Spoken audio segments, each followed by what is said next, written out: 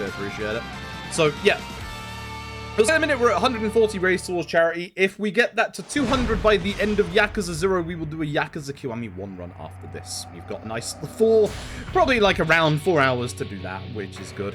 But yeah, if you're wondering what I just did at the start of the stream here, don't worry about it. It will make sense in about an hour. And we're going to get going. So, 3, 2, 1, go. I find out I did do the load. I was going to say, this is where we find out I didn't do it properly. But yeah, it's been a while since we've done 0. It's been like a good, like, almost half a year, actually. It's been a while. Long while. Again, these charity runs, much like obviously the Jingle Wheel runs, the point of them isn't to, you know, try and go for PB or anything like that. The point of them is to obviously, like, show off the run and obviously this time around raise money for charity. Again, we're raising money for Gameblast, who are in association with Special Effect, to help disabled people be able to play games all over the world. It's initially a UK-based charity, but I think it is like a worldwide one. So, I actually, if there is any game over this weekend, if there is any 2 games that I could potentially PB, it is this and Kiwami. Like, genuinely. Probably not Kiwami. Probably not Kiwami, but this, there is absolutely a chance I could PB. And 5. I need to still fix my controller issue with 5, where the control stick is, like, way too sensitive at the moment. So, we'll see. So, as always, you get your usual move tutorial. These two are going to stay together, I'll hit them together.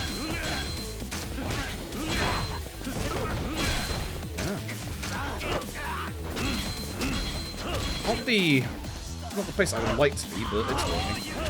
It's aggro, that's fine. I was actually, like, really, hoping the aggro guy would run some balls and stuff and hopefully get these 2 together. You know, if I don't miss it. Should have gone for the aggro guy first. Nice double. Nice double, that actually wasn't too bad. Garlic, thank you very much for the generous donation to charity, I appreciate it. Thank you very much. That means we are 40 away from K1. Numbers hard. I think I was not an accountant. Numbers hard. So, 0 was the second game, technically, that added sprinting into the series. Your initial sprint is not very much, as you can see. We will be upgrading our sprint as we go through the run. We just need completion points. Voice blessing, yeah, no, that was actually a lot better than I actually expected it to be. Usually my tutorials are around 150. I'm actually kind of surprised about that.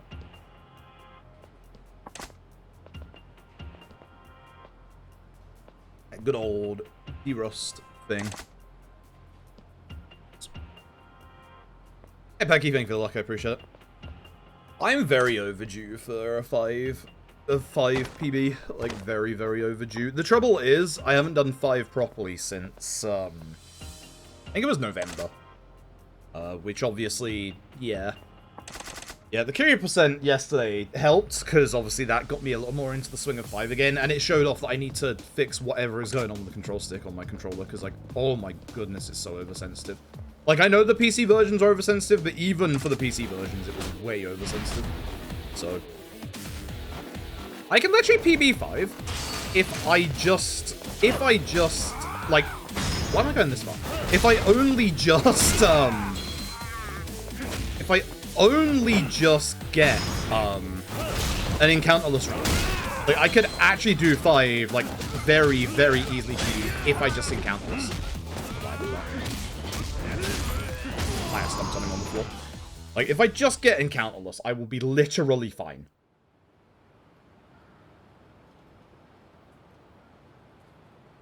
But hey, encounterless Yakuza 5 speedruns. They do not happen. They do not happen very often. But now, I do love 5's run. It's kind of one of those things. I'm wondering if I want to, like, I want to, like, maybe, like, focus on a couple of, like, runs this year. Try and, like, lower my time in them. This would be one of them. OG1 would be another, and so would 5. Like, 5, I'm so stunned I don't have sub 6 in 5 yet. Like, I'm really mad about that. Like, I'm actually genuinely mad I don't have sub 6 in 5 at this point. I should have had sub 6 in 5 back in 2022. Like, when you did the big, like, any percent, like, rework. But I've just been having such bad luck with 5. Which is the fate of every Yakuza 5 runner. You just get bad luck with Yakuza 5. There is unfortunately nothing you can do about it. Fortunately, we are not doing karaoke. It would lose us a couple of minutes. I'm sorry, folks. I am sorry. Also, I guess I should talk about a specific milestone. As I said, I didn't want to offer too many rewards, because I still owe a good couple of rewards from the previous charity marathon, like obviously like Dead Rising 2, off the record of bosses, Sonic 1 through 3 and Knuckles, blah blah blah. I still owe a GTA and Persona 5 Royal. But I didn't want to offer too many rewards. However, we do have one reward on the tracker. It is between Gaiden and Infinite Wealth. It is something that has been long requested. Very, very long requested. It is an all sub-stories run that we don't have any all sub-stories runs on the docket, so I've got nothing in the works in terms of all sub-stories. It is indeed Yakuza 3. When I asked you all if we met yet Lost Judgment or sub-stories, I knew we hadn't. I was being coy. I was trying to mislead you into thinking it would be LJ or sub-stories. It's Yakuza 3. It has been very, very, very requested. So, if we manage to get to 1.8k raised for charity, which is just a little off of 20k, like, in total for all the charity events we've done, Yakuza 3 or sub-stories will be on the docket for the future. Like, it will happen. So, yeah. I could have gone something a little easier, like, say, you know, 4 all sub-stories. But, nope, I thought, you know, people want good old Yakuza 3 all sub-stories, because I've been thinking about it for the better part of, like, a year and a half in terms of, like, how in the heck is that even gonna work? So, yeah. Yeah. Yeah. Yeah. Any thoughts on another karaoke percent? I had actually thought about that a little bit. The issue is, if it's any percent karaoke percent, so from like a fresh file, some of the games are pure evil. For Yakuza 5, you have to get up to Akiyama's section. For LAD, you have to unlock Zhao in Chapter 10 for his Hell Stew.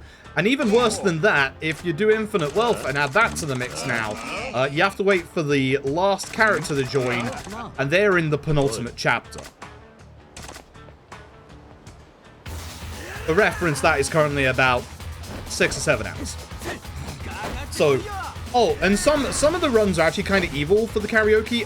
Kiryu's exclusive song is in Yakuza 4, and he's obviously the last character. K2, once again, the undisputed king of being fast. K2, you can literally do all the karaoke songs in Chapter 2. We do love a bit of K2 around here.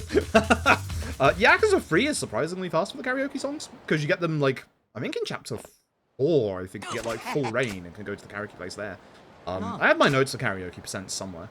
Yeah. Yep, 6 has Premium Adventure, 6 has hands, so, you know, Axe Yakuza 6.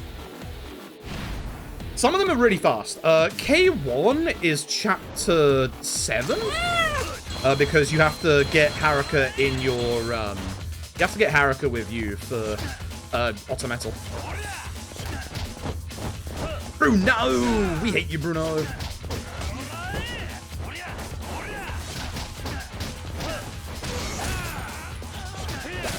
I should have done the stuff. Yeah, that worked. I'm surprised that worked, but that worked. Murabito, thank you very, very much for the generous donation to charity. I appreciate it. Thank you very, very much. We hate Bruno in this house. I missed this guy. I did not miss this guy. Meow indeed. The cats are back. Cats are back. That's the nice thing about the new Tiltify dashboard stuff. They introduced it, like, I think it was like near the end of 2022. All of my old layouts are just saved in Tiltify, so I just brought over my old one. It's so much nicer to set up, like, new, like, even new layouts. It's just so much nicer to set up new Tiltify stuff now for, like, charity fundraising. It's just really good. Like, it took away a lot of the stress of it, so honestly, I'm Genuinely happy with the new Tiltify layout. I mean, I got to use it like 2 times last year. It sucks. Oh, blocking the way, are you? I don't think there is a fight spawn here. No, there's not. Whoa, whoa. There can be a fight spawn blocking this way on the way back in the finale, but you just, go further. Cool. Real Alley Cat! Yo, thank you so very, very much for the generous donation to charity. Thank you very, very much. What did I just do? What did I just click? What did I just click? I just messed up. Uh-oh. I broke my dashboard for my charity stuff. I can't see anything anymore. Remember I said I really liked it? I did like it, but I didn't mess it up. Yeah, thank you very, very much. Yes, let's get it underway indeed. So, that means that once we're done with Yakuza 0, we are doing Kiwami 1 tonight. I'm looking forward to that as well, because we haven't done Kiwami 1 in also a whole minute. I don't know why I aimed for that guy. I always do that here. I like change my target. No. I really should just do light attacks, because like it's over at this point. I've hit them all like multiple times. I don't know what I'm doing. You can tell it's been a hot minute since I've done this run. I'm glad that we still do the heat action against this guy. Like, I'm glad that's still a thing. Can you do a full combo? No, I was hoping the full combo would hit this guy as well. I should have done the 4 minutes. This guy though, because I only connected once. Yeah. Yeah, no, I've been wondering, because we've been doing that heat move since I first did it back in the day to line up the other 2 enemies with the fear. But it's like, you know, I'm not 100% certain that it's the fastest way, you know? It's just, the nice thing is, it sets up the other 2, or it can set up the other 2. That's the nice thing about it. That's the Dream Machines. Back in the day on PS4, when going in and out of shops was a very long load, rolling the Dream Machine was actually a thing. Terrible RNG.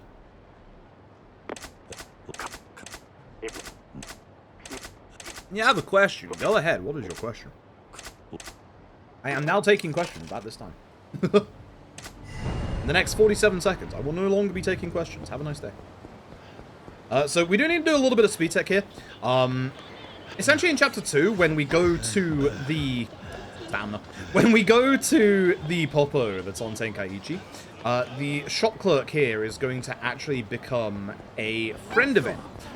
What those are is basically like a bit of extra dialogue. They're going to interrupt us a couple of times, but not if we go and speak to her now, because none of the side stuff is actually active. All right, it's PC version, so I have to do that. I want the malt and the sweet potato sochu. The malt you can get anywhere. We're getting specifically alcohol for the next chapter. The malt you can get in a couple places. You can get it in Don Quixote. You can get it here. It's just 2 above that one. The sweet potato sochu you can only get here, and we do need that. So that's the reason why we do this now, is we at least have to get the sweet potato sochu. You can get the malt in like a good couple of other places. I've just always got it here. I don't think it like loses or saves any time to get it here. It's just one of those things where it's like, it's nice and close to the sweet potato sochu, so I just grab it here. Like, I've always just grabbed it here. It's just a, yeah, it's here, it's there. I'm just gonna grab it, it's fine. Alright, now I get to get punched by Kuze. Hey, Thor, how goes the run? It started well. It's not going well anymore. As you do.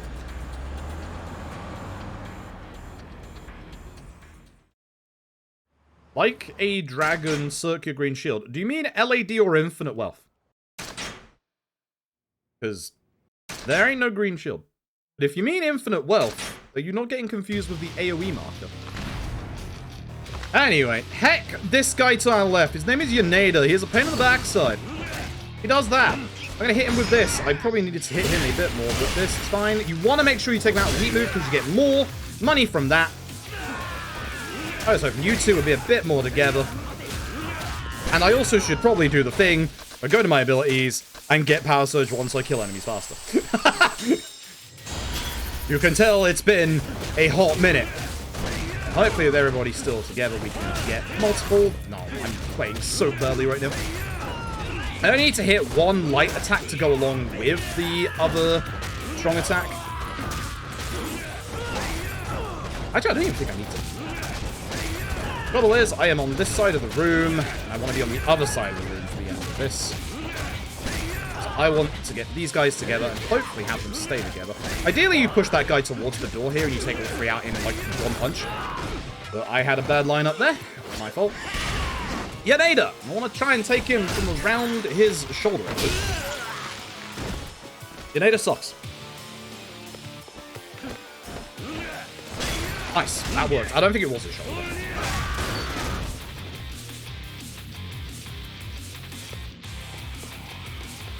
If you're talking infinite wealth, the green circle is the AoE marker. It tells you where the attack is going to land. If you're talking normal LAD, there isn't a green circle. Your game is haunted. So we run forward and get this QT with Yaneda because it spawns a bunch of enemies at the top of the stairs. But this bit, we only need to take care of all the enemies here. That's why we want to spawn them early so that they will run down and get behind us while we're dealing with everybody else. Normally you want to get multi-hits here, but I am having a real bad time. I'm having a real bad time. I went a bit too far back there, so everybody kind of came past the guy on the ground that we hit, the one with the sofa, which is a pain in the backside because that guy is, his body is a little bit visible, so you can get everybody gathered a bit better together there, but I messed that up kind of badly. Nice! 2 good Yanedas! I'll take that. Also having 11 million here, good. 0 money issues so far, that's very good. Happy with this money, we're good. See if we can hit 11 million raised for charity, chat. Yeah, my attacks, you can tell I'm rusty at this because my attacks are not very optimized right now. They mean 7.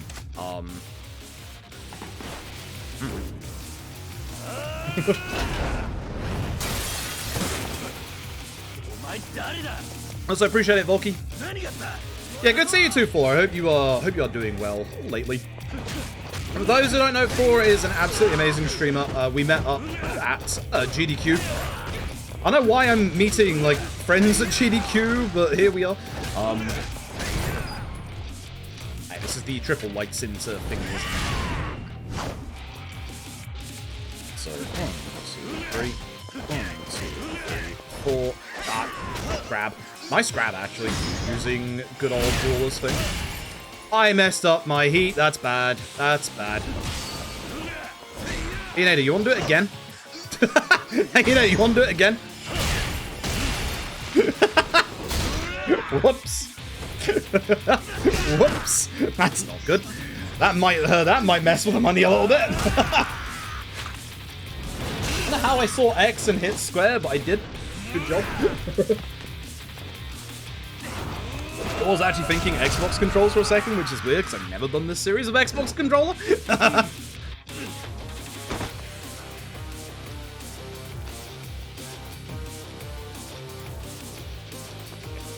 Head off through the door, and it's time for boss number 1. You'll know him, you'll love him. It's indeed time for Kuze. Have the door. I've got this. Have the strats.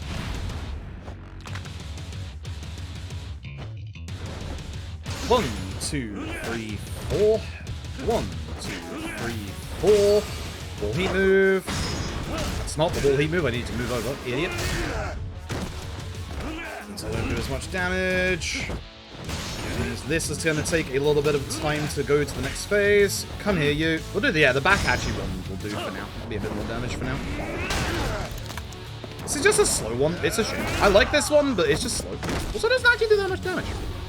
QT time. Patience. This is why the wall heat move is good. Wall heat move is fast and does way more damage. Kuze up. Hit me, please. Counter. See, now you'll see it. Look at the damage. Look at the damage, look at the speed. Much better. Could have probably hit him another time whilst I had him there, but... Let me please. Thank you. Oh, he did the back elbow. That sucks. Bad. Bad. Oh well. Never mind. Never mind. That's the end of chapter 1. My money might be an issue. We're gonna see later. If the money's an issue, we'll know in like 2 hours time. It'll be fine. Master Rat, thank you very much for the generous donation to charity. I appreciate it. Thank you very, very much. We will see. we will absolutely see. actually very sick on the Zero Stories. Yeah, they did, actually. I felt really bad because they did the run. They had to do the run twice. The first time they did the run, the timer, they had auto reset on. I think it was auto reset. And when you go and, like, finish the game, apparently it just auto resets when you go to Premium Adventure. So their timer unfortunately reset, and, like, it sucks because it's a 16-hour run, and, like, or, like, it's, like, you know, however long it is, and, like, as the mod, it's like, I'm sorry, like, I can't accept this. The timer, the rules specifically state you are not allowed to stop or reset the timer between the main any percent and, like, you know, Premium Adventure. And, like, that was the harshest, that's probably one of the harshest, like, denials I've ever had to do, but the time at that time afterwards in Premium Adventure just wasn't accurate. So, I feel real bad about that. I genuinely felt really bad about that. But it's like, I have to be fair and impartial as, like, the leaderboard mod. Like, it really sucked. Thankfully, they came back and did it again, and did better the second time around. But, yeah, I'd feel mad if my 16-hour run was, like, you know, was actually, like, you know, actually declined on a technicality. You're forgetting to do the thing. You're forgetting to do the thing. Popped on hard. There we go. Download a shakedown. Oh, Anonymous! Thank you very, very, very much for the generous donation to charity. Thank you very much. Ron, 325. We're close to that K2 speedrun. Ooh. Very close to that K2 speedrun. Can't you retime it? Yes, but it's 4 hours into a 16-hour VOD. I'm not retiming that. Like, absolutely not. Plus, loadless. Like, the trouble is, the loadless time is now completely messed up. The reason why we turn that to hard is because Shakedown does a little bit more damage, which this isn't the fastest way to get out of this fight. The fastest way to get out of this fight is for Shakedown to grab you. The issue is that is hyper rare. We are talking, he'll probably do that like 10% of the time at most. So instead of obviously like trying to bait out his grab, we just do the other method that is almost as fast by like, you know, probably like 2-3 seconds less, and just, you know, is consistent. That's the important thing. That method right there is extremely consistent. We used to do it on... Hello, phone. We used to do it on easy difficulty, but I can't remember if it was... I can't remember if it was you who found out, Big No-No, or Kuro, but... Or Padkey, actually. But someone found out that, obviously, if you change it to hard, Shakedown does more damage. And it leads us perfectly into that HP value. You don't want to get completely... You don't want to completely lose all your HP. Because if you completely lose all your HP, you get the slowdown like what happens at the end of a normal fight. So you want to specifically have that HP so that the game goes, oh, okay, you lose. In this game, when you beat Shakedown, because you can beat Shakedown in that tutorial, you don't get any kind of reward whatsoever. In K1, the It's Shakedown-esque Chapter 2 Super Boss fight, we do get a reward. And we are going to want that reward. Very good reward and allows us to get obscenely busted at the early game. Which is nice.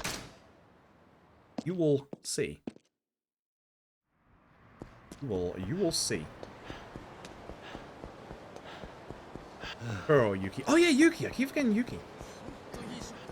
There's fight spawn here, but it doesn't matter. We're going into the M store. This bit doesn't tell you where you're supposed to go.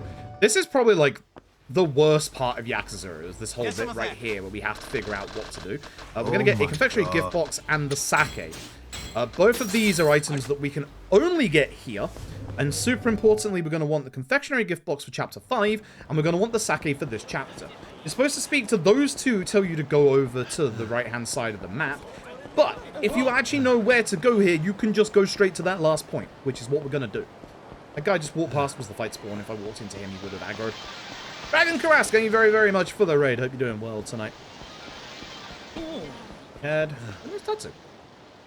I didn't actually notice my splits. I was ahead after Chapter 1. That's wild. Maybe I am PBing this today. Maybe I am. Maybe I am.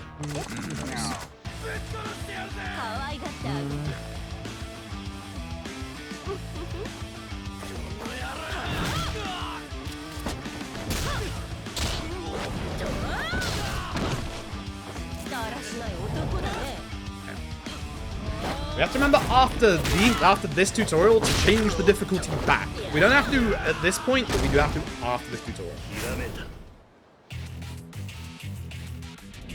We allow folks to change the difficulty upwards in Yakuza runs, but if you put it down, you have to submit to the lowest difficulty that you were running at. Because otherwise, you know, that's just unfair to start a run on hard and then 10 seconds in, change it to easy, because, you know, you're not running on hard anymore. If you're running on easy, there's no problem in going upwards, you know? You're intentionally making it harder. Yeah. So yeah, no, you scroll wheel for stores. Yeah, no, bloody... Well, there was one patch where it actually worked, where you could scroll upwards again, and then for some reason, they just stopped that working again. I don't know why. So this is Beast. In this video game, Beast is broken. We need to grab a new box every time, which is why I'm trying to stay in this corner.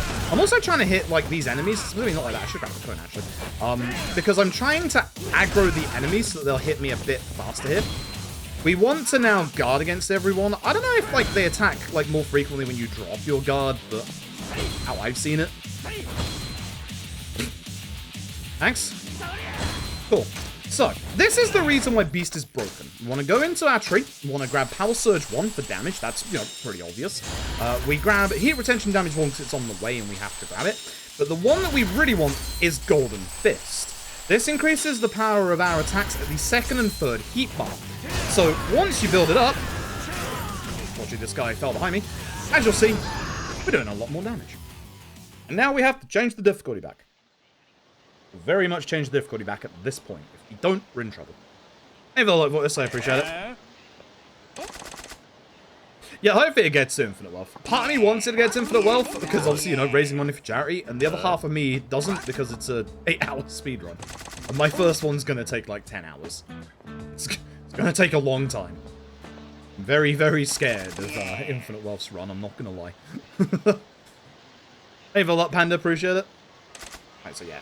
Importantly, change difficulty, back to easy. Hop. And we go after this guy.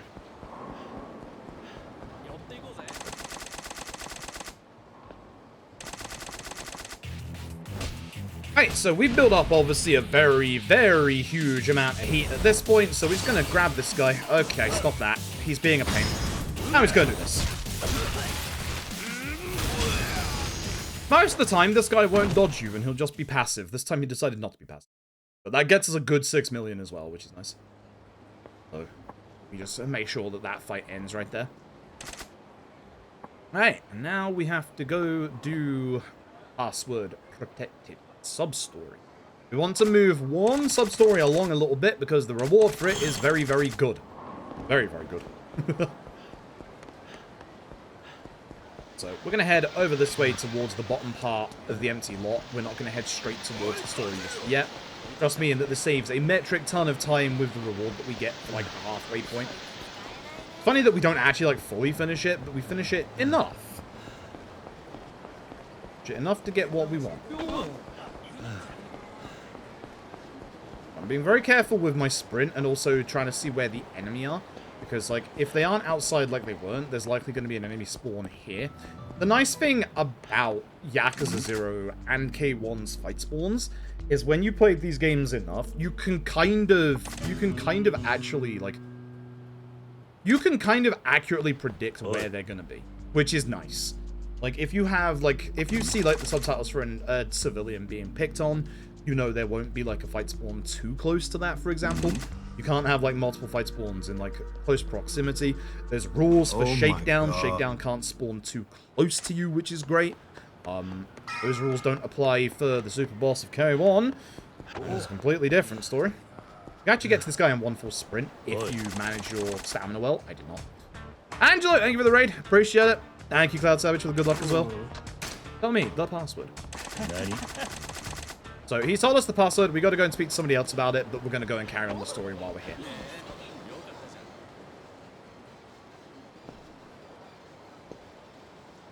So, the next two drinks that we're going to get, you can actually get them in one other place other than the actual shops themselves, and those are the Dream Machine.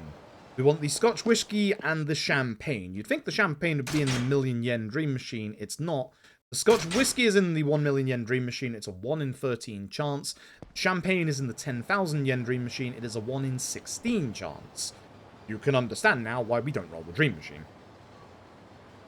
I had one amazing PS4 run where I rolled both the Champagne and the Scotch whiskey from Dream Machines in Chapter 2, and then promptly ran into Shakedown immediately after that, ending the run. What a time. Overlay covers the FPS counter. Well, that's bad. That means this is illegal speedrun. Yeah, oh well, if I do PB, it's not an official PB then. Oh well. That sucks. And again, yes, if I am the leaderboard mod, I would absolutely deny the submission if it was anybody else, so I absolutely hold myself to the same standards. Oh well, that's fine. The whole point of the charity stuff isn't to try and go for PBs anyway, but it would be nice, you know? No special favors, doesn't matter for anybody. Like, not even myself. I can't like go, you know, oh hey, look, I got this, it's fine. Like, you can't verify it, you can't see the FPS. It's cheating. It's illegal. Why is the FPS count needed? So, with the older engine games, which is 0 and K1, it's a lot easier to hit 240. I'm hitting a constant 240 with the new PC. It's kind of nice, actually.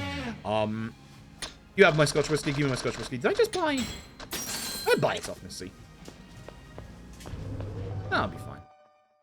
Indog, thank you very much for the Prime Gaming. Appreciate it. Yeah, that'll be fine. I'll have that later.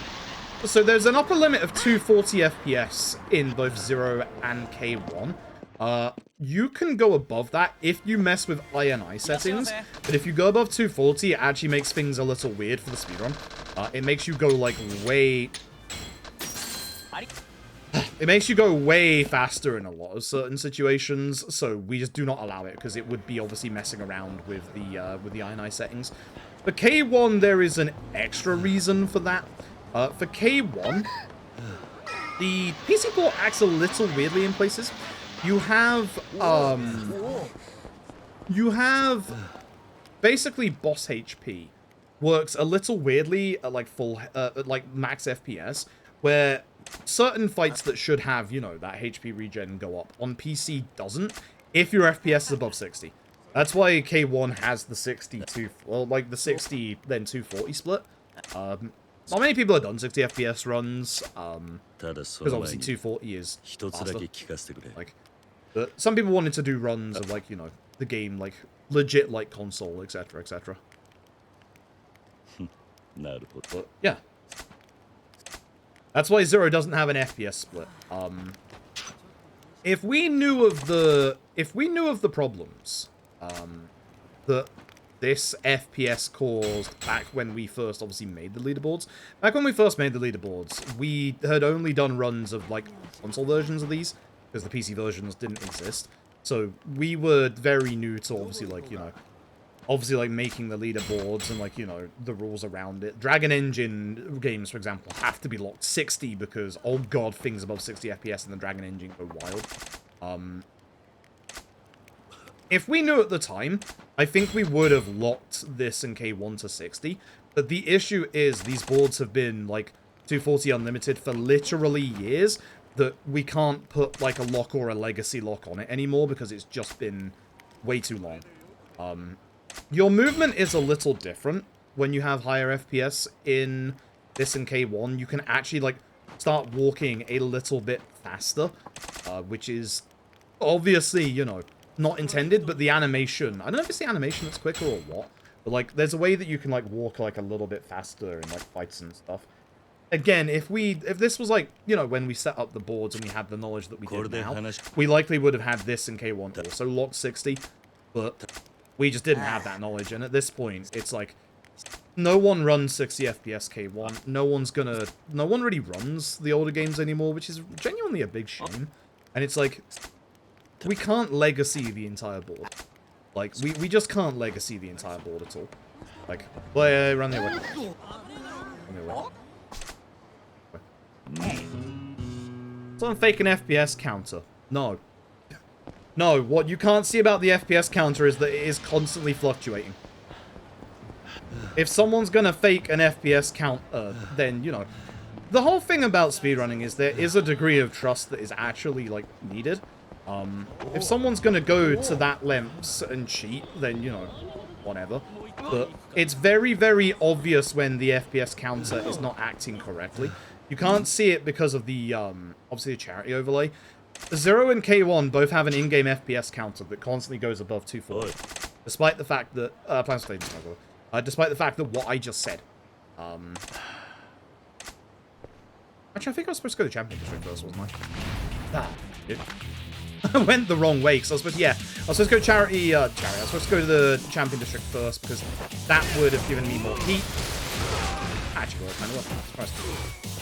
I was hoping the other guy would get a bit closer, because I didn't go after the spike. Did you pick up the spike, too?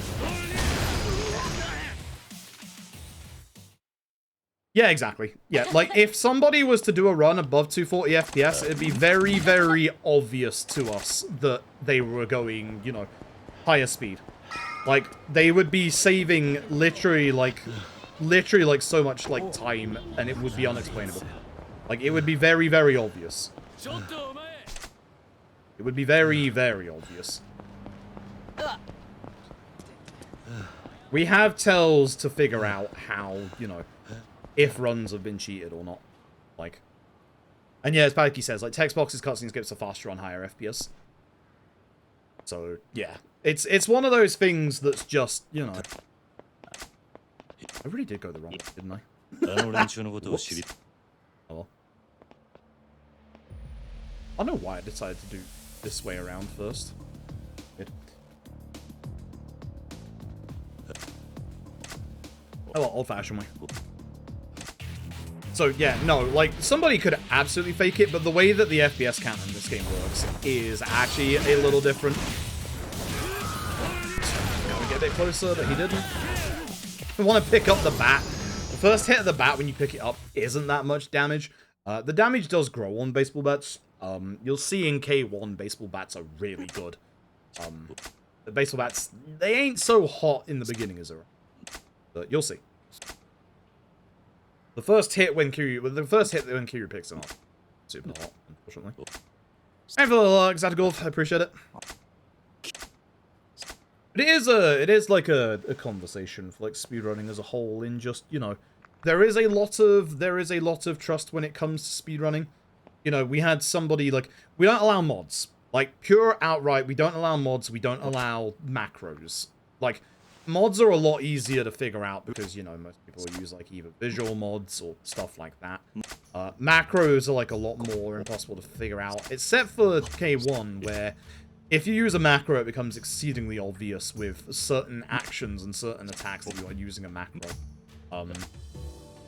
But with the likes of, like, you know, with the likes of speedrunning, like, it is all based on, like, trust. Like, there have been several people that have, like, gone on record in, like, the speedrunning Discord and said, like, you know, hey, I'm practicing using mods, or, you know, I'm either practicing using mods, or, you know, I've, like, you know, mods allow me to do this. Why am I not allowed to use them?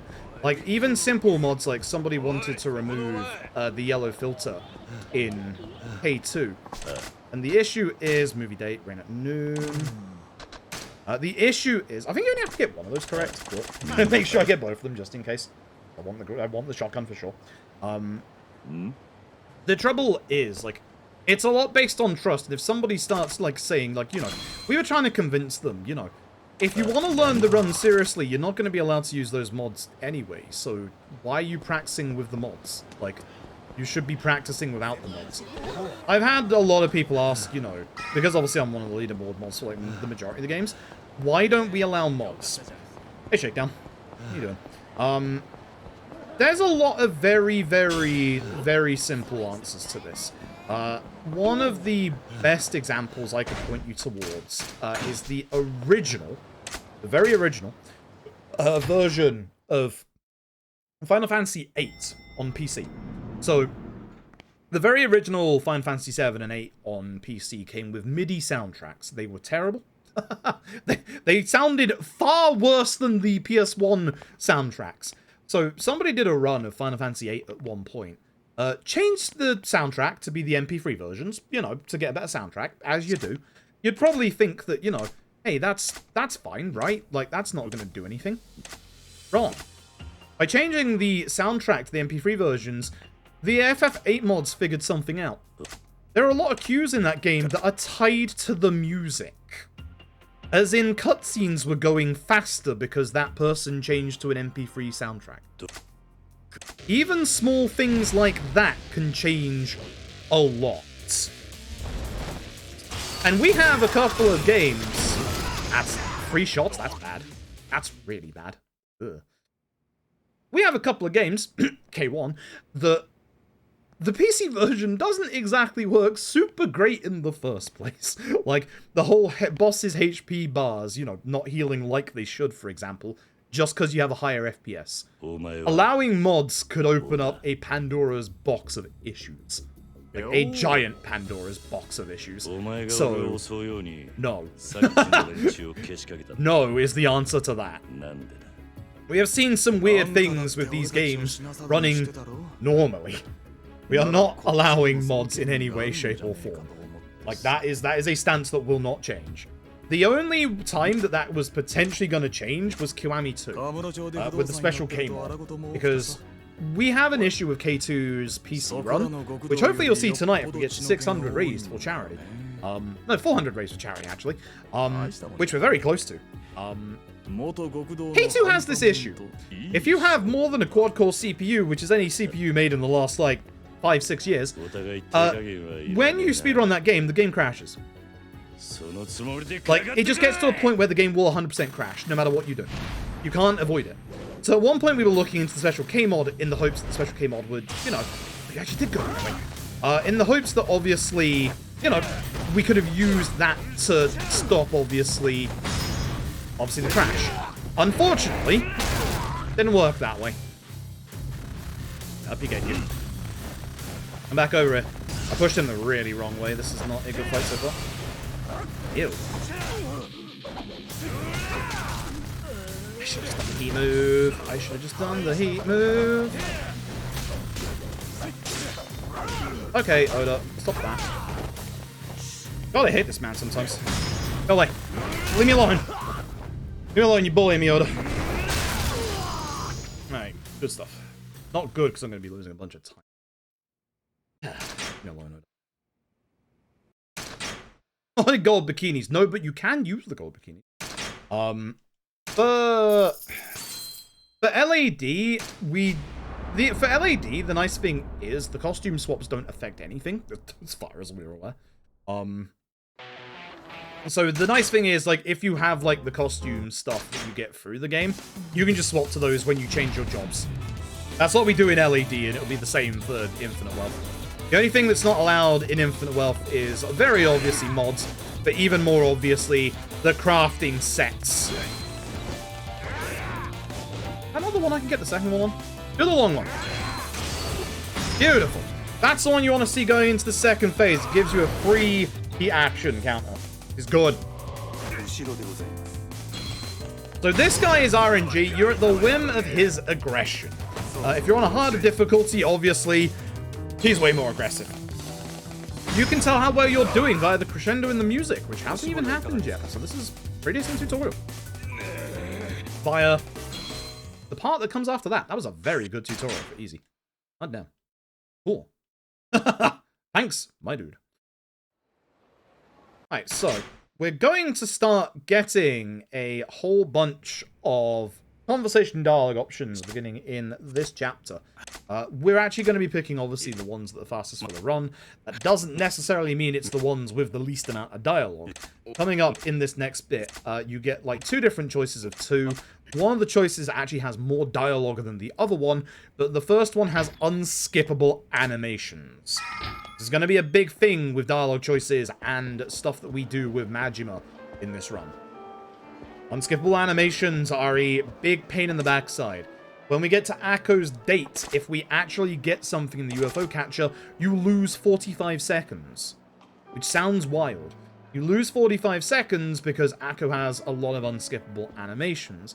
If you fail the QTE in Cafe Alps as Kiryu, you lose 1.5 minutes. It's kinda wild. Yeah, I was wondering that as well, Big No. I feel like no, because Oda's just going to be more aggressive. And I assume just take a little bit longer to take care of. Maybe? It's probably worth looking into.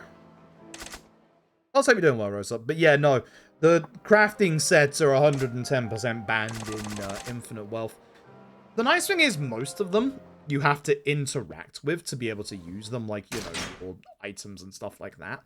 But the issue is, and the first one is more important than the second one for the run. They're both, like, equally harmful for the run. The weapon crafting set and also the Don Doko Island materials set. So the reason why these are bad, when you get to the blacksmith in Infinite Wealth, if you have the DLC that gives you the crafting materials from those sets, the game automatically uses those materials first. So obviously, if you have those DLCs, you have an unfair advantage.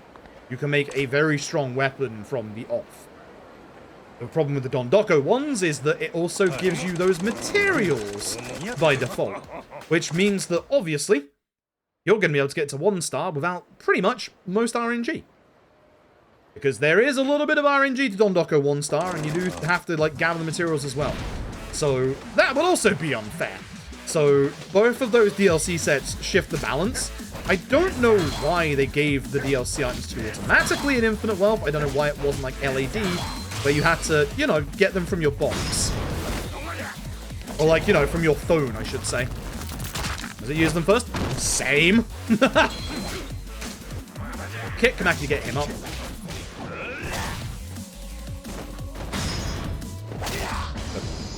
You want that heat action. If you can get that heat action, you finish him off quickly. I didn't mention it during Bruno. For some reason, your heat actions in your tutorials do like 3 times as much damage than they normally do.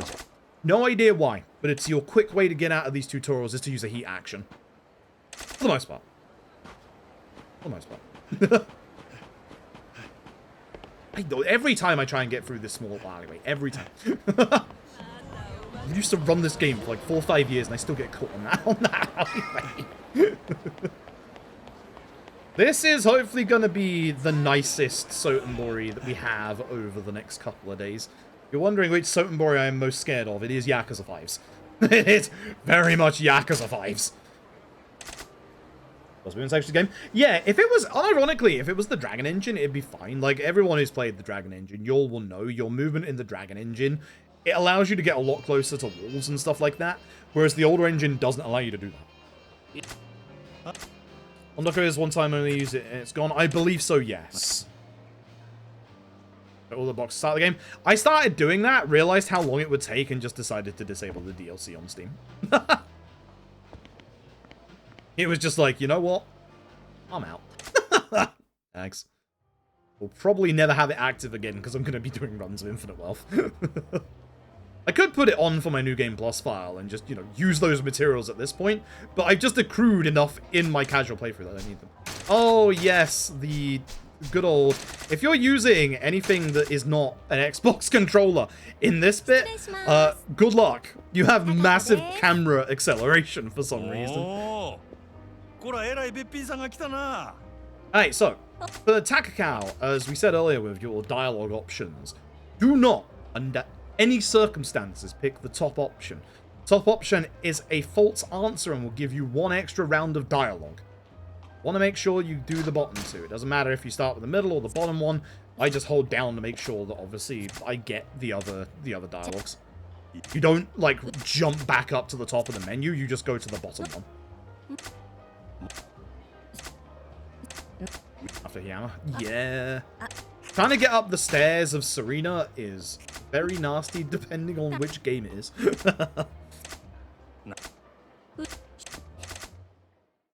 I mean, it's getting more difficult. You need better staff members. Try and get, depending on your rank, try and get Miyakuni. She's like the best like blue unit you can get up until like rank 25. She's amazing. Rank 20 actually. Zero taxi list. I have, so this, if you're ever wondering what's the hardest part to learn about like multiple Yakuza runs / LAD runs, it's the taxi list. Like, You'd think sub-story positions would be hard to remember. They're actually surprisingly not. And some games actually like will tell you where the sub-stories are ahead of time, like the remasters of 3 to 5 on, you know, console and PC. Some games won't tell you where the sub-stories are, you just have to, you know, just have to remember where they are.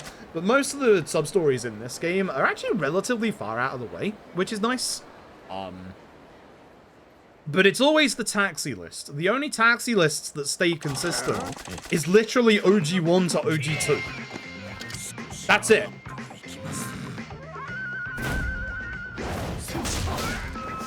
Not even Yakuza 3 with its same amount of taxis keeps the taxi list consistent. It changes the position of Nakamichi Street in the taxi list. Hey, this is your first revelation of management. This is Slugger style, and people hate it when I say this. Slugger is trash. That move is trash. It's actually not bad, but the thing with Slugger is it takes a while to get going, and there's a big issue with Slugger. Like, I like Slugger casually, but there is a giant issue with Slugger in that because you are wielding a baseball bat, it works like you are using a baseball bat as a weapon. So all of your damage is pretty much stored in the strong attack, and the issue with that is when you have small fight arenas like the next one we're going to be in, if your bat, or even the one at the end of the chapter, especially the one at the end of this chapter, if your bat hits the wall, you'll hear it, like, bounce off the wall, and your damage will dissipate. There are certain combos that you can do that will, like, you know, obviously help with that. Like, you'll, like, be able to not hit the wall for, like, until the end of the animation. So, it also doesn't help that Majima has one more style that is absolutely phenomenally good.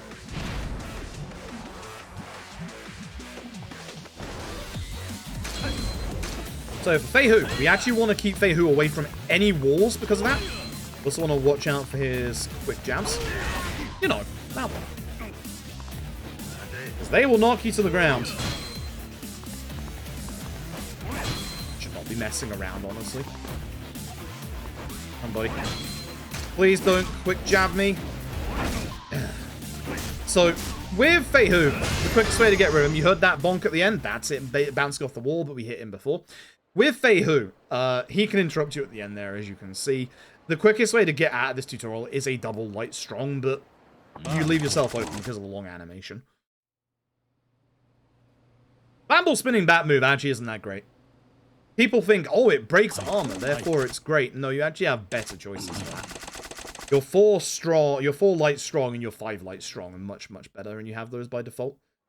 The bat nunchuck move is actually kind of trash. Does very little damage, doesn't stun lock enemies properly, doesn't break their armor properly. But people like it way too much. Hey, friend of the Tiger and Dragon. Hey, who needs to go buy eggs? Huh? I actually don't have any eggs myself. I could have done with some eggs for dinner today. So, we're going to do the weapon shop search tutorial right now. This is going to start a bit of a timer. Feihu will come back after that. Put any money in. Feihu will come back after that. We'll have to come back later. We'll get given a pager at the right time for that. You'll know when that is. Not going to take too long because we changed chapters. And we go home.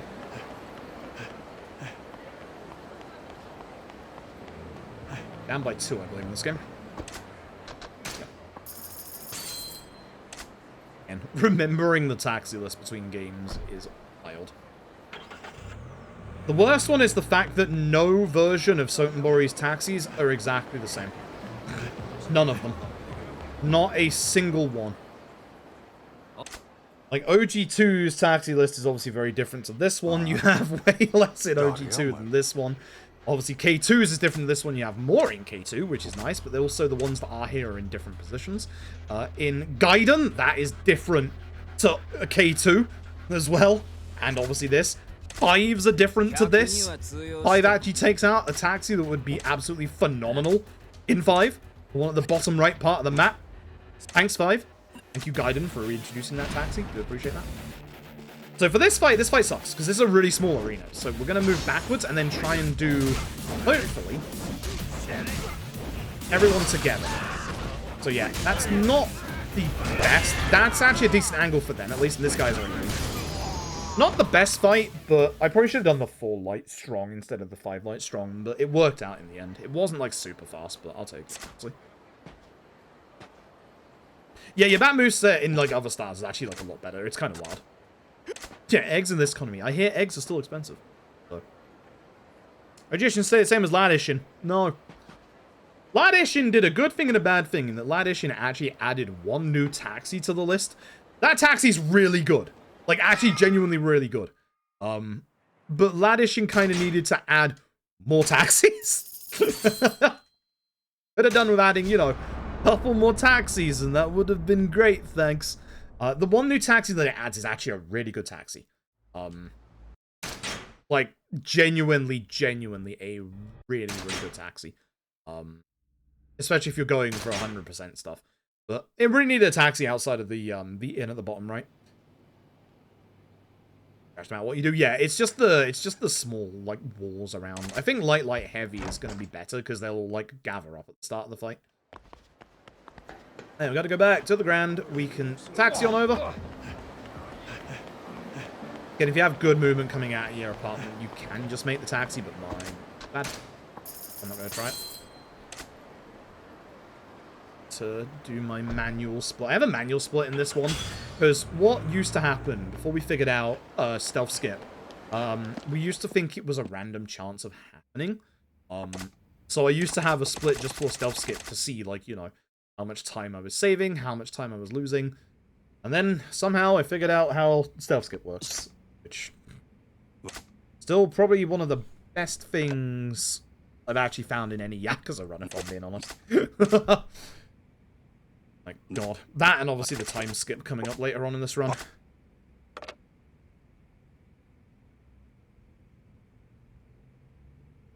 Mandatory. Like when Lee twice. It's story.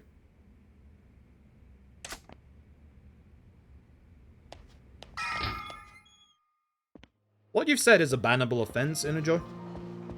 Like, actually, I'm not joking about this. You don't get absolved just because you use Kappa to put out a terrible statement. Remember that.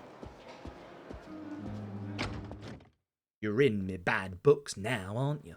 For this bit, we want to just taxi down to the bottom right, which again, God, I wish the taxi was in Yakuza 5. I really wish the taxi was in Yakuza 5. Oh, this taxi, the amount of times you go to Diner Chair, this taxi would have been so good. This taxi would have been so good. Thankfully, they brought back Ashtaba Park in Gaiden. I think the statue of spoilers on Gaiden is long over at this point. I love the fact they brought this part back. It makes it a bit weird considering it's in this game, not in K2, not in 2, is in 5, and then isn't in LAT, but you know. We're obviously avoiding Shure APP. Being very careful not to walk into sub-stories again. Once you know where they are, it's not too bad.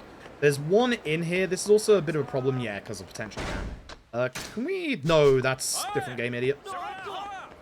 That's a different game, idiot. That's K1. So, unfortunately, this fight spawn is in a really bad position, so I'm going to have to just go around it and waste time. We want to go see Bob. We want to go see the shrine. Bob actually has a DLC item, so we don't see Bob. Want to exchange our completion points for Gotta Go Fast 2. This allows us to sprint for a much longer duration. Are you kidding me?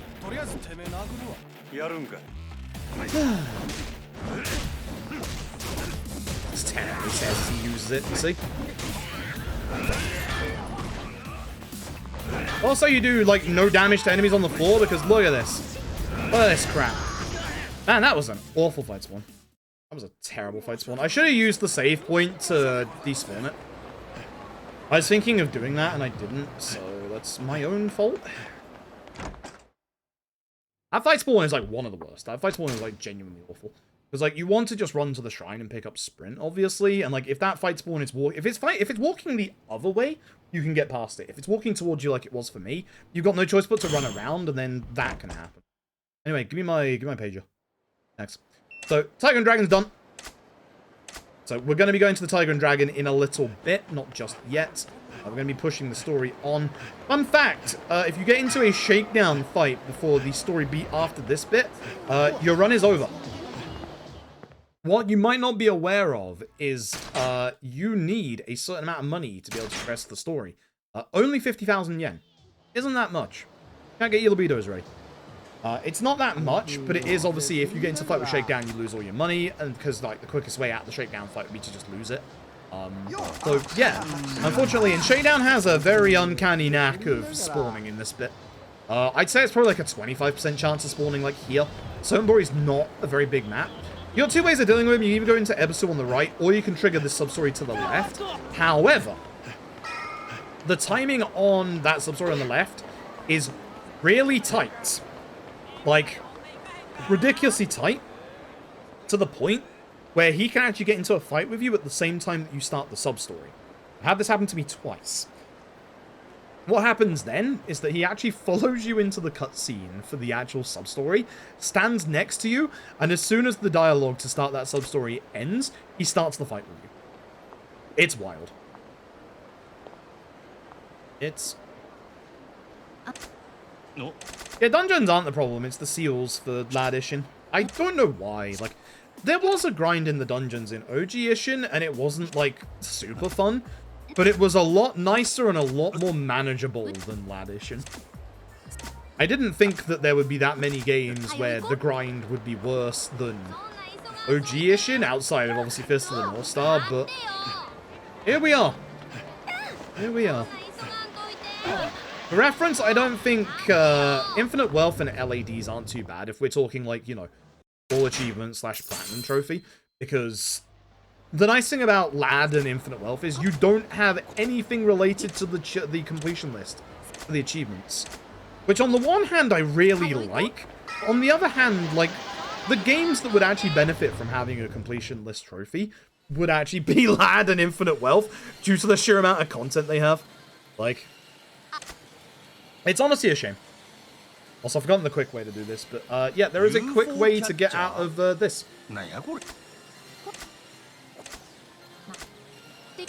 No, that was one of the reasons why I think Slugger is bad. That fight was terrible. You saw me bounce off the wall. Didn't do any damage. Like, it's bad. Slugger's bad. Slugger's bad. I will not hear anything otherwise. Anyway, look at me getting this. Look at me getting this stuffed squirrel. I'm doing a real great job of this. I'm doing a fantastic job of this. I'm just going to take the entire cream, to be honest. So, if you're wondering, you actually give up. And give up is far faster. If you catch something for Akko, you will actually lose 45 seconds. She has a bunch of unskippable animations where she's really happy with the gift that you got for her. And you also have more dialogue at the end there. Interestingly, the dialogue at the bottom that she speaks to you about on the way through this bit changes depending on if you capture something or if you don't. Good attention to detail. I guess I have to move the crane, didn't have to be careful with it. Okay, cool.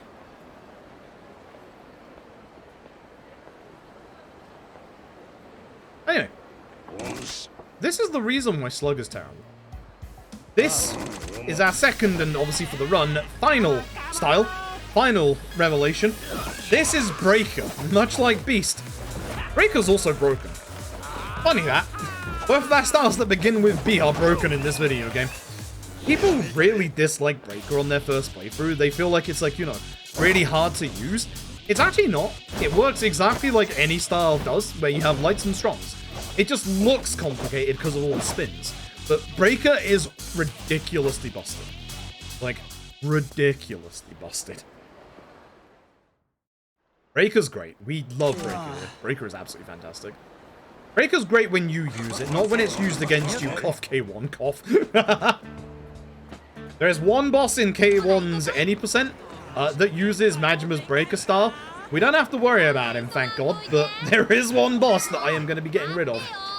This set of 4 NPCs outside of Maharaja is the worst. You can only get past them in a small little angle to the side. You can't go to the left of them. That, like, 4 set there, they are a physical block. You cannot push through them. You have to go to the side, and they literally will slow you down. They're awful. There's a couple of NPC spawns like that. One of which, unfortunately, also spawns outside of Serena that we leave a couple of times in this game. So, unfortunately, yeah, a couple of NPC spawns that just kind of suck in this game. There's what it is.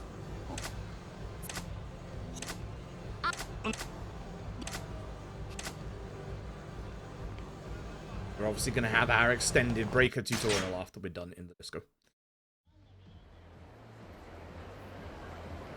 So, here's the way that breaker works. Again, people get very confused about this. The whole freeze pose stuff is not actually too hard to understand. What you do is you do a strong attack afterwards, and it does that freeze pose. So, we do this, into that, there we go. We cancel out so that we can go back to attacking fast. I didn't cancel out properly. And hopefully they all stay together. That guy moving away actually isn't great. Came back to me, that's good. That combo right there is a combo you're going to be seeing a whole bunch. That combo is really good. It travels you across the room. It does very good damage to anybody you hit. It hits enemies on the floor. It is a fantastic combo. A very, very fantastic combo. And you can also spin behind enemies who have their guards up so that you stop hitting their guard.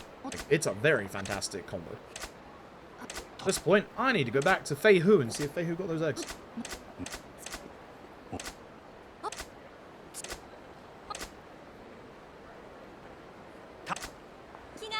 Hey, Shakedown. What about Shakedown? He's actually going the way that I want to go after this, so that's fine. But now we know where Shakedown is, so I don't have to worry about him in this bit. That's good. When we move away, we get interrupted by our move master for Breaker anyway. This is again the dancer who was on the bridge. Breaker has some interesting, like, move master upgrades. Hey, Shakedown, could you stop getting so close to me? Thanks, bud. Hey, bud. So you'll see that Shakedown actually despawned. That happens with fight spawns that get close to you when you're in a cutscene. That's a bad fight spawn right there. Not fine. It's not fine. Man, I'm having bad fight spawns. So I couldn't go back and use the save point to despawn these fight spawns because the save point... Nice. The save point behind us actually has a sub-story attached to it. I'm having some bad fight spawns today. Not good. We will get a method of dealing with fight spawns later on, but for now we do not have access to that method. Okay, so we're going to go back to good old Tiger and Dragon, and we're going to get our reward, which is actually going to be a knife. Knife is going to be very, very useful for all the boss fights coming ahead in the run. Oops, one building. How did Fei Hu bring in the eggs back? No, he didn't. No, he did not. Did bring me a knife. And the ability to now make knives, which is good. We also get a bunch of, like, equipment pieces that, you know, we ain't gonna use. And I want to buy a certain amount of items.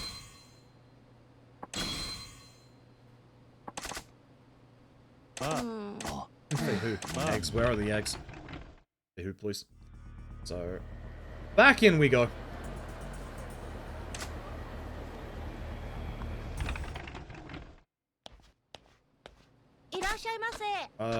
Craft? Yeah, it's craft. What do we want? And have all the... Oh, not craft, idiot. Purchase a fool. We can make them now. Wait, two knives, idiot, and then one... One of these days I'll get that. one of these days I'll get that right. I'm going to go into my menu, and I'm going to flip said knife. Said knife good. Knife's good. Knife heat attack in this game is very, very busted. Very, very busted. Busted in a good way. And my fight spawns in this chapter have been terrible. Skipping Magic's cash created very viable. Yeah, I can understand that. Yeah, I can fully understand that. It's like, even if you skip it, like, you go immediately to a small alleyway behind Nagushi Kaikan. It's just like, you're already, like, putting yourself in danger at that point of, you know, obviously having an enemy spawn or two. Alright. So, carry on story time. This is where we meet Makoto Makimura.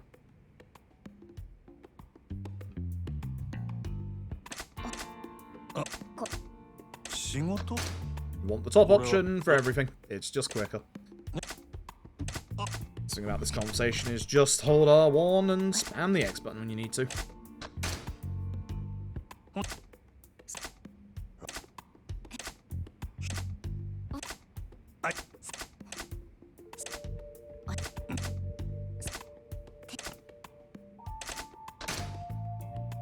You have to go through all the dialogue options for these two here. You can't skip one or the other by doing the other one.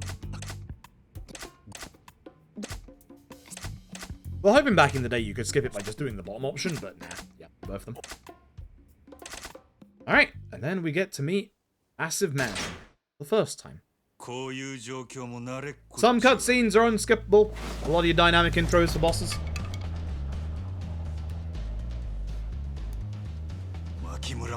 The usual rule is that if a cutscene leads into a fight, then it is not skippable. That is not a solid rule. There are a lot of exceptions to that. There is a couple of exceptions to that in this run. So, you'll see later on. But any boss dynamic intro is usually not skippable, which is nice. This game has some phenomenally good boss intros. Even after all this time, you think these would get old. They don't. They do not.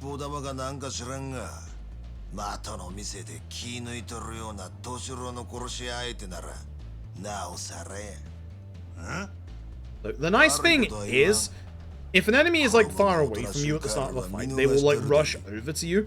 And that's the nice thing about this, is that when Lee is far enough away that we can just start with a normal combo against him and he's not going to guard. Which is good. But you'll see a couple of fights later on where like enemies will run across an arena to get to us, which is nice. Massive Man.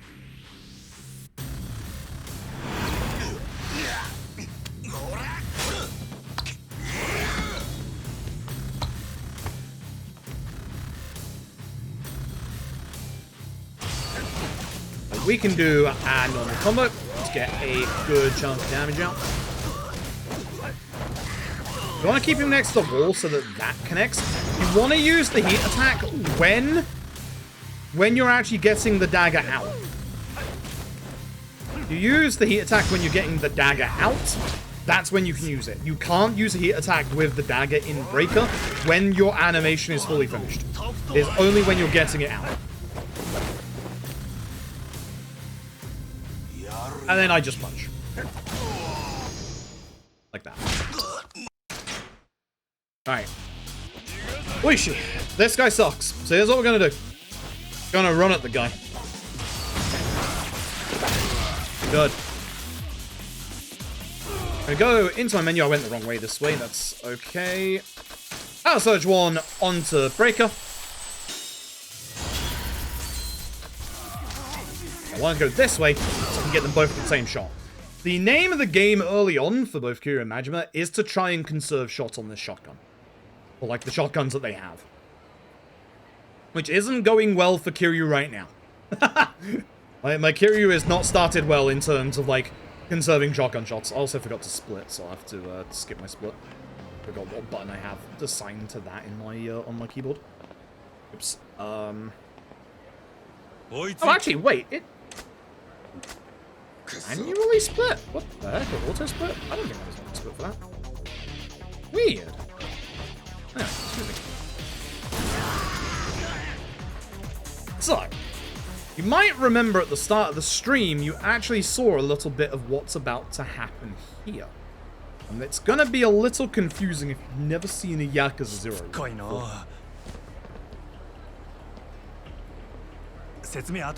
We'll explain it all in due time. There.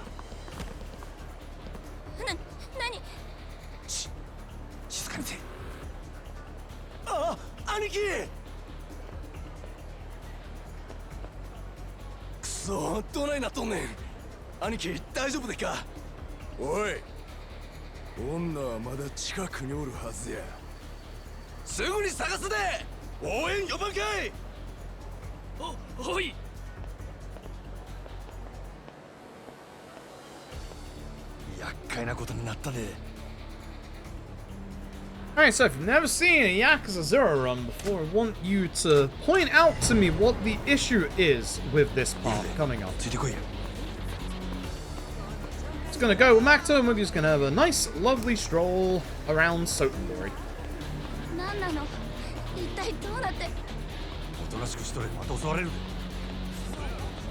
If you've ever played Yakuza before, you should start to realize that something is very wrong at this point.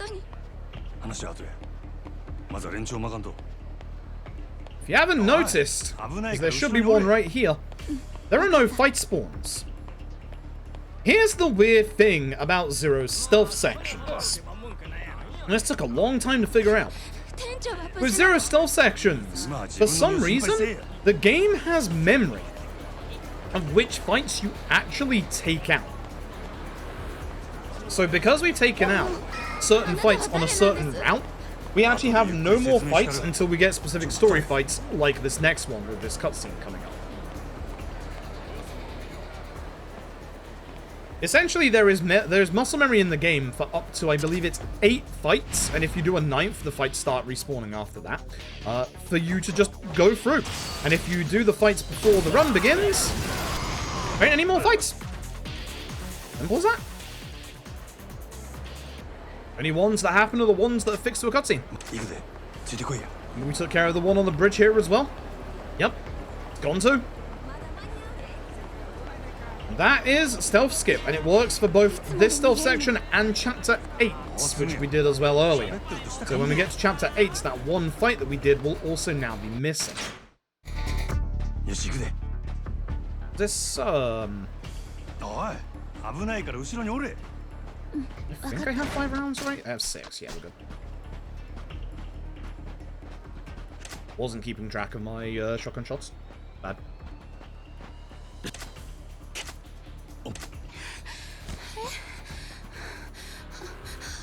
I should be able to use 2 shots here. We need 3 shotgun rounds for when we come back as Majima, so I have 6. So I should be good. I can shoot like twice here. Well, she is in the middle again. He's not going to go down to the shotgun, but we obviously have a different method of dealing with that guy. Already seen it before. I actually only need to shoot them once. Interesting. I was expecting to have to do twice, but we're good. I still have 4 shots on my shotgun. We're still very good. Okay, cool. That is that chapter. GG.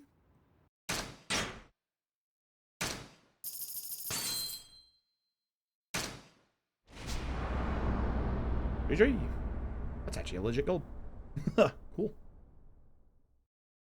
Okay, so for this bit, we're now going back as Kiryu. Every 2 chapters, we're going to alternate back and forth between, obviously, Kiryu and Majima. Now, you have to remember, coming off of Majima, that your upgrades are not shared, and this also includes the shrine ones. So whilst we have sprint level 2 on Majima, we do not on Kiryu. So we're going to go get that, like, immediately.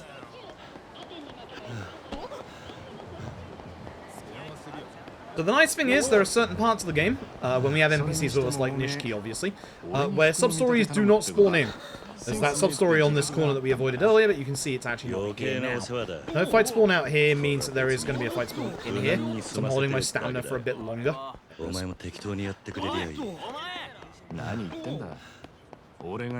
my stamina for stairs so I can run upstairs quicker. Good.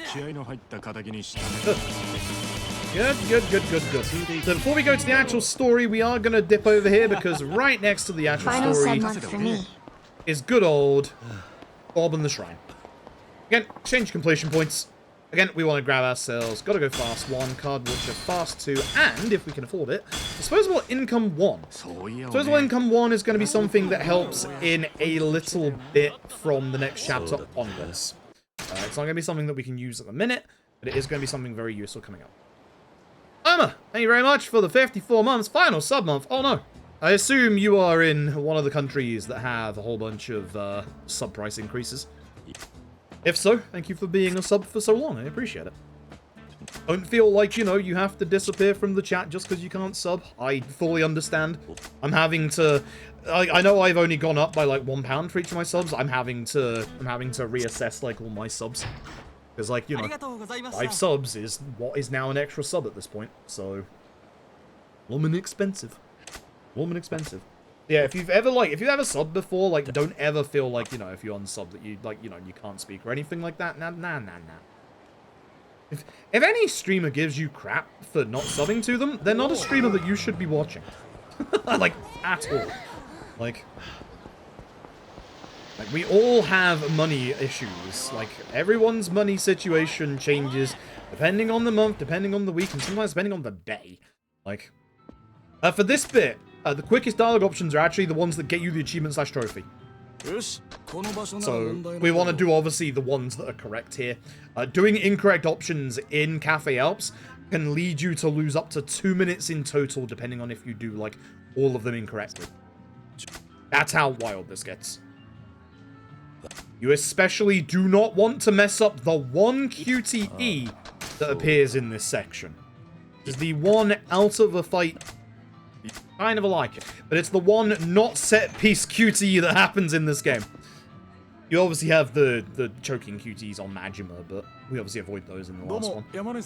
This QTE gives you a long time to do it, no matter the difficulty. Do not mess it up. Just do it properly. Even if you lose a second to, like, you know, going slow here, do not, under any circumstances, mess that up. If you mess that up, you lose 1.5 minutes. Genuinely. You go into this comedy routine where Oda tries to hit Kiryu a couple of times and they're all unskippable animations. It is literally 1.5 minutes. It's wild. That is the worst QTE, apart from like certain boss ones, that is the worst QTE to mess up in the entire game. Is the biggest time loss. It's bad. Real bad. You'll be around, that's good to hear. Yeah, that's good to hear.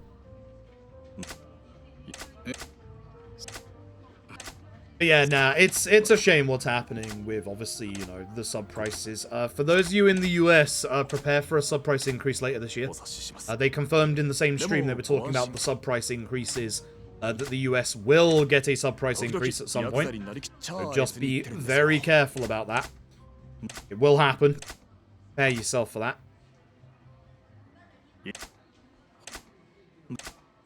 Your currency fair.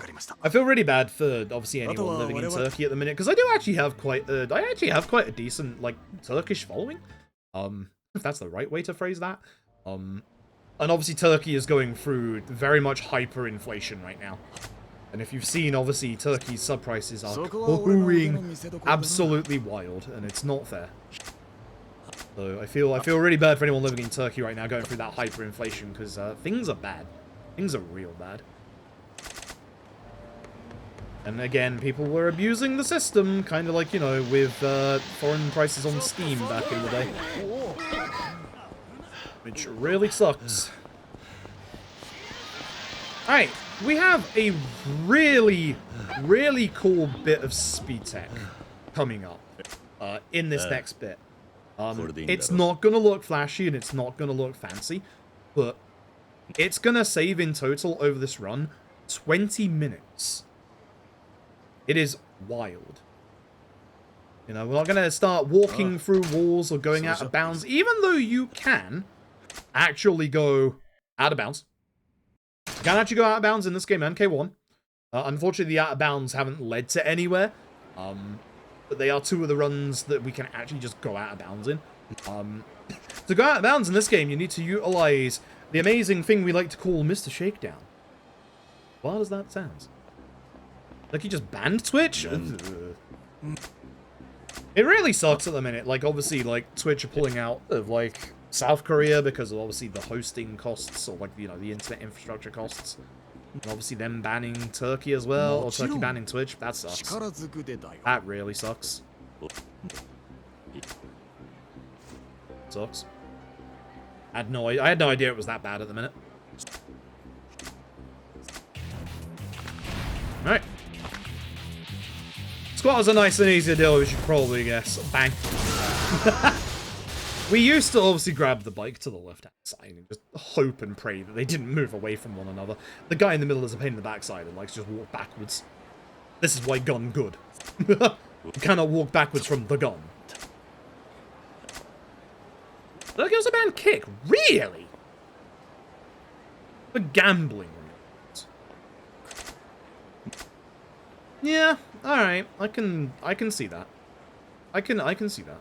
Like, as much as, like, Twitch has tried to, like, you know, clean it up, there are still, you know, gambling stuff that Twitch allows through, like, you know, poker and stuff like that. So, you know, I can see that. I can see that. Green government backlash at Twitch were a massive fine as well. I had not heard about that either. Goodness gracious. それじゃ今夜中に Morning, Honeyfoot. Yeah, no, like, it's one of those things, like, streaming is so volatile, and, like, I really feel for, like, obviously, you know, all the streamers in, like, Turkey and, like, South Korea that are just gonna get, you know, absolutely screwed over by these, like, these events. Like, that really sucks. Like, that really, really sucks. As well as how it's just, you know, dropped on them. It's like, you know, you don't have any time to, you know, like, change things up. Like, get your audience prepared for, like, you know, jumping ship. You know? And here's the thing. It's like, the reason why I've never gone to YouTube is that there's a couple of reasons, but, like, for me, if I was to ever go anywhere other than Twitch, it would absolutely be YouTube, because I have at least an established, like, YouTube channel that I can just stream on.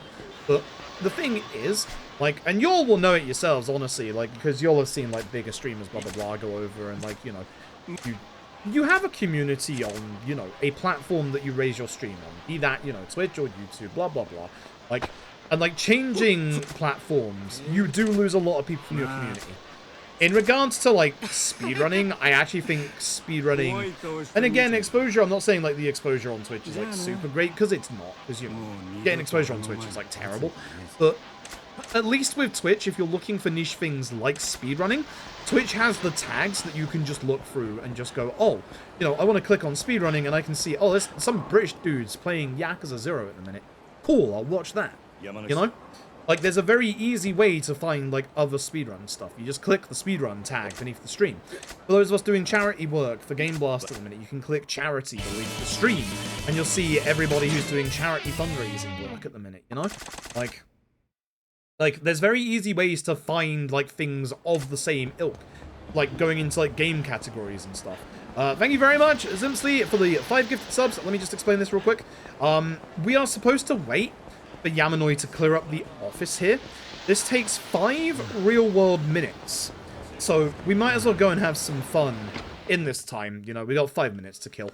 Let's go and play some Outrun, shall we? Love Outrun. Such a great game. I'm sorry if I don't, like, get through the menu in time here, because it'll get very loud if I don't. Love Outrun. It's so good. It's such a good game, isn't it? Such a good game. Anyway, I should probably just get back to playing the game, to be honest, because if I don't, I'm just going to lose time. I've got a pager from Yamanoi saying that the entire office has been cleaned up, therefore skipping a 5-minute real-world wait.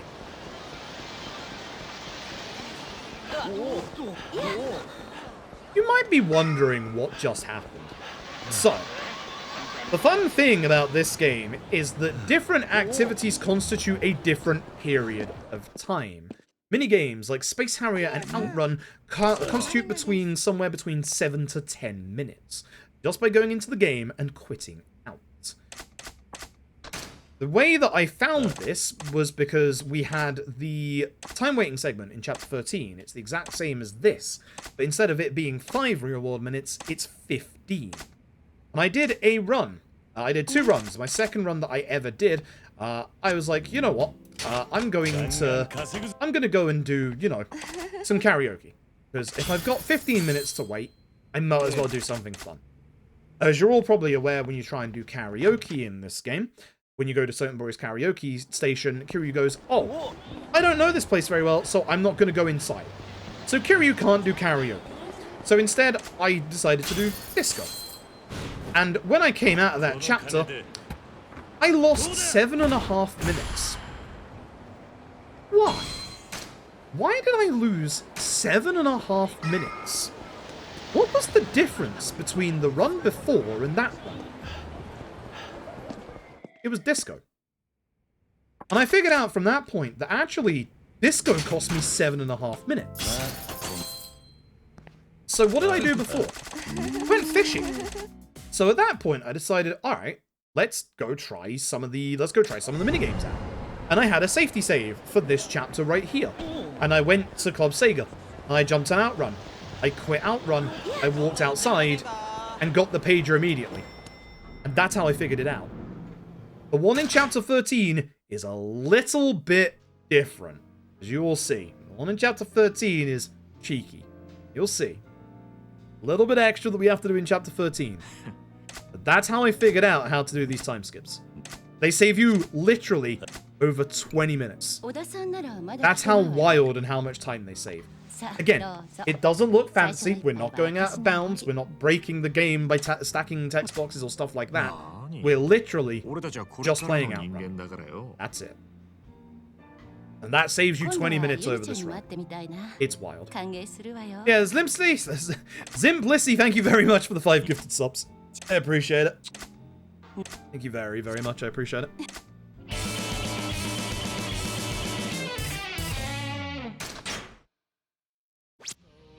I can't believe you're doing a Y0 run on the day I decided to wear my Y0 shirt. Let me quit. Touchpad controls, I hate them. Yeah, thank you for the 22 months. I'd be wearing my Yakuza shirt today, but I wore it yesterday. So it's dirty. It's dirty, I can't wear it today. People on stream saw me do it yesterday. Yeah, thank you for the 22 months, I appreciate it. I hope you're doing well tonight. Yeah, Saturday night one? Yeah. Yup. I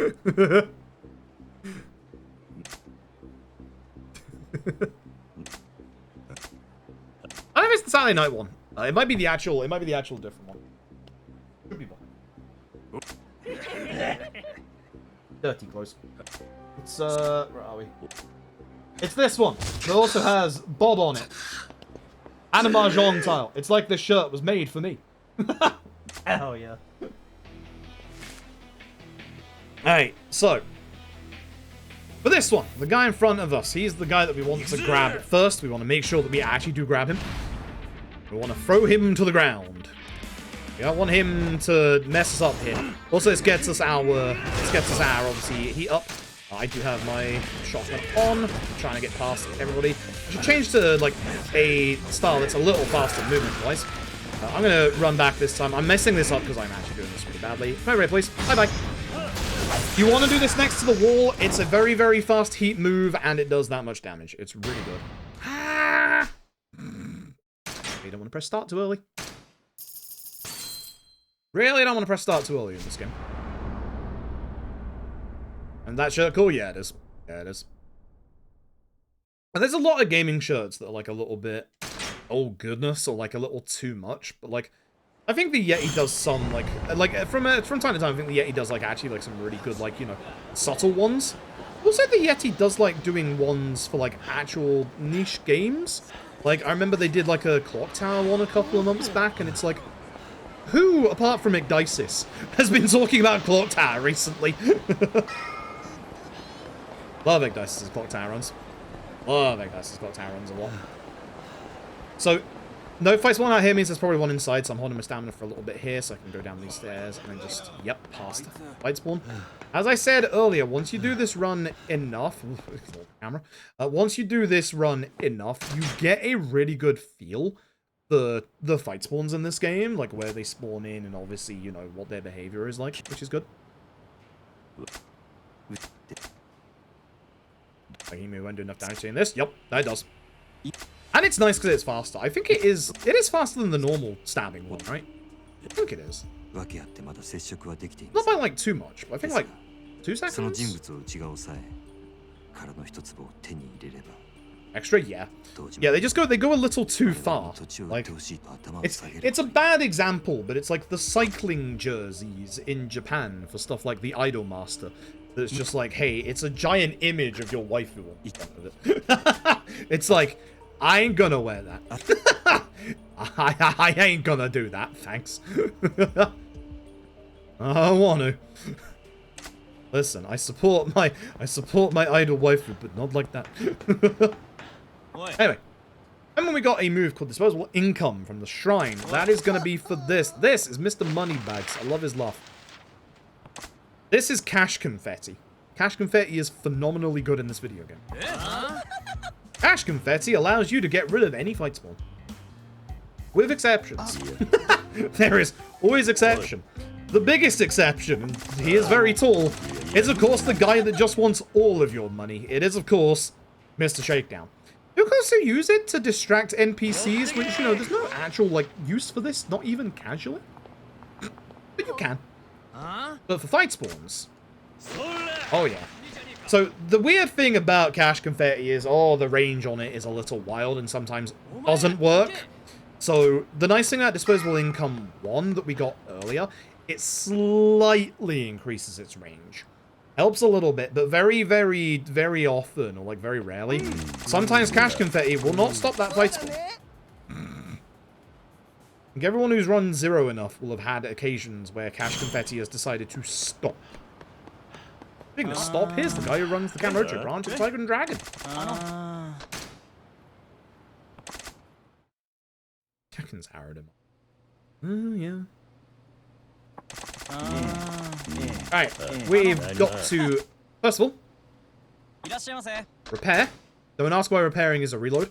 A shotgun. And then buy. You can already tell. With 1 dagger and 10, 10 of you. 39 mil. I think that's pretty good at this point. I think that's fine. I think I'm a little lower than what I would like, but I think this is fine. I think I want to be like around like 42, 43, I think. But it should be fine.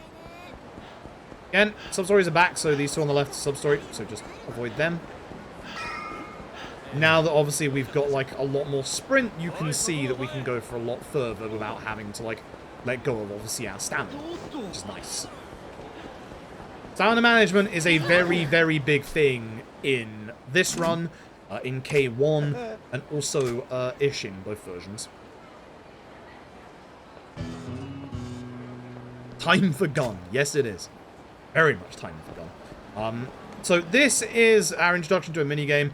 Even though it's a sub-story, we have to do it. There are certain sub-stories in like the RGG verse that you have to do. They are mandatory.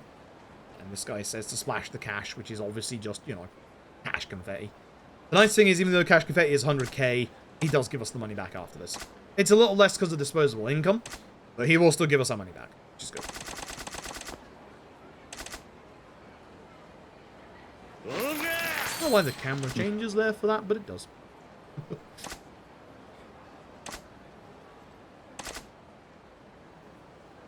And I'm going to have to remember the good old strat for Kuze, aren't I?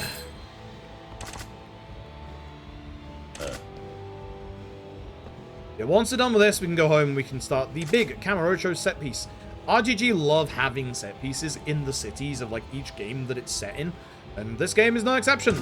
We've had already one in Certain Borough Majima, about to have the Kamurocho one with Kiryu.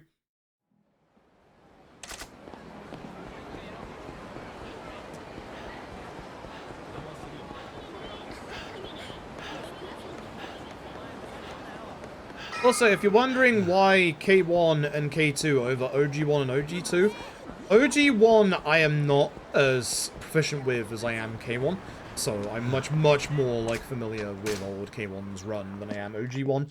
So maybe next time when I've actually done like, I'm aiming to do a couple of OG1 runs this year, like actually get, you know, like actually up to date on the run and the route itself. So maybe next year we can do OG1. OG2 in a marathon setting is kind of nasty. Kind of very nasty, both in terms of difficulty and the fact that the RNG at the start of the run is absolutely horrific.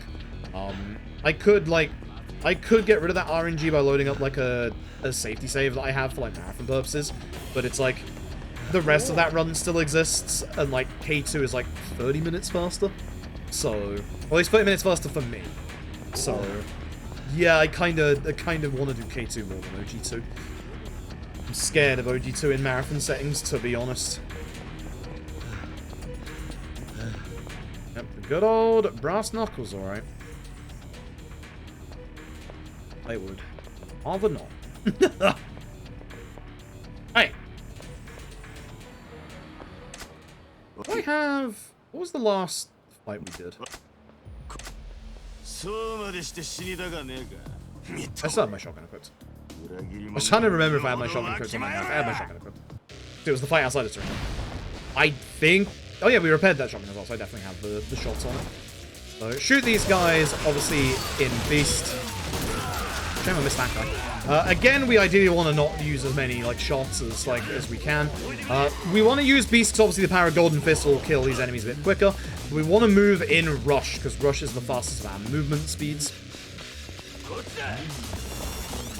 So you're supposed to kill these enemies at a time limit before backup arrives. This is one of those fights where they'll run towards you at the start of the fight. Again, want to go to Beast. Keep an eye on the amount of bullets I'm using. I think that's 7. Baby Tulipy Pop Froob K. Baby Bat, thank you very much for tilling for 27 months. I appreciate it. Thank you very, very much.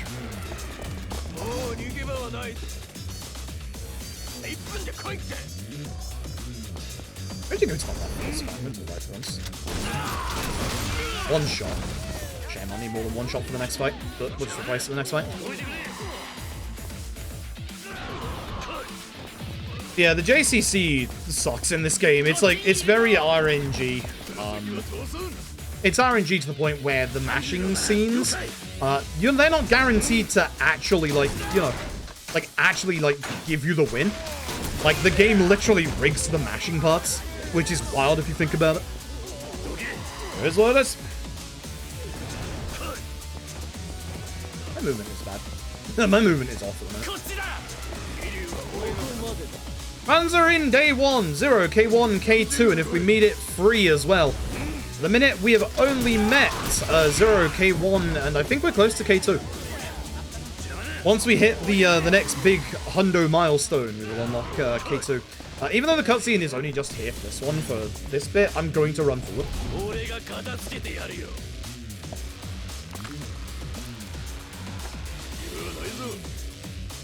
I'm gonna just grab this guy. Throw this guy, because he sucks. I do not want to hit you. That sucks. I wanted to stomp this guy. Let's throw him again. Whee. I should use the shotgun first. Whoa, whoa, whoa, whoa. Commit at this point. Actually, that's bad, because now I have to re-equip that for Kuze. Yeah, no, I should have used thingy first, shotgun first. Ugh, bad, bad, bad, bad, bad. This is the Rust. This is the absolute Rust talking here. Go into Beast to shoot, idiot. You know this by now.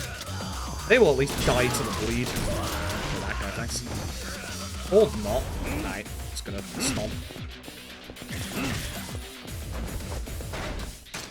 Bad fight. Very bad fight. I messed that up really badly.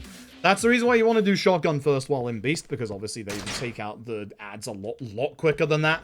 And then you want the dagger for Kuze after this, so you don't have to go back in your menu to unequip the shotgun, re-equip the dagger, blah, blah, blah. It was a big mess up on my part. Plans for OG 1 and 2 runs. Were you not just listening to me? What I literally just said a minute ago? I literally just talked about OG 1 and 2. Once again, people not listening to me. Feels fucking good, man. お前に一ついいことを教えといてやる。極道ってのはな、ボクシングとは違え。喧嘩に負けたやつが敗者になるんじゃねえ。最後まで張り続けらんなかったやつが負けるんだよ。ああ？そうだろうが。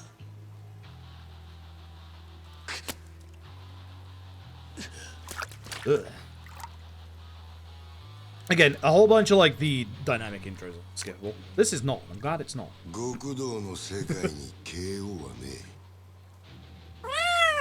Ah! That's a cat. Right during the Kuze cutscene. Yo, Nico Restart, thank you very much for the generous donation to charity. Appreciate it. Thank you very, very much. So you can see at the very bottom, obviously that bar is lining up every time we get some donations in. When it hits that next dot, that'll be Kiwami 2 tonight. Getting very close. Thank you all very much for the generous donation to charity so far. Do my charity read after we have beaten up Kuze, because I need to concentrate for this fight real quick. Make sure I don't mess this up. I've messed this up before.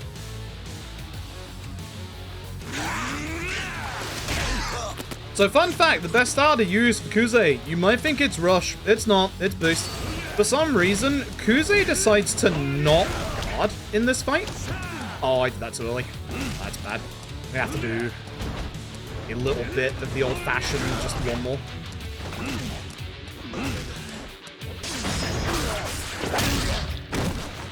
Definitely messed that up because I did that way too early. Oh, bye-bye. I don't think I have to do like another 4 combo while I was on the ground, but yeah, I messed up my stomp. I needed to get a couple of stomps in so that his HP will go low enough that I can just use that dagger heat move and it's fine. Again, that's the old rust in there. Like you can see, like just small little mistakes because we haven't done this run since like September. So, well, we are fine. All right.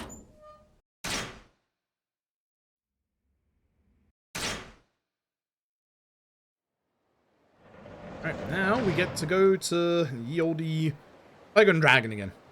Now we have money on magic. Good old Yamagata is going to tell us about Odyssey. Obviously, though, he is like, you know, the person who runs Odyssey.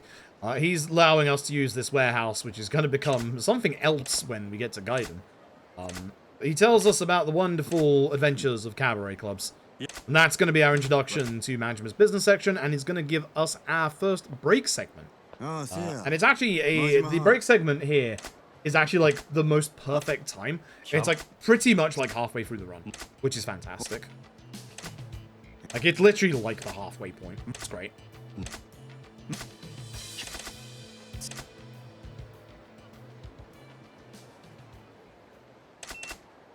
But yeah, there's the Tiger and Dragon pager. We're gonna go back, but not for like the results of like a search or anything. Go buy some stuff. So head to Higoshi Kaikan, and then we've got to go to a place called Mahjong Jambalaya. Going to a couple of times, actually. Not more than once in Zero, though. We're going there in K2.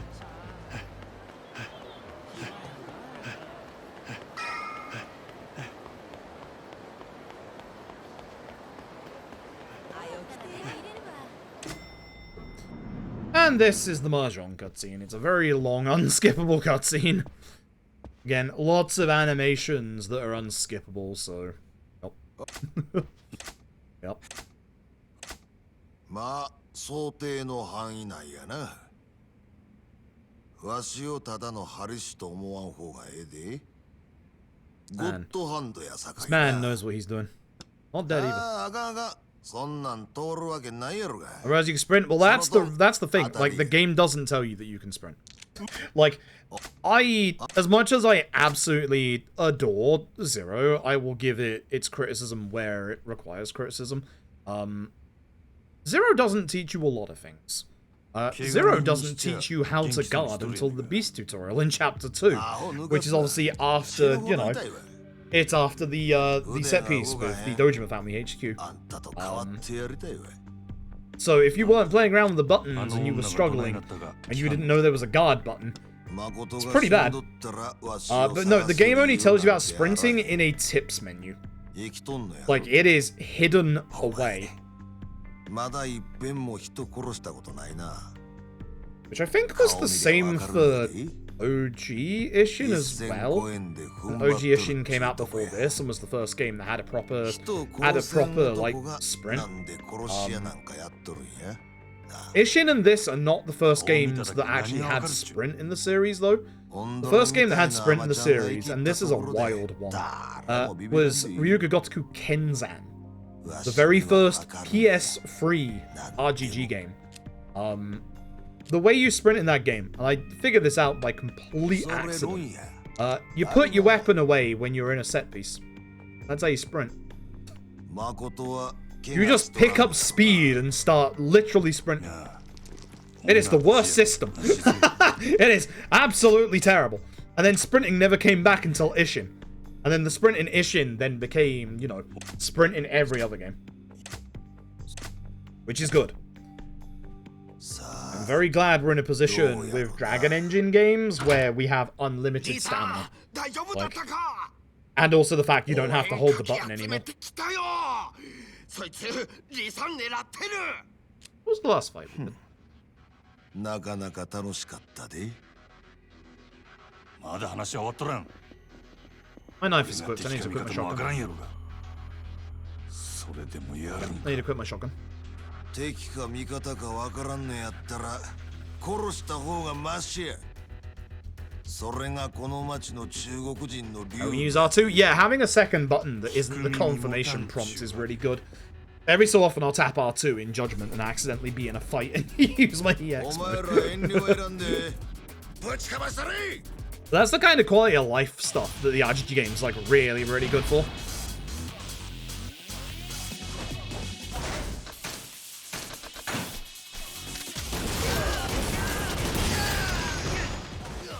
Cool. Softening Gaiden, yeah. Gaiden just has that big issue of the fact that, you know, you get given the jet boots, and there's only essentially like 2 set pieces you can use those jet boots in, and like one of them isn't even that long. Like, you get given the jet boots before the castle set piece, but every single fight in the castle set piece acts like it's a normal fight. So after the fight is done, you're then put into the default, like, running around state. So you can't use the jet boots. Which is dumb, because you'd go very, very fast in Gaiden if you could use those jet boots. We do anyway. But, like, you just get given these boots and are told, hey, you can use these to, like, you know, jet around a whole bunch and movement. And then the game goes, well, we're not going to let you move.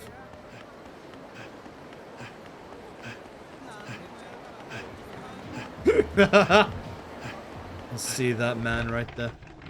I see that man. Hello, I would like to buy 11 of your finest shotguns, thank you.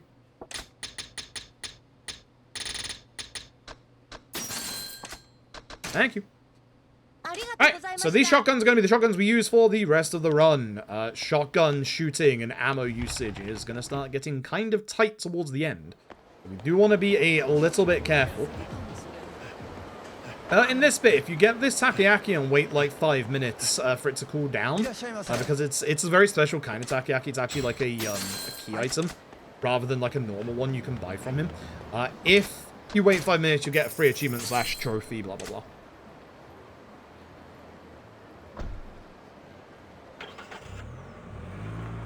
Yeah, having a limited inventory, like the OG game's limited inventory is wild. You only get like 9 slots and you can equip like weapons and stuff. We actually make use of like having a weapon equipped to bypass the free weapon limit and be able to get ourselves 4 of them. Kind of funny.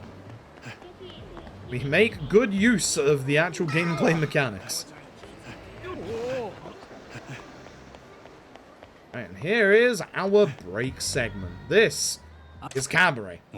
We like Cabaret. Cabaret is a good minigame, but unfortunately not for a speedrun. With the Cabaret minigame and the speedrun, this will lose us a bunch of time if we're not careful. So, we're just going to go through this, and this is going to be our first break segment. I'm going to go, obviously, grab a fresh drink in this time. This also pulls what I like to call a Dead Souls, where your confirmation then goes to the bottom option. Dead Souls changes it around a lot. Dead Souls. Time for business.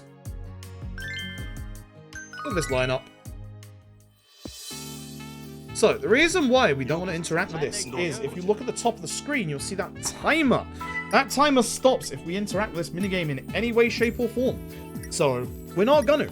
I'm gonna walk away and I'll be back in like 2 minutes. I'll see you then. いつまで待たせんだ。あばよ。いらっしゃいませ。どうぞこちら。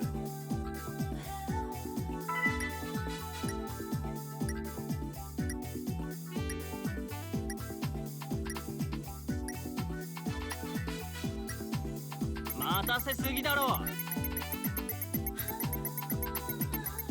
二度と来ねえよ。ようこそサンシャインにごゆっくりどう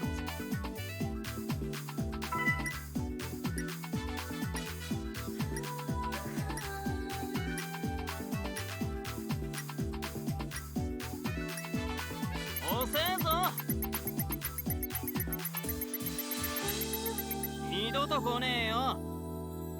ようこそサンシャイン、どうぞこちらへ。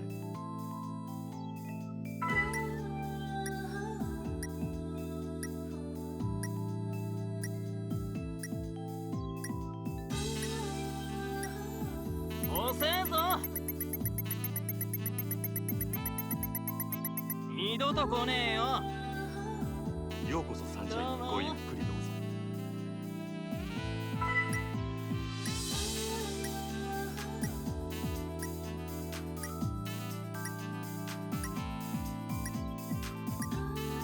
待たせすぎだろ。二度と来ねえよ。いらっしゃい。どうぞこちら。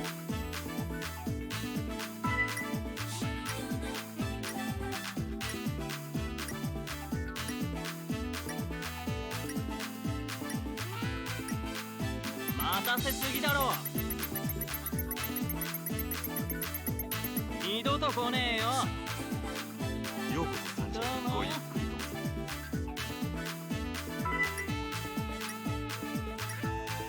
どうぞ。Oh, dear. 遅えぞ。 Hi. I'm back. 二度と来ねえよ。 Oh dear, oh dear. But yeah, thank you all very much so far for your generosity to charity. I appreciate it. I appreciate it a bunch. I was a little worried about, like, obviously these charity streams, because we haven't done charity streams in, like, a good, like, almost a year, actually. Like, pretty much 9 months. ま Like, だかよ。 it's been a while. I enjoy doing these charity streams, even though I have to be on my best behavior during まあ them. な。 Not allowed to swear. I've only sworn once today. I'm doing good so far. Okay, so yeah, we lose a little bit of money for obviously like failing the minigame, but it's literally 60,000 yen compared to how much we have. It literally doesn't matter. What was I gonna say?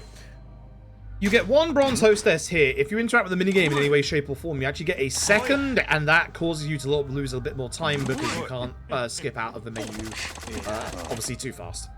So, yeah, that's another reason why we don't want to actually interact with the minigame in any way, shape, or form.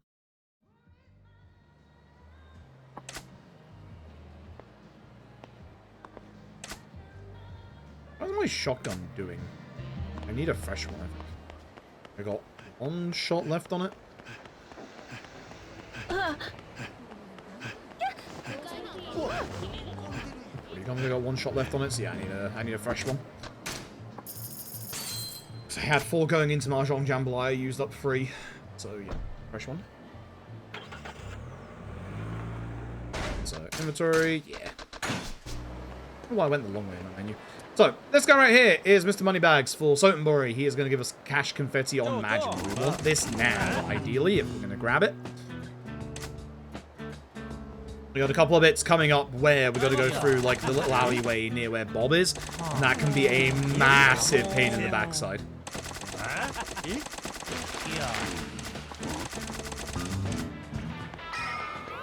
So, cash confetti is very good. Cash confetti can, like, save us completely. Especially with Majima. Majima's fight spawns are just really nasty. Let's see if we can get waiter push. So, this waiter is gonna, like, you're supposed to follow him and he takes us downstairs, but you can actually get him to push you down the stairs and go a little bit faster, but it's really hard to do. Oh, not gonna work now. If he bounces back like that, then it doesn't work. I don't know specifically how, like, the specifics of it work, but, like, if you're on, like, the second set of stairs, he can actually, like, just push you down. And you go down to the bottom a little bit quicker. It's weird. I don't know how it works. I've managed to get it a couple of times, but never consistently. Thankfully, we don't, like, lose too much time by not doing it. But it is weird. I'm gonna need a hot drink in between this and K1, so we'll need to go grab a cup of tea real quick. Energy levels are a little lower than I would like today, so...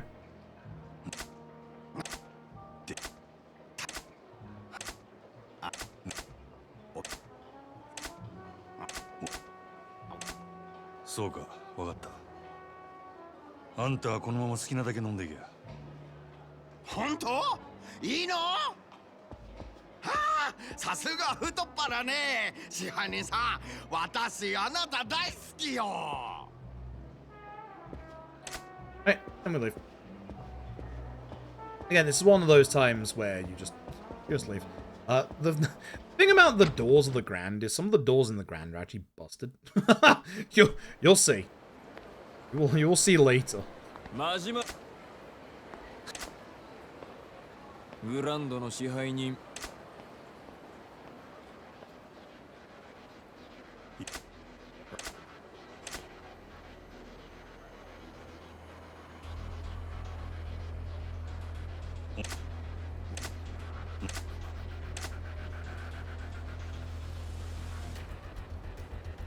もうわしらもなりふり構ってられんのや国道をなめとったらあかんでくれ Right.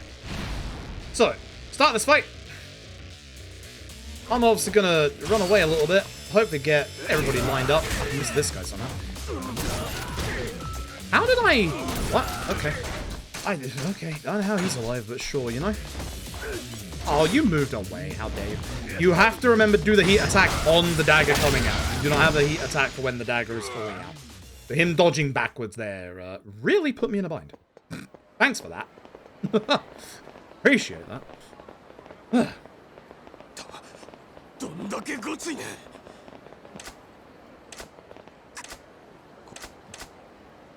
佐川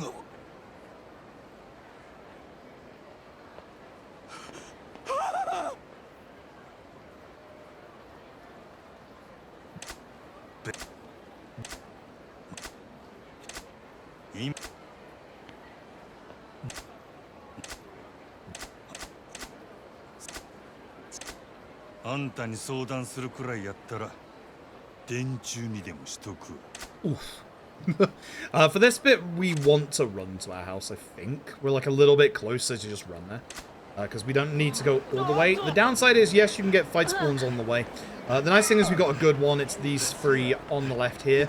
Again, because of obviously those three there, I know that I'm not going to get another like bad fight spawn around this corner. Alright, can't walk through those in this engine. Thanks. God damn it. And when Lee turns up. あれから怪我の具合はどうや So, when Lee has a big plan, we have to go a very specific route in this bit. You can have Shakedown spawn in the way in this bit. That's an issue. It's a very, very big issue.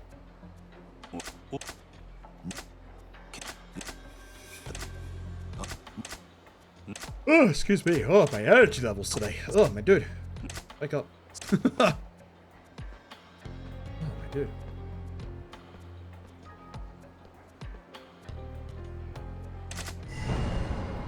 So, slip through unnoticed. And we have to go this way into the side alley down here. And yes, Shakedown can be down here, and it's a pain in the backside if he is.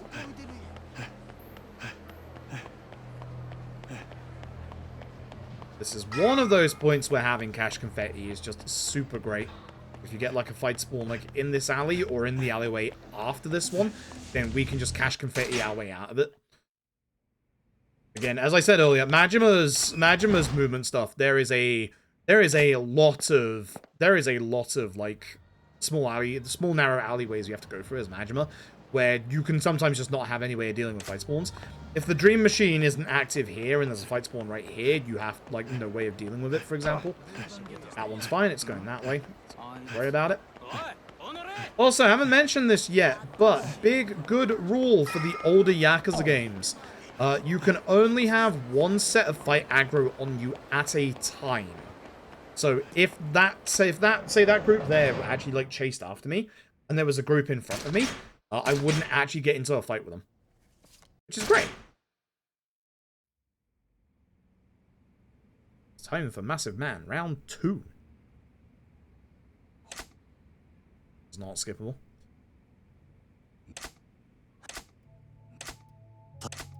半年前確か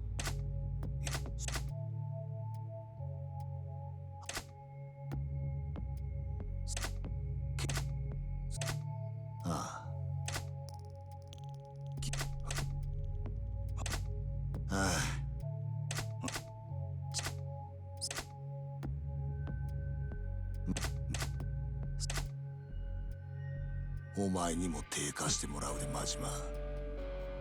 お前の雇い主に誠殺した報告してもらわなあかん。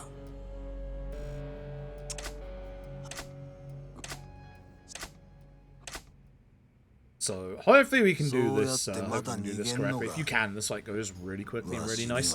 The downside of this, so what we used to do is we used to use a strat called Nishtani strat, aptly named after, you know, Nishtani in the next chapter, where instead of having the dagger heat move, we used Slugger's Bat instead because it kept enemies on the ground for long enough. The downside is certain enemies like Wenli, who are larger enemies, they don't like staying on the ground with the breaker combo. This is an issue. This is a big issue. So what we want to do is either set Wenli up in a corner so that he will bounce off the corner, and then not do that. So early on my part again. Good.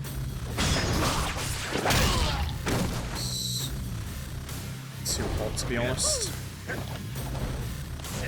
But also, if you can attack, yeah, that's bad. That's really bad. This is not going well. Oh, this is not going well. I hit this cutscene way too early. If you can keep the attacks up onto Wenli or any of your opponents, they won't go into their mid-fight QTE. You will likely see this a whole bunch in the finale. The second one does damage, which is good.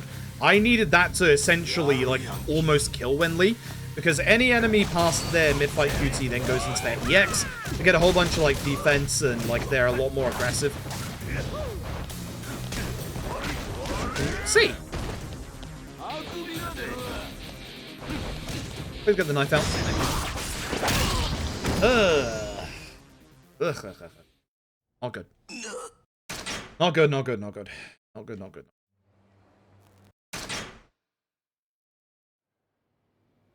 Again, a lot of, like, really simple mistakes.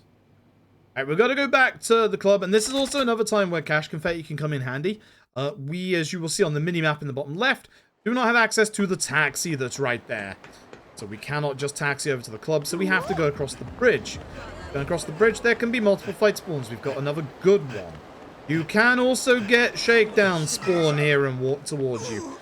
That's terrifying. You can drag shakedown to, like, one side of the bridge, or, like, try and get him to one side of the bridge, and then obviously, like, try and get around him that way. But any shakedown fight just ends runs because it just takes too long. Shakedown fights are way too long. We do not want to do shakedown fights. Money is less of an issue at this point now that we have all of our weapons, but you just don't want to get into shakedown fights. Also, remember what I said? This door is busted earlier on? You'll get to see why now.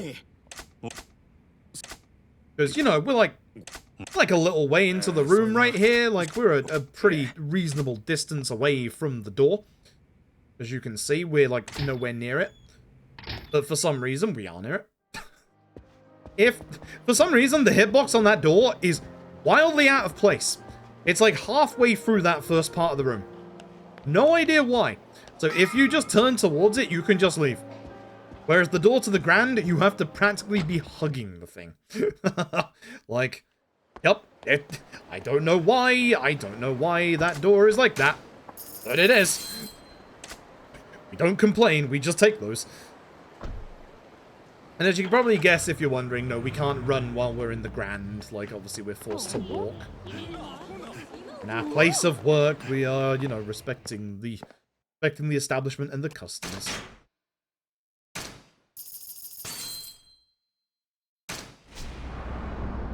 Okay. So, next up, remember when I said earlier that most cutscenes that go into fights you can't skip? Here comes the exception to that rule. Here once again comes an exception to the rule, and it is, of course, Nishtani! If you did not pick up cash confetti before, make sure to grab it now. Still definitely want cash confetti, but it's a lot better to get it in the previous chapter. Here we just run forward and get this. Good. All of these are completely 100% skippable. Even though this cutscene leads into a fight. Skippable! Rest in peace to Nishtani's VA, veteran of the industry, passed like 2 years ago at this point. Used to be the voice of Eugen in Grand Blue Fantasy and Serious Place with Date's voice actor. Sure will heard if you saw us through the old Grand Blue speedrun the other day.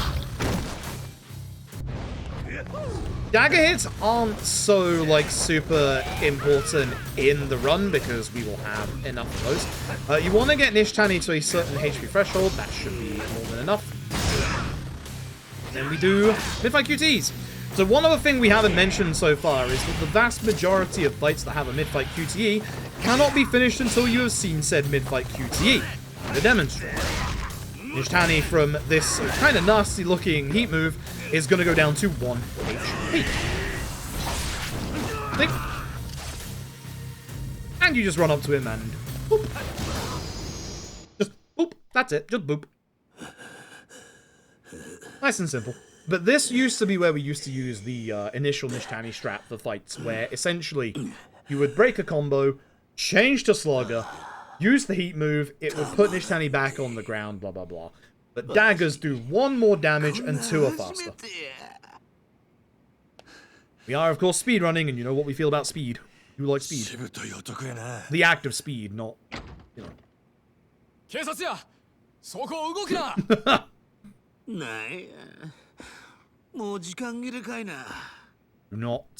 Do not admit to crime on the internet. Especially during a championship.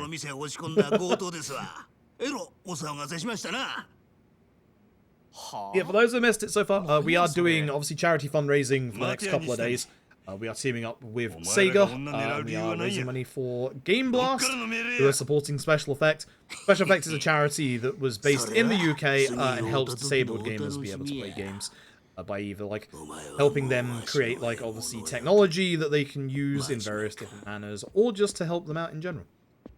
You can find out more with the link that Nightbot posted at the bottom there, gameblast.org.uk.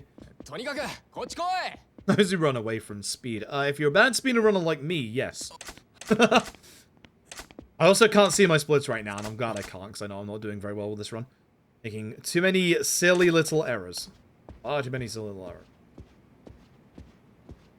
Again, the whole point of, like, these runs is not to try and PB, it's to show you the run itself. Hi. No. You have to be very careful because her hitbox to talk is bigger than the hitbox to actually go in the door. You want to make sure it says enter at the top right. Sega's mascot Sonic is all about speed. I don't know him. I don't know him. Look forward to Sonic the Movie 3 coming at the end of this year. Did the Knuckles series come out yet, by the way? Because I know it was supposed to be around this time. I know they did like a bunch of trailers for it. I don't remember when it was supposed to be out.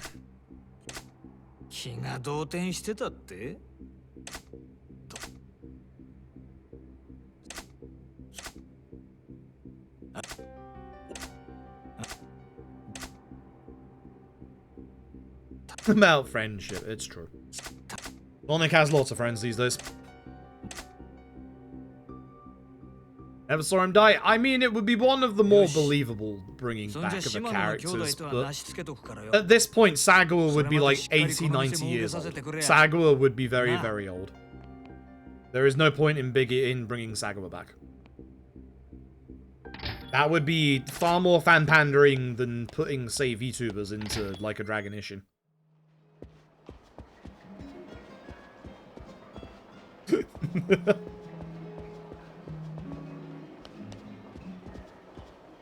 I like Sagura as a character. I think you contain Sagura to 0.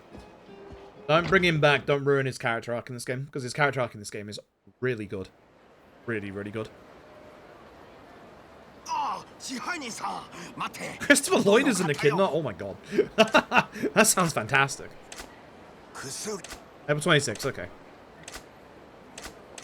You literally have to, and this is also to RGG as well as you, you have to let these older characters go. Not every character needs to come back. Although next up, Ryuji will be coming back because RGG are very much trying to heavily hint that, hey, Ryuji isn't dead yet, cop.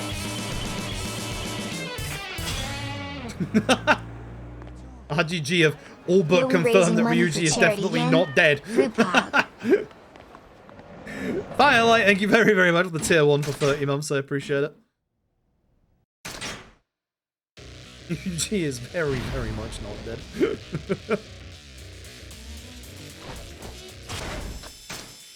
And remember to equip shotgun.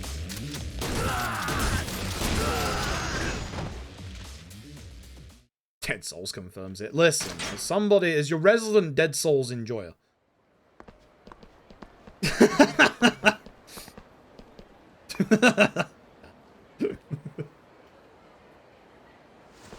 Oh no, they've confirmed Mine's dead.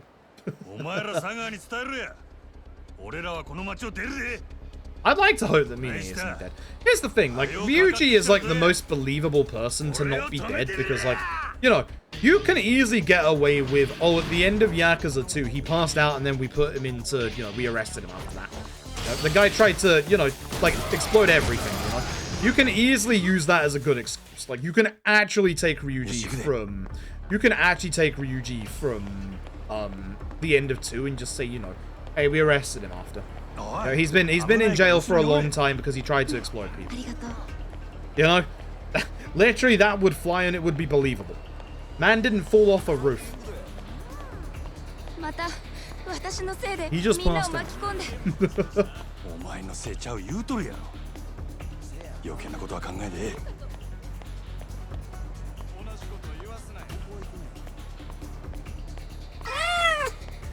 Oh, thank you very much for the donation. 2 seconds. I need to concentrate on QT real quick.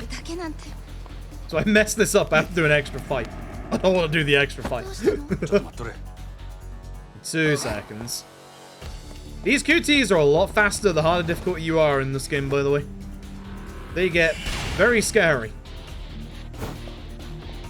This will be the one stealth section QT that we can't skip in this run because we have to go in this direction. Twilight, thank you very, very much for the generous donation to charity. Thank you very much. Appreciate that a bunch. Thank you very, very much. Yeah, no, it was kind of rude they made out, like, right next to Ryuji while he was just passed out, you know. Still missing up and don't explain how it happened, right?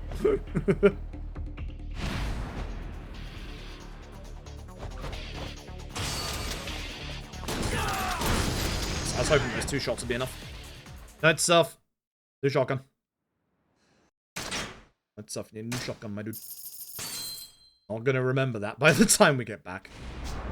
Hey, chapter 9. So this bit of the game is just a bit quiet. This bit is where, like, you know how most RGG games in the middle are a little just, you know, a lot more exposure and a lot more plot than there are action. 0 suffers from it. Ishin really suffers from it. 5 very much suffers from it. But it's just one of those bits where, you know, we do have a cool boss fight at the end of this chapter, but until we get to the end of this chapter, it's just a lot of plot stuff. Funnily enough, this is also one of those bits about 0 that I will absolutely criticize, because, like, the game says you should go somewhere to hide. Now, your first thought is probably Serena, which is correct. Serena is the place you want to go to. But before that, you have to go back to your old Yakuza family office that's a part of the Tojo clan that you are supposed to be avoiding. It's a little stupid. And the game doesn't tell you where to go until you actually, like, walk in front of it. And the actual trigger for the cutscene there is not the entire street. It is only in front of the door. So this bit is a bit silly. Other than that, yes, Serena is correct.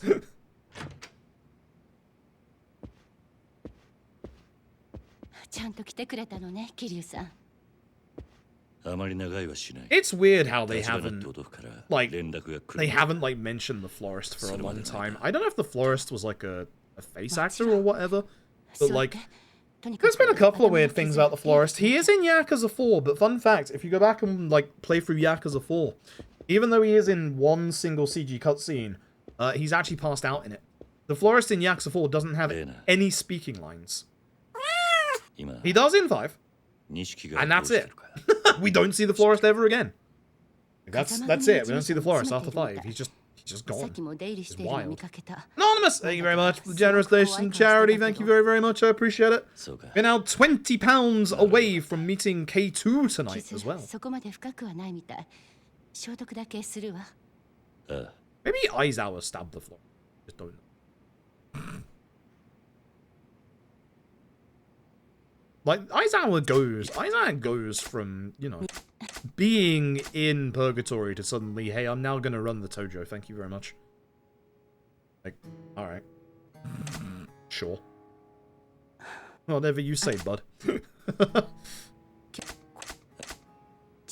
I wish you all the best of luck with that. Let me know how that's gonna go for you. 桐生さん、誰か来る。今の時間、もうエレベーターは動かないはずなのに。奥の部屋に隠れて。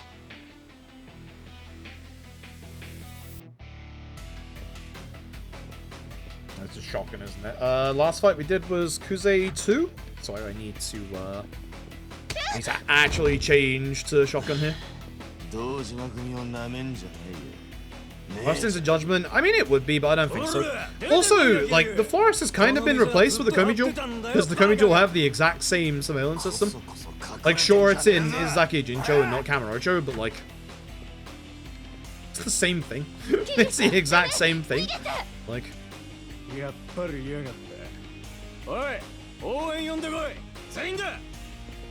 Aizawa probably went to jail after the events of Yakuza 5. I don't know if Yakuza... I can't remember if Yakuza 6's beginning actually mentioned it. Kiryu obviously went to jail. I can't remember if they actually mentioned if Aizawa went to jail because of that. He likely did. It is weird. I've said this many times. I'm pretty confident you can literally, like... Aizawa can be actually a genuinely good villain.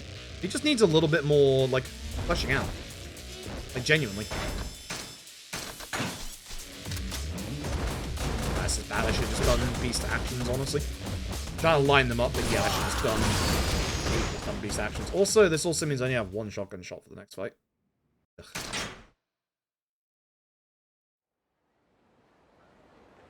Okay, we go to jail again. Someone had to take the fall for the events of Yakuza 5. That's it. Like, literally, the police wanted someone to be the fall guy, and it was Kiryu. Because Kiryu was on the TV, if you've forgotten.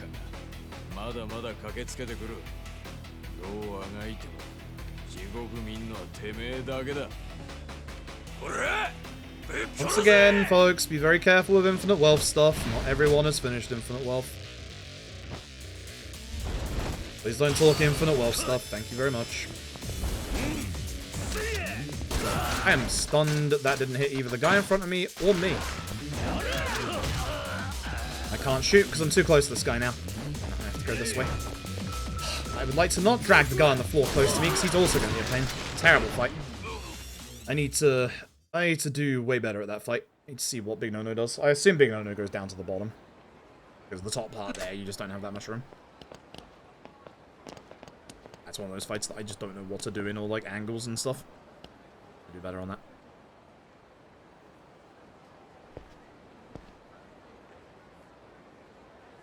Difficulty is this. This is easy like every other Yakuza run. I do legend runs occasionally, but not today. This is a charity marathon, and I have like 9 games to get through in 3 days. A lot. It's a lot. A lot. I only have 1 shot here. This might not be enough for this fight. Sorry. I have to menu twice. I'm gonna quit my shotgun. I should have quit the shotgun hand. Oops. 任せとけよ。たっぷり楽しましてもらうぜ。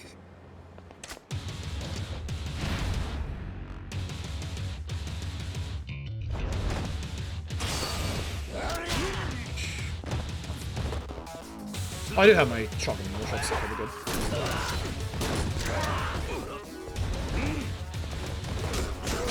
Please?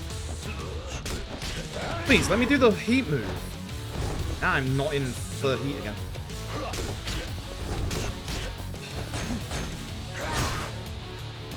I do not know why he's being so aggressive. That broke her.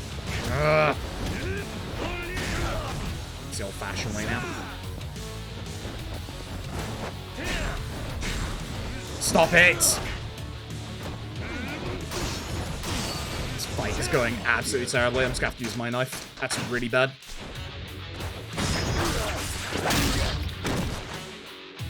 rush over to the other knife at this point. Actually, no, we'll get put over that. Oh, this fight just went horribly wrong. Oh, that's bad. So I need to remember now, that means my knife is equipped for the next fight as well. That should be around here. There it is. Come here, you. Terrible. Terrible. Absolutely awful. Worst. One of the worst Kuze frees I've ever had. That's frustrating. Sometimes he just goes hyper-aggressive and you can't do anything about it. Thanks, Kuze. Thanks, Kuze.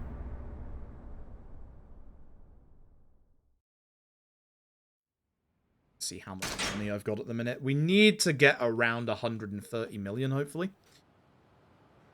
Which I don't think I'm going to have, because some of the early fights we did not finish with heat moves, which is unfortunate. Remember the phone there on the left-hand side? This is actually speed tech. If you run past that guy, Oda doesn't speak to that guy. Also, you want to turn around here. Sounds a bit stupid, but it stops you having to turn around in the next cutscene. Very rarely, Oda can get stuck on that alleyway there if you do, like, the wrong movement. Pretty weird. I don't know why he gets stuck, but he does.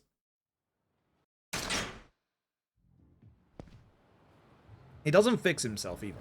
So that is, like, literally the end of the run if that happens.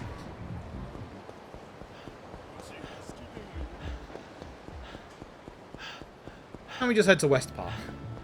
Right here. And we have a couple of, like, long unskippable cutscenes coming up. And we have a very big, long set piece. It's a really cool set piece.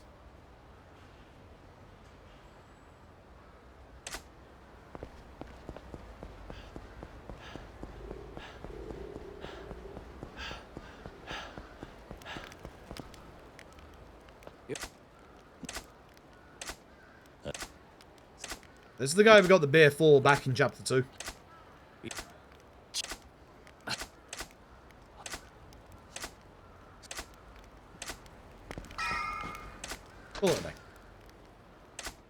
Oh, that did not go well. Go well whatsoever.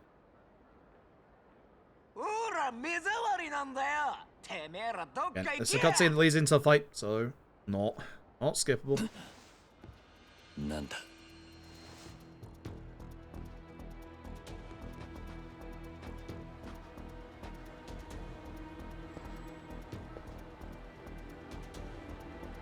Oi, anta okiro.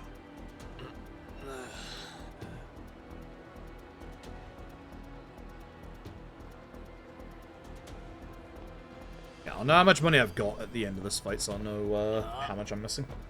I'll definitely need to do a little bit of work in the Tojo Clan HQ. Sure.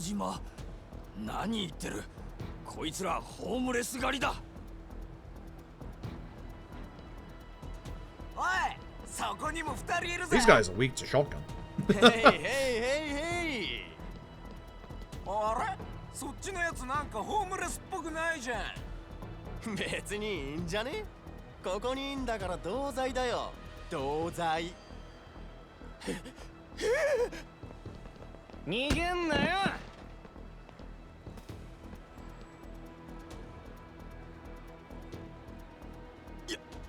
やめろ。何命令してんの？やめてくださいだろ。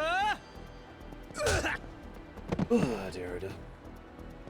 Yeah, no, I definitely need a drink between this and K1.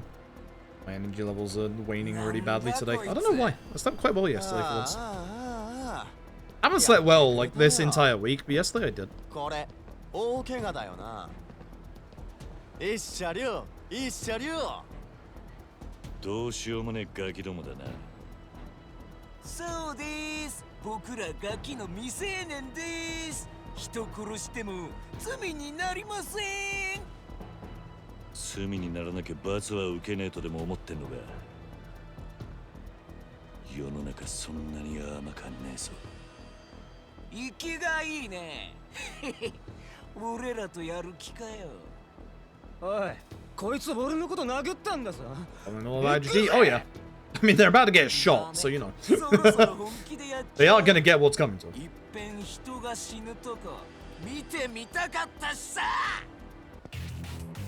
Always wanted to watch a guy die. Well, not some bad news for you, buddy. Let's try and hit all of them. That's the dagger. I should have realized that was equipped after Fuse. That's my fault. Nah, everyone's not going to be in a good position. Another silly mistake. At least I got them in 2 shots. Too bad. 4 shots for the start of Tojo HQ. That should be fine. Should hopefully first fight in 4 shots. Not quite at 130 million just yet.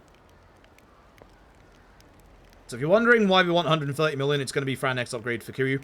That's Power Surge 2. You can probably guess is going to be a big attack buff.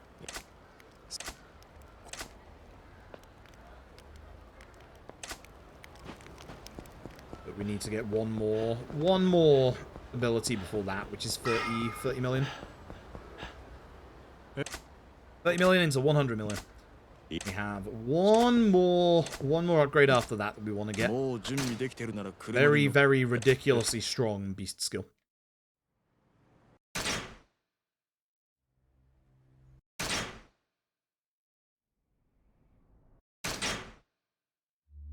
Let's go for some reason. Okay.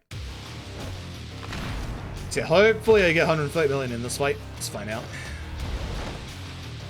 I've just got it, actually. Perfect. And enough tension. So yeah, we get heat retention time, reduces the rate that the heat gauge drops over time, but more importantly, as we said, Power Surge 2. And we need 100 million yen for our next upgrade. That's kind of bad. There's a lot. How are you alive? Man decided to walk away from me. Huh. So yeah, in this bit, again, Rush is obviously your fastest style to, like, run in. I want to be rushed as much as possible. We're going to change, obviously, to Beast out here. We're going to be shooting a bunch of people.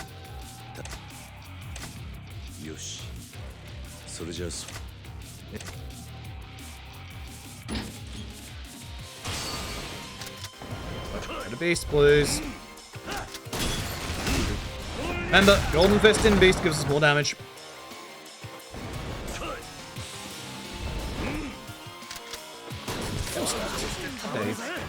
Come on. Fortunate. This guy, thankfully, we can either use Rush. Nice quick step. Good try. Or Brawler. Double light, strong. Use the one-out handgun. This is a funny looking Dead Souls Iron Mouse is sitting. Knew that guy would be in the wrong place. Nine! Thank you very much for the 78 months, I appreciate it. No Dead Souls this week. No Dead Souls. No Dead Souls. No Dead Souls. Dead Souls not allowed. Only mainline, no Dead Souls. No Dead Souls. I actually like Dead Souls. I like Dead Souls a lot. I actually was thinking about the run the other day. I would like to go back to it. So for this fight, funnily enough, throw sword, grab man, throw man. Oh yeah, good. This guy really sucks. He can like dodge, he can guard. Just throwing him is consistent. Or like, the most consistent.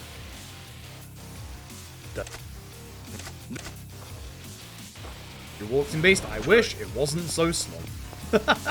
I really wish it wasn't so slow, because it really is. Really, really is.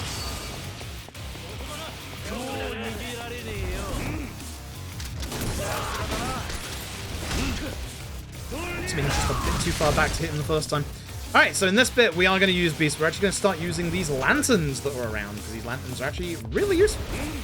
We're just going to spin. Hopefully towards the majority of the enemies, obviously. So I hit this other one, I thought I did. I would like to take care of the ones that are aggroed. One of them is alive. So, a little bit of a shame, but oh well. Oh yeah, you're a proper Yakuza game if you don't have a Tojo Clan HQ set piece, you know. A lot of you still alive. How many shot controls do we have? 1! Get some more. Actually, I dodged to the right. I was hoping to get to the left so I could get, like, everybody here in a better lineup, which is not going well.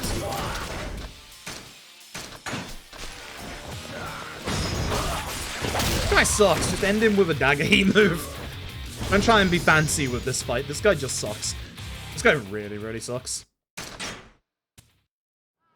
I'm not doing good because I'm using up a lot of my dagger heat moves on Kiryu, and that's not good.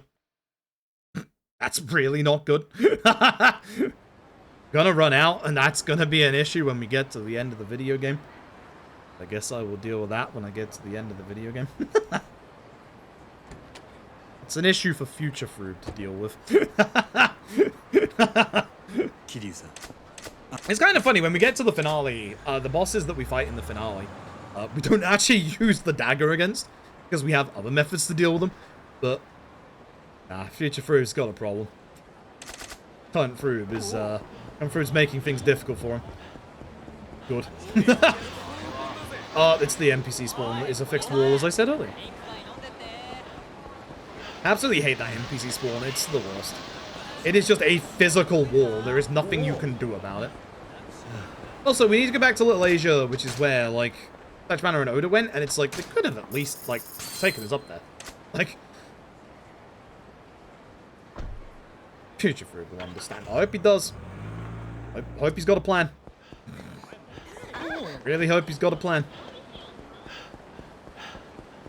There's actually the next bit we do with Kiryu after this. It's chapter 13, isn't it? 13's fine, we don't use the knife in 13. Then it's 14 with Kuze 3, which... Kuze 4. Yep, use it in that fight. And use it in that fight. Would be pretty fast in that fight as well, actually. Whoa, cats! On 2 seconds. Let me get through the results screen.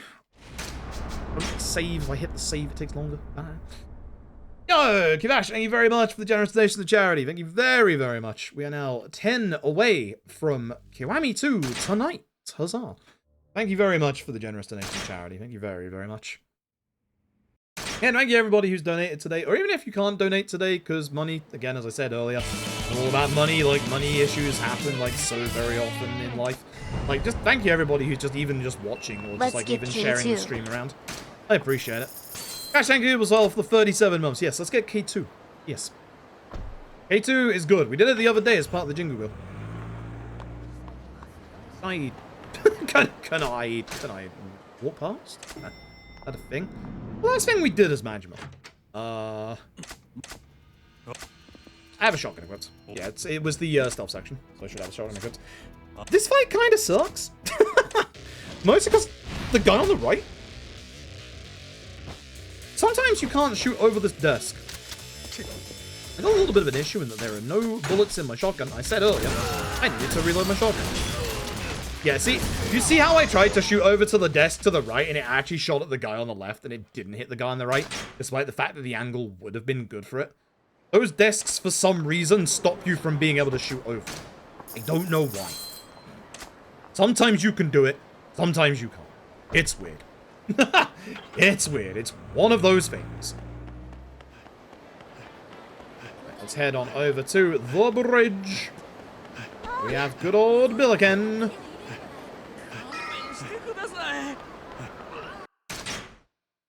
Also, we can skip these cutscenes. Zero and... Was it Zero? Yeah, it was Zero that started the trend, because I thought it was Ishin, it wasn't Ishin. It was Zero that started the trend of having certain cutscenes were able to be skipped that aren't CG cutscenes. And for these, you just have to learn which ones are and which ones aren't skippable. Right, it's knife time.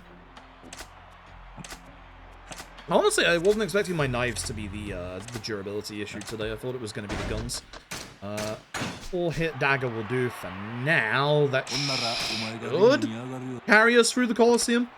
All depends on what Dead Puncher does. Dead Puncher. So, we have 3 different fights. We start with Ginger Chap. We're going to start with Dagger Heat Move.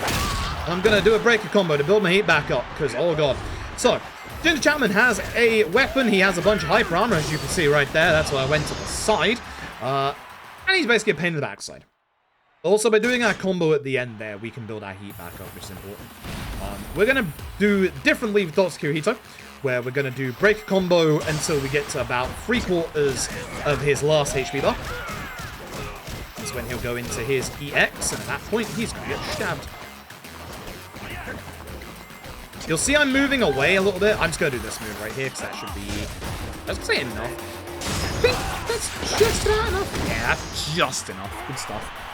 And then we get good old Dead Puncher. Ends up winner. Yo, Recyclops, thank you very, very much for the generous donation to charity. We have got ourselves some K2 tonight. So once we're done with this, I'm going to go grab a cup of tea. Then we'll do K1. Then we'll do K2. Thank you all very, very much for the generosity towards charity so far. Thank you very, very much. Reminder, we do have one good old reward in this round of charity fundraising. I didn't want to offer too many because I still owe like a couple from the last time. At 1.8k if we can get there, because that'll be just before we've raised 20k in total for charity overall. The charity streams we've done. At 1.8k is Yakuza free all sub stories. Told you there would be an all sub stories reward because we don't have an all sub stories reward. I think that's a 0 run. I'm not looking at my splits. Not good. Last like hour or two I've been playing pretty badly. So for Dead Puncher, we actually want to use a shotgun for the first 2 hits. This staggers Dead Puncher, which we can get off a free break combo. Put up our heat as well.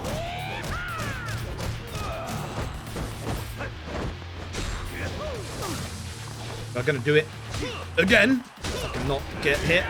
Going to get completely hit. Dead Puncher, despite not having a weapon, is the scariest of all of your Colosseum fights. Genuine. Despite the fact he doesn't have a weapon, he has a mass out hyper armor, as you can see, he just messes you up. Unfortunate. You gonna go phase 2? You should go phase 2. I should be stabbing at this point. Okay, so with this, I'm just gonna get our dagger out. Come on. I need to do a bit more damage because I messed up my damage earlier. It's fine. Has it been longer than Kenzan? I don't think so. It's gonna be long. Don't mistake that. It's gonna be long. I don't think it's gonna be as long as I don't think it's gonna be as long as Kenzan. Those who don't know, Yakuza 3 has here's the interesting thing. I'm probably gonna do the remaster.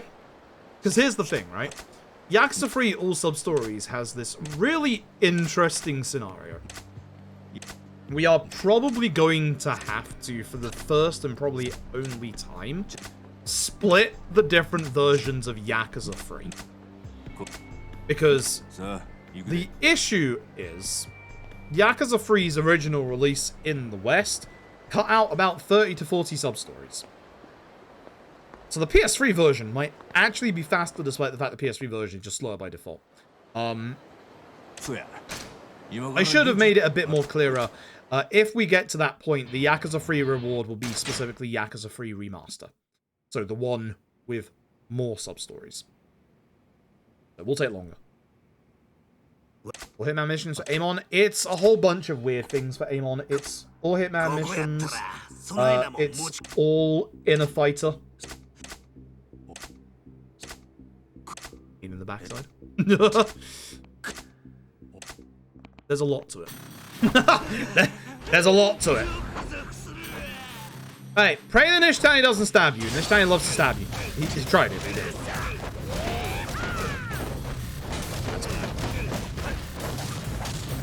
Pick that back up fantastically. That's good. I'm missing a little bit of damage here, which is a shame. How did you go into default Voldo state? You should have been doing your getter animation. Alright, his QT's happening way too early. Huh. That's not good. That's really good. Just want to be a crab, you know? It's fair. So you're supposed to, like, pretty much chain QTs back to back, not like fully. It's the end of the fight, at the very least, but yeah, that was very weird. Up you get, come on. I like to try and push it towards the jail cell to hopefully get that to, like, happen a bit faster. I don't know, like, if that counts or not, but every time I've tried to just push him towards the jail cell, it's always worked. It's usually that bit where he decides to become a crab. But, no. He somehow just didn't do his get-up animation, which is really weird. Because he really should be doing his get-up animation there. So, I have no idea what just happened. Very much no idea what just happened. I'm fairly certain I've probably seen that at some point before, but I don't remember, so I will say, you know, I've never seen that before. I will say the line. I'm fairly certain I have seen it a very, very long time ago. We're talking, like, years ago. Ishtani decided to have fun with me because I haven't seen him in a hot minute. Yeah, that's the end of Ishtani at the very least. Now we go to the Camellia Grove. I need to equip shotgun.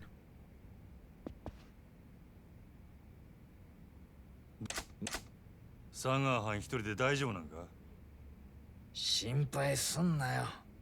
見つけたら容赦なく殺すだけだろ。日教連だろうが世良だろうが、牧村誠だろうが。せいぜい玉切れにならんようにな。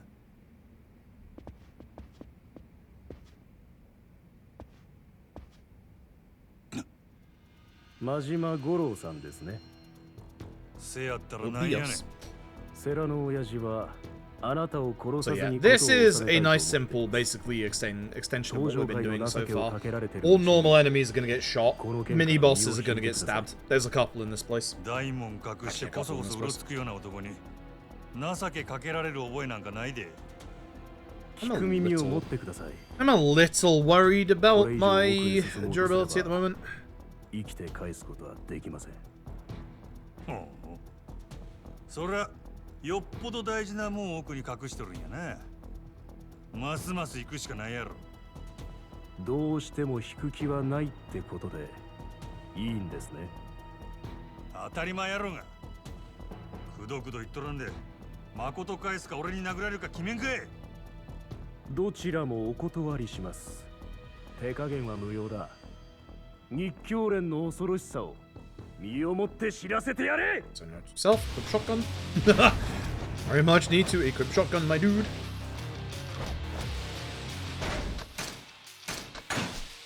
Good for this fight.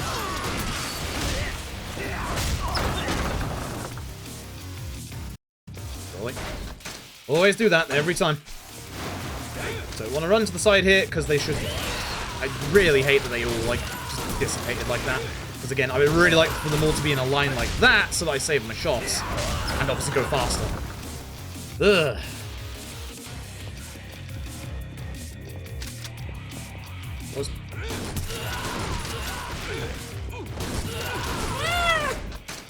Have a shotgun.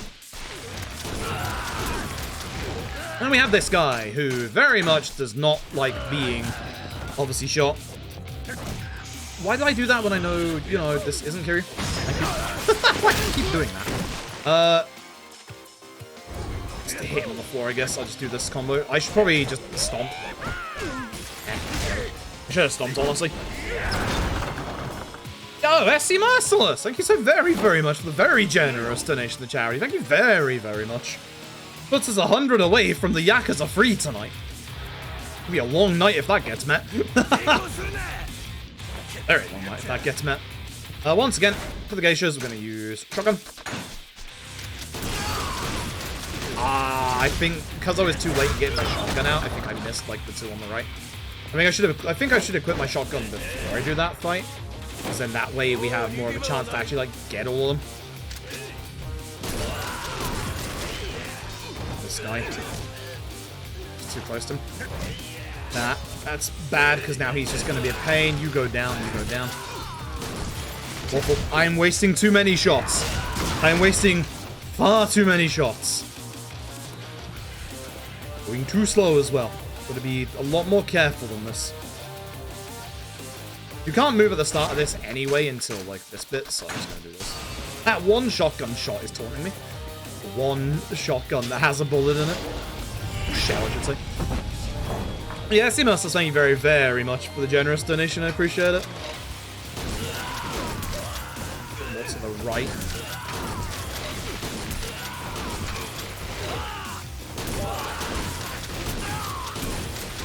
Who's alive? Oh, hello. Did I not trigger you early enough? Oh, good. I'm really trying to save ammo. It's not going well. Really? Oh, I'm out of ammo. Without if I was paying attention. That's the tiredness there. Oh, this is going badly. Oh, this is going very badly. Alright, this is our biggest fan, haha. I haven't done that joke in a while. We're gonna use the knife. Oh god. So that'd be closer than that. So if you can push it towards the furniture, you can do like a lot of damage, which is nice. Like pushing it towards the furniture is like really great if you can get it.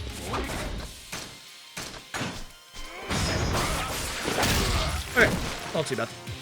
That's a little better. If you're playing this casually, or again, you want another achievement / trophy, the safe that you can see over there, the white safe, if you break that, you get 100 million, I believe it is. And also achievement trophy. As you do. Thankfully, I have my dagger equipped. Ugh.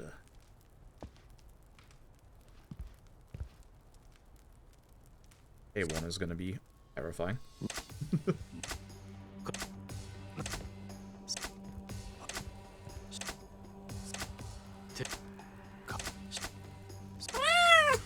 Oh! More cats. More cats! What's happening? More cats. More cats. Pay attention, streamer. Yo! Hey, CD! Thank you very much for the generous donation to charity. We're now 50 away from Kiwami 2. Whoa! Not Kiwami 2. 3. We already got Kiwami 2. Streamer. Streamer, pay attention. Streamer, focus. Streamer, please. Streamer, it's Sarah. It's the scariest fight in this game, but not in the speedrun. This actually is, like, in the ultimate battles, this fight right here is terrifying. This fight right here is, like, the worst. I hate the Sarah fight in the actual, like, ultimate battles. It sucks. But yeah, thank you, HCD, very much for the generous donation to charity as well. Thank you all very much. Alright, we're gonna do the usual. Gonna spin with Sarah. Surprise.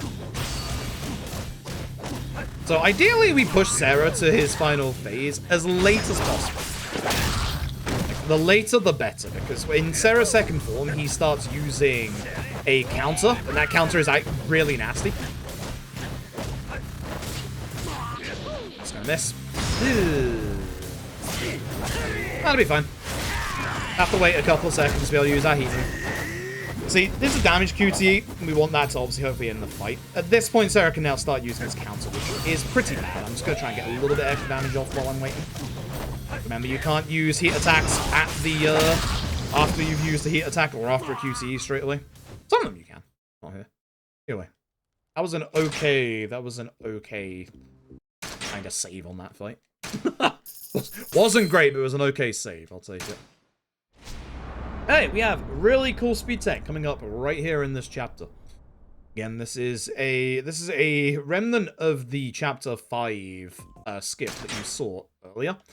Works very similarly, but we have to do this in a little bit of a different way. You will see. As you will see. If he has the last climax battle, yeah, no, he is terrible. He is absolutely terrible. I find it funny because, like, he is literally so terrible that anyone that does the Ultimate Climax Battles run that's on Zero's board, they will always start with the Ultimate Climax Battle that has Sarah in it. Because of how bad that fight is.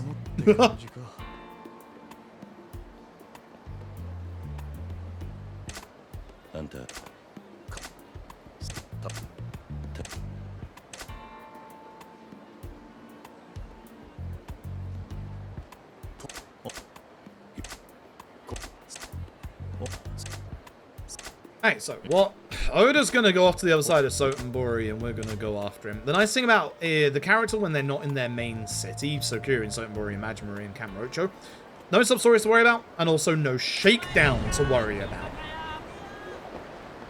So we can thankfully just get going. We're gonna go and see Oda immediately, because this is gonna start off another time waiting segment. This time waiting segment, and thankfully the thing about Kiryu and Sotenbori is the taxi list is the same. Majima and Kamurocho, the taxi list is different.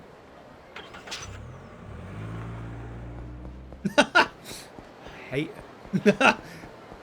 again, even in its own game, the taxi list changes. Gonna get a libido for the guy on the right hand side of the screen. That is the last time you'll see him.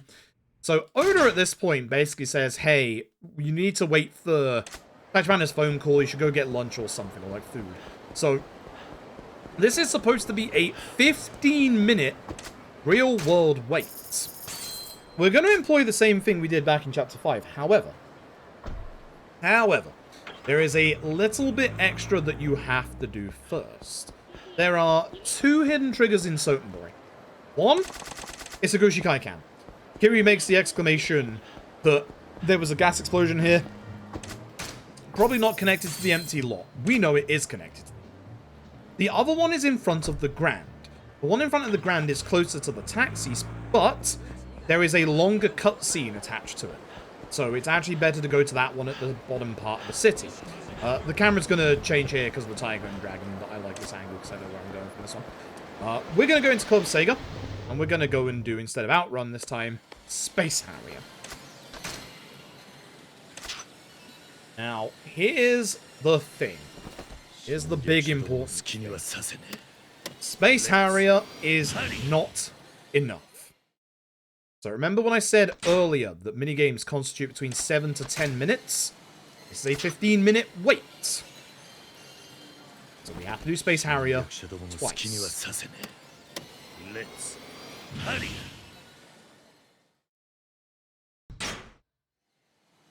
When you are done with that, you leave, and you immediately get the pager that says Tachibana is called over. That has literally just skipped a 15-minute real-world time rate. Again, it's not flashy like, you know, other speedrun tech that we do, but it's impressive in the fact that over the course of this run, that has saved literally 20 minutes. It's super big, it's super important, and that speed tech is ours. That's why we like it. That's why we like it. Yeah, and I said the story earlier, the reason why we figured that out was because I played Disco in my second run and lost 7.5 minutes randomly in this split. That's how I figured out that minigames constitute different periods of times. The arcade games themselves are the quick ones. So, the first and not the last time tonight, here comes the on-rails shooting section. Which, God, this sucks. In K1, it's a lot nicer and a lot easier because you can actually use the mouse. Cannot in Zero.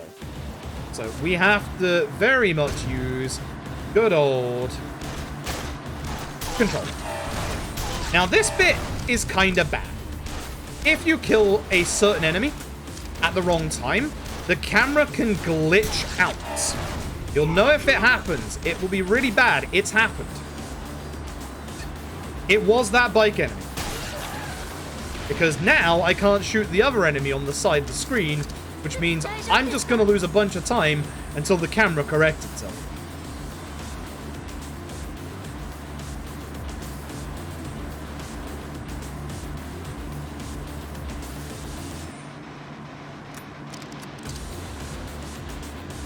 There you go. That's what you have to be exceedingly careful for in this bit. Also, to get a headshot, aim for the neck. For some reason, the headshot is actually in the neck, not the head. And yep, that's why you have to be careful in that bit. Actually hit shots, that'd be great.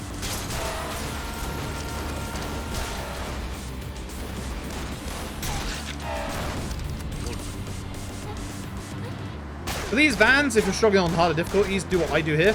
Take out the guy in front. Don't worry about the shotgun guy, because when you take out the guy in front, you just take care of the driver. Also, because the camera went everywhere, these vehicles are actually moving in a weird way. But on a harder difficulty, you can't let any of the rockets hit you, because your car will die. Because on easy, you don't have to worry about that. Let's see that glitch. Yep. It's weird, if you go too fast with that one bike enemy, you glitch out the camera.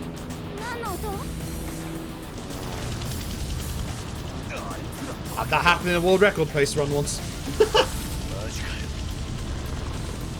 And again, if you're struggling this bit casually, especially if you're on Legend, ignore the guy with the minigun. Go for the guy with the rocket launcher instead. Do not worry about the minigun guy. Don't have to care about him at all. peak Yakuza right now.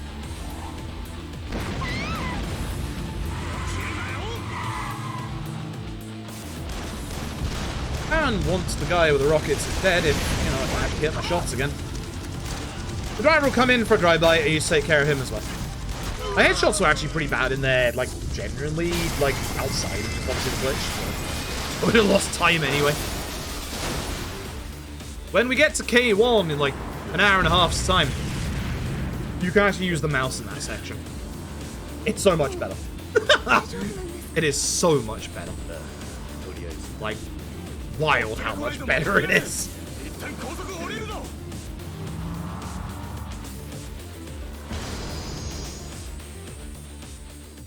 Alright. We have big plot stuff happening now. Big set piece right here in this construction yard.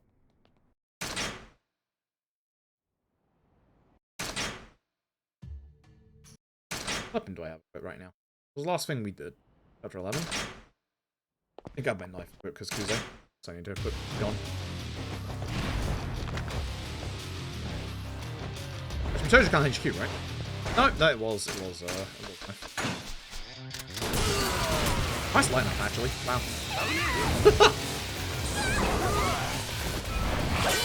I swear about that.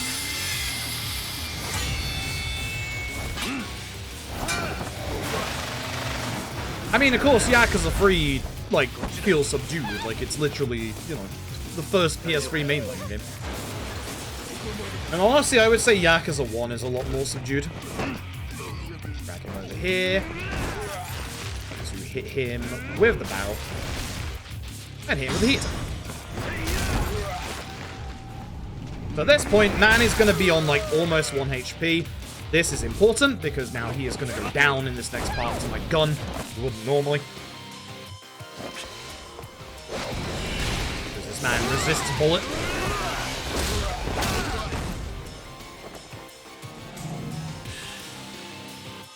K1 Legend is horrible. Like, is it K1 or OG1 that gives you the save? I think it's OG1, right? K1 doesn't give you the save before the shooting section, which is wild. Ah, he did the charge. Thank you, my dude. Hate it when he does that charge. When he does that charge, it's just going to knock you over. There's not much you can do about it. You can dodge out of the way, but ideally I want to use my shotgun, so I'll get my shotgun out. Probably consider dodging first. I think he always charges, or like charges like 90% of the time. OG1 that has the save? Okay, yeah, no. Like, K1 not having the save is kind of nasty. Anonymous, thank you very much for the generous donation. Yo, that gets us Yakuza free tonight as well. We are going to be here for a long time tonight. Be here for a long time. Thank you very, very much, everybody, for 600 towards charity already. That is absolutely phenomenal. Thank you very much. Genuinely mean that. Like, I think one of the proudest things for me personally is the fact that we can do charity streams and raise this much money for charity. It's completely wild.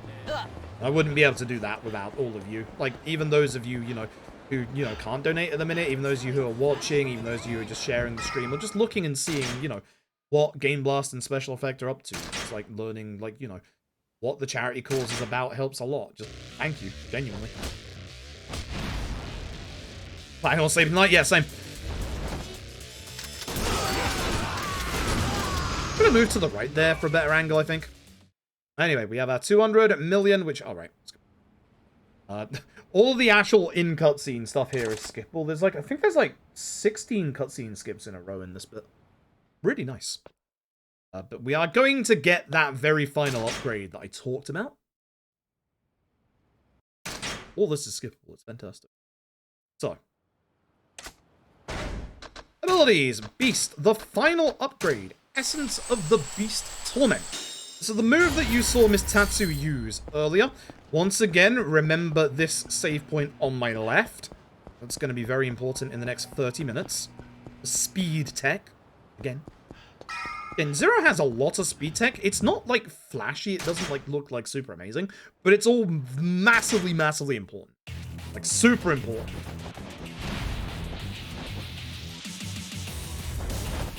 Boys, we want to hopefully shoot everybody that's not this guy kicking me right now. Because the two ads have to go down. This guy is being more aggressive than usual. He should die, actually. And then I need to go to the left. You can use the bike on the right, but this bike is really good. Two-handed bikes are phenomenal.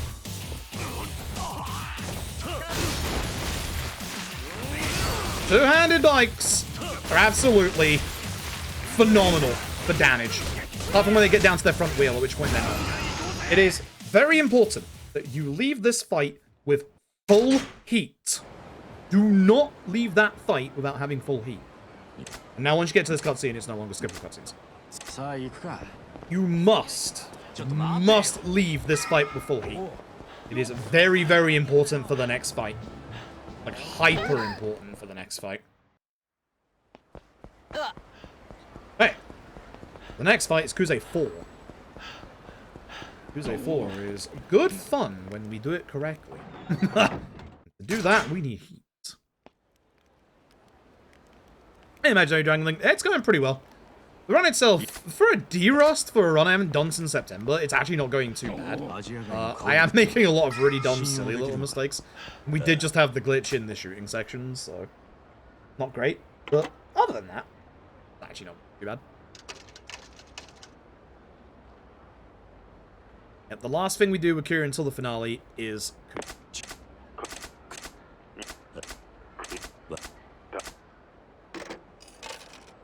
What today? I wonder if this was the last shirt I accidentally washed with the wrong washing powder.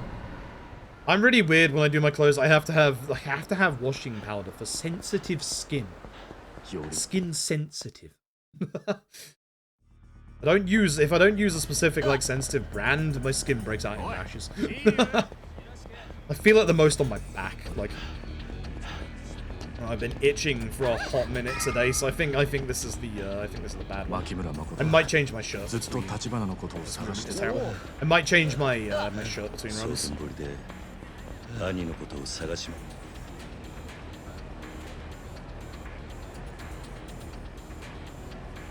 And again, certain dynamic fighting throws are not skippable. You all know what's coming up. You all know what to do, chat. It's been a hot minute, but you all know what to do. Yeah, my shoulder blade.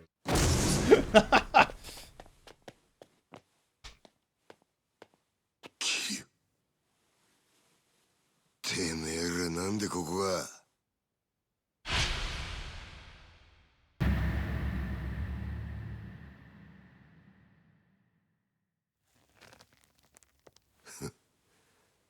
そうかい。なるようになっちまうもんだな。くぜ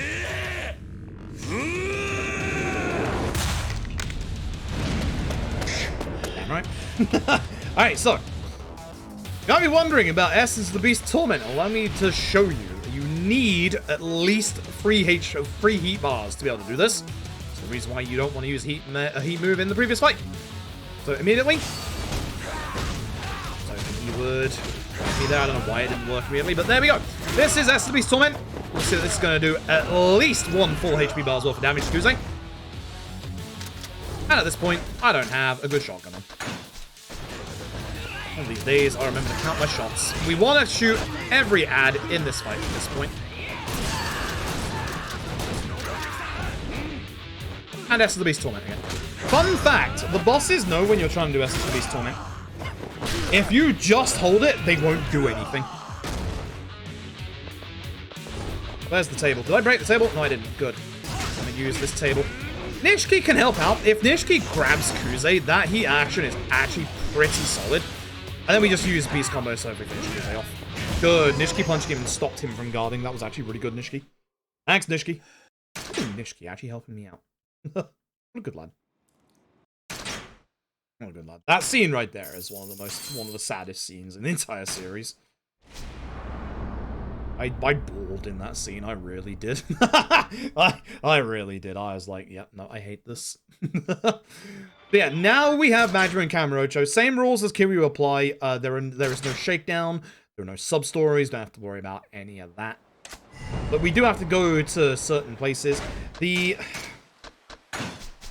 taxi list is very different for Majima and Kamurocho compared to Kiryu and Kamurocho. Things have moved, like, down by 1 slot, which is really weird. Like, up by 1. So, yeah, when we start taxiing, it's going to be weird. Thankfully, we don't have to taxi too many times. Well, as much as I Kiryu earlier, there is, of course, a block on that alleyway. This is also a good time for cash confetti. There is a fight spawn outside the champion district, which usually there is. There's cash confetti in action. Now, here's the thing. If you run into the champion district with an enemy aggroed onto you, with like them chasing after you, and you walk into a cutscene like we just had there, that puts the enemy into a glitched state of alert. What this means is it doesn't go from blue, yellow to red, it immediately goes red the next time you see them. That's fine because we obviously had cash confetti before. But you have to be very, very careful if you walk into cutscenes like that with enemies on you. Now, if we walked into them, they would have despawned because they would have been close enough. But you have to be careful. You have to be exceptionally careful. It only happens in a couple of places. But this is one of the more common ones.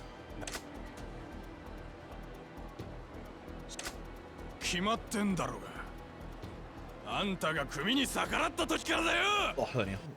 Oh, my hernia. I went down the wrong pipe there. Alright. Shocking out, you know the drill. I'm walking forward a little bit to guarantee that I shoot everybody, because sometimes if you stay at the back, you can miss the guy to the right.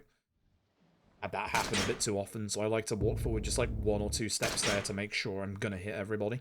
You'd think being a bit closer would make it so that I wouldn't hit everybody, but no, for some reason it works better that way for me. Don't know why. I have no idea why. Alright. So the rest of this chapter for Majima is essentially a boss rush, and they are some of the scariest bosses, and also 2 of the bosses that can actually just lose you runs.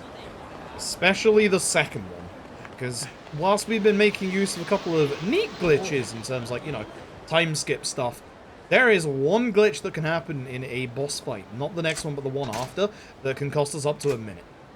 And unfortunately, it's a little random whether it happens. So, I miss this little office entryway. The only time you see it is here in OG1. Like in OG1, you actually get to walk around in it. K1 is just like, no, cutscene.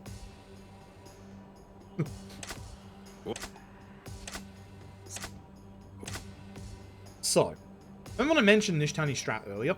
You're actually going to get to see it here, because we need Kashiwagi to stay on the floor long enough to get a second combo out, and we cannot do that very well with the dagger.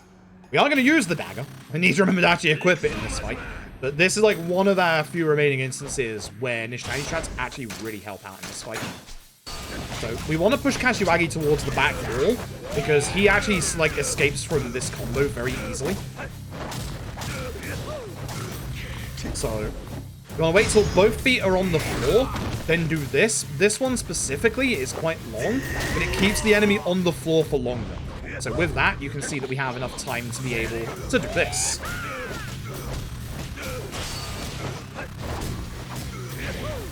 It is super important that you do not let Kashiwagi get to his last phase early. It would be nice if I actually put that away. This is going to be a bit of an issue if I don't get in quick enough.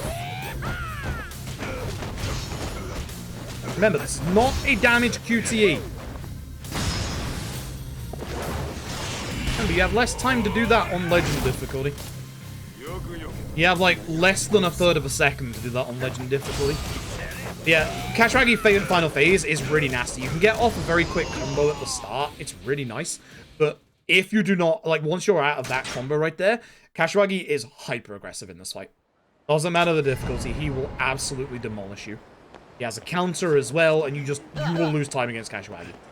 That's why you want to be able to make it so you can just do that one combo. Hey, look, Cash Confetti. Coming in useful in Kamurocho again. You'd think that Kamurocho, being a bigger map, would have less uses of Cash Confetti. Incorrect. Cash Confetti in Kamurocho is very useful for Majima. Very useful. On it kill? Nope. If you do not get any HP upgrades, it does a little bit more than 7/8 of your HP bar. Ask me how I know. Oh, Nishiki went the correct way. Nishiki walking towards the sofas as well. The seats is really good because all these seats do extra damage. So, this is the bad thing. Because the issue here is that Nishiki can now glitch out. You're not doing the second phase, are you? It's happening, isn't it? Come on, buddy. Good. Okay. It didn't happen straight away, but that's what you want to see. If you get to see this transition really quickly, then you haven't got the glitch. There is a thing that can happen in between Nishiki's first phase and second phase, where he'll get his aura, and then his AI will break, and it won't do anything. What's supposed to happen to get that cutscene is Nishiki's supposed to do a specific grab. However, as you can see, you can get some times where you can just have that cutscene go off immediately. The issue is, obviously, if his AI breaks, you have to wait until his AI fixes itself to be able to do the grab move. And that can take upwards between 45 seconds and a minute. That's why the Nishiki fight is unfortunate. Okay, that's a good fight spawn. See, the subtitles, you know that's someone being picked on, so you know there isn't a fight spawn, like, at the entrance. Hey, look! Nano. Voiced by Nakajima. Well, he also the voice of... Alright. Not too bad. Not too bad. Yeah, we don't need any extra, like, move upgrades with Majima at this point. It's literally just the SSB Storm and Mercurio, and it's fine at this point. Yeah, I definitely lost a little bit of time due to, like, not getting the transition straight away to the final phase. This bit's the most unfortunate bit of Zero speedrun. This is the bit we've been glitch hunting for the longest. As you can see, we are slow walking with Makoto. The vision is coming back, and because of that, she doesn't hold our hand, so instead we just walk slowly with her. If you look at the bottom left on the minimap, you'll see that we are one arrow or a chevron in length. Once we are more than one chevron / arrow away from Makoto, she is going to have to walk back to us. Now, in this bit, it is imperative that you look forward. She will never fall down when these voiced cutscenes going on. She'll fall down immediately after this is finished, because she hasn't fallen down in a while. It is RNG, like, when she falls down, but there is essentially, like, a bit of a timer in the background. But you'll see that she'll get more than one chevron away. And then I want you to watch and see what happens to her position on the minimap. You see where it is now? She got back behind us pretty damn fast, huh? There is no physical way that she can get behind you that fast. If you are looking at her, she will run towards you, or like slow run towards you, and it will take a long time. If you are not looking towards her, she will teleport towards you to where the camera can't see. The downside is we cannot run in this section. If we could run in this section and have her teleport the entire time, we would. But unfortunately, there is no way to run in this section that we have found, and we have tried a lot of things. It is just a slow walking tour. That first fall is bad. That's way too early for what I want. Ideally, we can get past the big shop building here, because she can get caught on these two markers on the right, but more importantly, the furniture here. All these boxes. That's why, ideally, we can get past them before she falls down again and she has to teleport. If you're also unlucky and she teleports, like, really fast, I cut the corner there. That's why she has to teleport. If you're unlucky, you'll get 3 text boxes in this bit. You will likely fall over in a little bit, despite having the teleport, because she hasn't fallen over in a bit. We should be good for no more. We should be good for no more teleports, though, which is nice. Actually, it seems that reset her falling over. That's nice. It looks like we can walk to the right here between the lamppost and the bins. There's enough room. There's an invisible wall. What this old engine does to stop you from going out of bounds is it has like a bit of a bigger like invisible barrier around any kind of wall or object. It's why in Yakuza 5 you'll get stuck going down that alleyway as Haruka with all the plant pots and stuff like that. If it was the Dragon engine, you could absolutely walk between them, but it's not.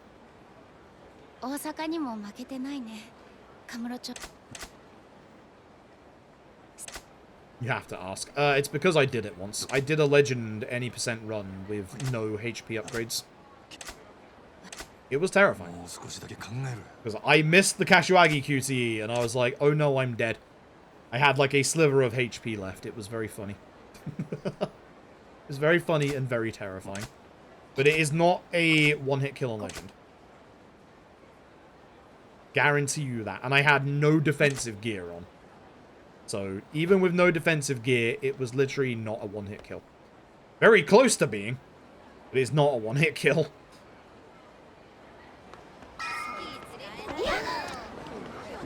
All these people here. So, we go back to the takoyaki stand, then we go back again. So we'll be gone, and we do the last run through the camera roadshow. At least with Magma. Not the last one, we have to do one with Kiryu as well.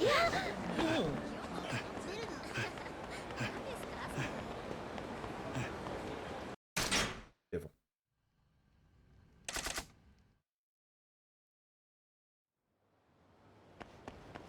Onderon, Legend, and Judgment is also not a one-hit kill. He's also 7/8 HP, with the added bonus of breaking your HP bar permanently. That's the worst part.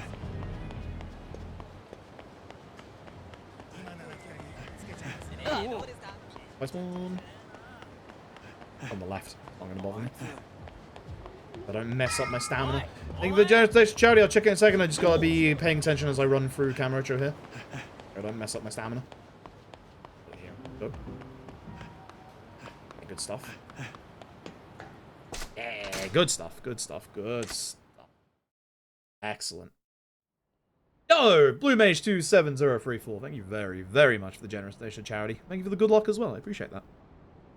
For the run that I've not done in like 6 months at this point, it's not going badly. It's not going great, but it's not going badly. Who's pinging me on the Discord? Who does this be?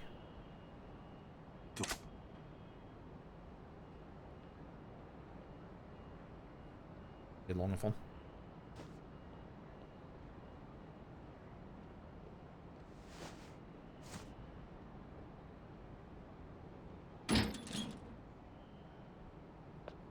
Alright, Granblue's anniversary event starts in a couple of days, doesn't it?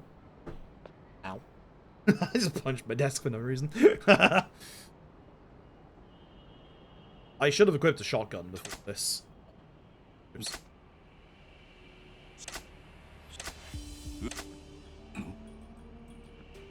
Should have a knife on because of the Kashiwagi fight.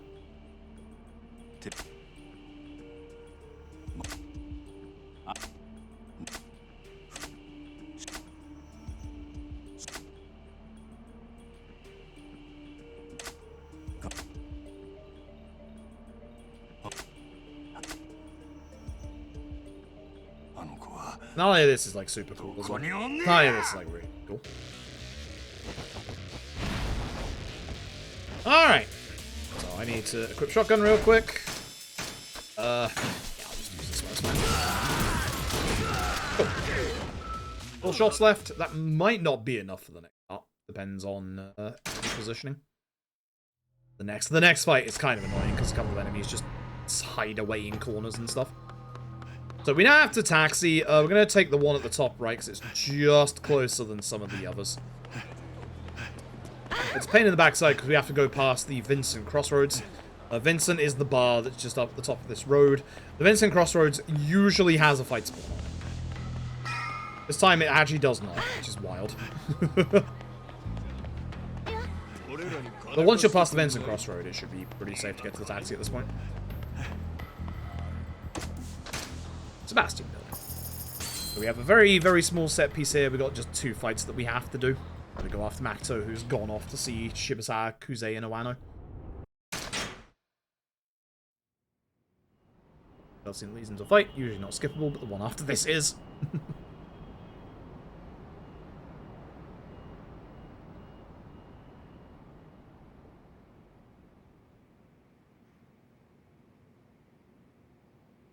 Some of these enemies hide to that little bit there around that corner, which is a pain in the backside.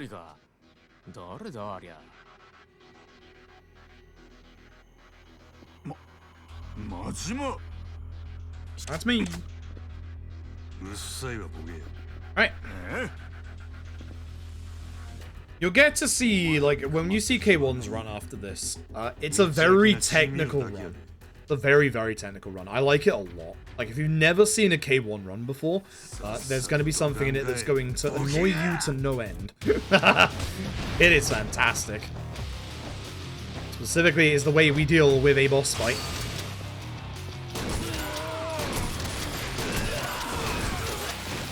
Yeah. Could have done that better, honestly. I think I went too far to the left. Because like, my first shot, like, actually hit all the enemies on the left side of the room. I could have done that in 4 shots. Like, I know I did do that in 4 shots. I could have done it better. 4 shots, I'm trying to say.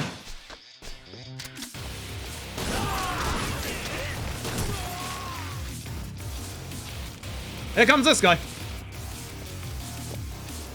This guy's a pain in the backside. I'm going to absolutely shoot him with a dagger. I'm going to take care of the rest of the ads as well in this time, but...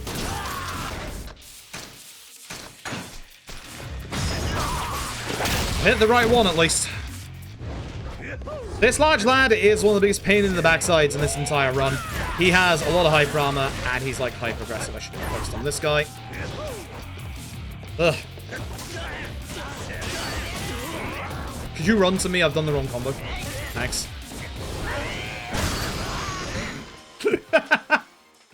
Oops.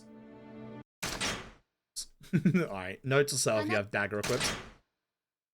That for the good old finale here. So we have the finale coming up, which is where we play as both Kiryu and Majima. My favorite finales in the entire series. This finale is fantastic. Got it all. Thankfully, I don't have to worry about using my knife with Kiryu anymore. Oh, done with that.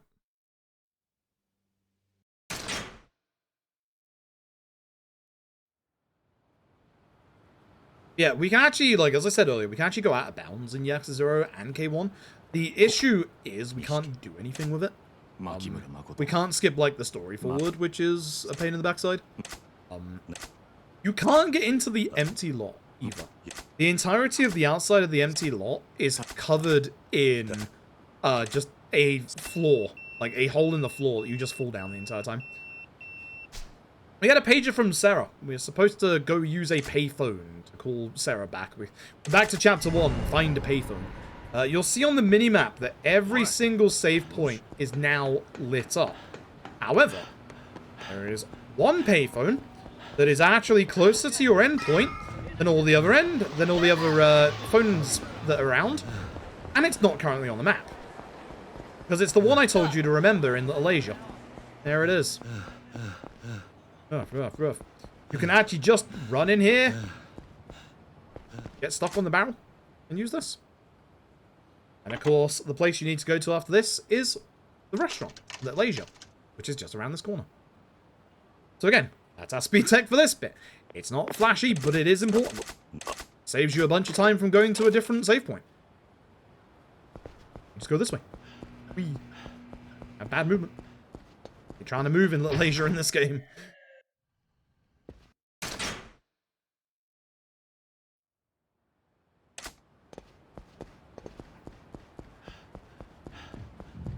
Is equipped, actually. What was the last thing we did? Kuze? A knife. Right? Oh, gun. Look. I want the Vincent Crossroads again. I've had good luck with the Vincent Crossroad today. Hey, Phobius. Run's going alright. We hit a glitch earlier. We hit 2 glitches earlier, so definitely not close to PB pace. Not that this would have been a PB anyway, because illegal run. Can't see my FPS because it's covered by the old charity stuff.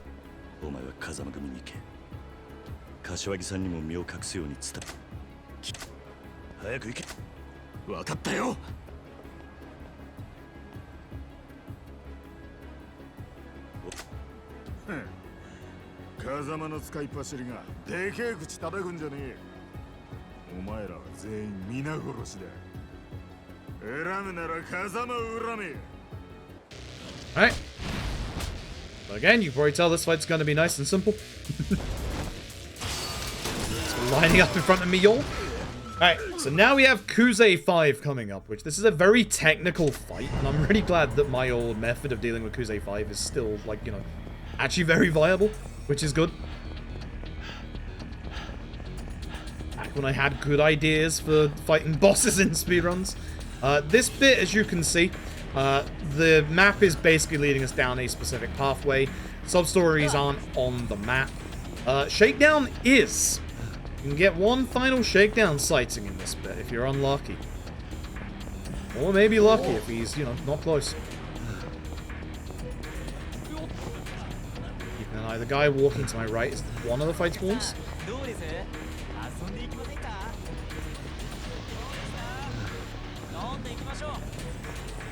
Won't be a problem in this fight spawn.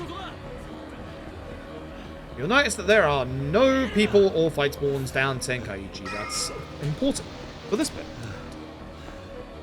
Right. Who's A5? Who's A5? This fight is cool. This fight is absolutely cool. It's a very technical fight. I like this fight. Oh, ow. We do this correctly. This fight goes very, very quickly, and it goes very, very well. We do need Kuze to not guard. We need Kuze to get hit in the face when we have the bike, hopefully. So the fun thing with the bike we're going to pick up, the two-handed electric scooter, you can hit twice with it. When it goes from its non-broken state to its broken state, if you're doing a specific attack, which is the strong attack, you can actually attack twice. And it connects twice. Super cool.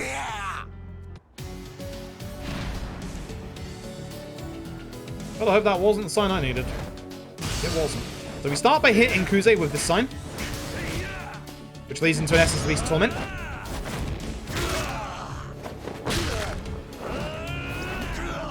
Gets him down to 2 HP bar value. Rush over to the electric scooter. It's very important we grab this, pick it up, and then start swinging at Kuze.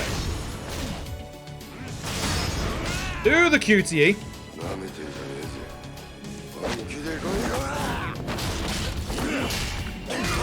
One more hit off than I wanted to with the bike, which is fine. Already up busted. We'll just finish this fight normally. You can charge forward with it with a strong attack. You can do it again. Unfortunately, he did guard that. Usually, you just want to do normal attacks. Hey, buddy. Hey, buddy. Oh, here we go. Here we go. He's acting like he owns the place again. Thanks, Kuze. Yeah, I should have done normal attacks instead of the strong attack. If my bike hadn't been in the broken state, the strong attack would have connected twice and it would have just ended the fight. But because one of those extra hits hit, I should have just done normal attacks. Cool. Yeah, no, I like his appearance in that edition. That was a very good actor change. Yeah, I don't want him back in mainline games. I really don't want him back in mainline games. I wonder, actually, if they would do a 0-2 like people want, and they would have him in that. That's the only way I would have him back is a 0-2. Like, I do not want Kuze back in a mainline game that's current day. Like, he would be so old, and I feel like that would be, you know, jumping the shark too much. Also, Yakuza Like a Dragon is $12 on GOG. Man, look at that. I would highly recommend LAD. It's a very good game. Fantastic game. Yeah, the stuff he does on YouTube is really good. In fact, he keeps posing with cats as well. It's fantastic. Alright, with that, we are done in the finale with Kiryu. So you might think at this point, because that's the point of no return right there. Game doesn't make it very obvious. You might think at this point, you know, what cool thing we're going to have to do with Majima before we start his finale. Let me show you. Because he returns as bartender. He can't return as the bartender. He's not dead. Can only return as the bartender if you are dead. Important rule. We talk to the door. That's it. That's all we do. Majima doesn't get a cool sequence. He doesn't get like a boss fight against Saga or anything like that. He just talks to a door. That's just it. that's just it. Anyway, we start the finale with Kiryu. So I need to pay very close attention here. Have to listen out for certain sound effects. Change to Brawler. It's also important we come out of the Kuze fight with heat. Dodge the gun, dodge the grenade, hit this guy with your Brawler heat. Run up the stairs, dodge. And there we go. You can just skip that entire first bit. I should have moved first before I did this. Shotgun. It depends on whether RGG consider Mine to be dead or not, because at the funeral event, there is no thing for Mine. Oh my god, just stop. Carry. I'm aiming the wrong way, that's why. Oops, that's wasted so many of my bullets. It's wasted so many of my bullets. Switch to Rush. If you're a little worried about HP, you can grab that Stamina Royale. You'll usually pick it up on the way through anyway, because it usually looks like that. This fight kinda sucks. It's gonna be a fight against a large lad with a whole bunch of hyper armor. Try and get the table rather than the chest. The table is good. The table is very good. But this guy will usually just, like, guard a bunch. I'm wondering if Tag Team Essence and Mayhem might actually be the answer for this guy, because you wouldn't get that happening.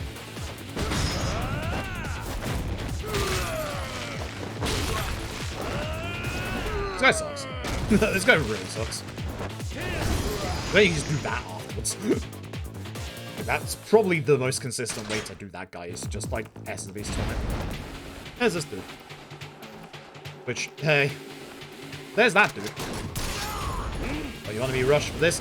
This bit sucks. This is gun corridor number 1. I am a little worried about my HP at this point, because ideally, I don't want these guys to, like, hit me here. We have to dodge these shots. Okay, I don't like the fact that you are alive in front of me with a chair. I've never seen him wait and grab that chair before. That sucks. Forward a bit. Usually I should use Beast here, but I wanted to hopefully catch both of them. It's fine. You're alive. He's alive. He is alive. You guys think...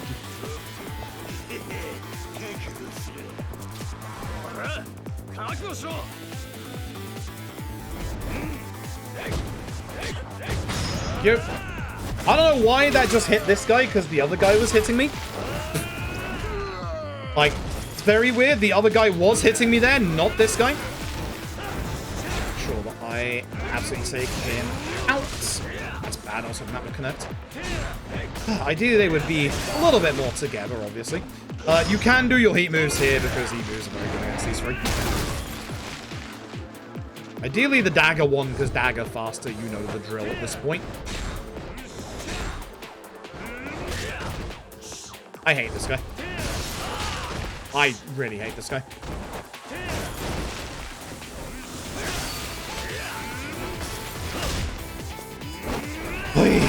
This bit's weird. I don't think you can shoot straight away. Also, there's like this little bit here, yeah, where you can't get through because your hitbox in Beast is actually bigger. Stupid as that sounds. Hitbox in Beast is actually bigger. My HP ain't hot for this next bit, so I'm gonna actually, heal now. That'll be easy safety. When going up the stairs, try and become Beast. I don't know if that's gonna count it or not. I was in the animation. Because you want to be Beast for the end of the next bit. And then we're back to Imaginary. It's time to go shooting in the Dojo Family HQ. That's a dagger, my dude. You can't shoot with that. Alright. I can't believe a lot of shotgun left over. Oh, hell, a lot of shotgun left over. These next three suck. Well, I'm glad we have a shotgun, because these three really suck. Just shoot the second you go around the corner. Don't give them a second. That's plenty of spare shots. Remember when we were in these stairs before, a similar staircase? You couldn't go up. Just go on. Kick, door. Nice kick. Okay, fine.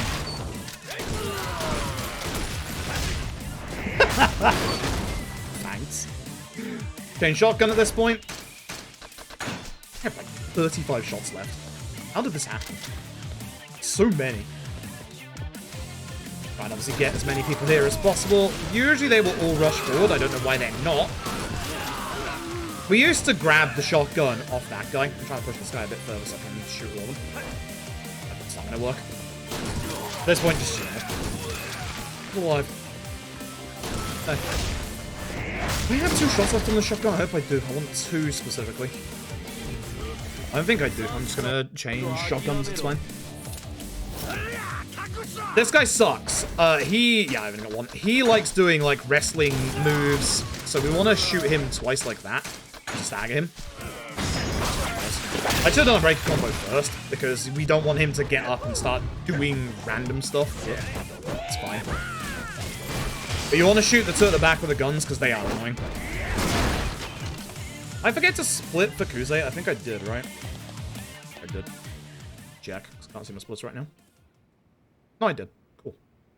I'm less than 2 minutes off. Oh, interesting. I thought it'd be way worse than that. Interesting. Very interesting. Huh. That's not bad for a de-rest.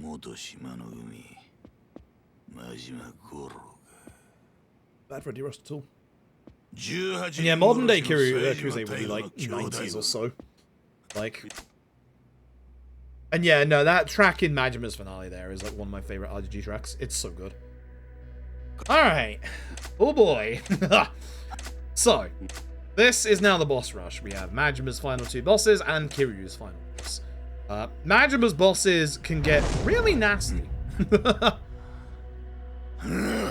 Old man grunting those. Majima's bosses can get very nasty. For Awano, we need to do a little bit extra at the start of this fight. For Lao Gui, we don't. So. This goes well.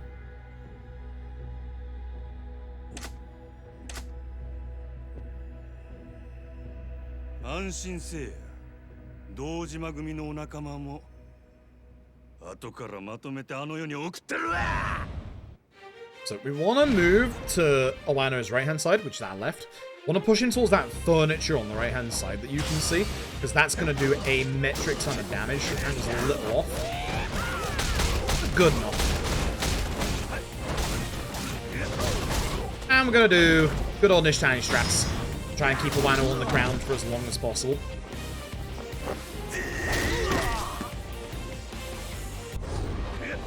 Get a little bit more damage on furniture. That'd be nice, but that's fine. That's some good furniture damage. QCE. Should be good enough. Maybe I wanted to do one more heat. I think it's fine. This doesn't do any damage, sadly. And this phase of Awano can be actually kind of scary. Nice cheer.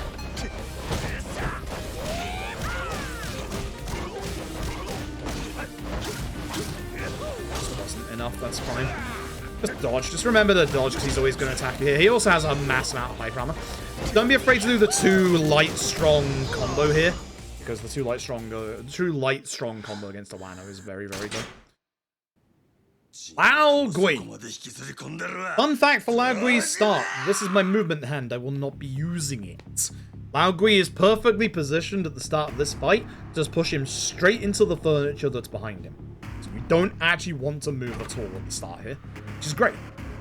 You don't have to think about this.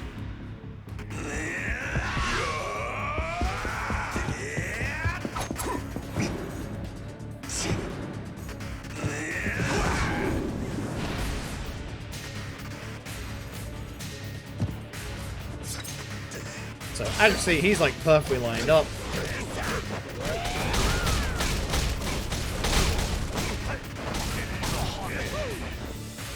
That is not good. Oh boy. Okay, I got him down.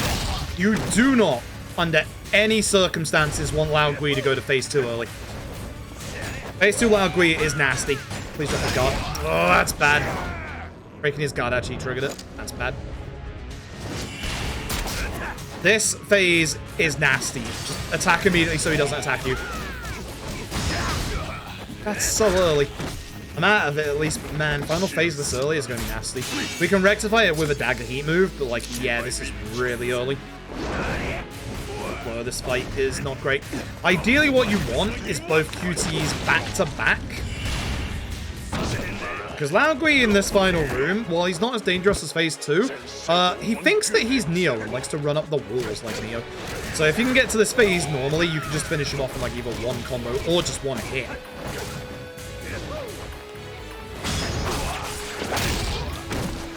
At this point, Who stabbed the dude?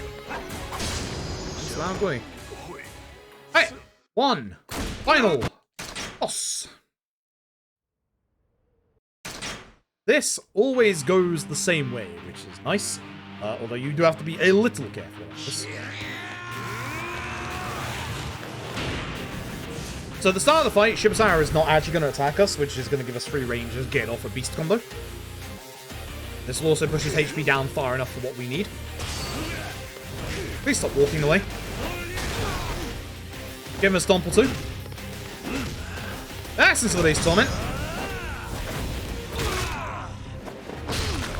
And this will push him close enough to his second phase. Get up another cheeky stomp and then another one to quickly get the QT. Once again, try and aim for the tables that are down here. This is now Beast versus Beast, and yes, we are tanking the entirety of this.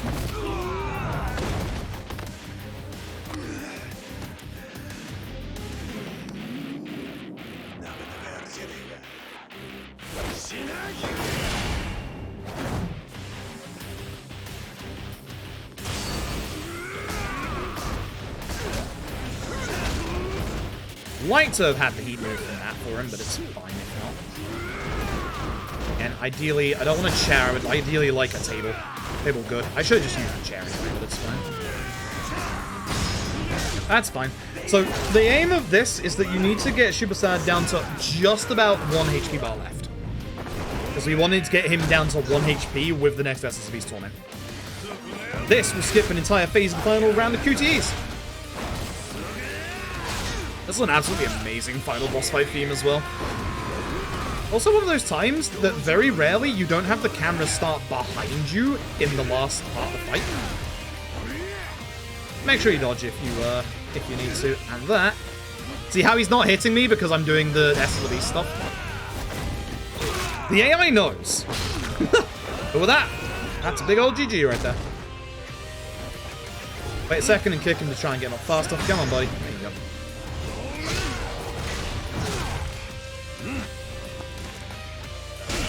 So you're supposed to have 2 rounds of this mash X square QTE.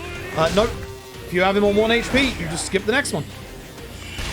Fun fact, you don't have to do the final QTE correctly, so you can just spam any button here.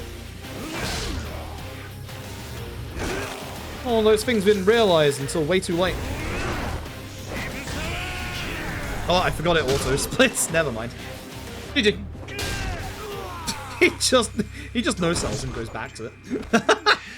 What the fact that you just, you can fail the final QT and it still finishes the video game. Sure. Sure. I think I was about 3 minutes behind from what I saw, like 2 minutes 40. That's not bad for a run I've not done in like half a year. I'll take that. There were some very good things, especially early on. My mid-game was kind of bad.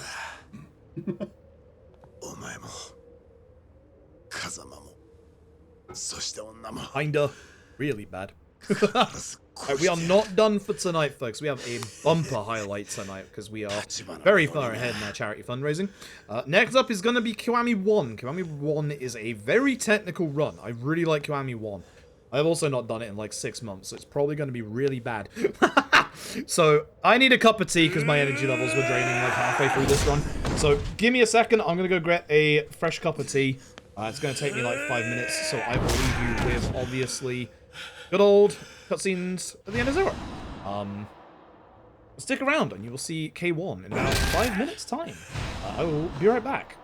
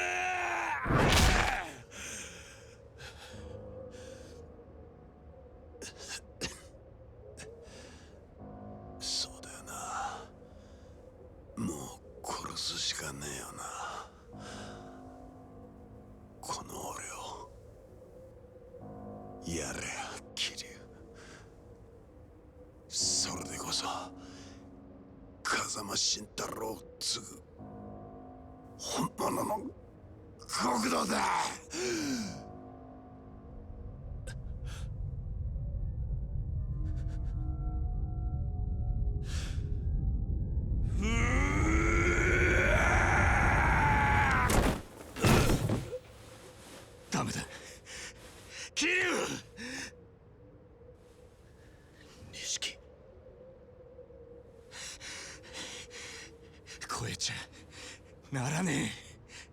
その一線超えちまったら戻ってこられなくなる。こいつ殺したとこで何にもならねえだろうが。お前勝手に先は死んじゃねえよ。兄弟踏みとどまれ。いつか最後の一線を越えなきゃならねえ時が来たら、そん時は俺も一緒に越えてやる。だから錦、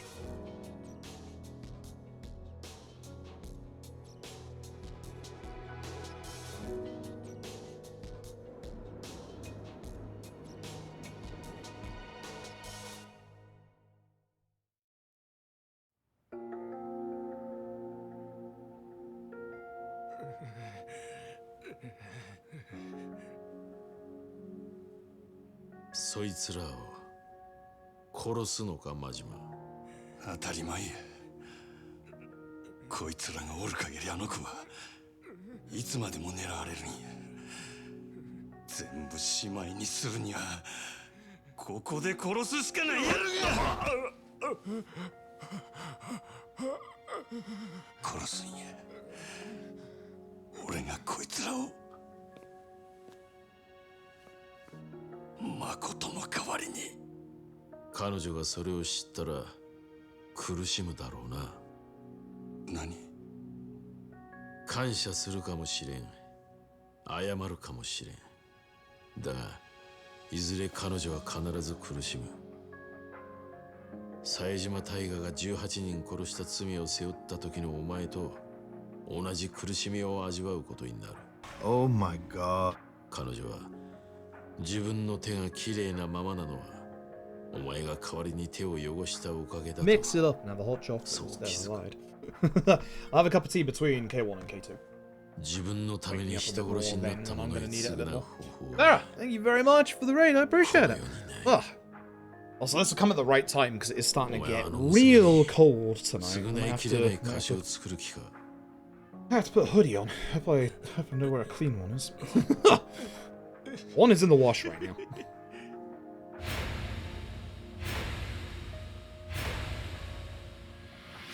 Oh, alright, so yeah, next up is going to be K1. Let me get my K1 notes up. Hopefully these are correct. Hopefully these are correct. Let's see. Not fully up to date, but they're as good as. It's got all the important stuff in it. It's very much got all the important stuff in it, so that's fine. Oh dear, oh dear. Yeah, I hope you all enjoyed Zero. We have K1 coming up next. And yeah, K1 is very technical. I love K1. K1. Are up to date K1 notes on SLC? Are there? Ooh. I haven't learned the blood skip yet. I did not get the time to learn that before today, unfortunately. Very, very, very busy. We messed up, so hey Dojima. As you will find out in the next game. 堂島さん、空の一粒はもう彼女の手を That 離れま would した。 be me. I'm the owner. Haha. うちが新しい土地の所有者です。1000億も出してもらえりゃあなたに売っても構いませんがね。Probably a good thing that Sohei Dojima doesn't go for this because the amount of times it blows up. 堂島組の時代は終わったってことです。Yes, it has. Alright. Let's go over to K1, shall we? Because we're going to be here for a good couple of hours still. So let me fire up K1. Alrighty. Still itching with this shirt. I should probably change this shirt. It's definitely, oh, that cutscene right there. Good. I definitely used the wrong, fabric softener with, this wash. Oh well. Surprised I can skip the credits considering, you know, this is the first time I've done Zero on this PC. Anyway, new PC, definitely good for this as well. A little tiny bit more smoother than old PC, which is nice. I need to come back and do more Zero runs. Okay. Oh, that loud. Alright, so So yeah, let's do some K1. K1 is very cool. There's no setup needed for K1. I am a little worried about one fight. I also need to remember. Am I going to remember? I'm not going to remember. So I'm glad I remembered now. I need to close my splits for a second. Speedrun stuff, Yakuza Kiwami. Any percent. More importantly, I'm going to forget. Edit splits. Activate the load remover. Compare against game time. Like I said, I was gonna forget. I was absolutely gonna forget. I'm really happy because I finally got, like, it's not important for like the leaderboard, but I finally got my sub 2 RTA real-time K1 run. Finally happy with that. Does K1 have the same issue as 0 does? Because for those who don't know, 0 has this really weird issue where you have to like specify an actual control scheme for the DualShock to get noticed. It's really weird. Really weird. So I've got to change my directory, so let me do that real quick. Yakuza Kiwami 1. Boom. Alright, let's do this.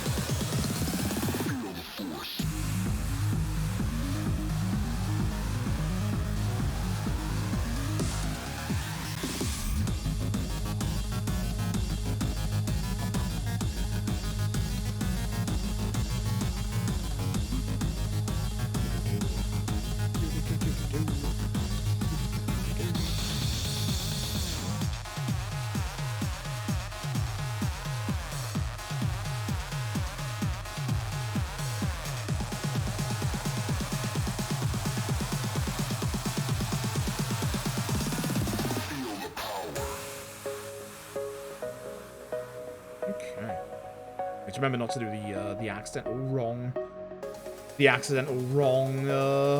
ability level up. So remember I did that once. Ah. Okay, good, you're right. Sweet. Oh, it is Jingu time. Not a Jingu wheel, but it's Jingu himself.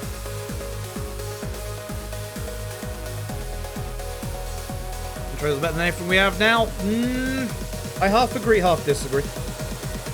I like the fact that, you know, we don't get spoiled on the games now.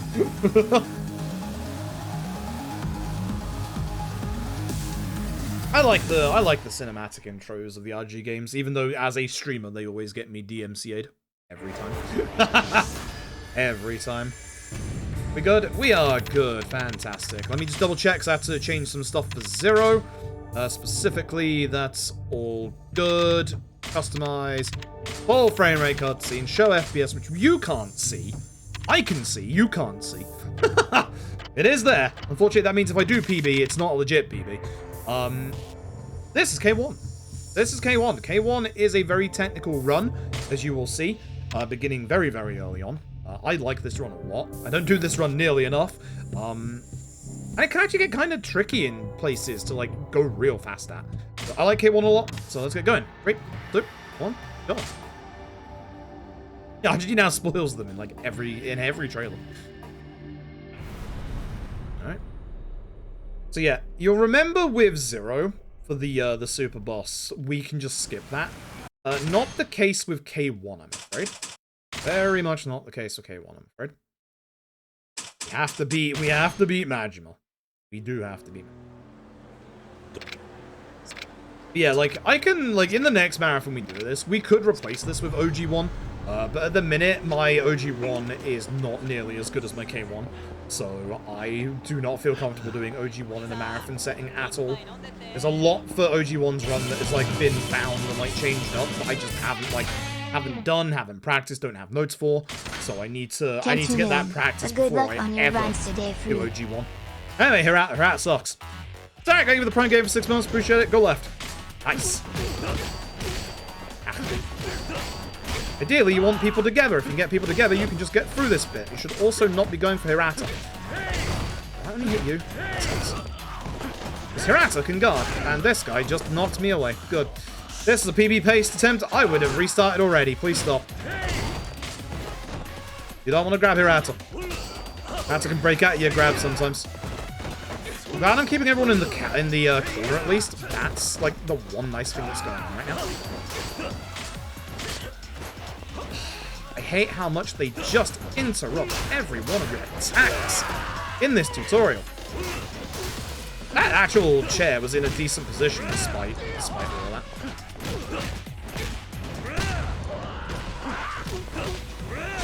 I was hoping he wouldn't guard that. Should've known he would. I hate her out. I hate her out so much. If you want a good K1 start, you need to get below 130. But again, I'm not going for PB pace stuff today. It's for charity. It's just to show off the runs. But you ask anyone who has run K1, everyone hates Hirata. Literally everybody. Literally everybody. If you go for a good time in like K1, he is such a big reset point. He sucks. Like, he really sucks. So does this guy, actually. This guy ain't. You won't break out of your grab. Yeah, I didn't actually realize. I'm guessing, for me, I've had it, like, happen more with Hirata. Rear combo is nice, because that means I only need one hit here. The second one will never, like, count as it connecting, which sucks.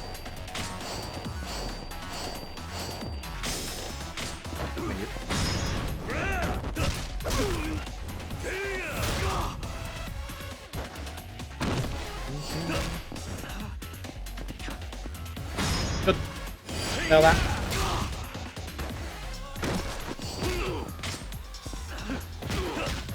Do full combos because I missed one. Ah! Yeah, I missed a hit, so I had to do a full combo there. If I didn't miss a hit, we could have just done a free light strong. As per usual. Anyway. That's the end of those tutorials.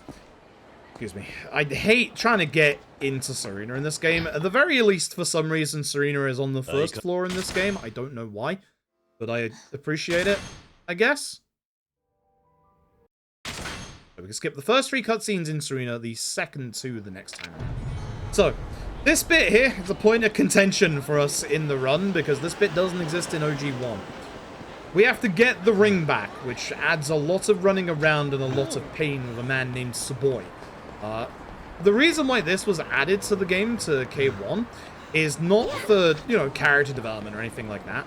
It was literally because of the PS4's install feature, where you could, you know, install a certain amount of the game, play up until that point, and then, you know, download the rest while you're also playing.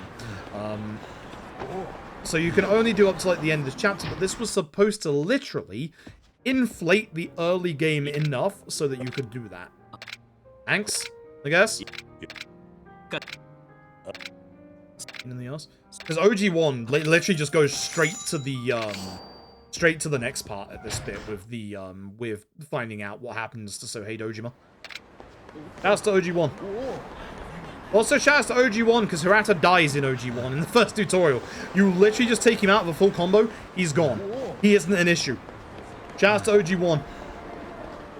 No shouts to this man, this is a boy. Guy's a pain in the backside. Less so these days, but he's still a pain in the backside. Oh, that's nice and warm. Good. Yo, 160 gigabyte hard drives. Me one of them.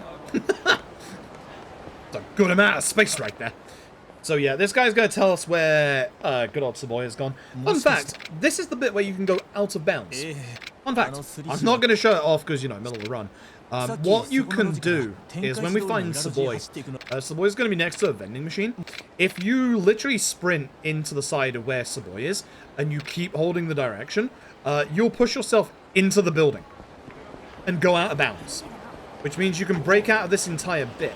Now, RGG are very good at keeping you on the beaten track of their games. In Yakuza 4, we have a sequence break that just doesn't work, where essentially you can skip an entire cutscene and walk around Kamurocho perfectly fine as Saejima.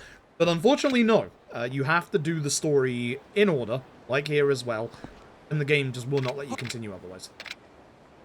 It's a genuine shame. Otherwise, we could skip a whole bunch of stuff here. Hey, wait. Saboy is over here. Down behind the sign on the right.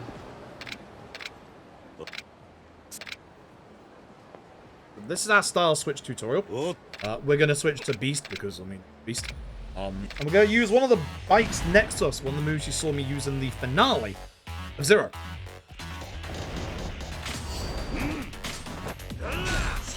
If, big if, we can keep full HP for this bit. For Saboy here, and just for anything at this starting first chapter, we do way more damage. The reason for that is an ability that we will be getting in Chapter 2 when Kiryu loses all of his abilities, called Destroyer's Secret Gorged. What this ability does is it raises our attack power exponentially when we have full HP.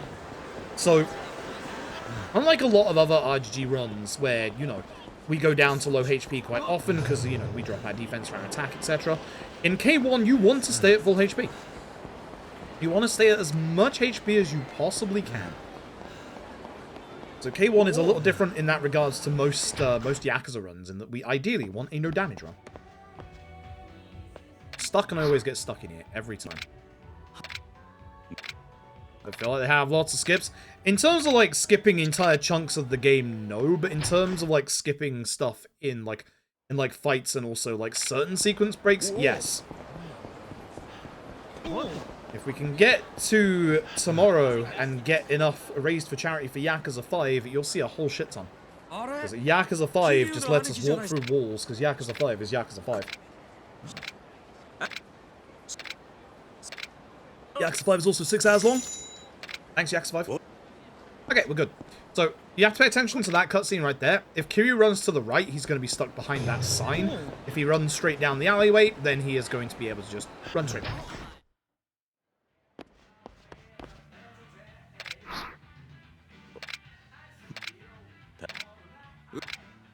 But now, you'll see the speed text that we have in this game. It starts in Chapter 2, but it gets really impressive in Chapter 3. Because there is a point that everyone knows that is rather tough at the start of Yakuza Kiwami. I'm talking the Majima fight, I am talking the Shimano fight.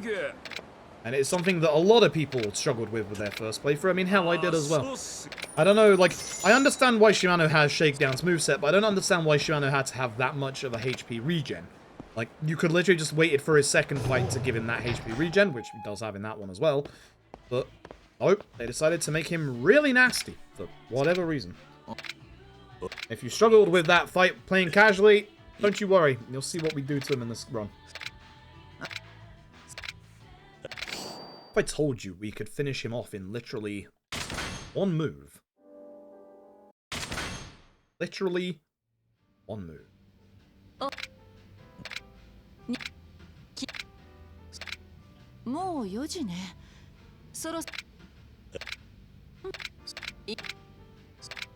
It works no matter the difficulty.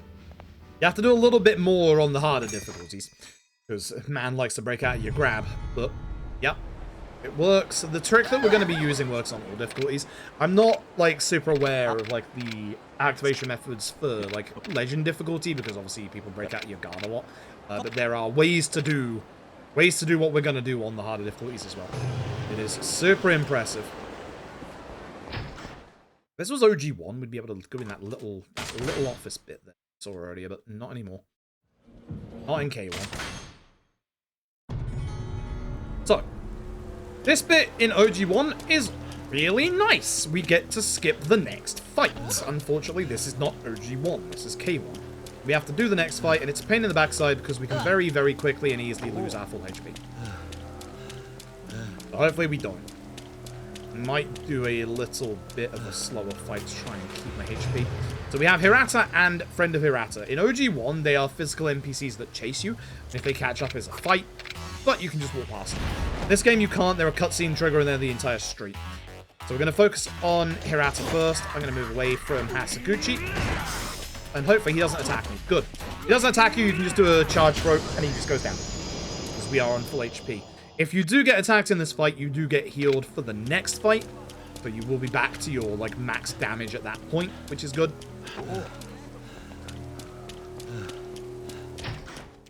Cool. That, we go to prison. For the first time this weekend, eh? Hey, Kiryu, actually, as well. Considering the end of Yakuza 5, start Yakuza 6. Alright. So, let's start off by grabbing the guy to the right and just throwing him to the ground. Pulling my heat a little bit. Hit this guy. Go to old Brawler and hopefully get these two together. No, I moved too far. So, with, obviously, this, you can just do double white into strong. And we have inmate number 1356, who's a member of the Nikio Consortium. Gonna grab him. Gonna do a charge throw, and then we're gonna do a heat attack. That's the end of this fight. Surprisingly. Down D-pad to change the dragon. Try and kick him to get him up quicker, and then do the heat move. This is your extreme Kiwami attacks. We are gonna lose those in a second. You would be surprised. We don't really need them in the run. You really don't need them in this game, as you'll see.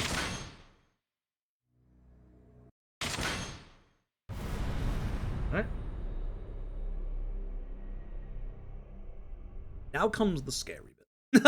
Now comes the bit that I have to do correctly, and this bit... So, K1 is actually a decent Yakuza run to start off with. Same with 0. The only point of contention for learning K1 is this next fight. But once you know what we do specifically in this next fight becomes a lot more manageable. Becomes very, very, very manageable. There are still going to be times where you're going to have such bad RNG that, you know, it goes wrong. Learn Max Crush. This is a charge throw. If you saw me use the charge throw against the guy with Hirata earlier, that's the move that we have just learned. Because here's the issue. The cutscene trigger's right there. Ooh. Good. Held off my stamina. Majima. Remember how we fought Shakedown here in 0 and how I said Shakedown doesn't give you a reward? Majima does, and we want it. So, Majima's going to do one of a couple of attacks at the start here. We want him to try and ideally actually spin. If he spins, that would be really great. So I can just get past him at that point. But essentially, we are going to change to good old Brawler. Move away from Majima. That's also fine. That's not the actual sign that I wanted, thanks. Throw this sign. Wait, it's not working Brawler. Am I losing my marbles? It have to be Beast. It have to be Beast. You never knew that. Yeah, it does. That move is the bad one. Okay, this is going horribly wrong. I do have a safety save to reload here if I need to. Fucking god, I swear to god, Majima. Come here. I'm going to throw you on the ground first. You are not behaving. You go over there. I can do this. And if you hit him with the sign and he doesn't guard, you actually get full heat, which is what I want here. Fortunately, that breaks the sign as well, which is bad. I'm going to have to use this early. So, I need to watch the damage I'm about to do with the heat move of this bike. You'll notice that's a little bit more than it should be. You don't go down yet, do you? No, good. Unfortunately, I can't get my heat back quickly, so... You know, you are being a pain. We're just going to do the old-fashioned way, I think. Good old Majima. This is not going well. Come here, I'm going to throw you on the ground. I need to build my heat up as much as I can, but it's just not happening right now. Use the old sign method. Come on. Okay, so I want to go into Brawler, and I want to be focused on the buildings, because that stops its HP regen for some reason. This is not going well at all. There's no furniture near me at all, either. Oh, man. I might restart this, because this is going bad. Come here. I gotta get weapons. Come here.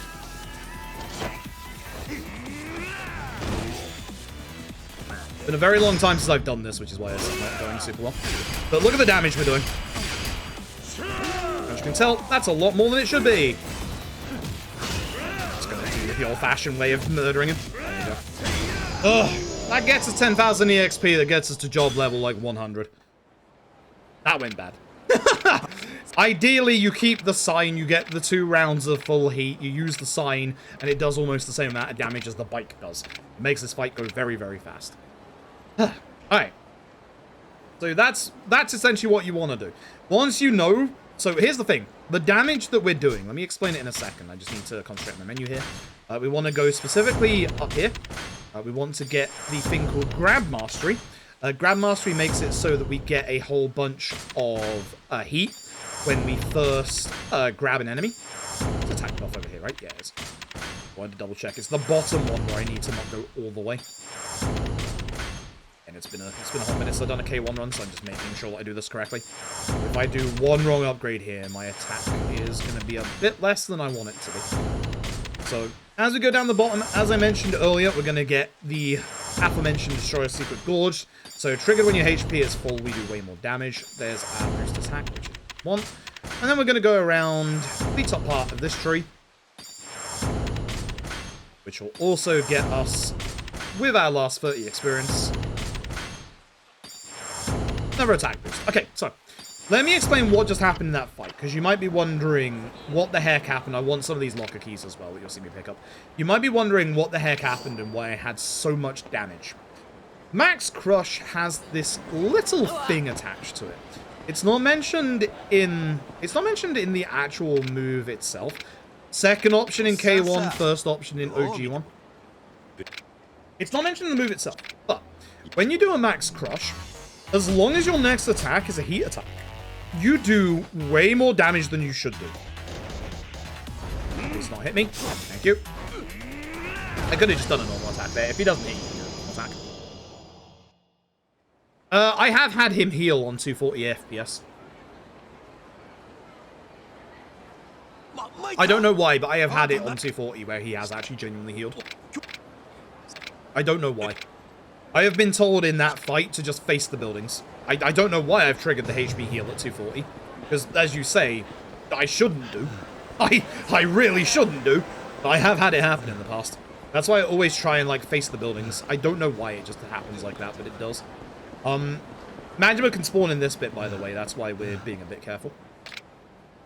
And at 240, yeah, I think you have to face the buildings.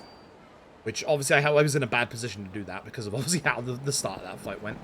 You want to run before you hit those stairs as well. If you don't start running, you get, like, a really slow walk animation. Yes. Top option, both OG1 and K1.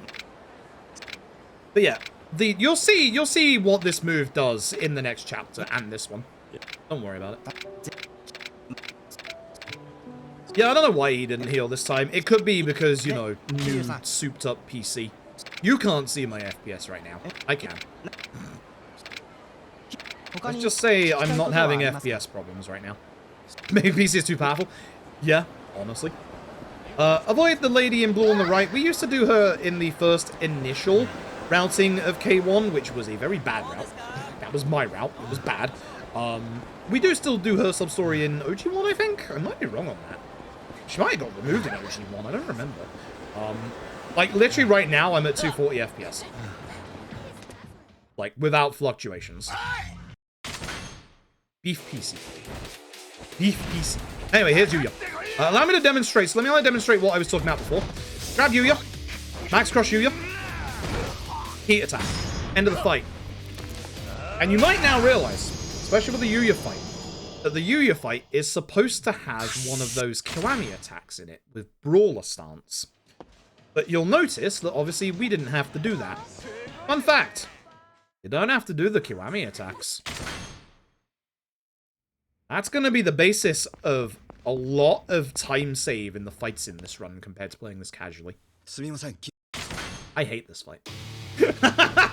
You'd think a normal fight in Stardust would be fine. I hate this fight. I hate this fight to bits. I need to keep an eye on the guy on the left that has the knife, and ideally I'd like to hit him with this heat attack. He did try and stab me there, so he did have to move. Like, actually, is not going to go down super quickly. I would like to grab this lamp. Please grab lamp. Don't even get hit by that guy. Hit everybody in this time. And now I need to go find the knife. Hey, here's a question. Where'd the knife go? There it is. I see it in the middle of the floor. Can't find it. And stab. You don't have to do fancy max crush. You got, like, not even full HP. Just stab the guy with the dagger. That's all you have to do. Bunch of time in this chapter because my Majima fight was terrible. Anyway, here's Shinji in his Sword Art Online face. That leather jacket. I think you might be right. I think new PC might be too powerful. Although, fun fact, I'm getting 230 FPS in Stardust. Stardust too strong for PC. Stardust way too strong for PC. So again, yeah, if I PB in this, it's going to be like illegal because you can't see the FPS counter. It's covered by the charity stuff. Matrix. I mean, Matrix makes more sense considering, you know, the time period. Man in his leather jacket. Stardust is the true endgame. So, the moving past the people in K1 is a lot easier than OG1. You can get really close to them. OG1, you can't. But OG1 has a similar method that we go through here. But in OG1, you can also just run straight up the middle, which is great. For this guy, doesn't matter which option you pick at first. I think the top option might be faster by like half a second. Second option must be form a dojo. Do not do Kazuma, because this guy used to be a member of the Kazuma family. Or is a member of the Kazuma family, and he'll be like, I don't know you, and then boot you out. This next bit is exclusive to K1. For some reason. I don't know why. This is not part of the whole, you know, early install stuff with the hard drive. This bit, for some reason, got expanded on, because this bit is extreme.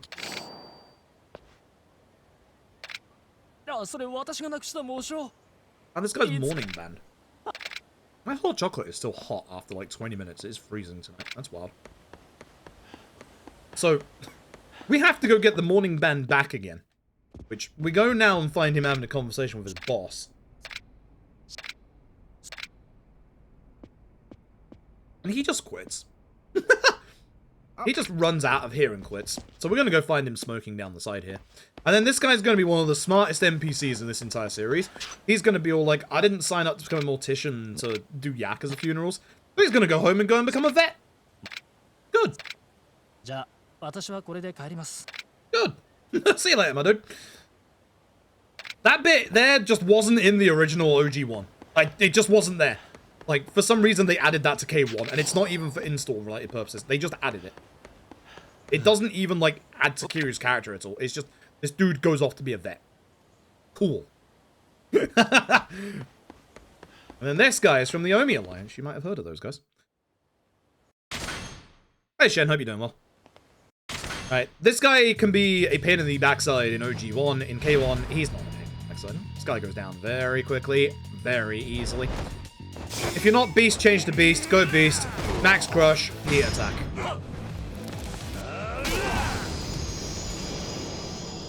Also, Shinji's literally waiting on the other side of the door and just to do this fight right now. Alright. I don't know if the shop has actually changed since the old days. I'm actually going to do the old-fashioned way because I'm more used to it. Instead of, like, the newer stuff. So, we go speak to this weapon dude. We do the same in OG1, but we buy different things in OG1. In this, 8 toughness C's, and more importantly, a dagger. You'd have seen with Zero how good the dagger was in that game. It's about to get better. As you'll see. Yo, I play Sunpool, hope you're doing well. Why did you pick Yakuza Dead Souls? Why? You could have picked any game. You could have picked Kenzan. You could have picked Kenzan. I hate trying to control this bit with a DualShock 4, it sucks. I'm actually genuinely tempted just to go to the mouse and keyboard for this bit.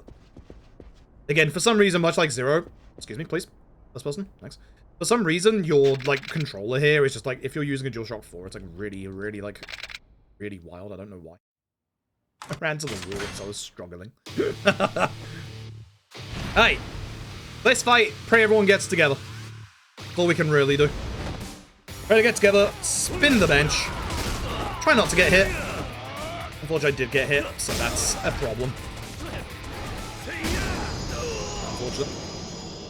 If you're lucky, they all go to the same position, and you can take them out with one swing. Really good. That's scared for Funeral. With my HP being down by 1, that dog actually sucks. Now everyone's going to take like 1 more hit. I like the fact that you survived that. Should be using strong attacks here. Okay. Now we're going to run. I've already taken a hit, so unfortunately it's going to be a little bad. I think I can still do... No, I can't have to do the triple. Just because he fell down what was quotation mark stairs, it was fine. 2, 3, hit. Grab this lantern, throw it towards the back. It's kind of gone a bit too far to the right, but it's fine. Wanna switch to Beast, grab this, and start swinging. You should probably guess. I'm hoping that everybody will start like walking down apart from the 2 knife throwers, but they are really not gathered together at the moment, which sucks. I'm gonna go after the guy who's still alive up there at the same time as these guys. Grab dagger.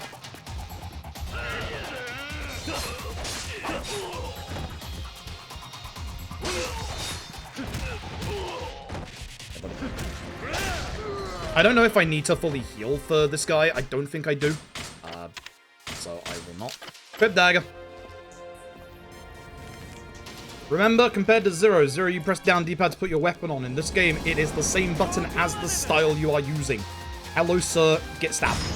Thanks.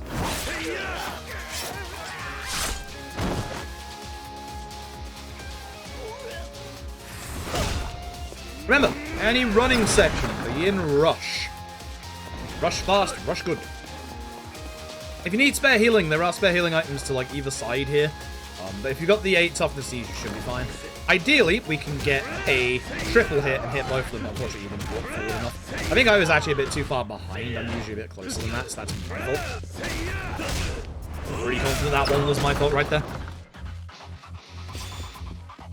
Yeah, if I was still on like full HP, I'd be able to take care of these guys in 2 hits rather than 3. That's the downside of obviously, you know, taking a hit. These are kind of a pain. They usually will like split up and scatter a bit, which is a pain.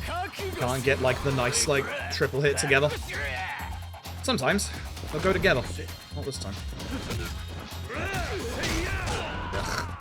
At least get 2. Come here, buddy. Again. Rush.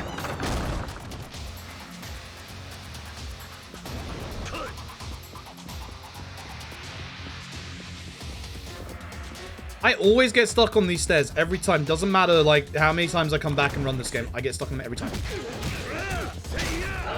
Nice triple. Thank you very much. I don't think that guy died. That's why I stayed in Brawler for a second. And here we go. Let's start taking care of some of these enemies.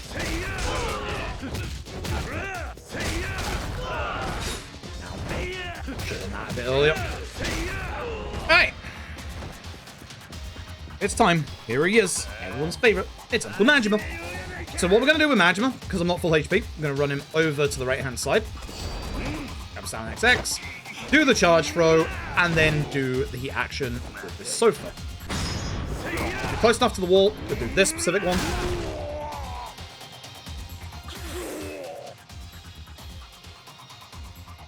So I'm going to heal till Shimano. I'm going to lose time because obviously I'm doing that, but it's fine. Stack you like that. Okay. Got hot chocolate everywhere. The grateful gambling holding nose need a heat recovery item. Okay. I will probably do the old-fashioned method then. They got together really nicely for once here. Oh. Anyway. Hands up. If you ever struggled against this guy. You've never seen a K1 speedrun before. Now comes the part that's going to make you mad. Here's what you want to do. Into your inventory. Heal to max HP. Grab Shimano. Max crush Shimano. Get the knife out. What's his HP bar at the bottom right hand side of the screen? Oh yeah. Now, you're beginning to understand the power of max crush. Now, you're beginning to understand. It's cathartic. It's amazingly cathartic. After how much of a pain in the backside he is casually. Oh, it's so good. That's so good. The reason why that works is because of, again, the aforementioned max crush heat damage and also being max HP.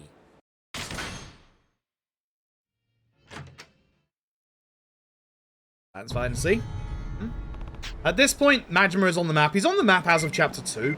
But obviously we're not in camera during Chapter 3. So just remember that. He is around quite a bit. I mean, he's right there. There's a pain in the backside. I was hoping that would despawn him, but he's actually going to walk by a bit, which is good. I'll just go with this. Not ideal. Would have liked him to go away. Is he close enough to be despawned with this? I think he is, right? No, he's not. We'll go a little bit further out of the way. There's the thing about Majima fights. Getting into a fight with Majima is going to lose us time. We don't want to do it. But if you do get into a fight with Majima, you won't have to worry about him for the rest of the run.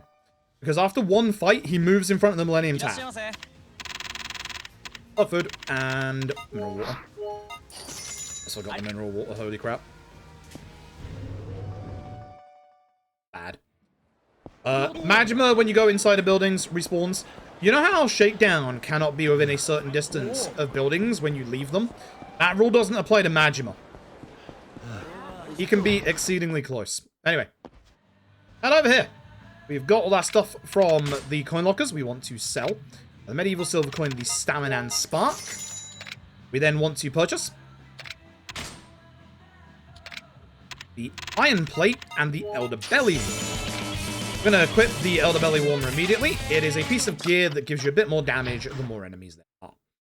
The iron plate is story related. We need a plate to store the water in for the dog, which you don't need in OG1. You do in this game. Thanks, K1. So extreme. Yuri, thank you very much for the tier 1 for 9 months. I appreciate it. Thank you very, very much. Peter Bob. We have enough completion points at this point to get a little bit of stamina, which helps out a lot because that enables us to get to the taxi here, which is good. You can see in this game how much even one extra level of stamina gives you. Like, it gives you way more, which is really nice. We're back. We're back to the place we just came from.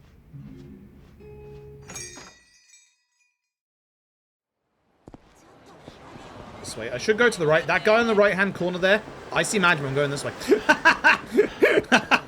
Alright, mine made up. I'm going this way. Hey, Majima. The guy on the right there is a sub-story. These two aren't a sub-story, but they will stop you to talk about Pocket Circuit for like 3 seconds. So, remember that they are there. Because they're going to disappear at one point in the run and then come back like 20 seconds later. So you have to be very, very careful about that. Hi. And into Bacchus, and we meet Araka.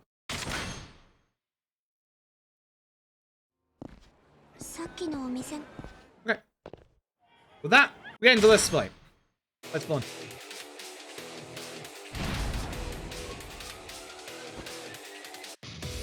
Gonna dodge past these guys, grab the bike, and start swinging. And hopefully take care of Kimura so he doesn't murder me, and then everybody else. Again, ideally keeping my HP in this fight. That sucks, but that's fine. Let's do this. If I can keep all my HP in this fight, the last fight of this chapter is going to go pretty smoothly, fingers crossed. Alright. At this point, this is where you need the dog food, a plate, and the water to give for the dog. You give over the dog food, that's all you need in OG1. And then here, we just give over everything else automatically.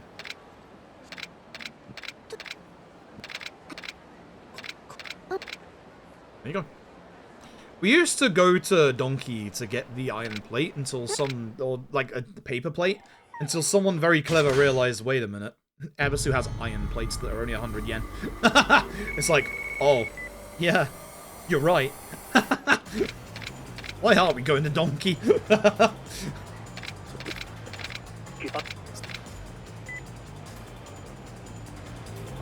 Alright, so, there are actually fixed fight spawns in this bit. We are going to go a very specific route so that we don't do any fights whatsoever. I've missed old engine movement. Need to get used to it again. So the quickest way to go back to Serena is down that alleyway to our right. Might be wondering, okay, why are you not going down there? If we go down there, there is actually a fight we have to do. So instead, I go this way. Because there are no normal fight spawns in this bit. There is only fixed fight spawns. Which means that by going around this way, there's no Majima either. Certain bits make Majima and sub-stories not spawn. And because of that, we can go in here, and we get into no options. Which is just a bit quicker than going down that alleyway and getting into the fight.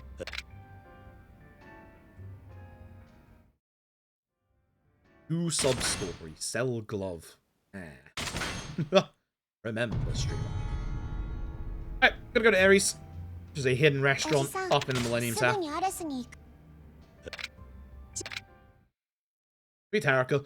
In this bit, you have to go down the pathway to the top. I believe Majima is in this bit. I'm not sure if some stories are. We can't go the other way. It looks like you can, but we get stopped by Haruka herself. We run to the right here. We get this conversation with this policeman. The quickest option is the bottom option. All roads lead to this dialogue right here. So just doing this one skips all other, like, extra dialogue in any of the other choices. Hey, Enzo, I hope you're doing well. Doing alright. Tired. Tired, actually. Energy levels a little waning tonight. Make sure you run over here and get this cutscene. It looks, you can actually skip straight into the main tab. If you don't get this cutscene, the story bit doesn't, like, carry on. Don't know why. Weird. So yeah. Alright, OG1 has the stairs immediately, K1 doesn't.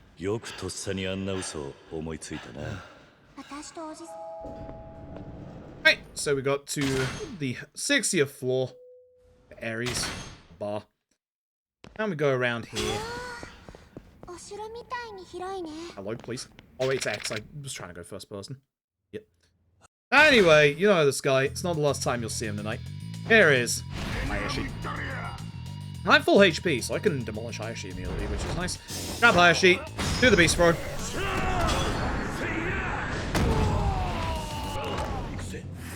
Hit all the other ads in this time and hopefully not get hit. Actually, you should be stunned right now.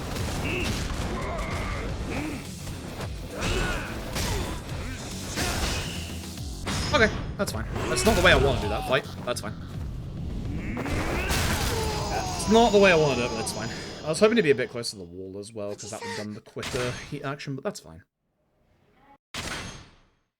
The Hayashi fights aren't that great, to be honest. It's like one of the places I do have to improve in my run. Alright. Chapter 5. So in Chapter 5, we are going to do a sub-story. We're going to go out of our way to do like one extra little thing. I want to speak to you. I want to speak to Date. You're forgetting it's Haruka first. I'll speak to Date. Go away, Haruka. Hey, we got to go to West Park. We got to go meet the florist.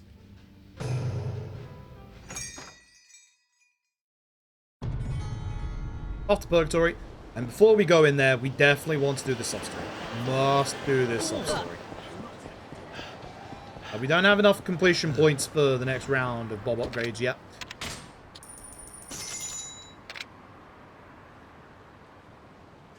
So we're going to turn around here.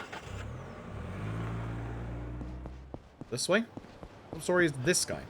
This guy is the road ogre or the road troll. He's going to keep asking for money every time we go past him. So we're going to fight him.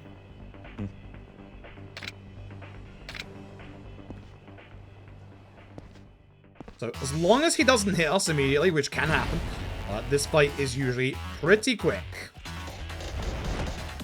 Grab him. Charge throw him. Stomp. That's the fight. So if you're wondering why we're doing this fight, one is to open up the road for later, but two, it's for this. The leech gloves.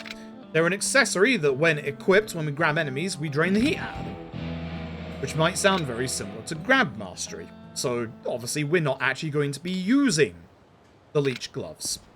So you might be wondering, why do we get the leech gloves then? Again, I need to demonstrate. Leech gloves are very good for a different reason. I saw the sign. I didn't care. I didn't care. I'm just carrying on. Homeless guys have guns. We get saved by good old Gary Buster Holmes. Legend himself. Go to weapon shop, sell equipment, and you'll see the leech gloves sell for $500,000. They're pretty good. They're very good. At this point, we need to unequip everything. We are not allowed to take things into the Colosseum in this game. The only game where we can actually take stuff from the Colosseum is K2? In terms of speedrun stuff. K2 lets us cheat. K2 definitely means Kiwami is extreme. Kiwami is very, very extreme. And then we meet the florist. So the florist wants us to do 3 fights here in the Coliseum. Because of the upgrade route we've got, these fights are very, very easy. We used to have to do a little bit more for the last fight, but thankfully we don't have to anymore. Pretty road. Alright, Deep Feldman. Grab, Max Crush, Heat Attack. Surprise.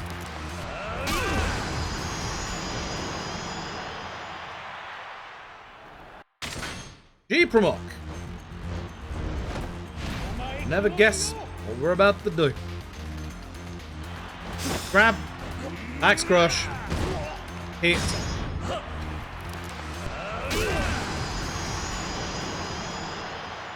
And the legend himself, Gary Buster Holmes. So with the very old upgrade route, we had to do a little bit extra against Gary. We had to like let him get up to do another Max Crush for enough damage before, but now we don't have to. See you again later on, Gary. Alright, cool. That's that. Literally, that's that.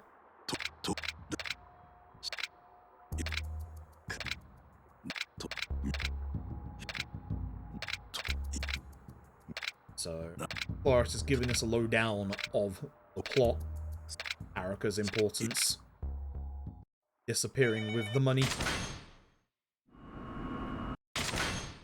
Find out Date is in trouble, so we've got to save Date. At this point, we want to go back into our equipment, put back on the dagger, and of course the other belly warmer. So at this point in OG1, we do a little bit something extra. We actually go and do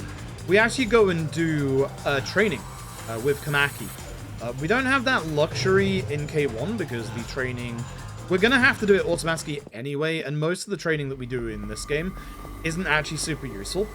But in OG1 there, the first round of training you do is actually very useful. It teaches you to be stronger with a sword and also do like less, like change your combo up. It's really nice. Oh my god. Okay. Okay, thank you very much for the raid. Hope you're doing well tonight. Next heat attack is dedicated to you. Hope you're doing well tonight, Milky. So I'm gonna grab just one unfortunate fool in this fight, and I'm just gonna swing him around everybody else. At this point, we just start punching people. We, again, ideally want to keep our HP on max, because if we do, we can just do double lights into a strong, and that's pretty much the end of the fight.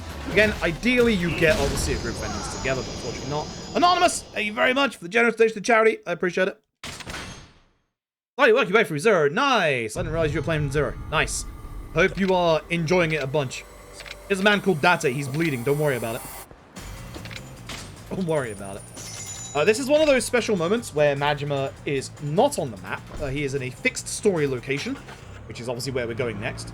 Anytime that there is fixed story positions where Majima should be, he's just not going to be on the map. There's a good couple of those, actually, in the run. In OG1, he's supposed to disappear after this until the end of the game, but with K1 having the Majima Everywhere system, they kind of have to, you know, bring him back. Hello, I know that's where I need to stand for the cutscene. Thanks. Anyway. Once again. Nice and easy. Watch this. You don't even need to change to beast. Stab Majima. Look at the damage we're currently doing. Wild, isn't it? So Majima will not go down until you have seen all of his phases. Double punch. Watch out for this guy. He also needs a little bit extra because he has the HP. By Majima. Just make sure you don't get hit by Majima. Ideally, you don't get hit by any of the enemies, so you can keep, obviously, all this damage that we are doing. Could you drop your card? Thanks. If you can pick up a baseball bat as well, baseball bat's actually pretty quick in this fight. Anonymous! What the heck? Anonymous, holy crap! Anonymous, thank you so very, very much for the generous donation. Thank you so very, very much. Wow, thank you very, very much. Hits us to Yakuza 4 tomorrow. Oh. What a bumper day today, remember. After this, we are doing 2 and 3 as well. What a bumper day today. Wow, thank you very much, Anonymous. Thank you so very much. Thank you for donating generously to charity. Thank you, everybody. I appreciate it. Hey, Kios, thank you for the luck as well. Appreciate that. Leave? Leave? Leave? Leave? It's been a while since I've done K1. Leave? Yes, Mozart. That bit is really dumb. That bit is, like, actually really stupid. Like, I complain about it every time I run K1. It's really, really dumb. It's, like, so out of character for Kiryu. Like, it really, really is. Alright, we still don't have enough completion points to be able to get the next sprint upgrade on off of Bob. The new route actually doesn't get the new sprint or the next sprint upgrade yet. I think it delays it until like way later. I'm gonna do the old route tonight just because I'm like more comfortable with it. And then I'll come back to this hopefully next week actually. I'll come back to this next week and do like a run with the new route. But yeah, the hitbox for Kamaki's training is the entirety of this area. If you run to the right, it's a bit quicker to hit it. Obviously, we have to get the shot stopper, which was useful in the run, then wasn't useful in the run, and is somewhat useful in the run again. Back and forth. So, again, ideally don't get shot. We need our HP. Remember, you can't do a heat action directly after a heat action. So we're going to hit this guy first. The other guy shoots in that time. Putting his attack on a cooldown. I'll punch him like 3 times. Please. Nice. There we go. Guess the second sprint upgrade gets the beast and the fly instead. Okay. My man's having a good time. Let's get I should know that. But just remember that you were in Brawler after this fight. It's very important for the next fight that we are in Beast. That completion point is enough to get the second sprint upgrade. Obviously, the new route, you wouldn't get the sprint upgrade, but again, I'm just going to do the old route because I remember it. I very much remember that one. We used to, speaking of old route, that locker key on the right-hand side there, we used to grab that for money. Back when we actually used the Goemon that we're going to get as a reward for this section here, we no longer use the Goemon. We no longer, like, actually, like, use it itself. We are going to have a use for it, but that use is, of course, capitalism. Always money. When in doubt, always money. We also do a, like an actual like ability upgrade like session here as well, but we don't need to do that yet. We can hold off a bit later with this route, which is nice. Very nice. Less menuing, a bit more smoothness. Get to meet Tamara again, who's supposed to be dead, but he's not dead. Very much ahead of me. It's me, the guy you met literally an hour ago that we spoke once. It's this guy. It's this guy.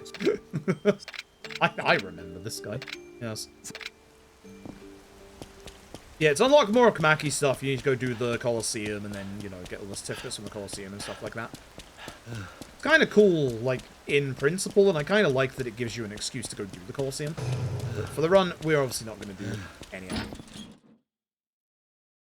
See, taxi. Up to the batting center. This is one of those points where I believe Majima is on the map. I think he is now back. Again, in OG1, he's supposed to be in hospital until the end of the video game at this point. But, Dog? They needed an excuse to have Majima everywhere. If you see those 3 in the middle of the street without umbrellas, they're a sub-story. Watch out for them. Hey, this is Taxi. This is the florist's son. He's a dumbass. He's run off with the daughter of the Yakuza family because he loves her. But he won't tell her that he loves her. Anyway, here's what I'm gonna do. Let's change the beast. I'm gonna stab him. That's how you solve problems. That's how you solve problems. Anyway. This is the B King. The B stands for baseball. We're going to grab the B King, spin him against all the others, and then there's going to be 2 left, and we are ideally not going to get attacked by them. They do love to attack quite aggressively, so be careful. Especially this guy.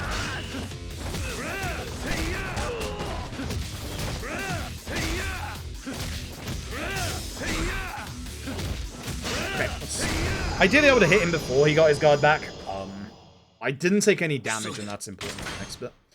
Like, you go so much faster if you can just, like, not take damage. Because, like, these fights do go a little faster, which is good. Those 3 are a sub-story. This is one of the points where you will likely see Majima. This is, like, the point where I see Majima the most in this run. This bit that we just passed is really weird. It's a loading zone. It doesn't look like it, but when you run past it, if you have an enemy spawn on you, then you can just get rid of it. I almost said anime spawn. You definitely don't want anime to spawn on you, chat. That's never good. That is very much never good. I think the thing you want to do in this bit is the heat attack with the vent of you. But I don't remember the positioning I need to stand in for this bit. Instead, I think it is just there. I'm just going to do this old-fashioned method. It is very old-fashioned, this method.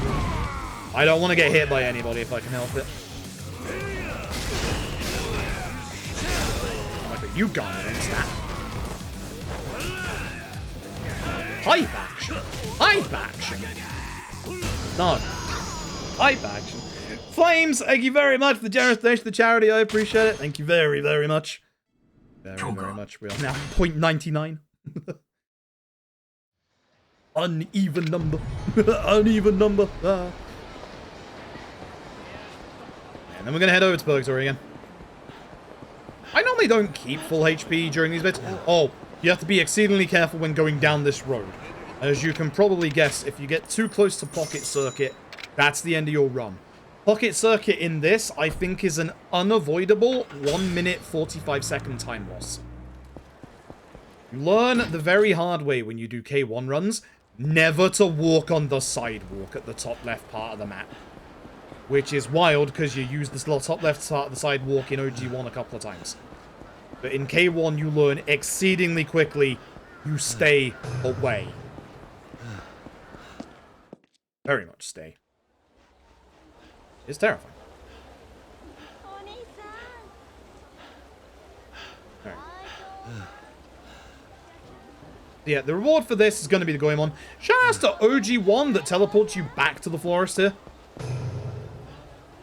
I kind of like in K1 it gives you the chance to just, you know, free roam, but like, could do that after this, you know.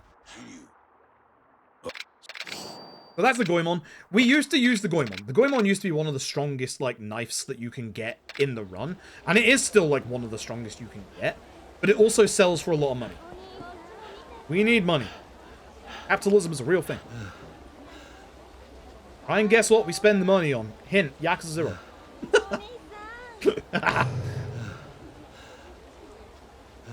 Again, it's a lot more technical because we can't get as many. And also Max Crush still.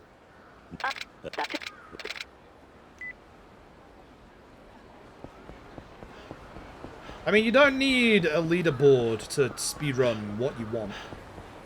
I will tell you outright right now, you would not get a leaderboard category for Pocket Circuit. Much in the same way that, you know, I haven't ever made a leaderboard category for my karaoke percent. Like, there's just no need. Like, there's literally no need, like, but it doesn't stop you from running it. Much in the same way it doesn't stop me from running karaoke percent. I don't want to do karaoke percent now that Infinite Wealth exists. So, I'm going to get the old sprint too. I'm going to do the old-fashioned route. Just because I'm used to that. Plus, also, if this did PB with the new route, it wouldn't be a PB because you can't see my FPS counters. So, you know, illegal speedrun. Very illegal speedrun. You turn to the right. If you turn to the right, you can spam X. If you turn to the left, you have to be careful because you speak to Haruka over going out the door. Again, watch out for the guy in the corner. We go and see Date's daughter, Saya. In OG1, you have access to a couple of less taxi spots than in this game, and you actually just run over to the Champion District. In this game, thankfully, we can taxi over. God. Yeah, again, just because there isn't a category on the leaderboards for it, doesn't mean you should be discouraged from doing it. That's, again, the reason why I do karaoke percent, is, you know, it's karaoke percent, you know? Is it ever going to be a serious run? Absolutely not. Have I put serious routing in it? You're damn right I have. Is it good fun? Yes. Absolutely. Like, it would be good, because, like, here's the thing. For stuff like that, like, I'll always point you towards stuff like Super Mario Odyssey, where Super Mario Odyssey has a bunch of category extensions, the silliest of which being nipple percent. which probably shouldn't be talking about nipple percent on a charity stream. It is literally just, you get to a point where you get the swimsuit on... Where's Chelak? By the way, idiot. It's K1, my dude. You get to a point where you get the swimsuit as Mario. You see his nipples. This is always a Yamazaki. In OG1, it's a Yamazaki 40, in K1 it's a Yamazaki 25, but it's always a Yamazaki. So yeah, you just get Mario into a swimsuit as fast as you can. Like, does that require a category on the main board? No. But have a lot of people done that run? Yes. Like, it's the kind of thing that category extensions board would be good for, but like, there's a couple of reasons why we haven't done a category extensions board for RGG games. One of them being, you know, setting up rules for stuff. We've had a lot of people be all like, you know, hey, we should have an Amon percent, which I've done a bit of Amon percent in the past.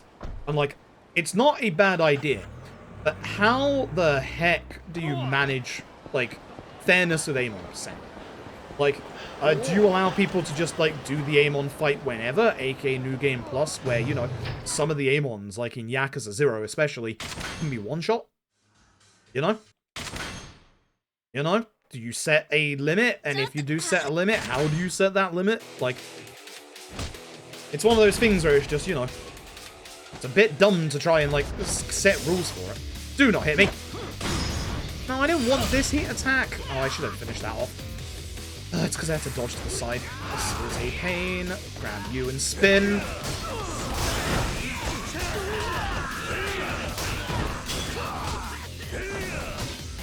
That's bad. Please don't hit me. Ah. That's fine. I'll just stab shoulder. Thank you. The reason why I'm upset I didn't murder that guy is because you saw him dodge a bunch of times. Or guard a bunch of times, I should say. That guy sucks. That guy sucks. Usually you just take him out. Like, what you do is you do the beast throw. Because I was too close to the car, I did the car heat action instead. You do the beast throw. The beast throw, like, gets him low enough on HP that you can just finish him off afterwards.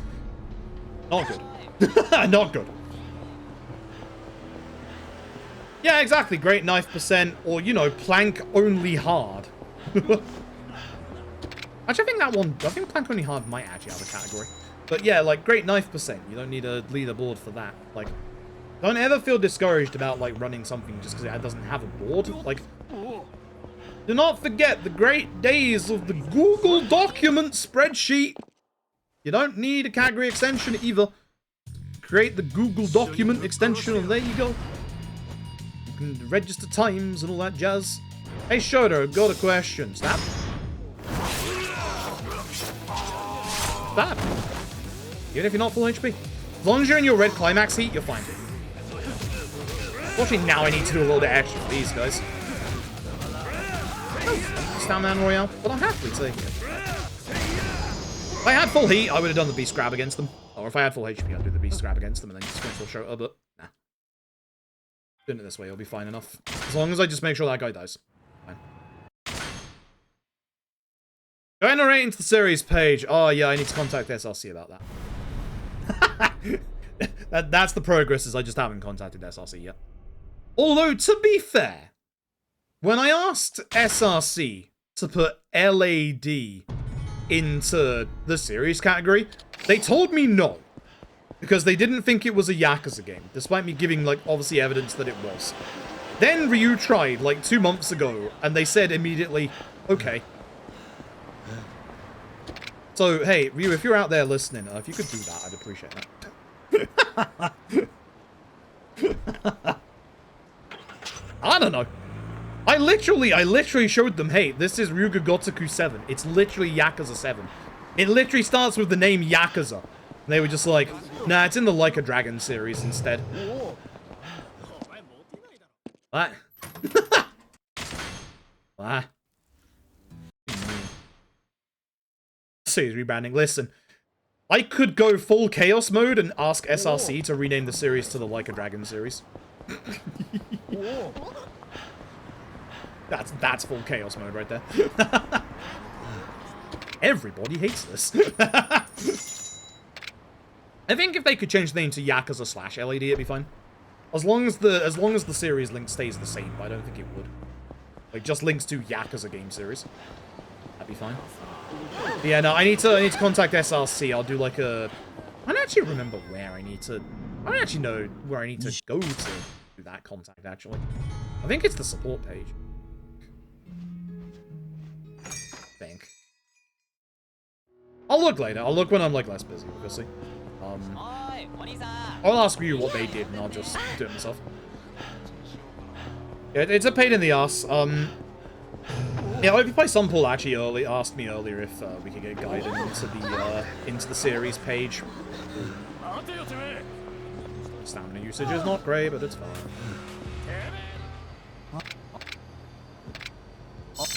In OG1, you can skip this conversation.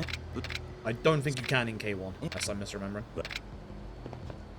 For a while, when we did this run, there is a bit here that we can skip coming up. For a while, we thought we had to do it, and then it just turned out nobody had ever tested going fast. Oops. Whoops.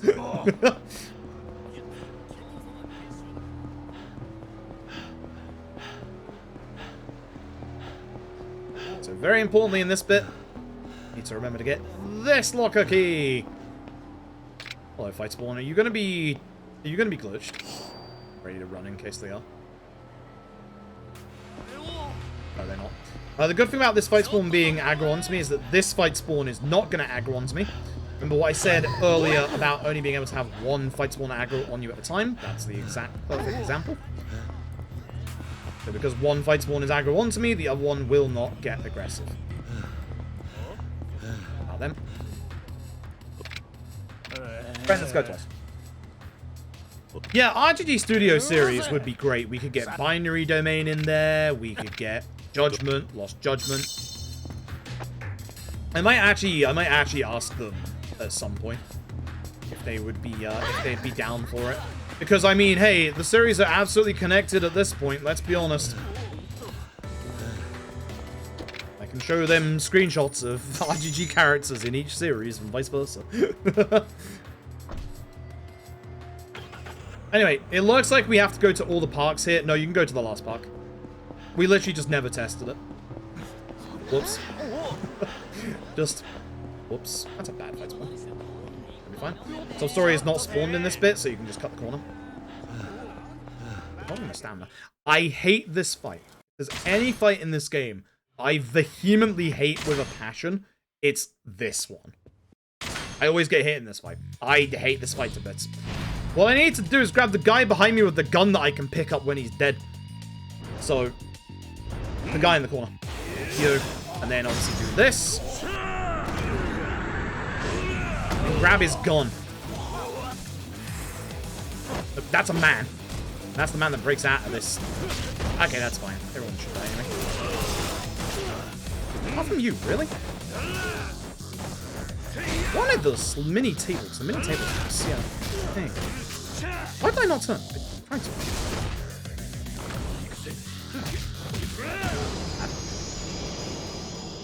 I hate that fight. I hate that fight to bits. I really, really hate that fight. Jameskin, thank you very much for the raid. I appreciate it. You had a good stream tonight. I hate that fight. I hate that fight with a passion. That's like my least favorite fight in this game.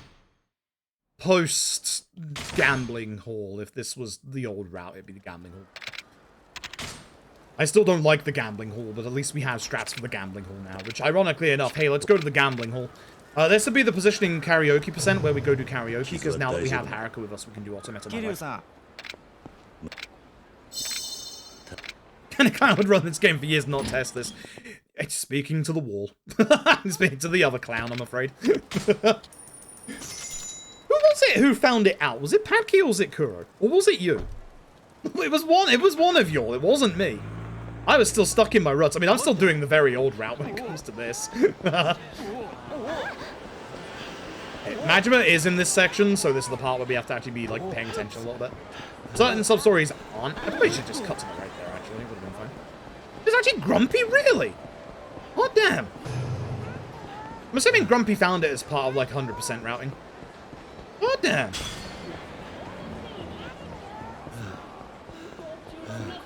So we need 100k for this bit, that's why we needed the money earlier. Don't forget. the golden blackjack after this idiot. I know you're gonna forget. The nice thing about K1 is that we can actually just run straight to this guy. I should have healed before I got to this bit.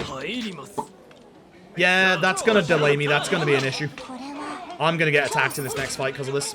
Alright, fun fact. K1 on PC is broken right here. So, the way that this is supposed to work is that Haruka is supposed to get every single gamble correct. In the PC version, this is no longer true. Thankfully, we don't actually need to win the gambling in it. Hence why we're only betting one chip. In OG1, we do. But thankfully in OG1, it works like it's supposed to. So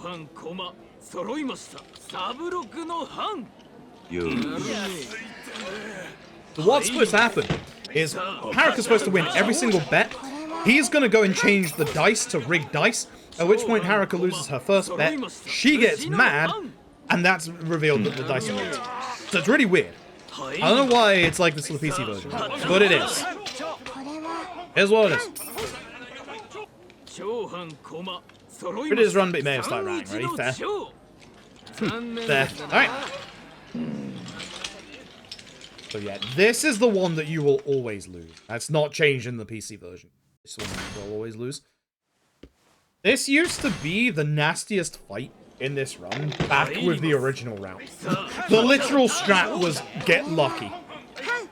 This fight sucked. Now it's nice. Now, just folks telling me that you found out that the bit where you have to go with Date to find Haruka, the bottom park, you were the one who found that. I didn't know that was you. Good stuff. Saves us a bunch of time.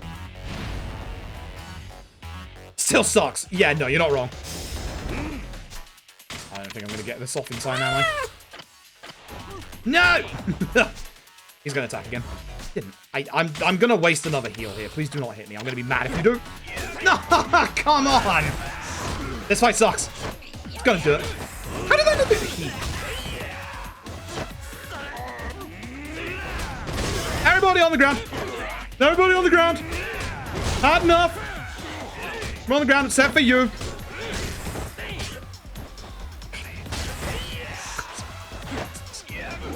On the ground. You as well. Oi there.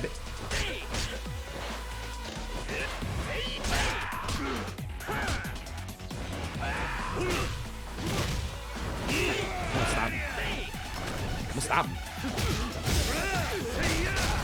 All of you go away. I just want these two now. Hey Haruka, how you doing? Goodness, right, use this one.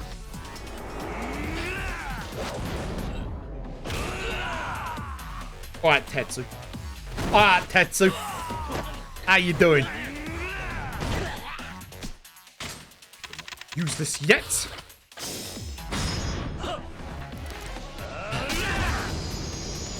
I should have healed before I came in here so that I wouldn't have had to have wasted certain frames to go into my pause menu and heal.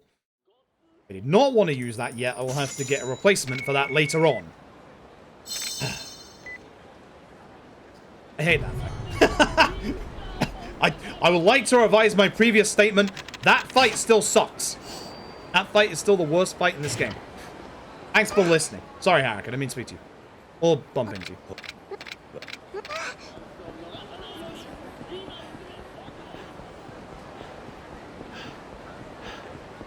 It's for that fight anyway? Oh, okay, cool. Thank God. Thank God. Do I need to heal to 4 HP for Shindo? I don't, do I? I think Shindo is fine, right? I don't go to the road on the left. I don't know if the sub-story is still there or not at this point. Or am I getting confused with Zero? Oh no, there is a sub-story. Not getting confused with Zero. Don't go that road on the left.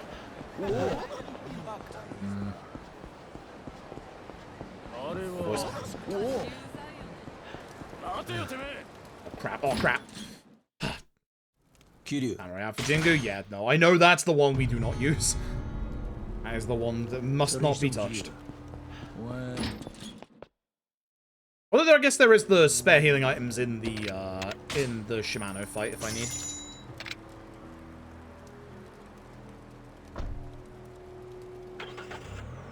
That's for full HP. Fair. Yeah, I guess it's like all the ads afterwards as well.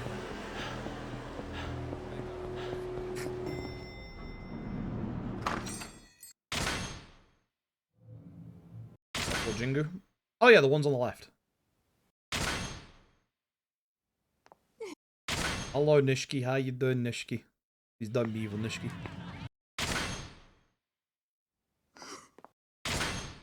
Alright. Gendo time. After this.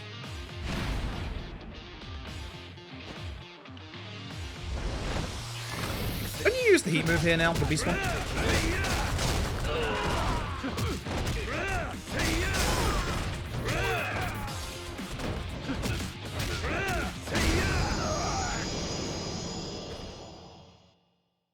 Only plays here. Ask RGG why certain themes only play anywhere. Oh, he moves fair. Hello, Shindo. Time to get stabbed, my dude. Please don't move too far away so I miss you. I hate everything. I did that. That wasn't even Shindo this time. I can't even blame Shindo. That was not Shindo's fault. That was mine. Let me build up my heat again. I gotta get into climax. But hey, Shindo, come over here. Thanks. This dagger is surplus at this point. Me.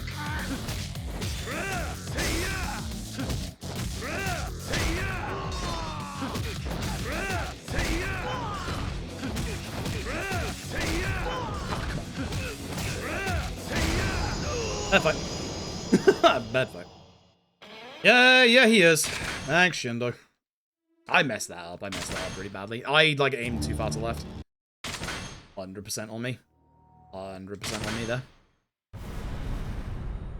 I moved, I had him at the right angle at first, and then I just moved for some reason. I don't know why I did that. That was really dumb of me. Alright, so. Level up. Soul, we go up by 3. Want to grab ourselves heat gauge and climax heat power 3. We want to go to tech because we want to grab ourselves charge combo, but more importantly, we want ourselves knockdown grab. Thank you. Get the actual correct one, thanks. We want to go down by 3 here, which gets some of the essence ones. We want climax heat gauge +4, extra resolute counter. That's a solid counter, but more importantly, climax heat power 1. So this is increasing the power of our heat actions when we're in climax heat. That's why we want those.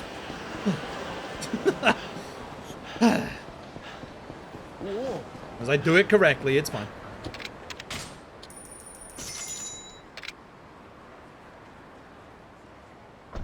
Alright, we have the shop in this chapter, don't we? That's right.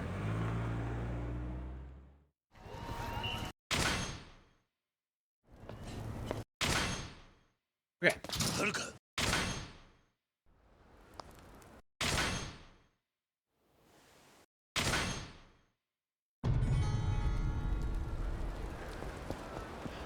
Let us head off.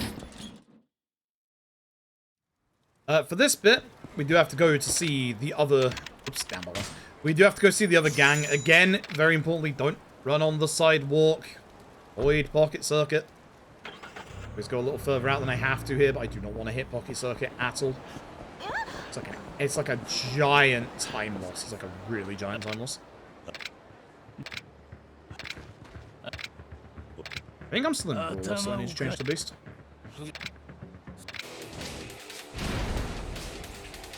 I'm blue, like Blue Z.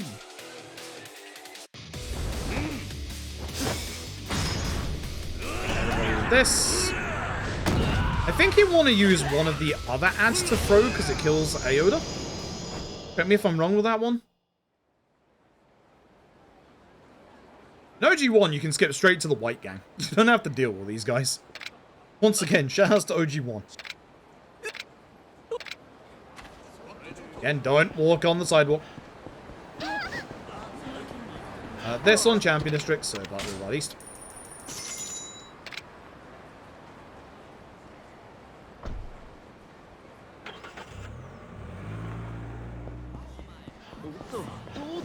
See, now that this guy's gone, we can just walk down this road as well.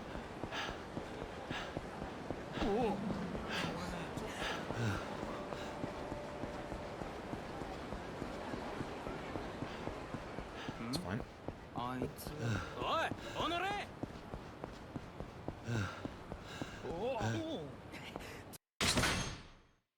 Okay, so good old Shirashi. We're gonna try and grab him. Shiraki even. Where's Shirashi? Somebody else. Gonna try and grab him. All-seeing beast thrown towards everybody else.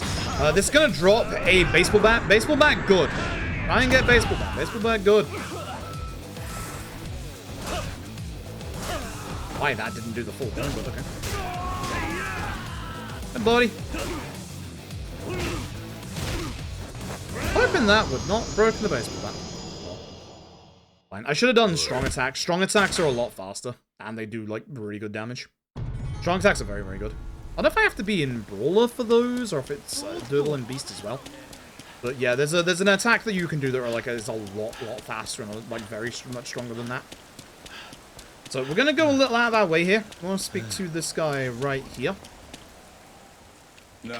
We're gonna buy the password to the weapon shop Beam. And made appearance to run once. Way earlier. Avoid the right-hand side, because that guy has cutting. So, into Beam. Where we're going to ask about the Housewives in a bind. And we're going to do a big shop here. We're going to sell, obviously, the Goemon, the Golden Blackjack. Gets to 1.2 million. We're going to buy one-time Super Spicy Knife. We need 6 shotguns. Yep. And then 2 9mm revolvers. That leaves us with just over 300,000 yen. Is important. At this point, change out the Super Spicy Knife. And we should be good. Alright, now we go back to Club Doubler. And there's Majima. That's number 2.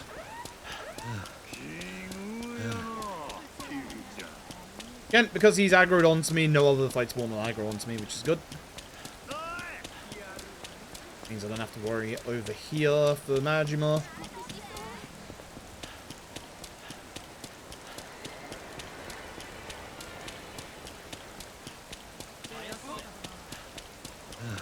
Alright, we're going. Good. Head upstairs, and we deal with this fight. Very tempting to use a heat action against this guy in this fight. Do not. As fun as it is to throw him over the balcony, do not. We need our heat for the next fight. Grab man, throw man. You don't even have to charge. Just throw man. Like, just throw man. You don't even have to charge. You have full climax heat. Man is not surviving. Alright. Oh boy. Heck this fight. Heck this fight. So, one of the Akai brothers, the elder one, which is actually the smaller one, has Magic's Breaker moveset. I hate that guy. Gonna stab him. I'm actually gonna stab him.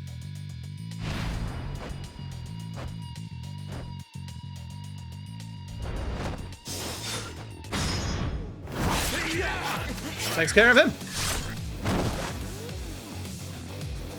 Change to Rush. Gonna equip Shotgun.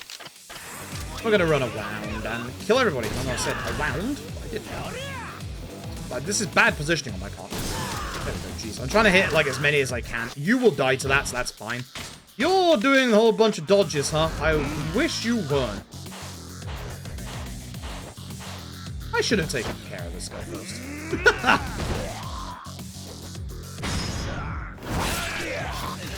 Taking care of this guy first. Alright. GG. So, fun fact about OG1. There is an out of bounds in that fight. You can actually send one of the Akai brothers out of bounds. In OG1, they have a specific heat move that they will use against you if one of them grabs you. And what you can do is you can position yourself on the stairs of the stage on the right-hand side, and then when one of them grabs you and uses the heat action, the other one literally falls out of bounds. And because there is no respawn coordinates, and dies.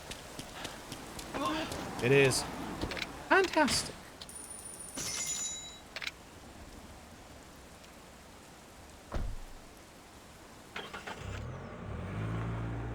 That is the end of that chapter. It's time to go to Yokohama for potentially not the last time this weekend.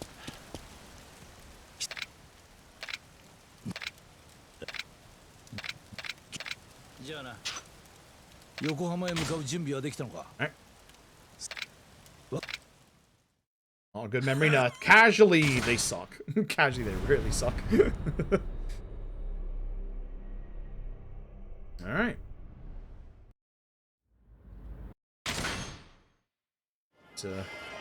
Put my shotgun on. Let's put it, it's fine.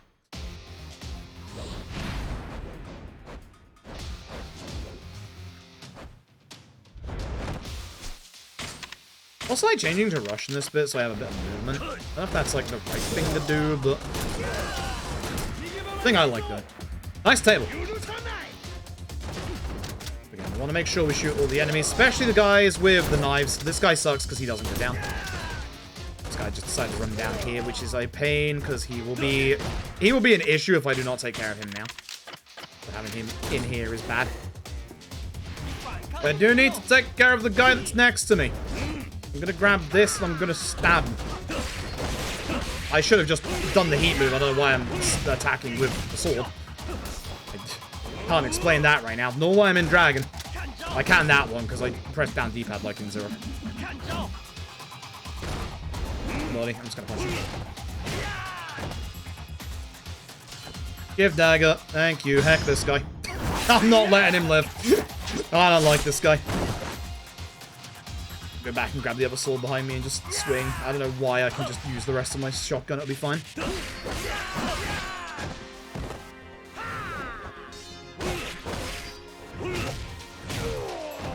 It's going horribly. I should be using my gun more.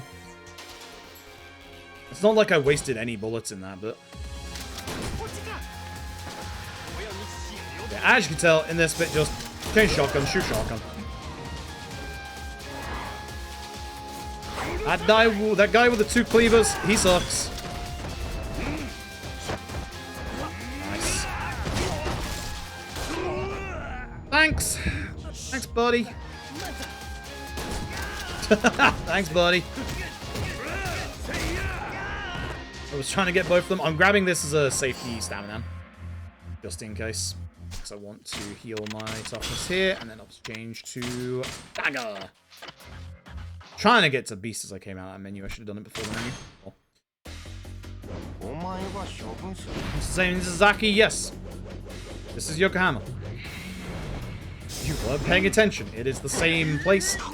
This is Zazaki Jincho. Axe crush stab. There goes all our Colon's HP. And at this point, maybe we can do allow Colon properly. This guy has been nothing but a thorn in my side recently. Go away. Let him. Let him. Let him.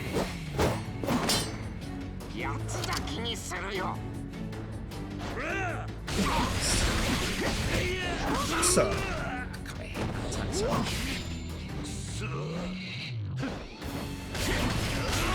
Thank you. Did on the strong counter instead.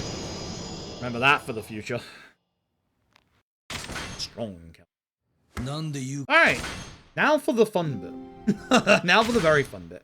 This bit in OG1, as you could probably guess, sucks. Yes, this bit is in OG1. No, it's not fun. Thankfully, we have mouse support in this game, as you can see. Thankfully, no camera shenanigans unlike Zero.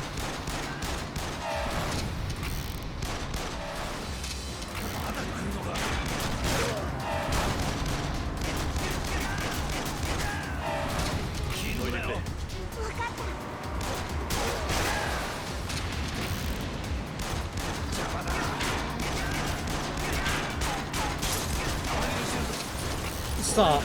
Bad middle.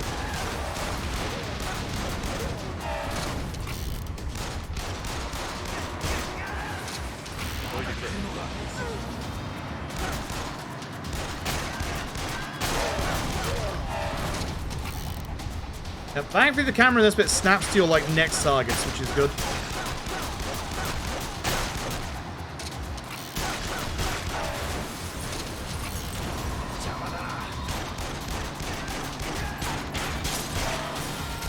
Yeah, if you can imagine the shooting section in OG1, it's pretty bad. It's pretty bad. It is very, very different to this.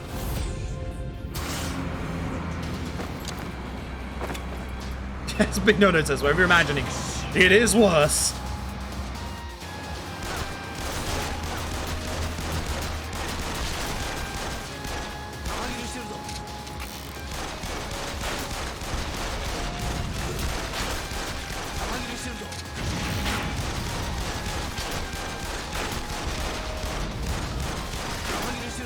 This truck feels like it's moving a lot more than it usually does.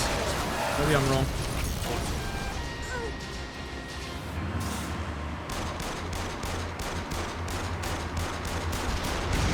Again, aim for the necks. Also remember, they're in the middle. Want to make sure you reload for this guy.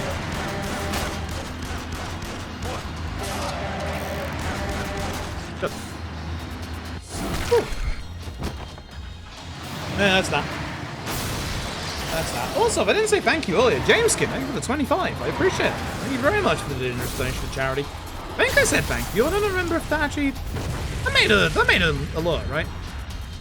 Thank you very much. I appreciate it. If you're still here, I appreciate it. I'm sorry for not noticing earlier. I don't know what I was doing. I say 0.2 of a second.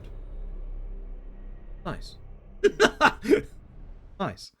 Alright. At the start of the chapter, we're going to do our last big level up. There's not much left. Not much left here, to be honest. We just need more damage. Not all the damage. More damage.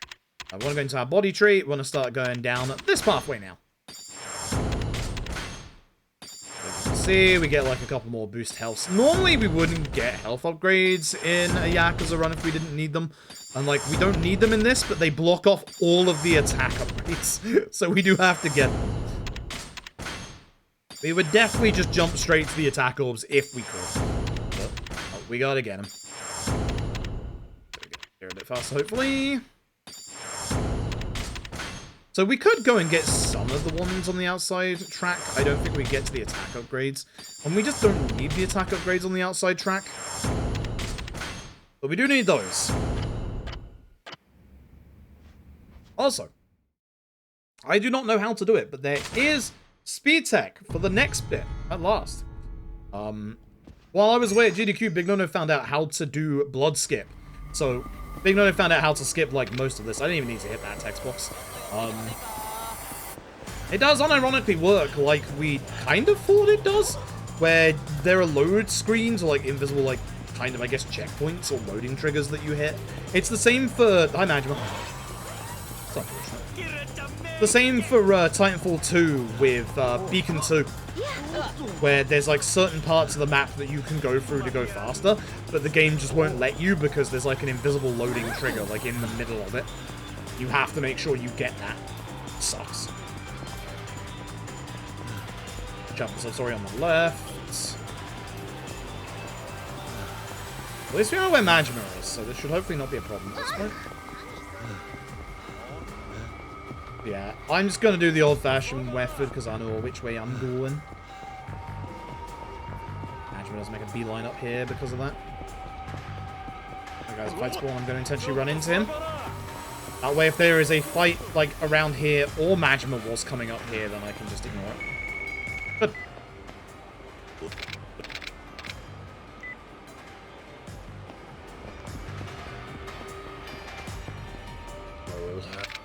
We have a lot of people we can speak to despawn at any potential bad enemy spawns here. Be careful of this one, and be careful of this guy standing there on the left. He's a sub-story. You can avoid that text box, but I think I walked into that text box because I walked into the lady there. Whoops.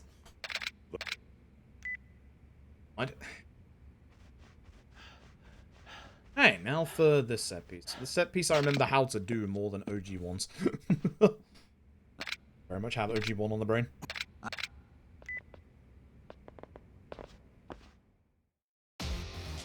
Right. Shotgun time. I'm to equip it because last time was a dagger for that column. 2 shots. That's not going to be enough for this fight. It might be. Yeah! Good.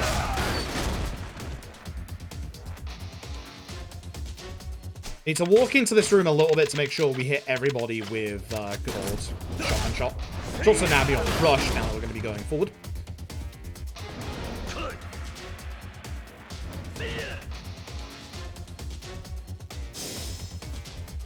No, this is Brawl, remember. Remember, we don't want to lose this gun. You can lose this gun, it can go out of bounds if you punch this guy. Also, you can fire really fast with guns in K1. For some reason. No one knows why.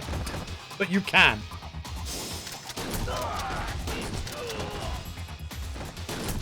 But you can. By 2010 because if we hit that, then I've raised 20,000 for charity over all the charity campaigns we've done. That's why. Nice wholesome reason. I know it's a weird amount, but that's the reason why.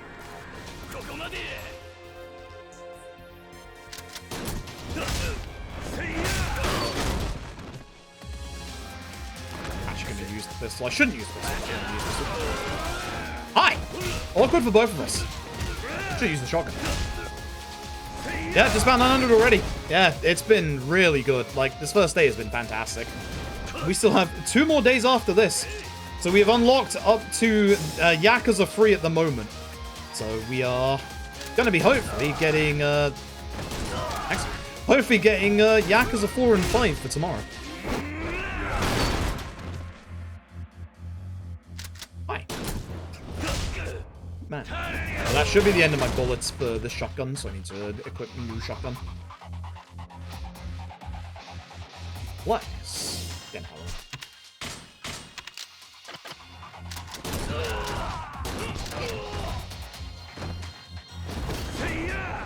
I'm concerned about how many bullets or shells I am using at the minute.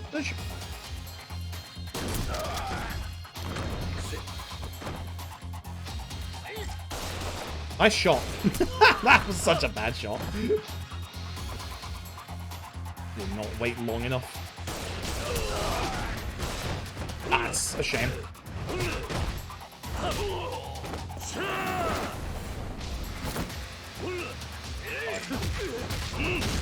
Good gun, thank you.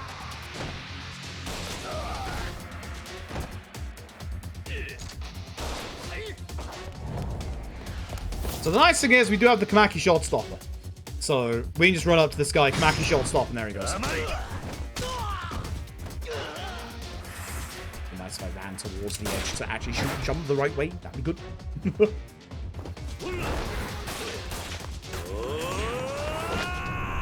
Right.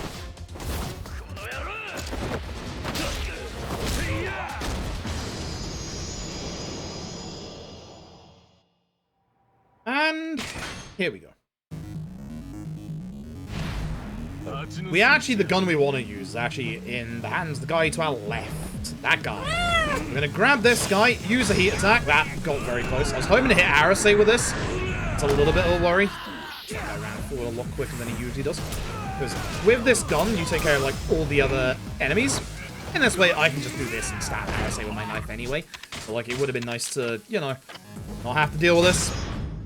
Antino, thank you very much for generous donation to charity. Hello tonight, someone left here. Oh, the buzz. Hello, fella. Ah. Alright, good. Yeah, Fontana, thank you very, very much for the generous donation to charity. Thank you very, very much. Alright. 11. Akemi? Bad. We're off to Shangri-La. So there's a lot of running back and forth in this chapter. This is pretty much the one of the last few times where we have a chance to see Majima. And usually, we will see him in this chapter.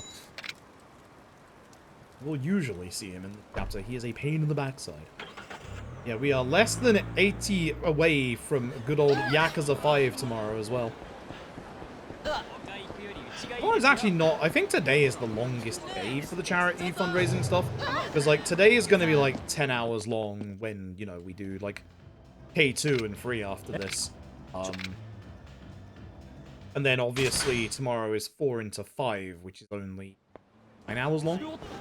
And then on Sunday, it will be, hopefully, 6 Gaiden LAD.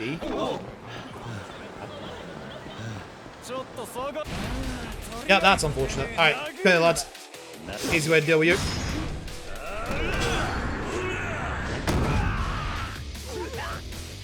Defeat a Kiwami opponent and got an extra completion. Maybe 2 off. I don't remember. I'm Ajima. That round, thank you very much for the tier 1 for 9 months. I appreciate it. Thank you very, very much. Very much. And then, yeah, what was I saying?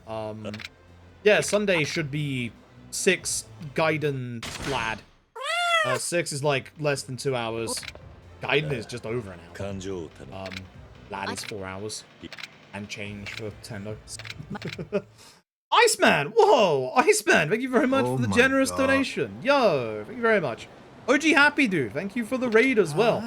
We're over halfway to our goal on day 1.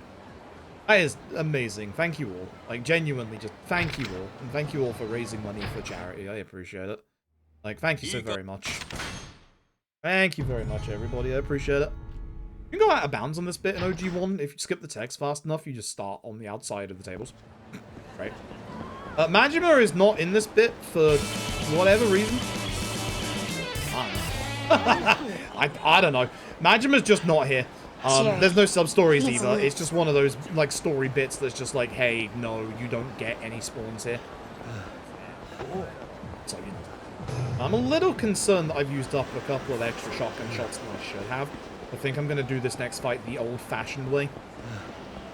Fashioned way being code for slower. Grab the guy in the front and take his sword. Fine. Fine now.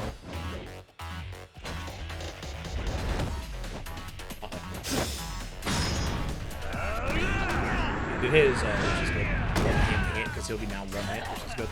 Give sword. Stab the man. Oh. Good hit. Very good. Ugh.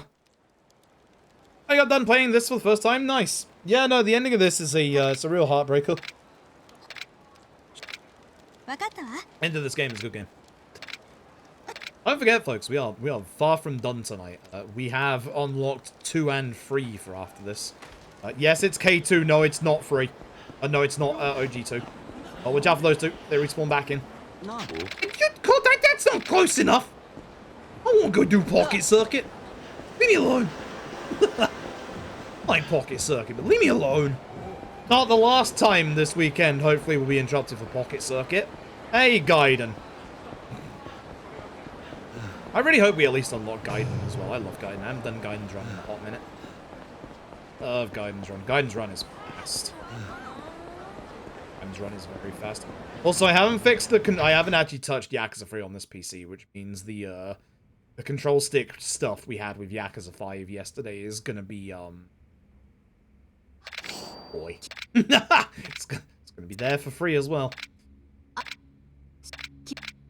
Is happy ending task impossible? Incorrect. Kaito files.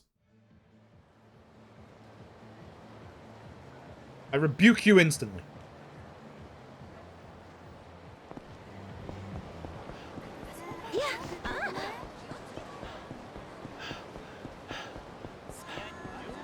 He's up 2 hours. I mean, world record is like 15 minutes faster than this.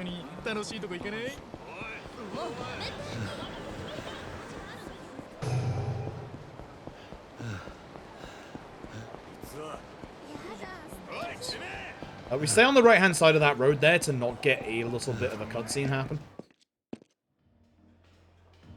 Broke the nice doctor's heart. That's true.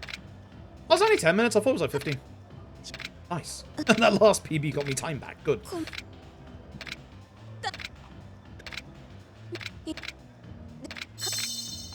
Mainline games, I rebuke you. Yakuza 5. You're happy it's over.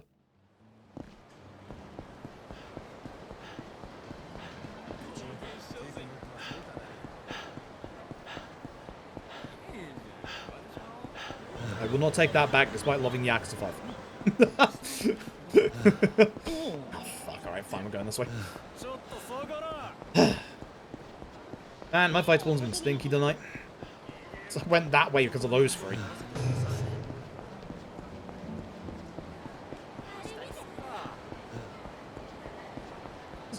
Bad fight spawns tonight.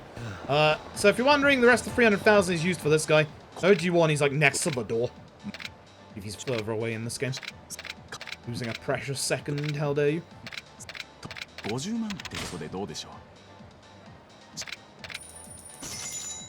Baby is 6, as Padkey says. Are they still about info buff still? Yes. Yep.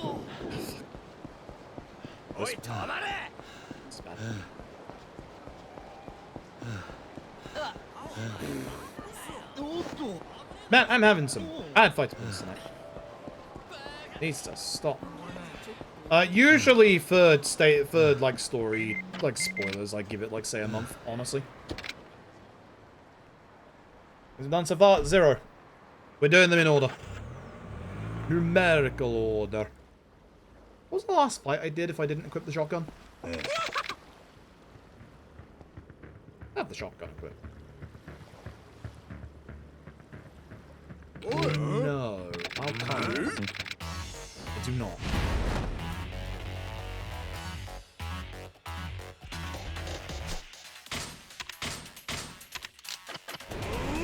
Don't go to dragon, what are you doing? Don't hit me either. Thank you, Majima, for softening him up. I appreciate it. Thanks, bud. No stabbing me or shooting me even. Thank you. I say this every time I run this game. I hate this bit. This bit's dumb. This bit is just so un-Kiryu-like. Like, literally, Majima gets shot and Kiryu's just like, oh well, and walks away. Not even early Kiryu would be this cold. Like, this is just so un-Kiryu-like. This is literally, oh, in OG1, Majima had disappeared to the hospital for half the game. We need a way to get him back there. It's upsetting. It's very upsetting.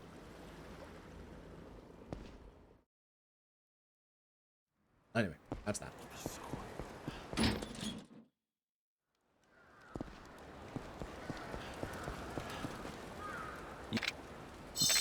Wait, in OG1? It doesn't exist in OG1. That's how it goes. That's why this bit is dumb. It is so un-Kiryu-like. Like, it's just completely not what Kiryu would do in the slightest. It is very, very dumb. Like, even this early on with Haruka, Kiryu shows how, like, you know, how, like, kind-hearted he is. He would not, like, even with Majima, he would not, you know, leave Majima like that. He shows concern, Haruka, please. He shows concern when Majima gets stabbed in the batting center. So you're telling me that when he gets shot in front of him, he wouldn't show concern? Like, come now. Like, come now.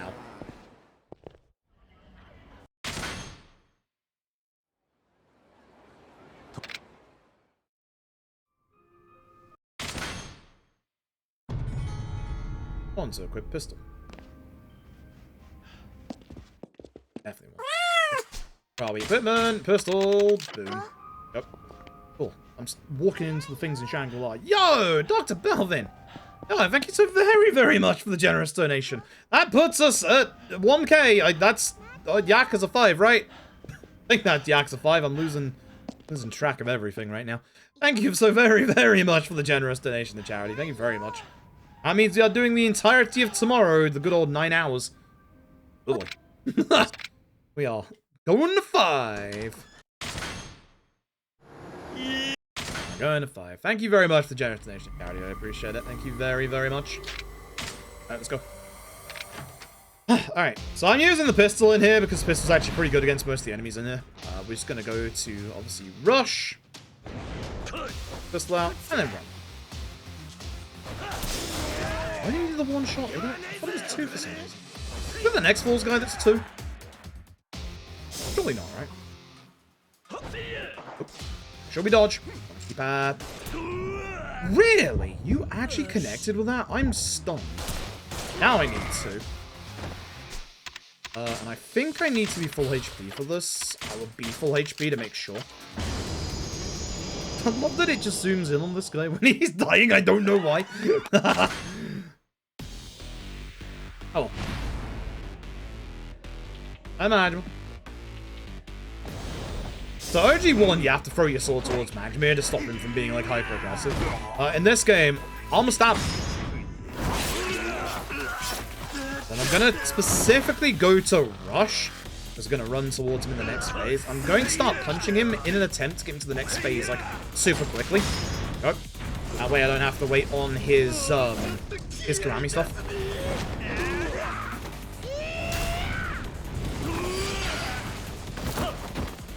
Also, you can kick a rock towards Majima here. Not quite as fast as just running towards him, but it is funny. And he does die because he's on 1 HP. Definitely not. It's definitely not faster. It's just funny. I should have done it. I should definitely have done it.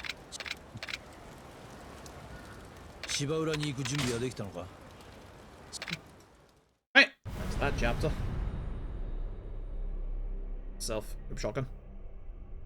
I think I've got 27 shots left over at this point, which isn't enough. 26. That's fine. 26 is fine. Hello, Derrida. See you again in like 2 hours, my friend. Not even that. Even like 20 minutes. Yo, Hondera, thank you so very much for the generous donation as well. Thank you very, very much. Wow, thank you all very much. Thank you very, very much.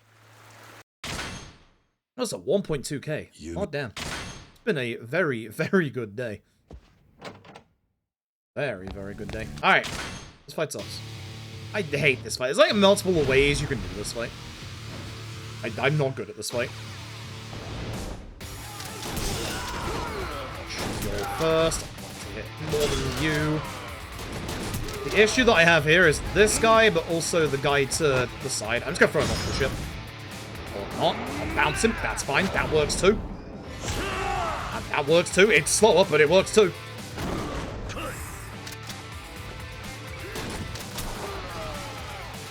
Full HP. This should one shot. Oh. I need to be climaxing. That's right. Set yourself, quick fresh shotgun. So I'll have less than 20 shots for the finale. Hopefully like 18.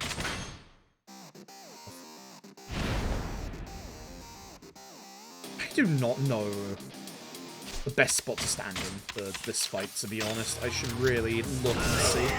It's like there's so many enemies here that just don't get hit with the shotgun. Okay, Shimano. It's fine not being full HP for Shimano. As long as we have double climax, we are good. He's in here somewhere. Thanks, Takamura. I'm gonna have to do this a little differently. Yes, I didn't hit him on the way up, so he's gonna do that. It's a bad round of fight. I do need extra heals for heat, so I'm gonna have to grab these real quick.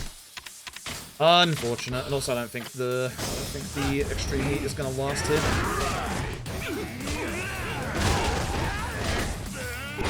Counter, please. Nice. This point, not worth using that. This point, I should have just punched the guy. And you usually don't hear this much of the song at all. That's really bad. Oh, life, yeah, exactly. Very bad fight. Very, very bad fight. That's a shame. Not stabbing Shimano just hurt that fight a lot because I had to get the extra heat. Sucks. Alright, finale time. Anonymous, thank you very much for the generous donation to charity. Thank you very, very much. Appreciate it. Alright. This is the last time you can encounter Majima. Speak of the devil. Back in the day, used to be a death kneel for your run. I mean, it kind of still is. But what we need him to do is, like, get his attention, run back and speak to old Bob and despawn the guy. I think he's close enough. He might not be. He's absolutely not. Come on. Thanks, Majima. That's definitely him being despawned now. Luna, thank you so very, very much for the generous donation. Yo, thank you very, very much. Yo, thank you all. That is close to Gaiden? Question mark? I would know my own milestones. Yeah, it's Gaiden 1.4, it's LAD 1.6, it's Yakuza 3 all sub-stories, that's the one reward you've got this time, at 1.8, and then at 2010, so that, you know, that's 20k in total for charity over all of the fundraising we've done, that will be a bonus day on Monday of Infinite Wealth any percent. It's gonna be a mad run. Putting that out there. Very much putting that out there. That's a knife. That's not a gun. You need a gun. Everyone else has moved away. Oh, these two didn't get hit either. Can I get close enough? No. I really want to not take any damage. Do the old-fashioned toughness. See, I got plenty left over. How did you take no damage from getting hit by that guy? Like, actually. Like, actually. Nice and simple. Let's do this. No, don't grab the baseball bat. It's not simple at all. I wanted to shimmy forward so I could grab this guy and just heat attack him. Oy, boy. Not going well at the moment. It is overflow. Yep, one. Not going to reveal what that is. This is what I wanted to do. There you go. You see how easy that is? Goodness, I saddled those tough disease. Terrible. How much? I think I got one shot left in this shotgun. It's a shame. I should have more left over at this point. Run away from everybody here. Watch out for the government gun. Just go away. This guy really sucks. It's good.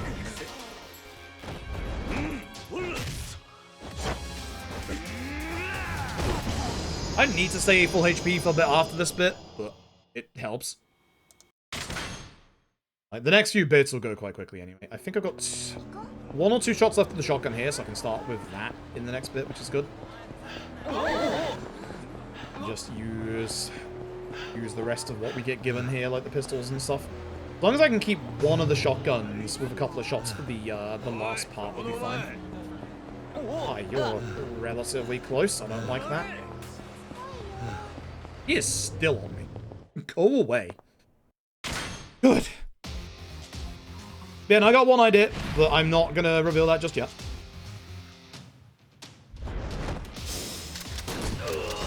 Didn't hit that guy. There's someone about to shoot me from behind. I gotta be careful.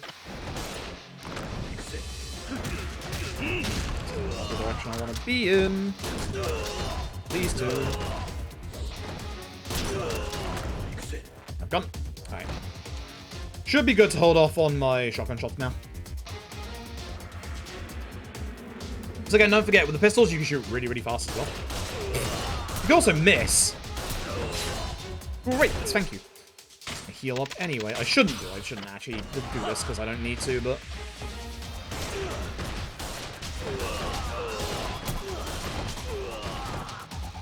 all in a line. All in a line, easy peasy. So this guy, we want to do the beast throw, but we don't want to be like near any of the pillars and stuff like that, because that can like actually like take ages. Great, that's the empty one I threw earlier as well. Absolutely fantastic. Because now if I don't have full HP, I have to start doing heat actions. That's why we want full HP. Again, not necessary, but it saves a bunch of time.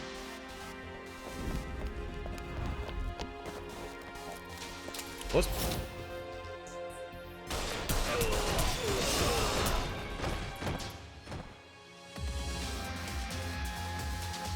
And then shotgun, please, nice. Main guy in the middle will not die. That is fine. We can take care of him ourselves. One of them survived. Oh. He actually didn't get shot. Really? Oh, he's being more aggressive than he usually is. Gotta do the old-fashioned way. I'm doing this intentionally to move him away from the pillar, but I got to go for the wall instead. Never mind. Hey, buddy, come here. I want to heal before this next fight. I have plenty of spare healing, I should. Hell with the next fight. This is not going great. It's fine. I should have at least 5 shotgun shots left, I think. As long as I have 4, we'll be fine. I have 4, that'll be, like, genuinely fine.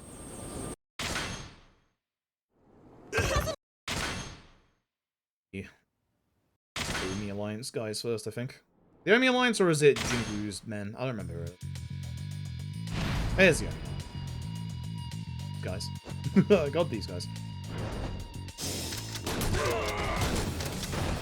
I have 4 shots left after this. This is good. Man's dead. Actually, no. Oh.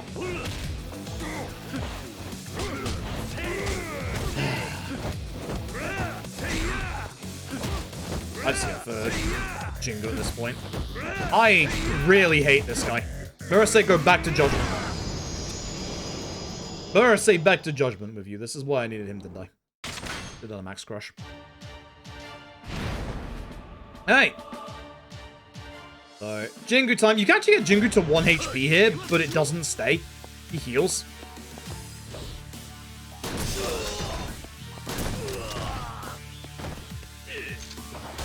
We need to in a second, so I want to take care of the Special Forces guys.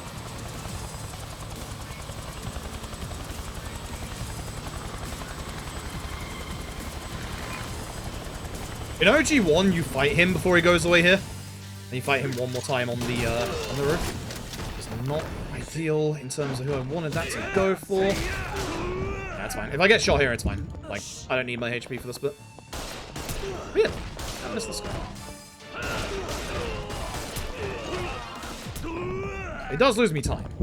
I would rather not lose time to it, but... That guy... I don't think I need the spare healing items. I think I'm good at this point.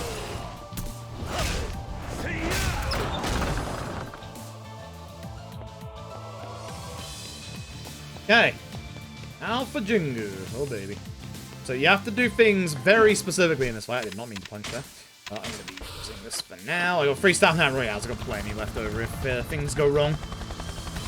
Because we need to get back to our red climax heat in this fight, which is why we need the Stamina Royale from earlier, or at least one of the ones from the roof. Grab one of these guys. One of them will usually try and break out. Use the heat attack by grabbing them again.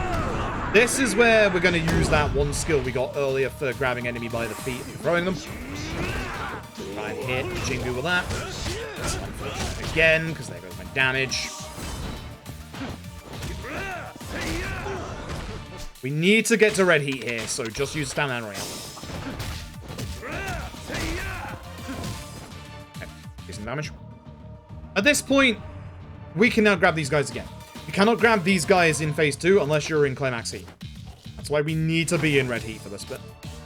Jingu should either go down or just run away, or be close as well. Good. I don't think that kills Jingu this time. That's good. And you know the drill. Grab, throw, get rid of that guy. Oh, he's not dead.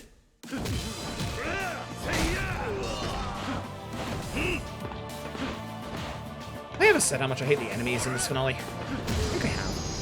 I think I have. I hate the enemies in this finale. I really hate the enemies in this finale. Hey, Nishiki. So we have... This is actually also another quite technical fight for Nishiki. We have to, like, break his guard when he's standing up. That way we can skip his Kiwamis in this fight.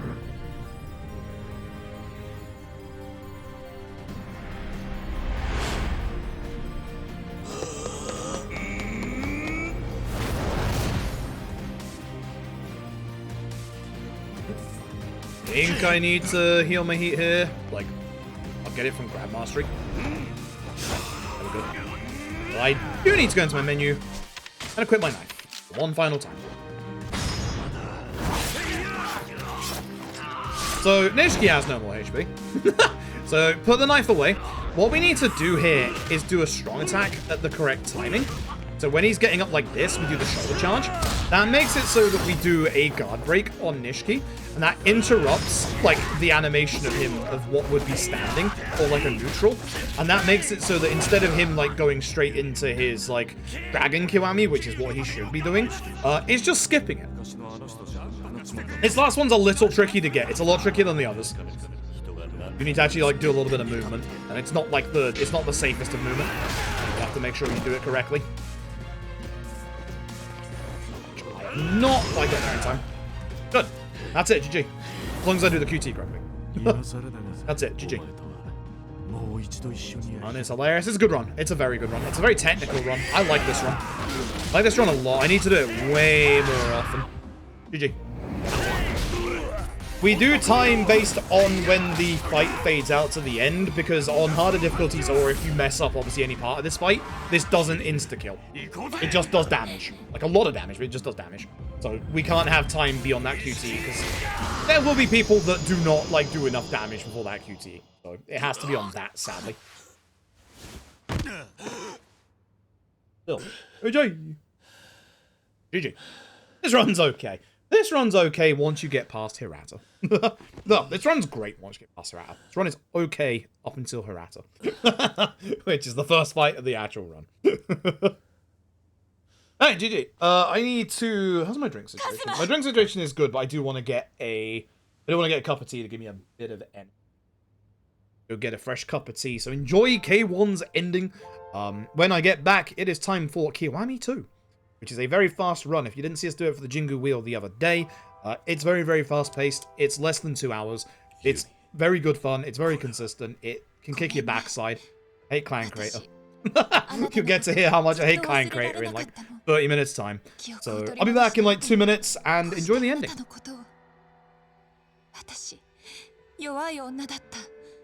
記憶を失ってからも本当はあなたのことだけはうっすらと覚えていたの。名前は思い出せない。でもあなたの笑顔や仕草が浮かんでいた。でも誰だかわからない。すべてを思い出せない。そんなあなたのことを待ち続けることができなかった。だから神宮のことを。でもね、はるかは何もかも失った私にとってたった一つの宝物だった。だからはるかとお別れに行った時、思わずこのペンダントをあげてしまったの。私の一番大切なものを持っていてほしかったから。はるか、私のせいで怖い思いさせてごめんね。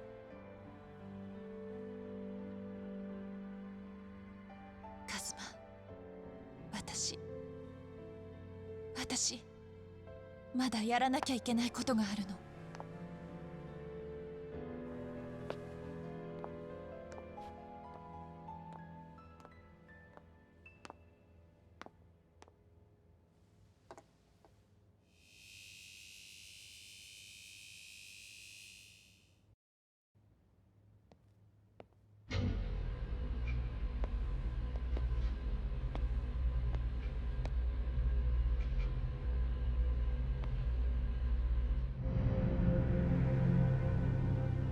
このお金はあってはならない。だからもう消そうと思うの。ユミ。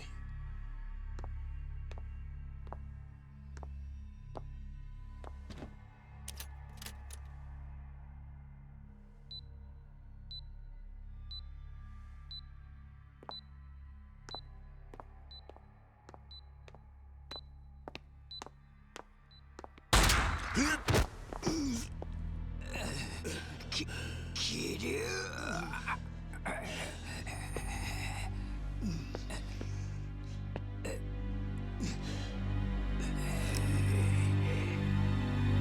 はるか、はるか。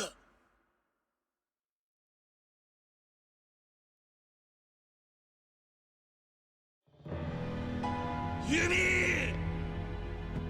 お母さん。ユミ、ユミ、しっかりしろ。大丈夫か。お母さん。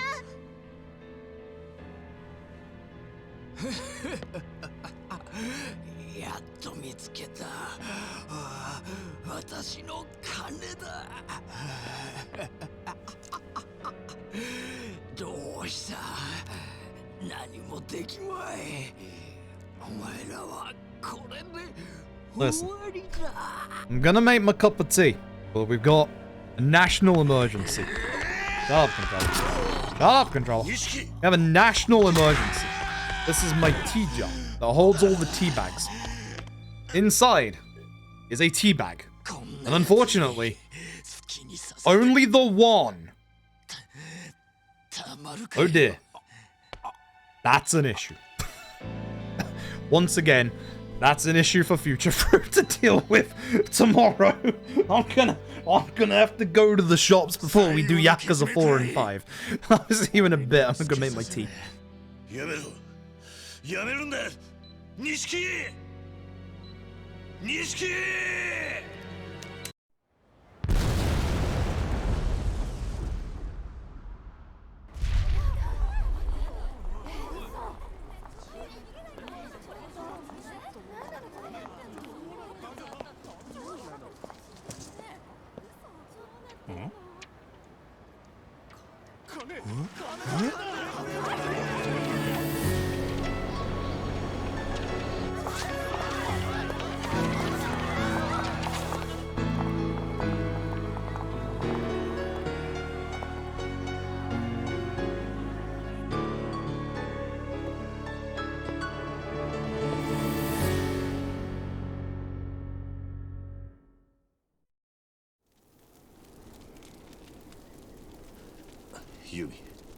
Yumi, しっかりしろ。お母さん。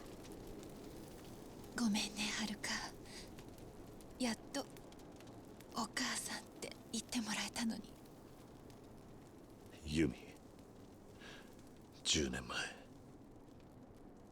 いや、それよりずっと前から言えなくてすまなかった。好きだった。お前のことが。カズマ、これあなたが持っていてくれたの。シンジのやつが死ぬ前に錦から奪い返したんだ。よかった。また帰ってきた。 Okay, I definitely need to go shopping tomorrow. This is the last carton of milk. Everything's gone to crap. Help. プレゼントだもんね。ありがとうね。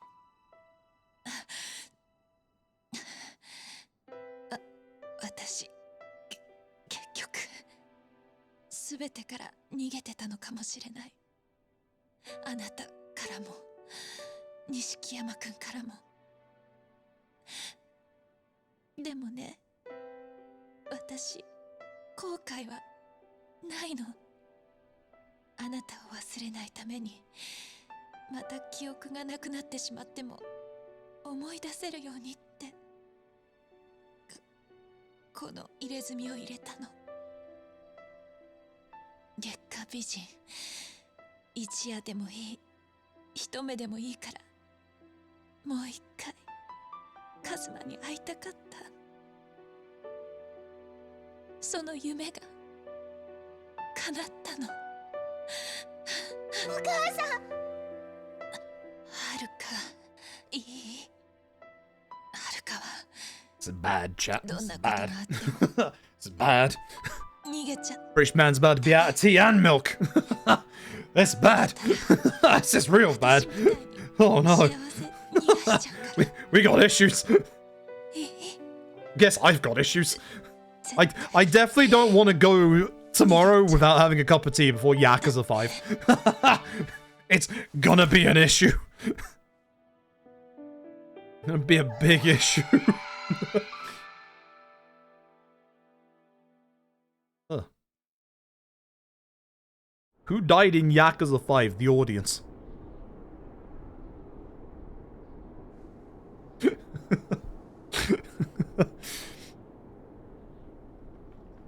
Maybe Aizawa. We've never seen Aizawa again. Maybe he's dead and we just don't know it yet.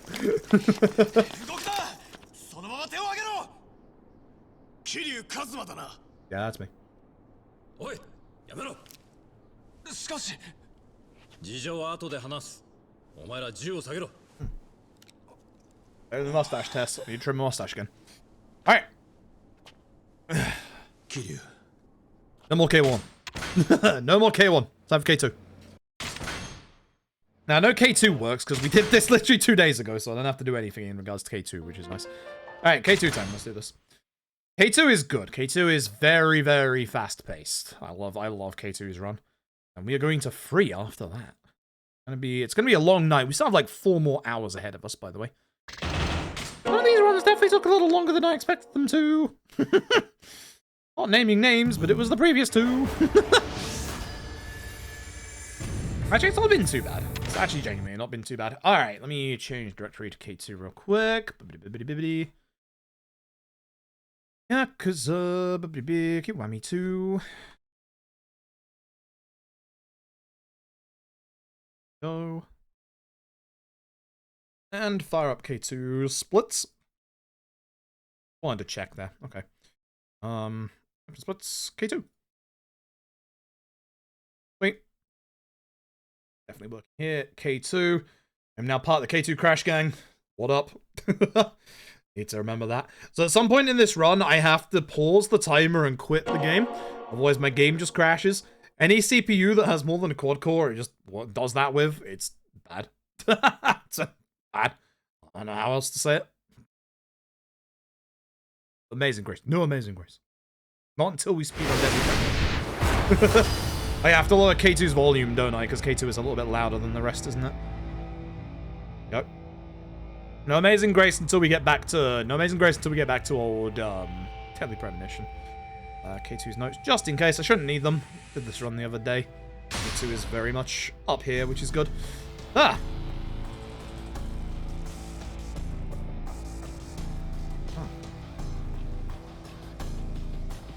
Yeah, it is. Yeah, it is. Because, like, literally only 3 runners over, like, the history of K2 never had a problem with the crash, and I was one of them.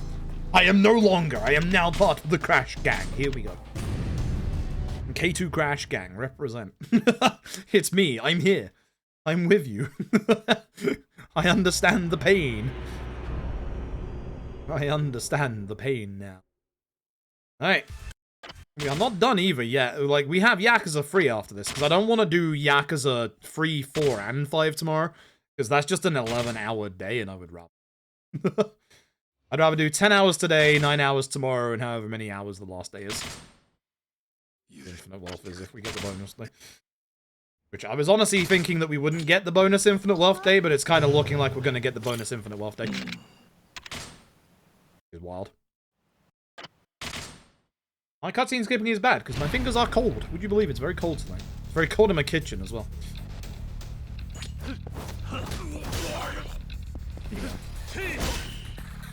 Everyone is splitting, and that's pretty bad. None of you all wants to save it to you. It's the guy in the back. K2 has 16 chapters. A lot of them are pretty quick. He didn't do the early attack. He looked like he was going to, but he didn't. Someone hit me, please. Don't care who. Thanks. Patiently wait. This! It didn't count, but somehow he did. Cool. And boop. Alright, decent graveyard.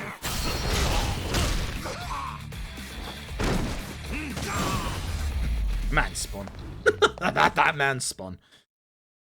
Anyway, there's Terudo. You'll see him again in like an hour. An hour and a half. Ugh. 6 on base PS4. Yeah, 6 on base PS4 is rough. 6 base PS4 is very, very rough. It's like the least optimized Dragon Engine game on base PS4. I'm stunned that they released it like that, if I'm being honest. But hey, here we are. It was their first game so on the Dragon Engine, so you can forgive them like a little bit for that. I'm gonna buy an extra citrus cider as a just in case attack rank problems in this one. Didn't have them the other day, but just in case. Okay, we have to wait until the guy on the left fully pulls his weapon out before we can grab him, so just, like, wait a second. Push him this way towards everybody else. Wait a second to grab the cone, and then spin. Ow. Back to Dragon Engine for now, back to Old Engine in 2 hours. Alright. This is your weapon tutorial. You can store weapons. We're going to be using that a lot in this run. Yes. I went away, so now I have to worry about this guy. Foul. Away.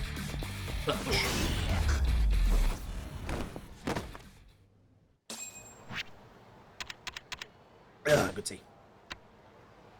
The game gives a strong charge attack, which is really nice. We would have probably got it anyway. Helps a lot in Chapter 3, honestly. Again, my menus look slow, but this is not me. This is the game, like, automatically showing you, like, your menu stuff. Button power gives us unlimited stamina.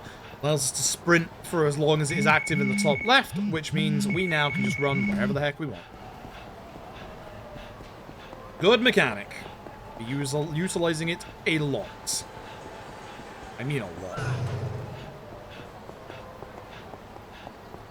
It seems to take ages to load this fight. That's weird. Anyway. We want to hopefully do a light charge against everybody here apart from 2 enemies. So we can do this.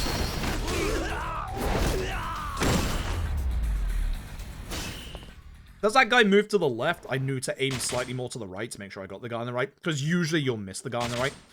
But because of that, I can hit him and everybody else. You just have to react to what the guy on the left is doing. And the guy in the middle, because sometimes he can dodge out the way. Bad fight spawn, we can go a better way to deal with them. We can go this way. If they come this way, they won't get to me in time. We want to get to this vending machine right here. This has the highest attack power drink in the game, which is Muscle Soda. Muscle Soda has an obscene amount of attack buff. However, it adds giant knockback to all your attacks. So we have to react accordingly to that. This should be an area trigger. I don't think this is a problem being here. Pass them anyway. Bye. Good old Daigo's entourage first. Which again, you'll now get to see the power of Muscle Soda. It's very strong. Shame I angled that wrong. That was a triple any day of the week. It's my fault.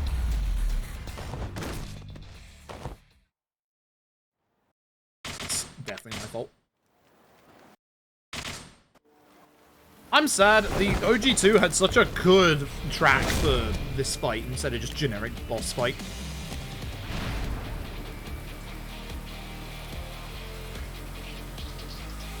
Grab bike, move to right, hit Daigo towards wall because the knockback won't send him flying all the way down the alley. Hit him with bike. If sometimes you might have to do it again because the game needs to realize, hey, it's time for Feel the Heat, thanks. Cool.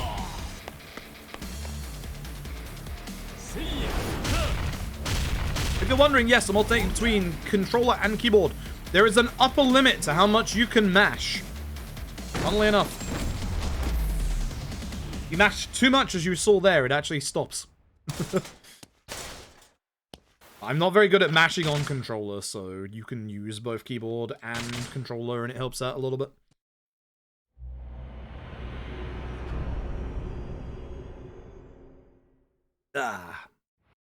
See. Alright, so Sotenbori, for not the last time this weekend. Definitely going there in Yakuza 5 as well. Alright. The fastest option is genuinely the bottom option. I know, you know, haha, funny, hee. No, it's the fastest option. Spin, grab, bike, muscle, soda, bang. You can tell when someone has a good grasp of their menus with that menu. It's not a very fast menu, but you can go very, very fast at it. That's usually how I tell if someone has a good grasp of the menus in this game or not, is that menu. There's a lot of menus later on that are going to require a lot more inputs than that, but that one in particular is just... You can go fast. So you type them. I've heard a lot of questions towards these games. Usually one thing leads into another. Right, one thing we do need coming up is we need money. We need a lot of money for Chapter 4 so we can skip a couple of things. So we're going to grab that gold plate on the way. That's 100k. What about that fight form? Kuraka. Boy. Lots of long rounds of dialogue here. The nice thing about the Dragon Engine is pretty much 95% of all cutscenes are skippable, and they're really, really good because of that. That's one of the reasons why the majority, not all of them, the majority of Dragon Engine games are super fast. Exceptions being OG Judgment and, of course, Infinite Wealth. The game ain't fast. That game's scary. The weird FOV was something to help with the finale and despawning enemies, but you actually don't need to do it. Ah, shame he went down too fast. Please. Thanks. It just helps with it. You don't have to do large FOV, and with the amount of people complaining about my FOV, I put it back to normal. Cool.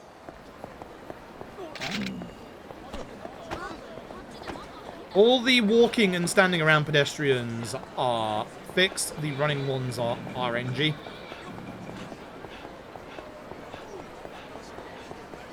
Actually, the standing one rounds are fixed. The walking ones aren't fully fixed. Not the best. Not the best spread of NPCs. It's fine.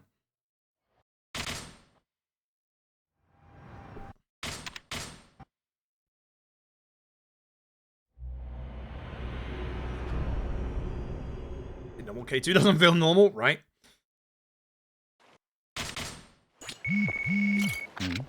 Daigo. Don't know why we run into Daigo. I didn't do it. The game does that.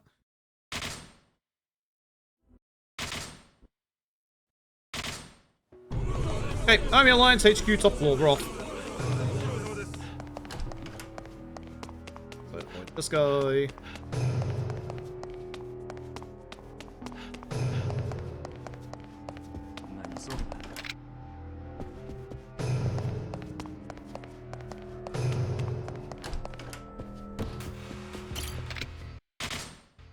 Skip you. You. This one takes ages to be able to start skip sometimes. No idea why. So the thing that we want here is the wooden sword from the guy in the middle. So to do that, we need to run forward and use light attacks, which sounds really weird. By using light attacks, it actually like falls to the floor properly. A bad start to this first phase. I do want to grab it for the next phase, but we won't have enough time. I did just. Ugh. And we're going to use it in this phase. So the larger enemies, there's one on the left, one on the right. They require either one strong thrust or the ending hit of that combo there. So you can see that I will just be alternating between doing a combo and doing, obviously, the strong attack. Second phase wasn't too bad. First phase was for once. Usually the other way around. In this bit, we're going to be holding our strong attack for our strong charge. These two will follow us down the stairs in a second. So them. Oh, get stuck. That's not good. Hit these two, and again, we want the wooden sword off this guy. So again, we just start doing light attacks. Muscle soda. We want to save as much muscle soda as we physically can. We want to leave this set piece with 2 muscle soda. If we can leave with 2 muscle soda, we're on the good drink route. If we leave with 1, that's a problem. If we leave with none, that's a bigger problem. It means I've messed up really badly. It's really hard to be consistent at this speedrun at first. Once you've done it a couple of times, you'll get it a lot more, like, frequently. But yeah, no, it's really hard. If you can get the right angle there, you can get all 3 with that hit. I'm not sad I didn't. You want to avoid all the knife attacks. You want to get to the next guy before this runs out, but it's not. You don't have enough on this one. Oh, just. Never mind. Oh. Oh, just. Oh, just.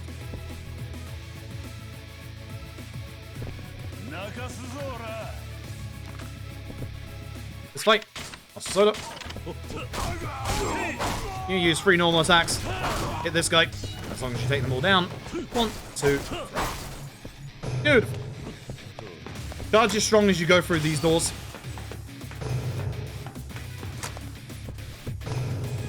Around here. Punch dude. Run forward. Dodge knife. Punch dude. If you still have the muscle soda, it should fly him back far enough to hit the door. You should get, like, enough boost to go through it. Sometimes you'll only get 1 hit on or 2 hits on the door instead of 3. That's fine. As long as the guy hits the door, you'll be fine. 3 at this point is fine. 3 at this point is very fine. And yes, your muscle soda does go down during cutscenes as well. Turn around, grab sofa, spin. Miss that guy, that's bad. Charge as strong as you go through the doors again. Dodge knife. Ow, did not dodge knife. Instructions unclear, took knife to the back.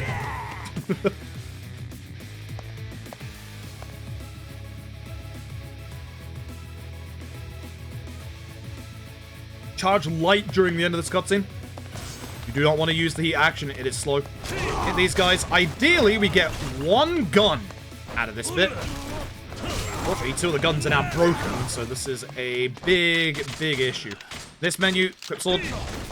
Oh, I like gun. Thanks. Good. The gun is for later. The gun is speed strats for later. We need, in total, in this run, 2 guns. Count them. 2 guns. We've now got 1 gun. If you can get 2 guns from there, perfectly fine. If you can't get 2 guns from there, you'll have plenty of opportunity later on. There is a corridor we like to call, would you believe it, Gun Corridor. And it's him, the antagonist of the video game. Definitely dead. Haha, he don't listen to RGG. It is Ryuji Goda. Potentially not for the last time this week if we get to Gaiden. That's definitely Ryuji Goda. I ain't seen a more obvious Ryuji Goda in my life. Stab twice, heat attack. It's all the way, give him a kick up the bum. So, Ryuji can be a pain. Ryuji can do a couple of things here. I like to charge a light just in case he tries to murder me. Because that stops him. I could have actually just done a normal, like, attack there. And that would have ended that. Sometimes Ryuji will do an attack that sends you literally flying across the entire courtyard. Thanks, Ryuji.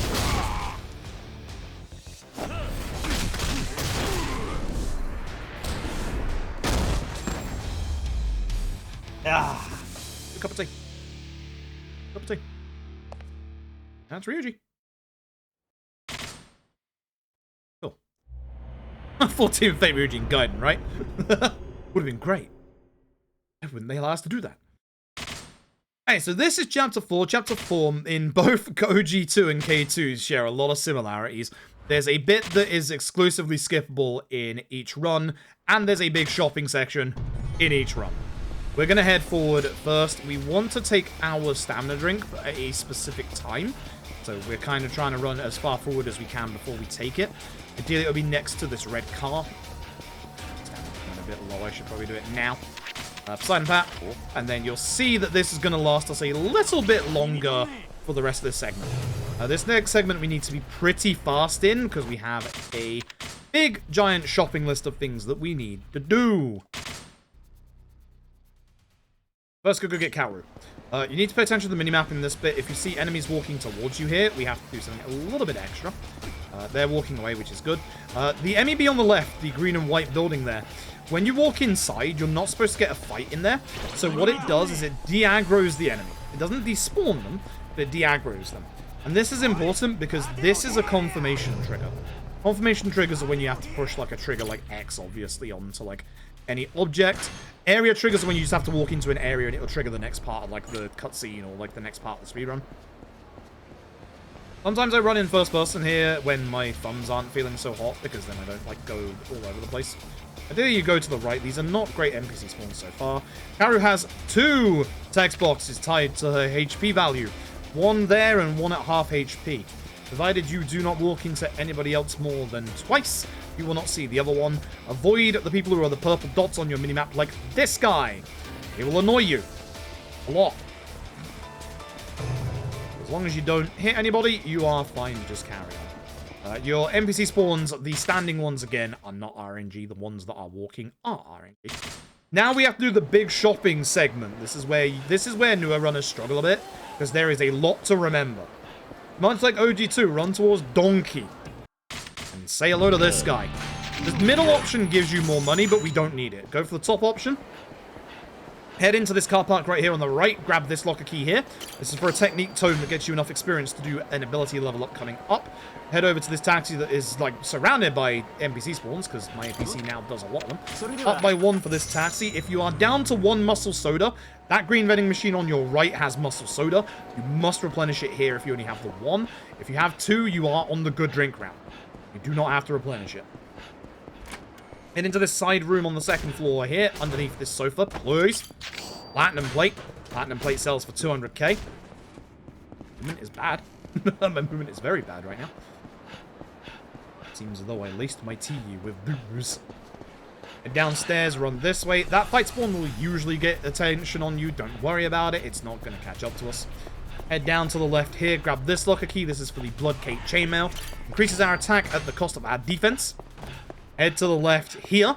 We'll get the first phone call. A bit earlier than I would like, but it's fine. The WoW Bridge, up by 4. If you are a newer runner, I would highly suggest you go down the right-hand side of this bridge, and under the underpass of this bridge right here is a locker key for a gun that has free shots in it. That will get you the free shots you need if you are struggling to get guns. Otherwise, you want to go on this side, you want to get this locker key.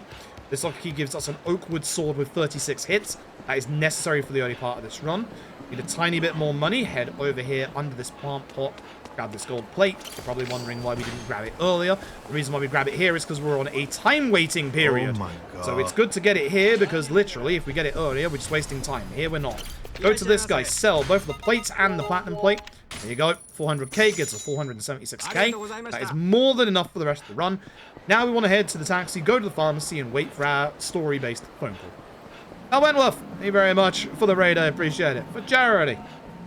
It's been a very, very good day of charity fundraising. It's been an absolute blast today. We're not done. We're just starting K2. We have 3 after this. And tomorrow we have 4 and 5. We've already met tomorrow's runs, and we've already met Yakuza 6 as well. And there's your phone call. So as you can see, you have just enough time to do everything. If you buy an extra toughness Z or 2 here, it's fine. You do have a bit of a money deficit in this run, but it's not huge. It's not like small. It's pretty large. It's like 50k. So you can buy extra healing items if you're struggling to run, which if you are a newer runner, I would highly suggest. Because again, with the Blood Cake Chainmail, you are going to be taking a lot of damage later on. And that's the end of the shopping segment. Smiles. Now you can understand. There's a lot that goes on in that part. It's very hard for newer runners to learn because there is just a lot you have to remember. And if you mess any of that up, you're going to mess up the rest of this chapter. Thankfully, we chill for a little bit here. So, in OG2, this is my favorite thing about OG2. In OG2, you can skip this next bit. There is speed tech exclusive to OG2. Speak to this guy and speak to him 15 times. He gets so mad that he actually gets out of the way by getting into a fight with you. Once you do that fight, you can just enter the Mahjong parlor and have no problems. You see my stamina buff is about to run out just as I get to Club Sega. I've not done too well with my movement. Usually it lasts until I get inside, so having it wear out here is not good. Speak to Junker. Oi. He wants you to catch something in UFO catcher. You first say yes, and then you spam cancel. We're not going. Sorry, Junker. The charity we're doing today is charity fundraising. Thank you very much. Bad fight spawn. Ew. Actually, that one's not too bad because you just run across here and then you don't have to deal with it. The better fight spawn is the one that's here and walking towards the taxi because you can just go there. Up by 3, we want to go to Bishamon Bridge. Do this fight first. Yeah. There is a sign behind us. Grab the sign. Walk back, strong attack, muscle soda. Make sure you use the 1. Once again, Yoshi has not done his tax returns.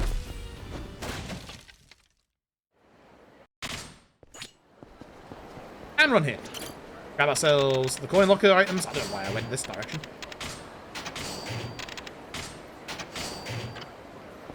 And run forward. Once you run away a little bit, you can go in here, Poseidon power it up, equipment, put on the wooden sword, and also the Blood Cake Chainmail. Need to do for now. Get back to the river. Oh, my neck. Oh, I've been sat in a weird position for a little while. My neck's too stiff. And with that, we get Junker's little go back, and we go back to Junker. It's in a weird position. I need to fix this. Yeah, well, that is GG easy for this bit. Back to Junker, speak to him. He gives us the thing that we need to get back into the Mahjong parlor. And we head back to the taxi. This is down by 2. Usually it's down by 3, but because we're at one of the top 2 taxi points, that is now not on the map, or the actual list itself, I should say, which means that obviously everything else goes up by 1, apart from like the top 2. This guy. I'm going to.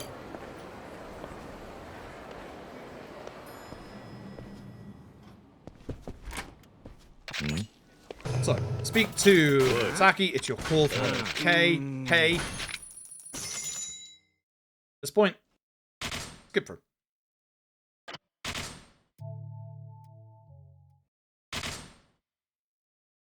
So, if you have 300,000 yen and you pay the 3,000 yen here, we skip a big long back and forth fetch quest.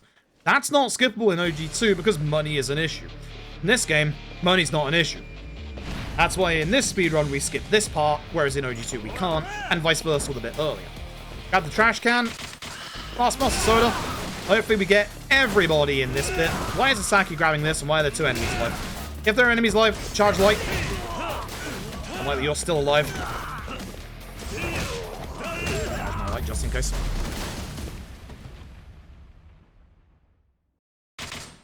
Bad fight. Very bad Mahjong parlor. Mahjong parlor fights, apart from Yakuza 0, in these runs are usually terrible. Drink your Poseidon power, and then we are going to head down here. There is a fight spawn. It will see us. As long as you do good movement, it won't get into a fight with us. It's actually going around the corner for once, though. I just skip to the left, and then use this green vending machine. Also soda it up. And then we head over here for our sanctioned cabaret break a la Yakuza 0. Cabaret wasn't in OG2, but it is in K2. You can't skip doing this, but again, it's a nice break. Like 30 minutes into the run. Again, much like Zero's, if we entrap this in any way, shape, or form, that timer at the top stops and we lose time. So we don't.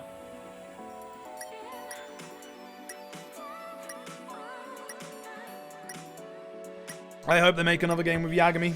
We'll see. It's that rare time where we actually don't have any idea what RGG is working on. I do expect we will get a summit near the end of this year. I do think we get a summit near the end of this year. I think we'll learn then what they're up to. I would obviously very much like a Judgment Free, but Judgment Free, it's very unlikely. I say it's very unlikely to happen without Kimitaku, but like, the fact that they're crossing over characters into the main series and vice versa, like, really makes me think that's their contingency plan. Because the issue is, Kimitaku is a very, very big star and arguably is the face of Judgment, obviously. But the issue is his whole agency and all the crap behind their absolute awfulness.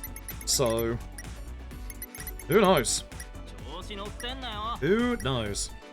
Remember, everyone RGG has worked with that turned out to be a bad person was after the fact. RGG sure know how to pick actors. At this point, if you're a face actor in an RGG game, I expect you to do crimes. Expect you to actually be the Yakuza. If not yet, in the future. Hey, Nagamo.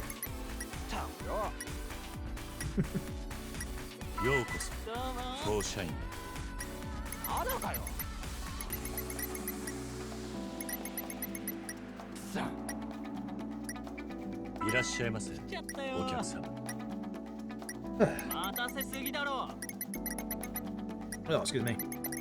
They did not so subtly hint with the side content in Lost Judgment that they actually hinted at the Hawaii map before they ever announced it. Pogo in Lost Judgment obviously yelling that he's going to go to Hawaii is just a little too on point. That's... Boy, you did this on purpose, didn't you? Boy, you actually did do this on purpose, huh?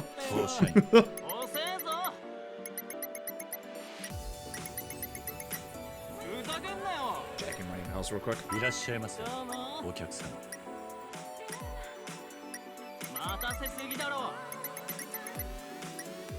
It's a little too on the nose.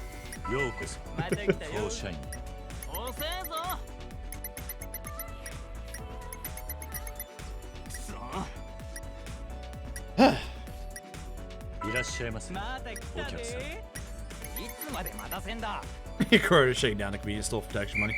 Isn't it funny how one of the longest serving members of, like, the entire series is one of the only ones, like him and obviously Majima's voice actor, they're the only ones that aren't, you know, giant pieces of shit. But every time they bring in celebrities, at some point they end up in giant trouble or associated with the Yakuza somehow. How does this keep happening? How does this keep happening? Fool me once, shame on me. Fool me twice, okay, something's going on. Fool me 4 and 5 times, oh no. It's like if you're in the Judgment series, your job title is the Vice Minister of Health. You're not gonna be the Vice Minister of Health for long. Like, you are absolutely going to lose your job, or lose your life, or all of the above, or get punched by a lawyer. One of the above. I think I could have made the phone call here. Could you skip? That'd be great. One of the above is about to happen if your title is officially the Vice Minister of Health. You're in the Judgment series, or, you know, you live in, like, Kamurocho. You get given the title Vice Minister of Health. Deny it. Get rid of it. Danger is about to befall you. I do hope if there is a Judgment 3, they stop relying on the same plot tropes like that. Like, as much as I like Lost Judgment, they relied on too many of the similar plot threads that Judgment relied on. There is a reason why the Deus Ex phone call at the end of Judgment worked really well, and why the Deus Ex phone call at the end of Lost Judgment doesn't work very well. Like, there is actually real... There's, like, an actual real person behind who gives that, like, phone call to you in Judgment, and in Lost Judgment, it's just, oh yeah, here's a phone call. Like... just doesn't hit the same way. Especially the second time around. Terrible. Bibbidi. It is Sprint 1, EXP 1 and 2, Weapon 1, Attack. So, consume Muscle Soda, consume your Technique Tomes. Stats, we want to go to Sprint 1, EXP 1, EXP 2. Basic skills, Weapon, Attack 1, and then everything that we can in Attack. At this point, as you'll see, I'm pretty strong. Yes. We're doing more than 1 HP bar's worth of damage, and yes, this would be the exact same on Legend. Unironically. It is kind of wild. It's actually kind of wild. Alright. Let us hit up the vending machine to despawn them. Get ourselves inside a donkey. Donkey is one of those buildings you can't take a fight in, so if there's a fight spawn around, it will get rid of the aggro. Malt and underwear. And then head back to Serena. In OG2, you can buy both the malt and the beer ahead of time. That's to OG2. Good video game.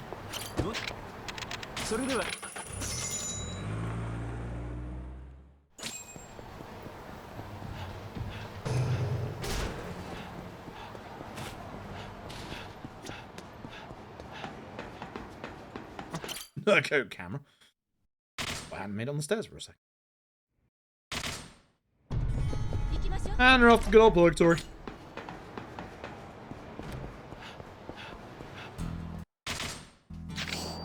Kamaki wants us to train with him.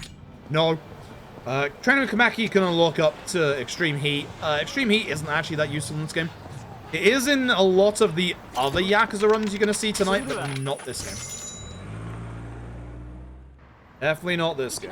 Like, we have way too much damage with Muscle Soda and weapons. We do not need Extreme Heat. Also, Extreme Heat's usefulness is a little less in this game.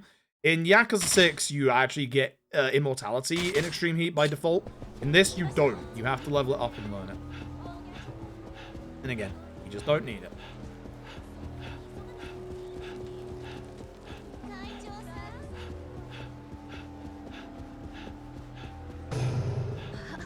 I hate trying to speak to this guy because he's on a different elevation. Did I speak to Karu instead? Okay, stop. I hate trying to speak to this guy. I really do. Here's the worst. One menu you can't text wrap the opposite way around to do, so you have to hit right keypad instead of left. Squeaver. I'm going to start using a little bit of my nameless katana here because I want to, like, save a fair amount of my Oakwood sword. Make sure you walk forward a little bit after each hit so that you don't miss the next stab. Back to my Oakwood sword. Oh, Gary, once again.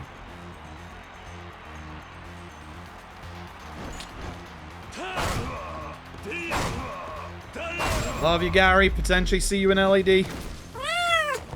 Here, cats. Hold on. Oh, my God. Oh, my God. Anonymous. What the heck? Oh, my goodness. Anonymous, thank you so very, very much for the absolutely wild and generous donation. Imagine stab was for you. So is this. You don't want to do the heat attack on like Ryuji. The muscle soda damage goes into the QTE and does this. That's Yakuza 3 all sub-stories. I just realized. Now try and hit Majima, which usually it's a lot harder than that. That went surprisingly well. Huh. Usually he dodges. Good. Good. Anonymous, thank you so very, very, very much. I am seeing Gary. Yes, we are definitely seeing Gary now. It's not a question of maybe see you again this weekend, Gary. It's a question of yes, see you again this weekend. That is every run up until the end of Sunday done. I love all the overflow incentives. Not until we hit the infinite wealth bonus day. Which, oh boy, it's looking like I'm gonna have to do infinite wealth, huh? Oh boy. Oh boy. So just to say, obviously haven't started like routing Yakuza 3 all sub stories. That's not something that's going to get done this weekend. It's going to be one of those like long-term rewards. But we currently don't have any other all sub story reward like actually on the docket, which is why I wanted to put that up there because it's been one that people have wanted for a very long time, an exceedingly long time. No, I would like to exit the minigame. Yes, it doesn't let you. Yes, I would like to exit the minigame. I like this minigame casually before I start talking bad about it. This minigame sucks. In the speedrun, this minigame is RNG and it's awful. Casually, it's okay. Casually, this minigame is actually fine. I'm putting everyone in like really bad positions, so that's not good. I need you to be a bit further back, actually, just in case. Oh boy, I hope they actually deal with... Yeah, they do. Bit slowly. Bit slowly. They're in a bit bad positions. For this one, we are going to want Initiative leveled up once, Great Tracksuit Guy twice, and the others once each. And just in case I can bring Great Tracksuit Guy down. Oh, Nisha's got it. Nice, Nisha did a good job. No, back up here, please. Usually, Nishida can have a little bit of a problem, and sometimes, like, one or two enemies can get past him, but he's got it this time. What I should have done was had Nishida a bit further up, and then that way I could have reacted, like, accordingly. Oops. Sorry, Great Tracksuit Guy. Up again. I really want Great Tracksuit Guy. I should have, again, the reason why I'm losing time is because I also don't have them, like, far forward enough. You can see the gun guy is here, just in case anyone, like, you know, fails to actually go back to the end. I'll put you up here ahead of time. All should be good for the rest of this. I did that too early. A good time for this is sub 50 seconds, which is absolutely not happening. I can't beat the rest of this in 3 seconds. Nishida, you're the backline just in case, because yep, some people can get by. So, like the last wave here. Majima can also go over here. Good. That's actually good positioning for them. We are going to use immediately our attack boost. Bring everyone over. You get level up. You get level up. I'm going to put another level into the gun guy in the hopes that he just shoots the guy. You might be wondering, why don't we level Majima that much? Majima has a couple of moves that really suck. You would think that Majima being the SSR in the party, that he'd be pretty good. No. Great Tracksuit Guy is the good one. Majima, if you level him up, has a higher chance of doing his spin attack. That spin attack, despite being very flashy, hits once. To one person. That's it. I'm gonna say it. I'm gonna say it. Majima sucks. I said it.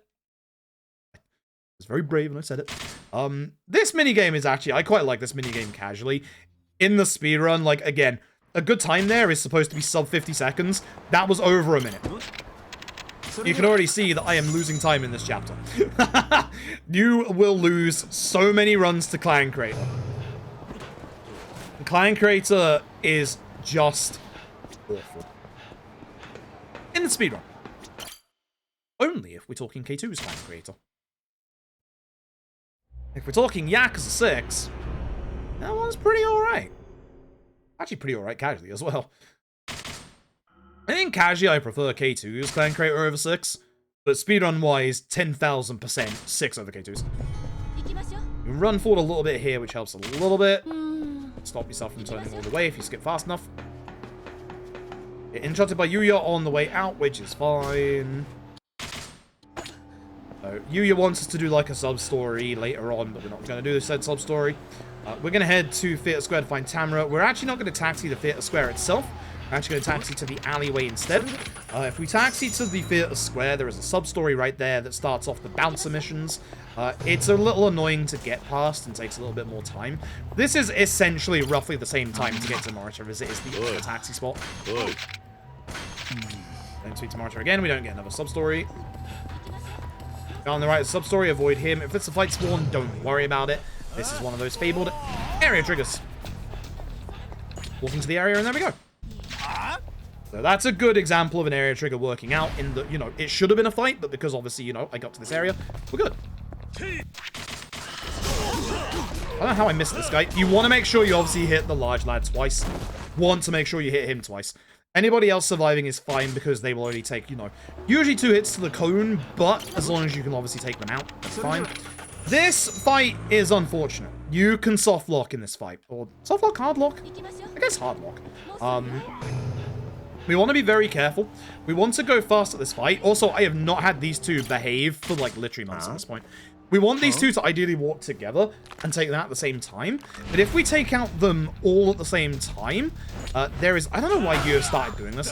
There is a chance that when an enemy spawns, which is that guy down there, I think I did it. No, I didn't. Good. When this guy spawns in at the same time as the last Nishino brother dies, instead of him coming in as backup, he is unkillable, and then the game just soft locks. Like, it doesn't remove you to the end of the fight. Which sucks. So.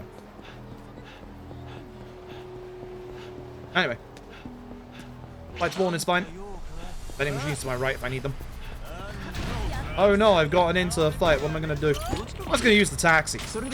So one thing that you can do in K2, I should have used the vending machines. One thing you can do in K2, you don't have like a frame or two. It's a bit more than that. You've got like less than a third of a second to be able to do any kind of confirmation prompt that's around you. So even if you get into a fight, you can stop it from happening. It's fun. First time we find the man in black. Stab forward. Obviously Muscle Soda in that time. You want to make sure you use your wooden sword. We don't use up the rest of our nameless just yet. We can use it if we want to, but I know where I'm going to use those 4 hits. Break this, put it away, grab this sword. This is a very good mid-game weapon. Charge light. This is the first of our gun corridors in here. Hey, remember earlier when I said if you don't have all the guns, you can get them elsewhere? This is where you can get them. No guns, we're doing it the old-fashioned way. Gun corridor number 2 is where you will usually get your gun. When you don't have any guns for this one, this is a little scarier. Dodge once, dodge twice, punch you, dodge you. Should be dodging forward. I'm gonna shoot you. Throw gun forward, that'll kill you. I grab this gun, put it away. That's our other gun. That is how you do gun corridor relatively fast. You can do that faster by dodging forward instead of side to side like I did. You have enough, as long as you're not, it's weird. If you're holding R1 lock on, your actual iframes in your dodge are shorter than if you just dodge. It's really weird. It's really weird. What time range can the K2 crash happen at? About an hour and a half in. I have plenty of time, don't have to worry about that. Forward, hit door, hit this guy with hopefully a light and grab this sword. It's the best sword that we can use to get through this bit, and if we can have good hits here, we can actually just get through this bit with the sword. That would have been good if I hadn't done that extra hit. Nice hit on you. Full hits. Perfect. So now I can hit this door, and then we can do this next fight. You can do this either in the start of the next phase or just before you start this fight. I should probably go back to doing the start of this phase. Give him like half a second. He has iframes.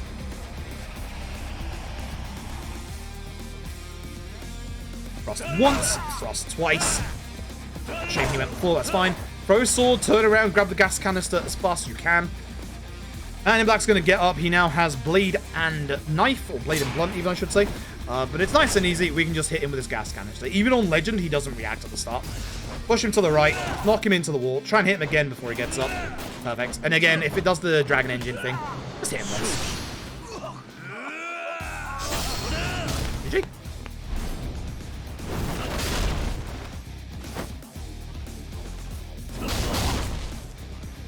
I need to bind my alternate pause menu or pause buttons on F4 for this game. I've got to do that after the Jingu Wheel the other day.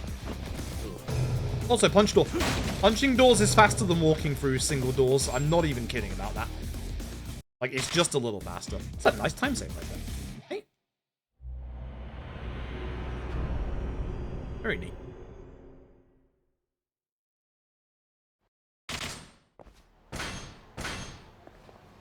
What I will say as well... Oh yeah, we need to take, obviously, the Psy Power.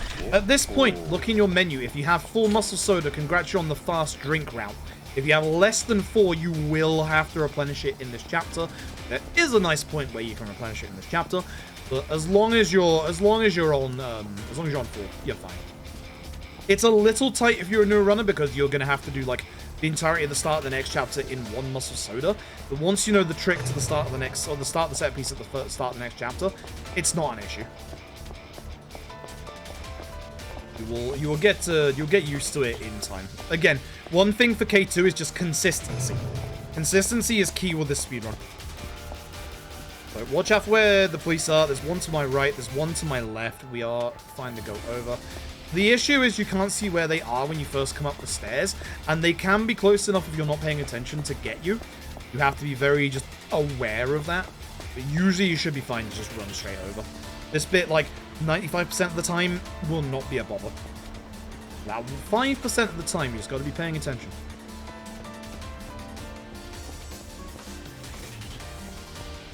So, I will say this. If we get to the 2K on day 1, I will add 2 extra goals to the total for the charity fundraising. 1 at 2.5 and 1 at 3K. I have nothing else after 3K. I could put something above that, but it's also something that I'm planning to do at some point anyway. So it's kind of like a bit weird to do it when I've said I'm going to do it anyway. You know? You know, one of those things. Never said I would do Yakuza 3 or Substories. Well, by the way, Spooky Data Ghost. with the higher FPS, his coat goes higher, and you can see that he has no, like, model inside of him. That day was a ghost this entire time. Unbelievable. Why the man hasn't died in this series, because everybody else bloody does. He's already dead. Again, reminds me of the wonderful time. Spoilers for about, I think it's like a 20-year-old movie at this point. The Sixth Sense with Bruce Willis. It reminds me of the time when JoJo's Bizarre Adventure Stone Ocean, the 6th part of the JoJo manga, was being published in Japan. Randomly in one chapter, the protagonist Jolene, she actually says, spoilers for the Sixth Sense in the middle of it. And the movie hadn't even come out in Japan at that point. I have no idea what Hirohiko Araki was thinking at that point, but he did it. Coming out of this cutscene, hold to the bottom right on your control stick. It puts you towards the both of these two and guarantees you get to feel the heat. It's a little weird. If you don't look towards them, the feel the heat sometimes doesn't go off. You look towards them. Fine. What about this? Yep, nope. Movie hadn't even come out in Japan at that point, and, like, Araki just decided to spoil, like, you know, the Sixth Sense. Like, just immediately. That's flippin' hilarious. That is absolutely hilarious. How long do I expect Yakuza 3 ass to be? Long. It doesn't scare me as much as Fist ass, but it is on that level. I think it will be longer than 5 ass. Man, I like 5 ass. 5 ass is good. 5 ass is some good stuff.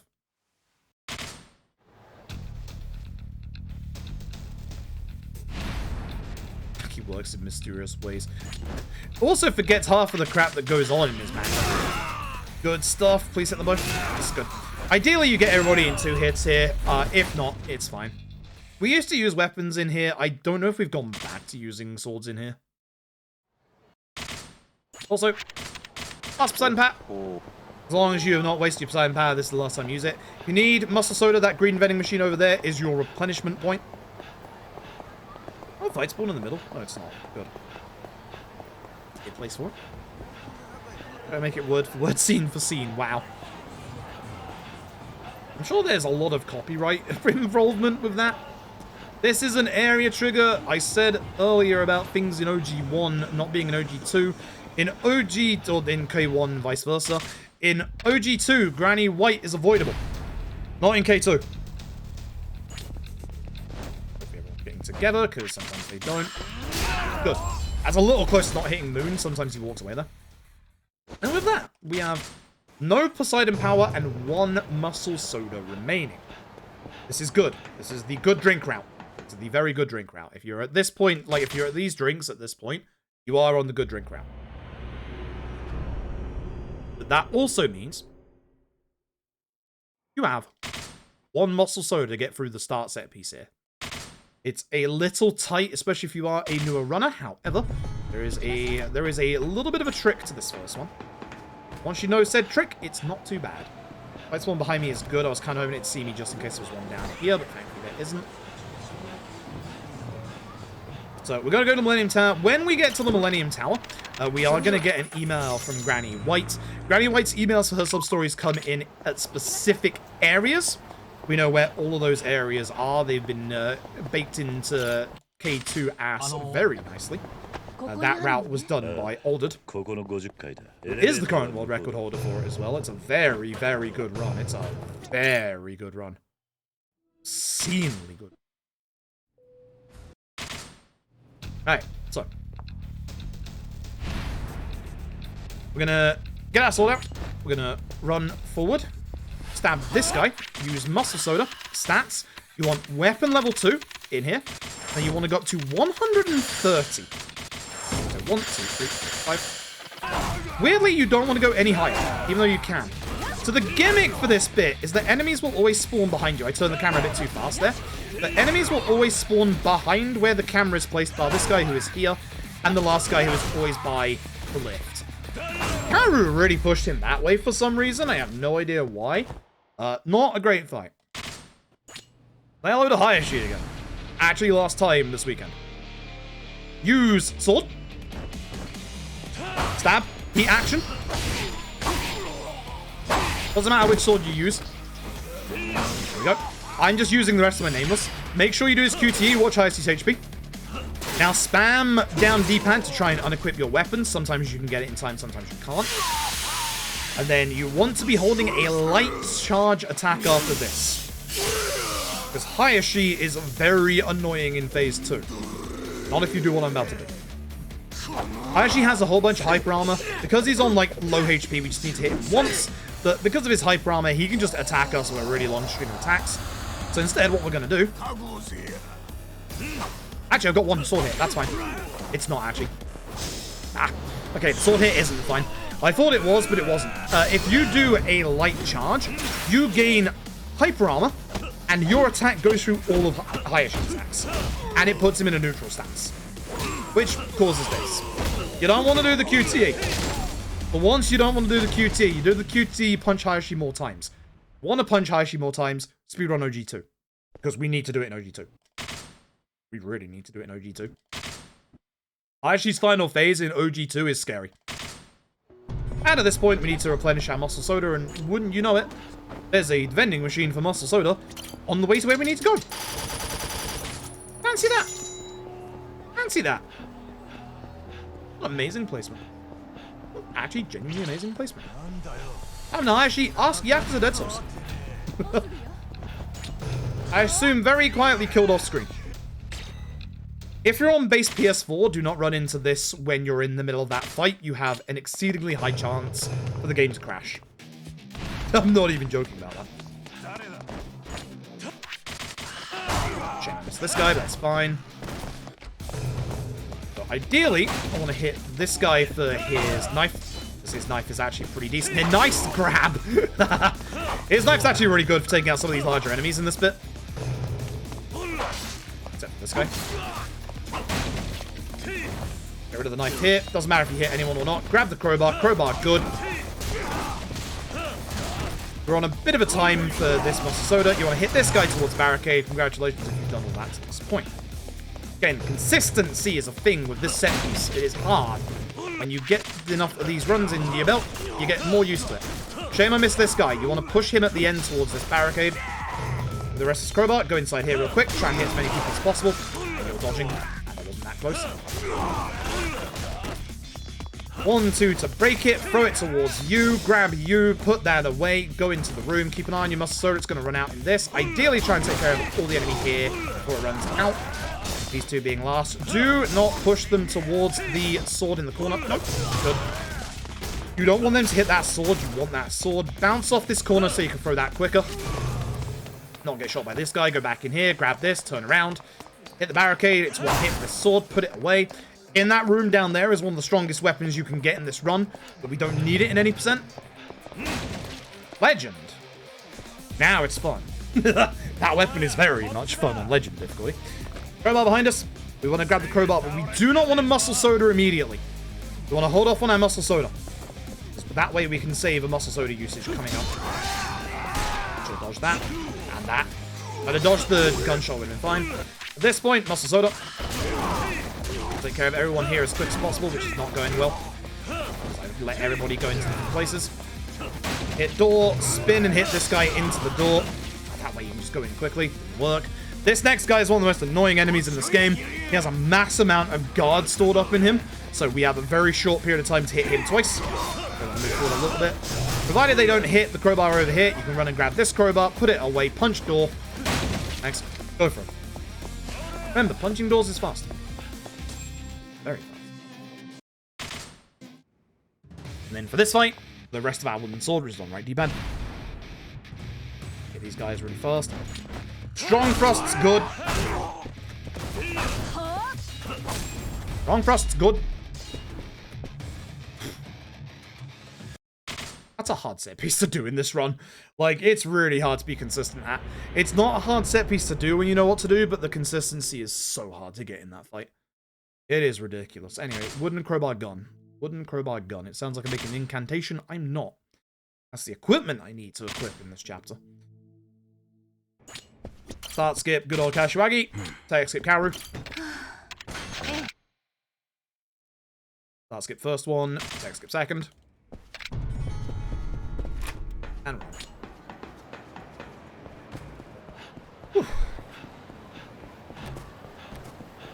No fight spawn is nice. And just run straight to the taxi. Moving away, which is good. Going to Teruda's funeral. Aha. Smile.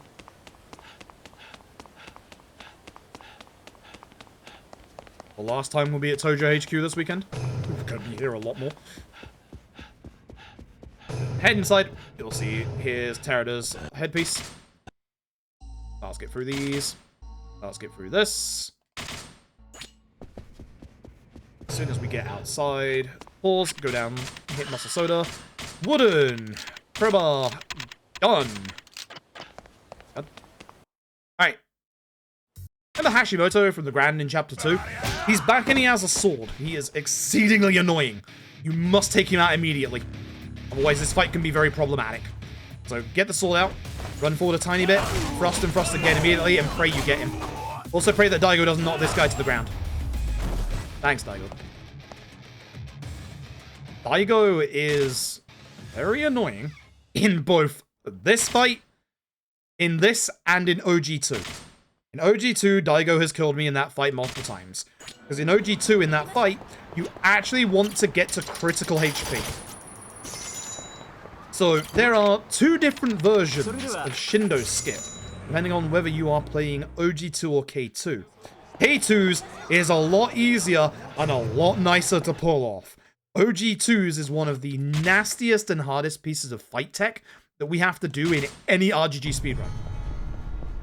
The literal difference in succeeding or failing it is a singular right-hand attack, which is essentially something like 18 damage. It is wild how tight it is in OG2.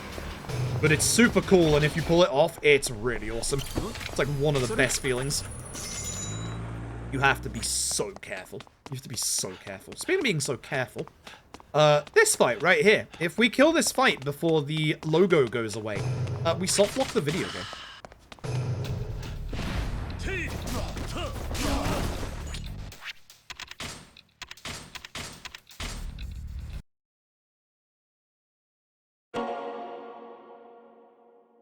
I was proving it.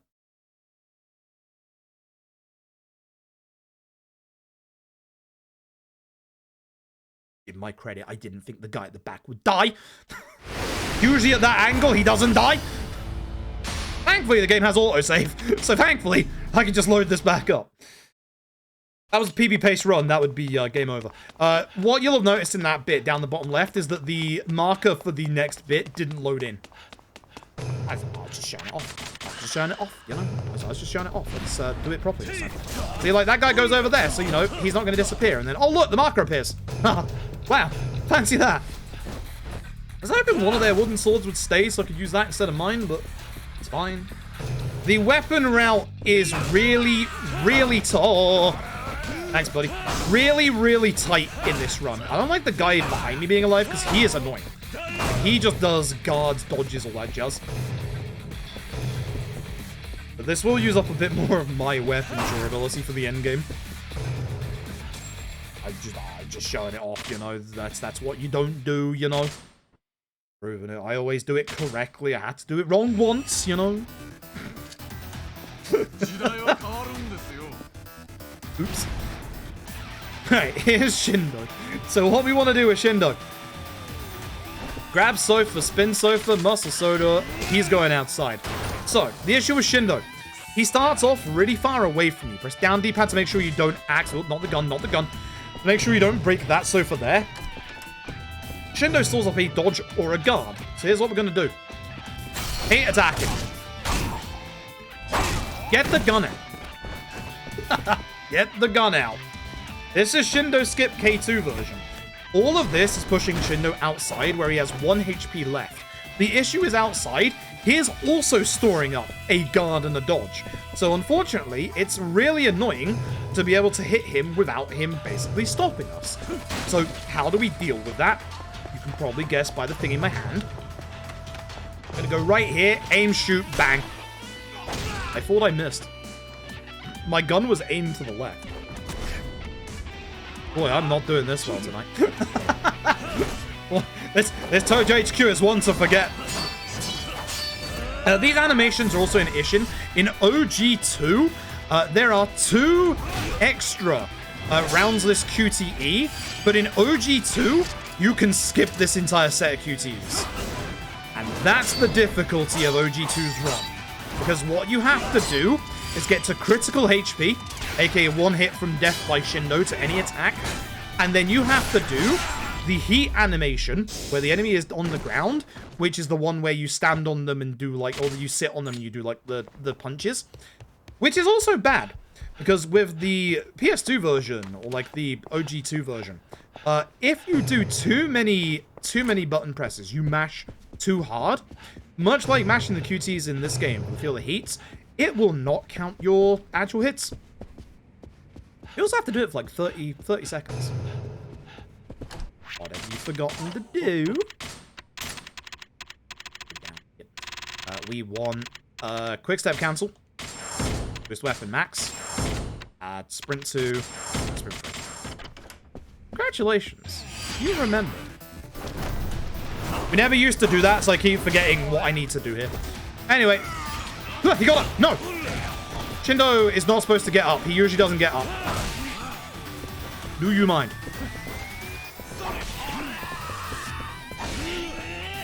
Black.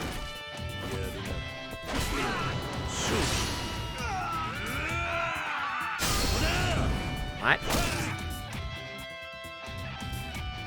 Fairly certain. So 2 of my punches go through his body. Gonna forget this Tojo HQ ever existed.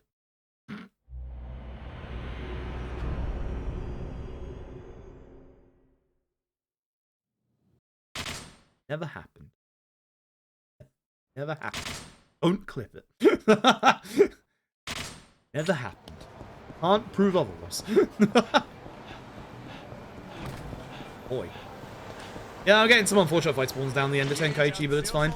Again, you can either use like the thing we did earlier with the taxi or just use the vending machine here. For this one, we do want to go to Theatre Avenue because as long as you don't move here and hit the sub-story, you'll just load straight into the story beat.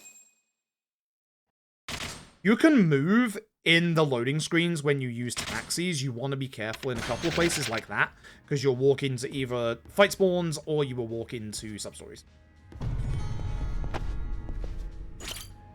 Great new speed tech, right? Oh dear, oh dear. Good fight spawn, good fight spawn. If you get that one on the side, you can run out of here. If you get a fight spawn in here, walking towards you, that sucks. Because that's one of the worst fight spawns you can get. Oh dear, oh dear. Anyway. Right, into the Millennium Tower. I'm an idiot. Hold on. Somebody got their part of the K2 Crash Gang. They need to restart their game, otherwise the game's going to crash at Chapter 13. Or Chapter 14.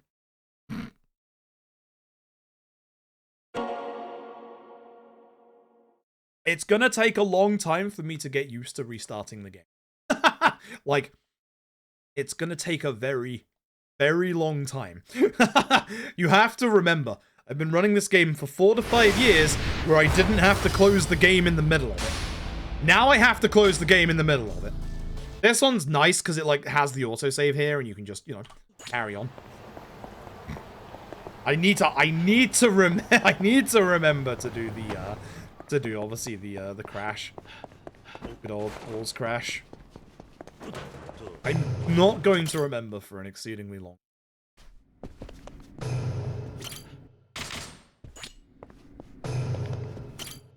It's just gonna be.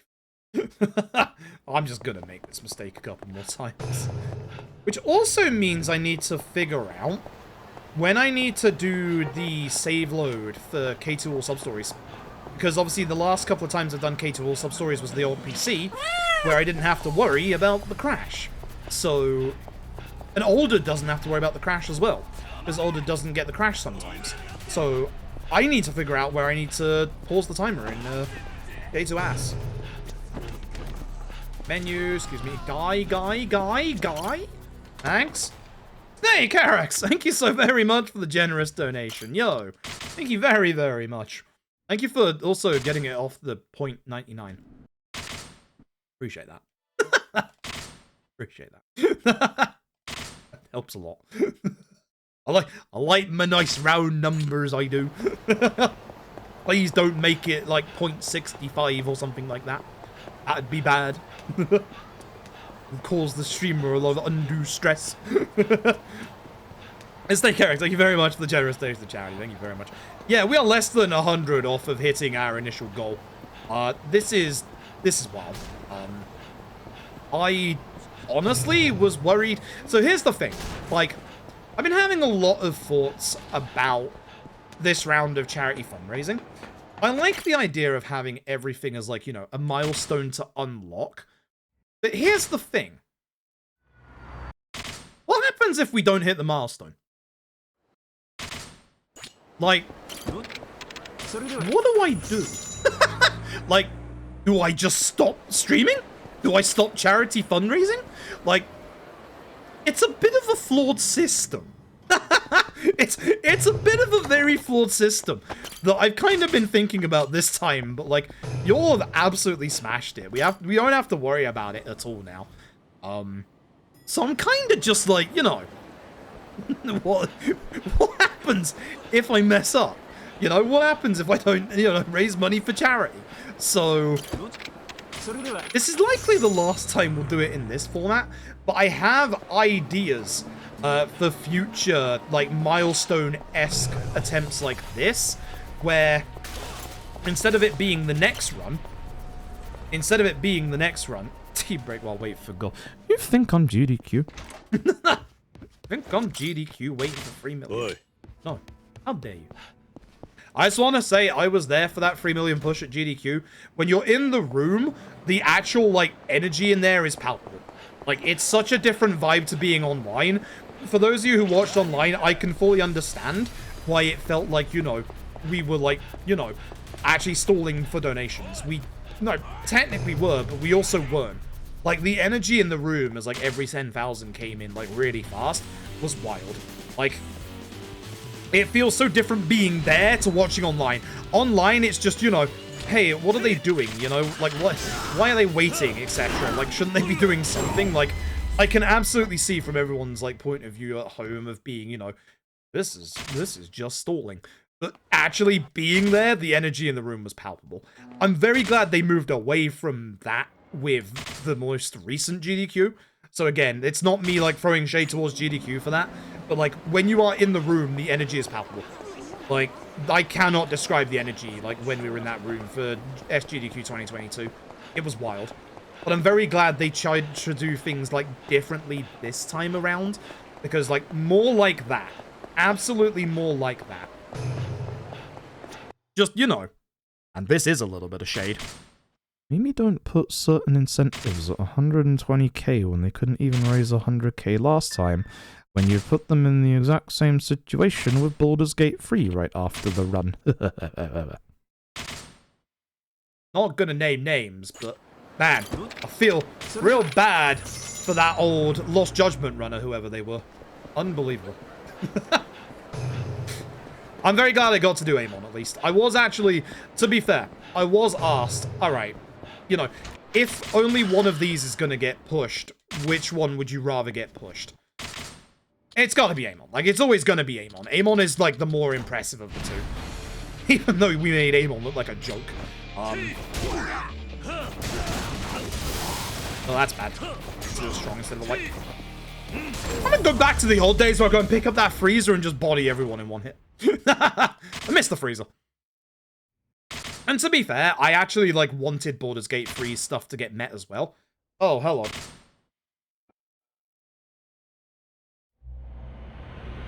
That's the weirdest bit of tonight I've had. Oh, wow. I just lost all the sound in my left ear, and that's weird. That's why I just took my, wait, no, like, Pound Bridge.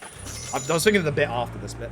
So I just took my headset off my left ear because, like, my tinnitus just hit, and that was just a weird feeling. Well, my tinnitus actually usually isn't that bad, but, like, the last week it has been bad. I don't know why. I'm not listening to, like, loud things. I know I'm loud.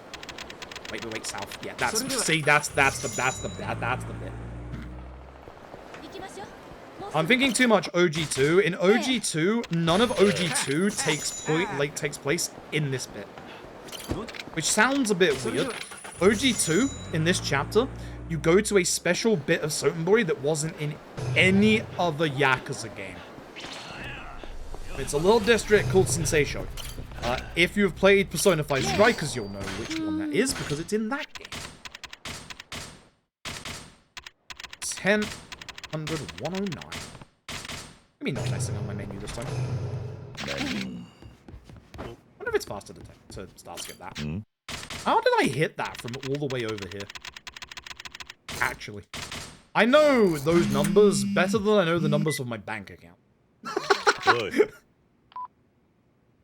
I genuinely know those numbers better than my bank account. It's wild. Actually, I think this is more... This might not be tinnitus. Like, it is a little tinnitus. This might be earwax problems again. I was having earwax problems a whole bunch on the way back from GDQ. Because my ears refuse to ever pop. I think you might be right, Shinra. Like, camera busted. Oh, my camera busted. It looks so weird. I think you might be right. It might just be earwax, like, clogging my ear hole again, which... That happened for a little while after GDQ, so I think I am having slight earwax problems right now. I think I need to pop my ears, actually. We gotta go find Santa. Santa is always here at Shofukucho. Good now? Yeah, we're good now. A little bit. Just a little bit of sound in my left ear. Yeah, we'll be fine. Yeah, we'll be fine.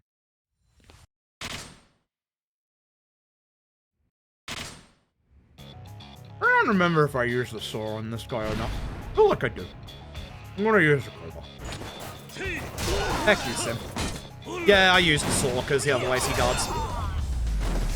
Heck you, Sim. Stop DMCAing my VODs for K2.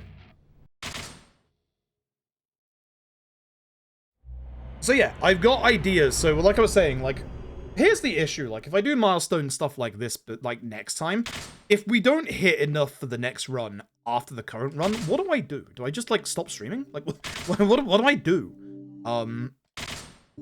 So I've got ideas in mind. Instead of doing... Ooh, hernia, please. Instead of doing, you know, the next run, we will have a fixed schedule of what runs we do and when. And next time we can bring back the, Oh, I'm gonna go first person because you move a bit less more in first person in this bit. Instead of, like, doing just mainline games, we can introduce, like, side games again next time when we have a bit more time. I just don't have time to do all the side games. But for me... Gaiden is canon. Gaiden is canon, alright. So we're doing Gaiden. But I've got ideas for other milestone types of rewards. So, for instance, if we raise a certain amount of money before, say, K2, we can do, instead of K2 any percent, we could do K2 any percent Legend. Or before we say, you know, Yakuza 3 gets met, we could add the Amon fight onto the end and stuff like that. So instead of like having, you know, the games and the streams in the air, we just add incentive milestones to do other fun stuff. Karaoke in some of the games, etc., etc. You know? I don't like how I'm getting teleported backwards multiple times this time. Stop this, K2. I know you do this in this bit, but stop it. Yeah, Gaiden is canon, thank you. I've been saying this the entire time. So yeah, that's my ideas for this kind of, like, fundraising next time. Not having the games be up in the air, but actually, you know, like, having, like, different kind of milestones, you know? Yeah, doing a bit of the dance club for Yagami. Hey, this fight, very important. Bike strats. Swing bike, muscle soda, go to stats, attack to 174. And not a point more. 174 is enough to keep doing 1 HP bar's worth of damage to the rest of the enemies. However, at 174, we have the exact, precise amount of damage to not push the final boss into its final phase early. You were probably thinking that, you know, full damage is probably what we want. No. Full damage still does, you know, no more than 1 HP bar's worth of damage, boys. You want to go fast here to get to this guy with the muscle soda buff still on. And then, sword. Yeah. You can't get to Kurikawa with this attack buff, so we just need 1 muscle soda. I mean, 1 more muscle soda after that. So your muscle soda usage gets quite tight at this point in the game as well. Like, your weapon durability and your muscle soda usage gets very, very tight at this part of the run. But usually, it's alright. Hey, Blue Jays fan. Yeah, doing good. Doing good. Today's a good day. Today's a good day. We're doing charity fundraising, and it is going very, very well. We're doing charity fundraising again for Gameblast24 with a special effect. We're helping out disabled gamers everywhere in being able to play games. Side. Oh, that's some beautiful hits. Oh, that is some beautiful hits. Oh, I don't think I've done that fight better than that. Oh, that's some beautiful hits right there. That was a good fight. That was a very good fight. You could probably guess, the chapter sucks for consistency as well. Any chapter that has a major set piece in it, it's really hard to be consistent at. I don't fight spawn either. Heck yeah, let's go. Heck yeah, let's go. Dead Souls difficulty, Dead Souls? Yup. Against my better judgment, yep, I can do that run. Some games won't have any extras to them, like Kenzan won't have any extras. Ishin won't have any extras. Money towards charity to skip Kenzan? Well, not skip Kenzan, skip Ishin. No, don't skip Kenzan. Kenzan fun. Don't take my Kenzan away from me. Skip Ishin. Skip Ishin! I want to skip Kenzan. I like Kenzan. I like Kenzan a lot. Not the plot, but the gameplay. Yeah, Anonymous! Thank you for the generous donation. $25. Thank you very, very, very much. Hey, again, we are on a bit of pace here to be able to take care of this first fight with this Muscle Soda buff still on. We need to take care of Kunieda last. In OG2, it's the opposite way around, but we need to try and take care of the Samurai. We're usually going to hit Kunieda in the middle of this. That's not what I want. And usually you will just hit him once, and then he starts guarding. I got very lucky there that he didn't start guarding, because he usually does. That's why I changed to a light attack, because light attacks like can knock his guard away, and then you can hit him very quickly afterwards. Use up a bit more durability of your weapon, but other things we have to do. Fast enough to skip the spear trap. It was actually too close to me. Huh. Must have gone pretty fast. For these guys, you can actually hit them with a strong attack, provided they're not dodging. But if you use a Muscle Soda, and I didn't go through the middle of the doors there, so that's bad, you can then hit them with light attacks. That's why I will use Muscle Sodas in this bit. It just makes some of these fights a little easier, like the next one. OG2 and Keizu have the same layout for the map right here. However, OG2 starts with that door open. I'm gonna have to take care of these enemies. Which is nice, because OG2 actually gives you some of the bigger enemies in this part. It's kind of scary. OG2 does not allow you to get onto the minigun if you have full weapons. And at this point in OG2, we have 4. So we do not have a free hand to be able to get on it. Thankfully, we have a very easy way of getting past that a little bit, and we just throw a weapon away. Like, we just throw it forward, onto the floor. Pick it up later.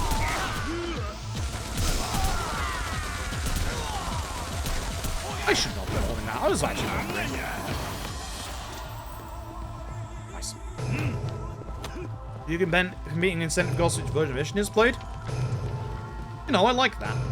I like that a lot, actually.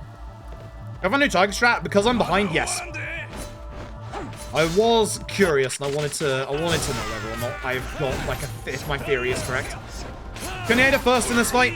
Oh, nice spear. That spear actually helped me out a bunch. I didn't even realize I could hit Kunieda.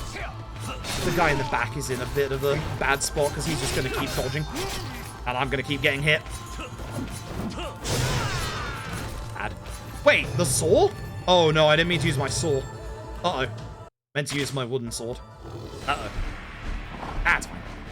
Alright, so I have an idea for this tiger fight I'm going to test out. I'm glad I bought that toughness C earlier, because I'm going to need it. I guess I could dodge at the start. Here's what I'm going to do. Get the saw out. Use Muscle Soda. I'm going to heal quickly. You should charge me, right? Yeah. No, I didn't hit the other one. See, that's the issue. Like, it takes a while, but the second tiger, he will always charge as well. So you can line the tigers up together, but it just takes a long time. And that's the issue, because if we do that, and obviously we don't get the double hit like I did there, it didn't save any time. You just lost time. But you can absolutely line them up together. Like, that one factor of what we were hoping for with this is here. You can line them up together. But the issue is it just takes too long. But it does work. Doesn't work well, but it works. And then also the other one then appears behind you. Do multiple dodges. Ah. Go for the 2. That's used up way too much of my sword. I've only got 2 hits left. Done it again. I did not mean to use the sword for Kunieda. At least I know where I messed up this time. But yeah, no, the 2 tigers will definitely 100% go together. It's just being able to hit both of them. Like, maybe the key is to get both of their heads. Like, if both their heads are together, their hitboxes should be, like, a bit more aligned to hit them at the same time. But that's going to be hard in and of itself. So, yeah, no, I think that is easily doable. That's twice in a row I've had that happen. Obviously, it needs a bit of a bigger, you know, actual testing for that. Because, like, you know, as we always say, don't just rely on, like, a single round of testing. Do more than 1. Do more than 2. But I should have a safety save in Chapter 12 that I can practice that at some point. But I think there is something there. I think there is absolutely something there. Whether or not it's quicker than just pushing the tiger to phase 2, I don't know. But I do think there is 100% something in that.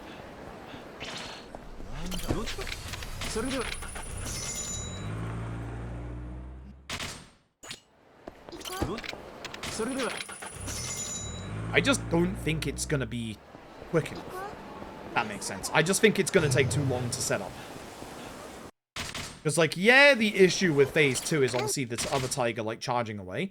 But, like, or, like, you know, being a lot more defensive and you can't beat it without it charging you. But at the very least, you get to Phase 2 instantly. Like, in the first, like, 3 seconds of the fight. It's gonna be tight timing-wise. If it does work out and we find a consistent way to do that, it's gonna be very tight.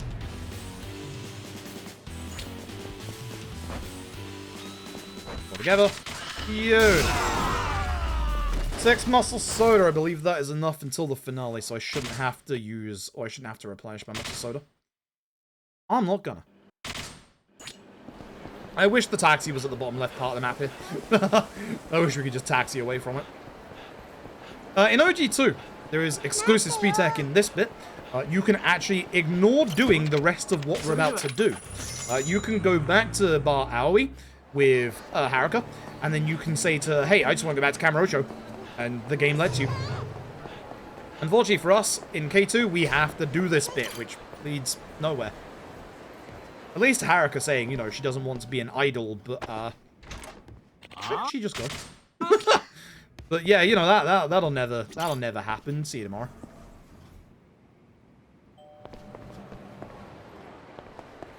I'm back tomorrow, where Haruka turns out to actually be an idol after.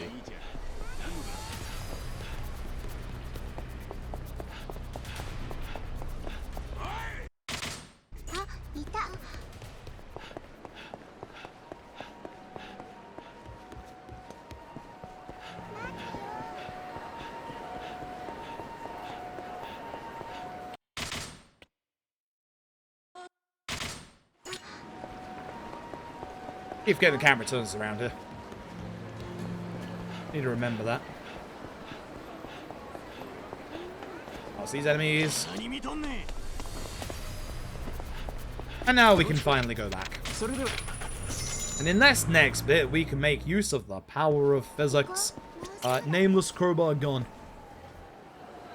I might not re-equip my sword at this point, because I've only got 2 durability left on it. I don't even know where I can use a 2 durability weapon. I think there is a chance.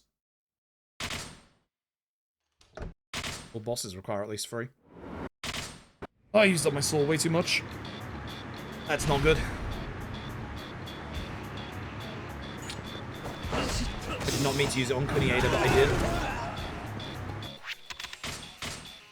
did. Nameless. Oh. Done. I am very low on weapons, although that one wooden sword still has a good bit of durability on it. So it's going to be terrible in this endgame. I got to muscle soda, didn't I? Yep.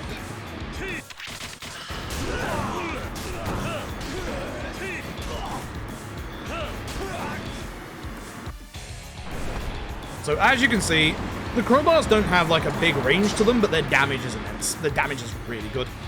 And the reason why we want the gun is for this bit. So as you can see, we've got the guy over on the truck on the other side. I'm pretty sure hit the weapon together.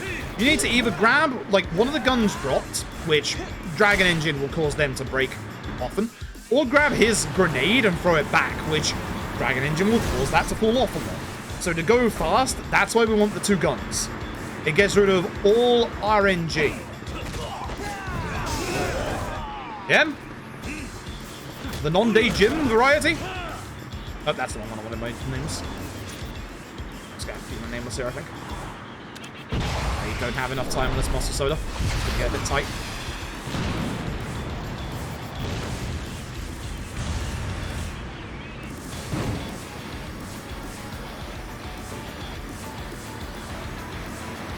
And look who it is. It's the man in black. He's back again. This fight is very different in OG2.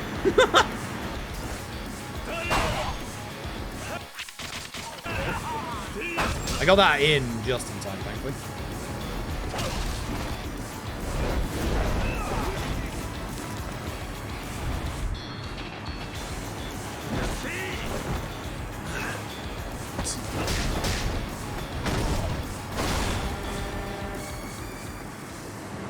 Alright. Yeah, I usually use the sword Karahashi. I'm gonna have to use the rest of this nameless. I'll just have to use furniture for the end game fights, not the Stardust fight, the Dokumoto fight, and also the Bantam fight. Let's do it that way.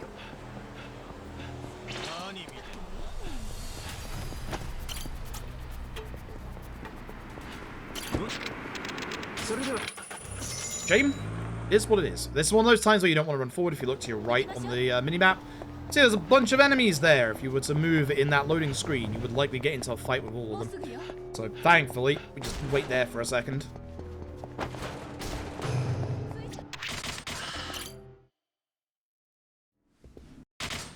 Alright, so remember we got quick step cancel earlier. We're going to be attempting to use quick step cancel to not hit Karahashi. Or like hit Karahashi but not get him to feel the heat at the end of the spike. So quick step cancel away. I did not do it properly. I did not do it properly all the right time at all. Never mind. Needed to do it faster. The reason why we want to do the quick step cancel is that if we quick step cancel away from Karahashi, we don't put our weapon away and we don't have to like get it out against these guys. Ow. I could have lined that up better. I could have lined that up way better. I'm disappointed in myself. Very, very disappointed in myself. Very easily have lined that up a lot better. Right.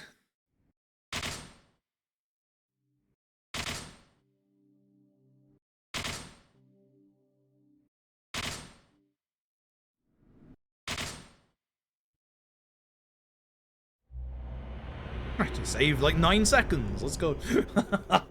Heck yeah. Chapter 14.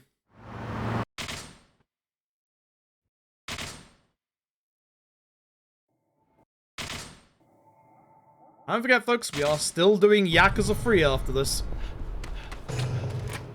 Which is another 2-hour run. It's gonna be a night tonight, that's for sure. Absolutely be a night tonight.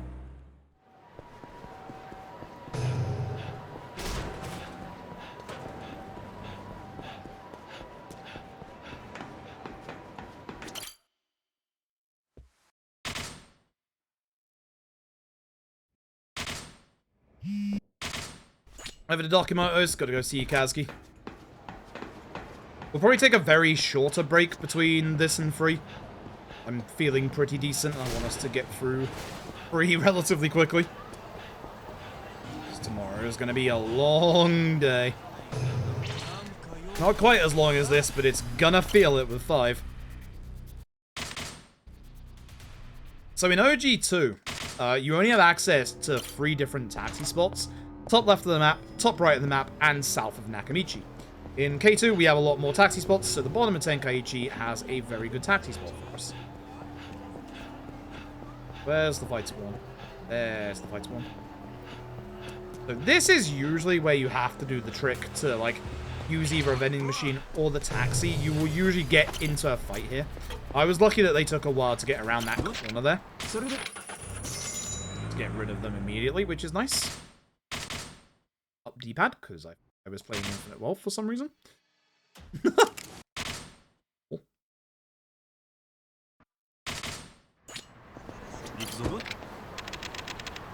I don't know why I went so far there, that was weird. Come on, Daigo. At least we don't forget that Daigo's been to Purgatory before, eh, Daigo? Again, Majima has seen you here. You didn't have to say this is Purgatory, eh, Daigo? We know you've been here before. Multiple times. You know Daigo's come back here. You know he has.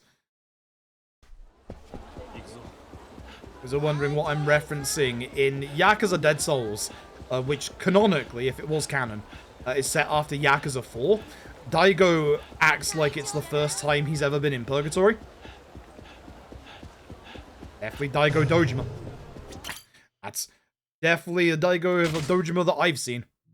There he is.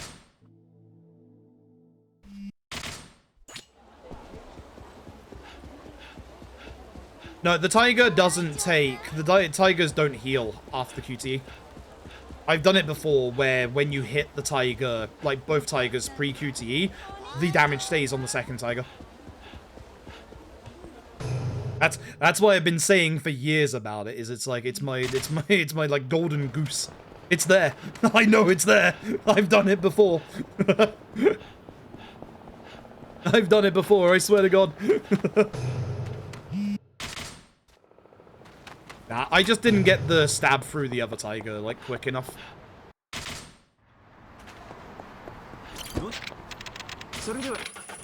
It definitely takes the damage and keeps the damage. I just didn't get that second hit off.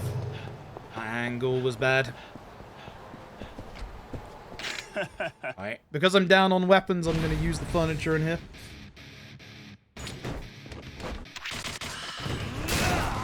This guy first, because he sucks. Actually, I think I probably could have used my crowbar in here and I still would have been fine.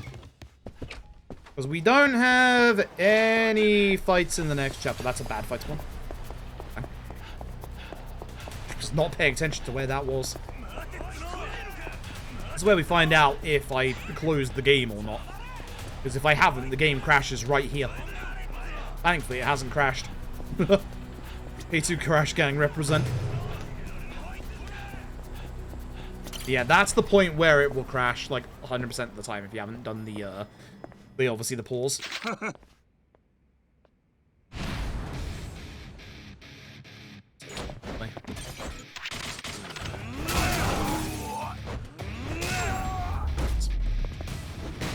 Nice.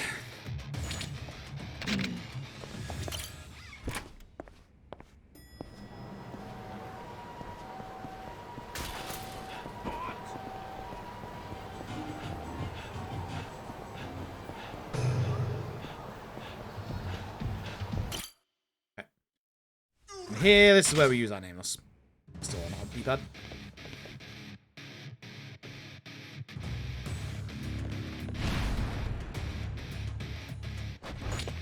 Oh, wait, that's my crowbar. I mean, that'll still do, but fortunately the enemies can guard this. Should have used my nameless. Oops. That's fine. I just could have saved time in that chapter if I'd actually used the right weapon. Oh well. Chapter 15, there's not much that happens in Chapter 15. We literally have a time waiting segment that has a skip in OG2, but not K2. Thanks. Yes.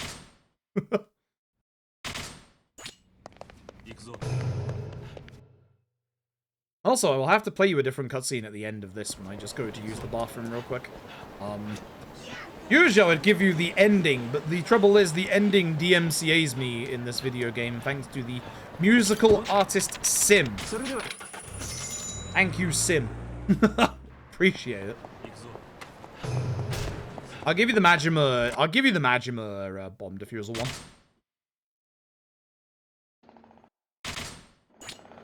Anyway, this bit is a time waiting segment. We have to wait 3 minutes, or like 3 minutes in-game time for Date to call us. So what we're going to do is going to get the muscle soda that we need for the finale.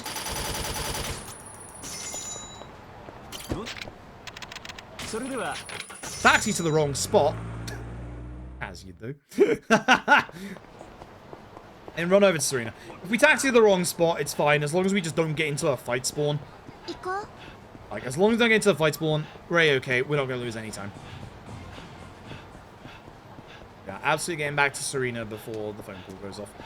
Very, very, very long time ago, the strat was to go get a locker key for a different weapon called the Iron Club.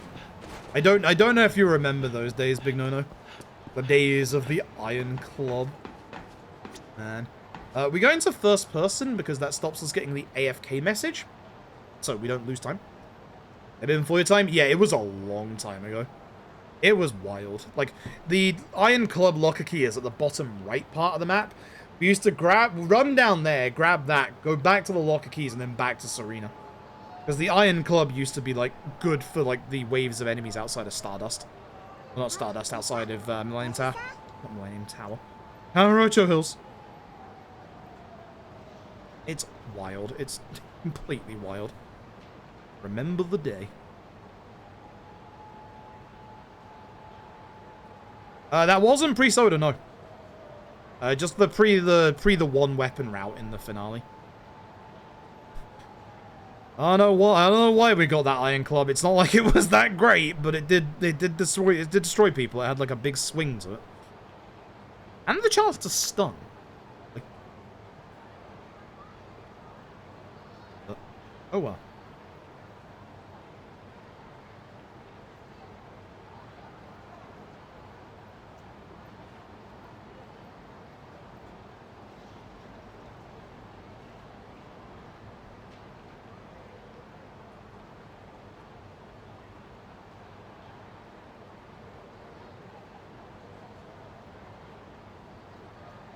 Cool. Alright. We just have to wait here. The phone call will interrupt us being in first person, which is nice.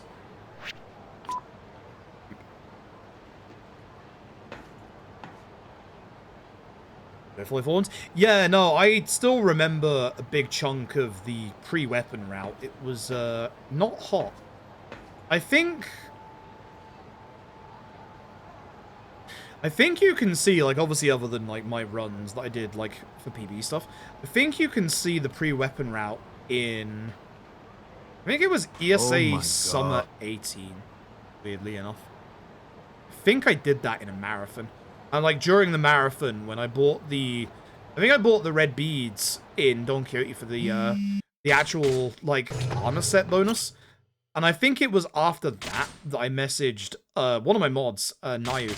And I said to Nayu, hey, what about... Oh, no, that was Yakuza 6, was it? No, wait. Was it K2 or 6? I'm forgetting. I think it was K2. I think it was K2. Maybe Matt, thank you for the raid. I appreciate it. It was K2 or 6. I might be getting my timeline mixed up. That man just disappeared out of existence.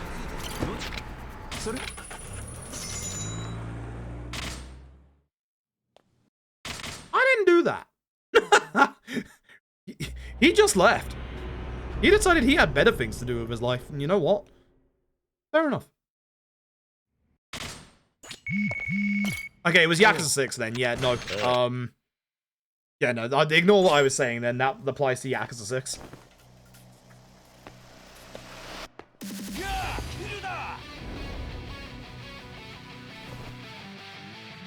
I think we just figured out. I think we just figured out quite early on that weapons were the way to go in K2. But we changed up a lot of, like, the weapons that we used. We never used to use the Darkwood Sword in this finale, for example. Which is wild if you think about it, and how, like, easily accessible it is. Like, it's just everywhere. We never used to use this one, either. We used to wait until we got one a bit later on. We used to use that Chinese saber. And then this Chinese saber as well.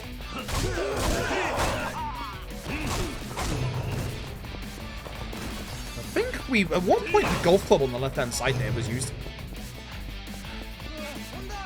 Oh, I've been thinking for this finale as well, by the way. For the two sets of enemies at the start, you don't actually have to use a muscle soda for them when you use the sign. So I've been thinking of not muscle sodaing there, and then muscle sodaing for this group, and the muscle soda will last long enough for this group and the next group. So you don't have to use a muscle soda for this second group. That'll just save you time in a menu. Like, obviously you can save, like, not using a muscle soda here if you're fast enough. Which, you know, this happens. Ow. It just guarantees you can get through this fight without having to use another muscle soda. Pretty awkward? Yeah, no. Yeah, very much agreed. Wait, remember the days we used to go down that, like, road down there where the rocket launcher guys were? For those who don't know, we took us, like, 2.5 years, I think, until someone came in and told us, why are you going down that path? Why don't you just go around the top path? And, like, I think a couple of us were just like, we can go up the top. Obviously, it turned out to be a lot better and a lot safer as well. Nobody ran up this way. Just has good weapons up here as well. Okay, so ideally the both of these two will get together at the same angle. If you can hit both of them before this QTE, then they'll both go down to QTE. Unfortunately, we didn't. So this guy will need one little hit, which is not hard to do. Just use... Here. Next, not turning around. Just use that. This is the reason here as well as why auto camera is off, for those who don't know. At the very end at Purgatory is an area where enemies can actually spawn. But as long as we have the camera facing that way, the enemies will not spawn. So as long as we are facing both like the very end and the right, they won't spawn like down there, for example. Gosh, I've got two quite far away from each other here.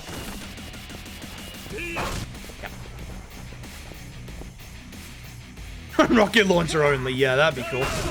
The actual rocket launcher enemies. Thank you to the grenade for not actually being... I was gonna say too bad. I did also forget to, like, equip my actual swords here, so...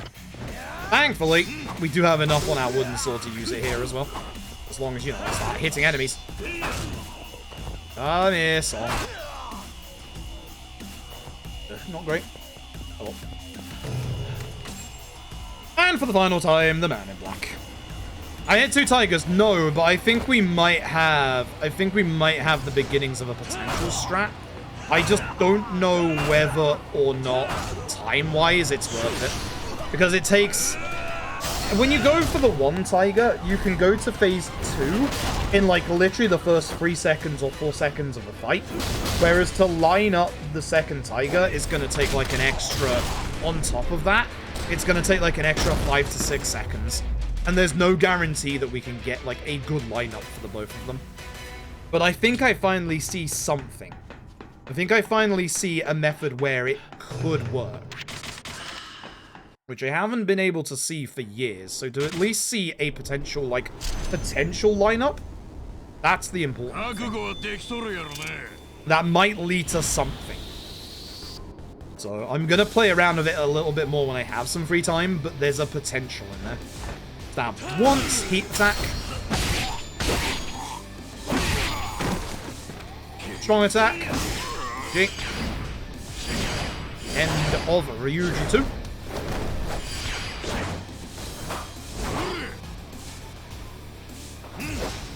Thank you. Only have to hit him once, even if he guards, you only have to hit him once. Why does that not work sometimes?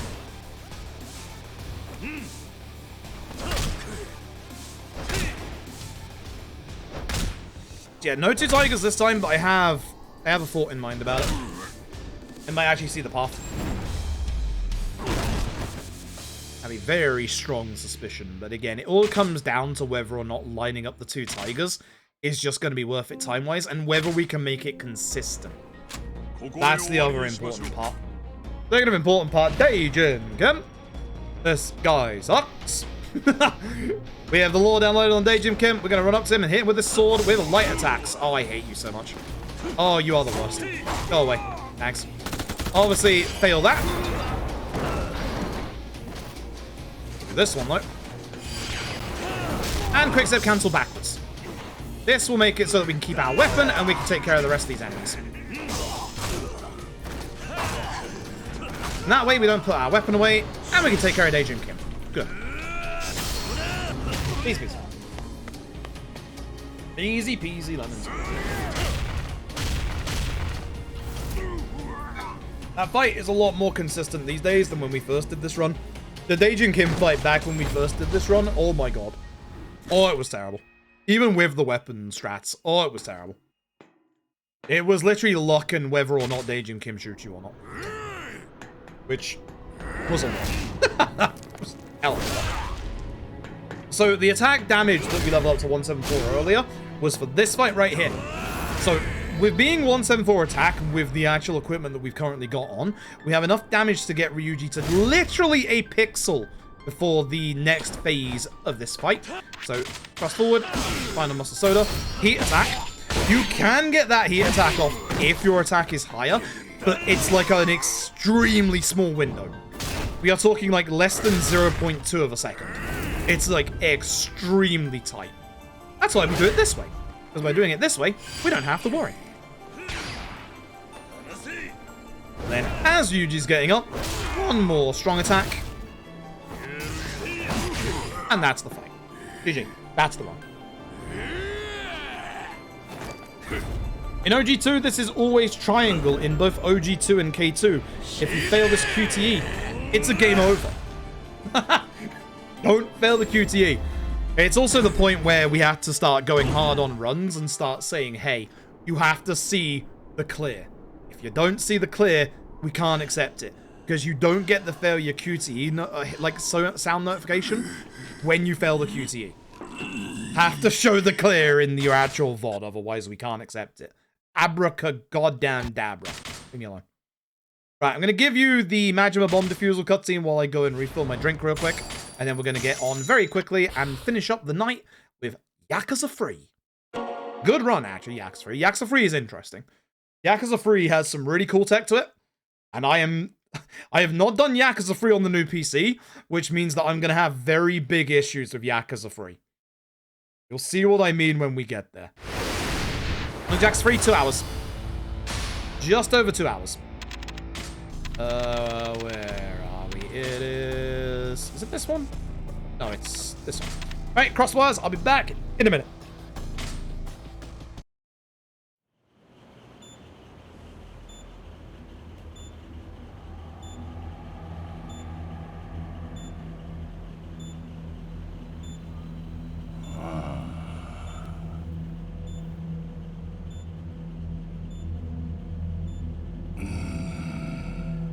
Akaya! はい。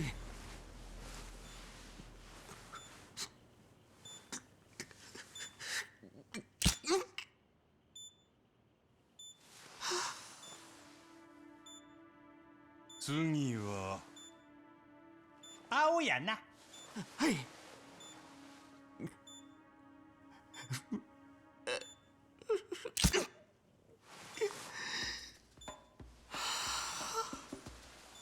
なんや、腹の調子でも悪いんか？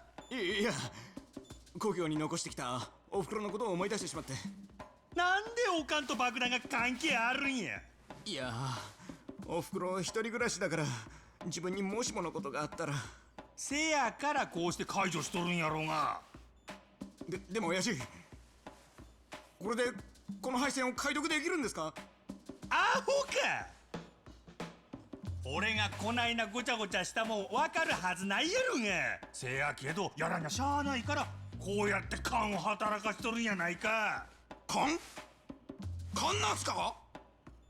なんやお前、俺のこと信用しとらんのか。Cutscene is fantastic. そんなことはないっす。それならはよやらんけい。はい。Notice this run for when you do Yakuza 3. Yep. Yakuza 3, I'm going to warn you right now, when you do Yakuza 3, you need a PhD in math. I'm not even kidding about that. It really sounds like I am, like, you know, talking shit here. I'm not. Promise. Should be, yeah, those are the right notes. Imaginary Dragonling, thank you very much for the generous donation to the charity. Yo, that puts us at 1.96. We are very, very close to the bonus day infinite wealth any percent run. That is scary. That is scary. That will be on Monday. It's going to be like 10 hours long. Because I'm mostly going to be using Mets as old route as reference rather than the new stuff. Well, I will try and do some of the new stuff, like the new host stuff would be very, very good. Alright. Change us over. I didn't get any good splits there, did I? Well, I did well in Chapter 6, apparently. And Chapter 10. And Chapter 13. Good. Let me change directly over to Yakuza 3 real quick, and then we will end the night with Yakuza 3. Oop, Yakuza 3. So, Yakuza 3 is one of those that, you know, it's got a bit of a reputation. Self. That's binary domain. Yakuza 3. Wait, have I done Yakuza 3 on this PC? I have. Oh, when did we do Yakuza 3? Oh, hold up. December 15th. That was like 3 days after I set up the new PC. Can we stop downloading 17 gigabytes of Baldur's Gate 3? Thanks. Do that later. do that another time, thanks. Yeah, no, I must have done Yakuza 3 on this PC. Alright, cool. Alright, so yeah, if you do Yakuza 3 as a speedrun, you need to know math. When you get to the finale of this video game, I hope you can count. Downside, I spent 4 years studying counting. Can't count. 2 plus 2 does equal 5. Or in this case, 2 plus 2 equals 13 shots in your revolver. Not a lot. This is gonna go horribly wrong. Considering actually, if I've done this on new PC before, then surely I'd change the control stick settings to be better. We'll see. Anyway. Good going with good old Yakuza 3. As always, over on easy. We're off. Alright. New game plus runs. Just get guns. That's the trick. Well, it depends on what difficulty. Also, fun fact about speedrunning Yakuza 3. I'm on the PC version, which is actually the slowest version. These skip cinematic text boxes were not in the original Yakuza 3 remaster that came out on PS4. This is, weirdly, the reason as to why Yakuza 3 is slower on PC. There's also another reason. This game's loading on PC is for some reason longer than console. No idea why. Like, that's just how it works. Like, it might be the Nouveau, but there's the GOG version, which is also as slow. So, I don't know. I don't think it's fully the Nouveau. I think it's just the PC port of Yakuza 3. Thanks, Q-Lock. Yes. Speaking of thanks, Q-Lock, Vias, thank you for the $20 to charity. I appreciate it. That is 20 away from our original goal and 30 away from 20k raised in total. Yeah, no, I didn't fix my control stick. Uh-oh. This is going to be an experience, folks. Remind me to fix my control stick for a 4 and 5 tonight. Famous 7 out of 10 game. I love Yakuza 3. I think Yakuza 3 gets a bad rep. I can understand why people dislike Yakuza 3. I think it gets a bad rep. But yeah, thank you very much for the generous donation. That makes us literally $30 off of, like, the actual final bonus, which is going to be the bonus day Infinite Wealth any % run, which will be my first any % run for Infinite Wealth. It's going to take 10 hours. Long goddamn video game. But also, it means we are also only 30 away from a lifetime total of 20k raised for charity in the last 3 years, which is wild. Very, very wild. As one of the best villains, I do like Mine. I like Mine a lot. Hey, welcome to Yakuza 3. Yakuza 3 looks a bit chunky, it is. I actually had a good setup and I lost the guy somehow. I need to fix my control stick. Oh no. Oh god, that! Move away and taunt me? Oh, this is bad. Can I restart? Can I just restart? This didn't happen. Didn't happen. Shh. I'm not supposed to restart. Shh. We don't accept Yakuza 3 runs that mess up the tutorial. Shh. Yes! Thank you very much for the $30! Getting us to the bonus Infinite Wealth Day. Oh, baby. That's going to be scary. That's actually going to be a terrifying day. I have not fully finished the notes for that yet, so I'm going to have to do that. It's still not a solidified Infinite Wealth route. I'm probably just going to use Mets as, like, actual, like, finished 8-hour run as a base. Hoping that has the host strats open. I'm gonna find out. I cannot believe we have met the goal on day 1. That is wild. There will be 2 new milestones for the rest of the marathon. I guess I should reveal the first one. The first one at 2.5k, and this is gonna sound like a lot considering Yakuza 3 or Sub-Stories was met, but it's actually not. At 2.5k, the man who erased his ass. I will do a Gaiden ass run, and here's the thing that's gonna surprise you. Gaiden ass is currently sub 3.5 hours. I'm not kidding about that. Gaiden ass is assed. Remind me when I'm done as well to set up all sub-stories for Gaiden's board for Voitus, because I forgot. Damn it. Voice, if you're still out there, I apologize. I'll get that set up.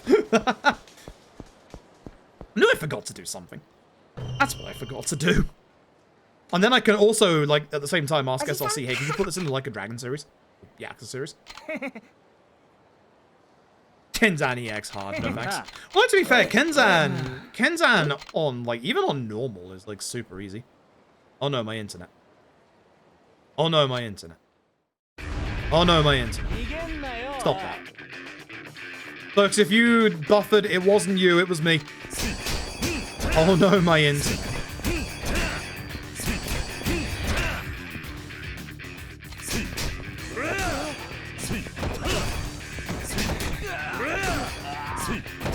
Not walk away, thanks. You got up way too late. Double hit, triple hit. I should have thrown him behind me so that it would be a bit more together, actually. That would have been really good here. Well, hopefully they'll get together. Hopefully no guarding shenanigans, because if so, I have to get a fresh weapon, and that sucks. Fun fact, sometimes you'll hit more than one enemy with these, like, bins and stuff, and it won't count.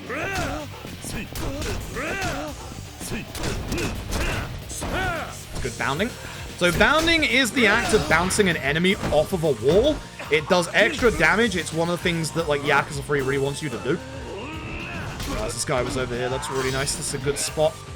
This lamppost is very, very good for quick heat actions. Very nice. And now they should all be together, actually. Oh, okay. Didn't fall on the ground. Not too bad. I'll take a 314. Hey. You always get asked if you want to redo the tutorial afterwards. No. No. Do not. Nah, that was definitely my side. That definitely wasn't Twitch. That was 100% my internet. And it's happening again. Watching you, buddy. Watching you. Stop becoming red box. Red box bad. Yeah, the reason why we're doing free at the end of today is because, like, we can't really leave it till tomorrow. Like, if we left it till tomorrow, Yakuza 3 is 2 hours long. Yakuza 4 is 3 hours long. And then Yakuza 5... Speak to Erica. It's quicker if you... and then Yakuza 5 is 6 hours long. So, it would literally be an 11-hour day tomorrow. So, it just makes more sense to do Yakuza 3 now. And then tomorrow is 4 into 5, which is 9 hours. And then after that, we will have 6 Gaiden LAD. 6 being 2 hours. Gaiden being essentially just over an hour.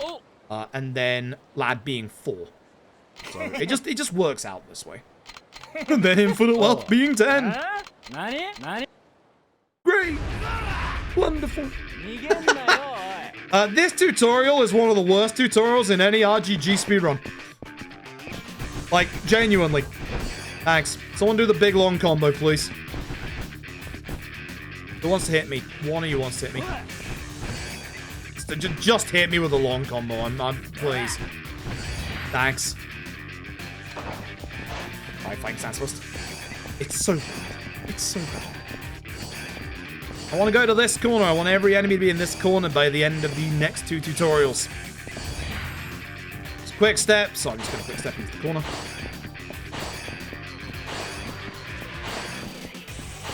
Shout out to New York style hot dog. One day we'll be allowed in there.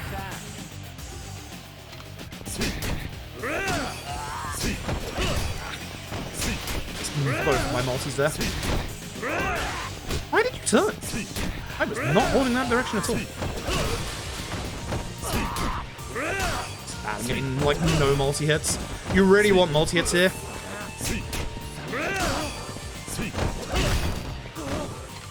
That's not great, because they're all on the floor. Yakuza 3 has an issue with letting you hit enemies on the floor. These two are relatively together. I was waiting for him to stand up, potentially, so I can just do this. My dude. I'm just going to heat attack him.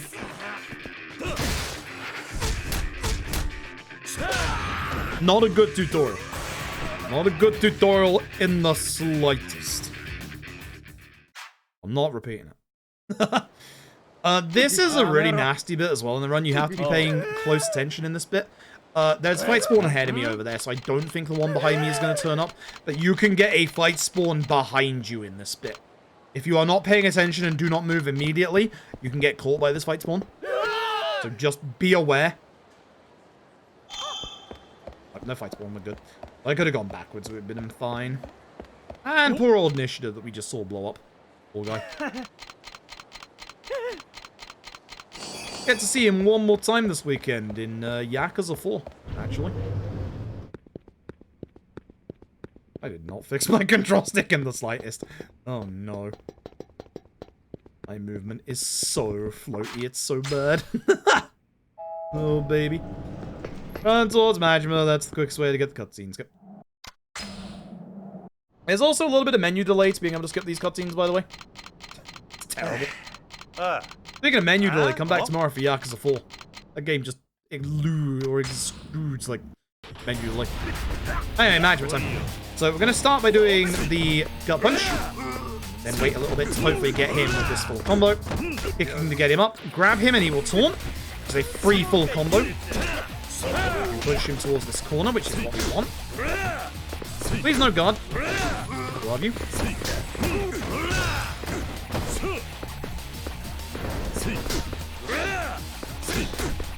You will usually get the feel the heat in this fight, and it's like, if you do, just do it. Like, I could have grabbed again for one more taunt combo there, but if you get this here, just do it. It does a decent bit of damage. This is like the hardest fight to not get feel the heat in. It's such a hard fight to not get it in. It's just worth doing it at like one point, honestly. I've not done any full combo, and that's pretty bad. If I'd have done more full combos, we would have done that fight a bit quicker, but it's fine. But yeah, that's actually, like, unironically, one of the harder fights in the early game of this run. Like, it's not hard, like, it's not hard to, like, actually get through the fight. It's just hard to do it consistently again. That whole consistency is key thing. Let me go to Okinawa. So, as you're probably noticing with Yakuza 3, and this is the same for all of the PS3 era Yakuza games, the only skippable cutscenes are the CG cutscenes. Funnily enough, Yakuza 3 has an absolute ton of them. Like, Yakuza 3 has, like, loads of them. That's the Yakuza 3. So we get our first introduction to the kids at the orphanage. Bottom option for Izumi both times. Quickest dialogue option. There we go. What could they possibly sell in New York? Hot dog.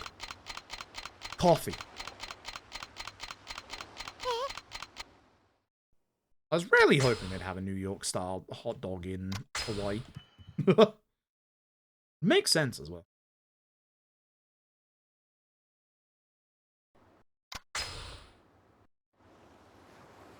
Hey, so we gotta go sort out an issue with the deed to the land.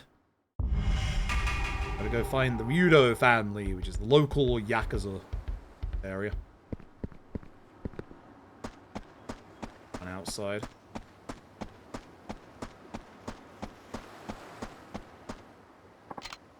You. Alright. What we want to do is we want to head over to the Ebisu. Once we hit the Ebisu, where's Ricky? I'll see him in a second, don't you worry. Then I'm going to beat him up. I prefer to do the fight well. To do the Ricky fight well requires a little bit of luck. The game to not mess me up. We're going to head into the Ebisu. I'm going to go sell those items we got earlier.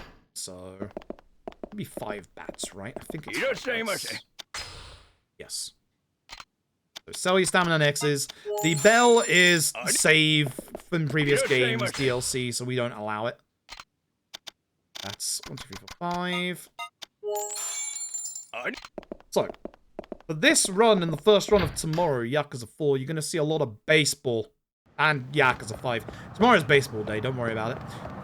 Baseball bats are very, very good in both this and Yakuza 4. They're a little nicer in Yakuza 4. There's no fight spawn, good. If there's no fight spawn, you can just run along the entirety of this road here, and you just get the trigger for the fight a bit quicker. And here he is.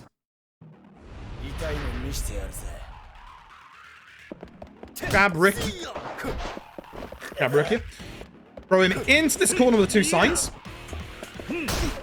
I did not want to kick that far away. That's bad. Because these signs are what you use to get all your damage, as you can see.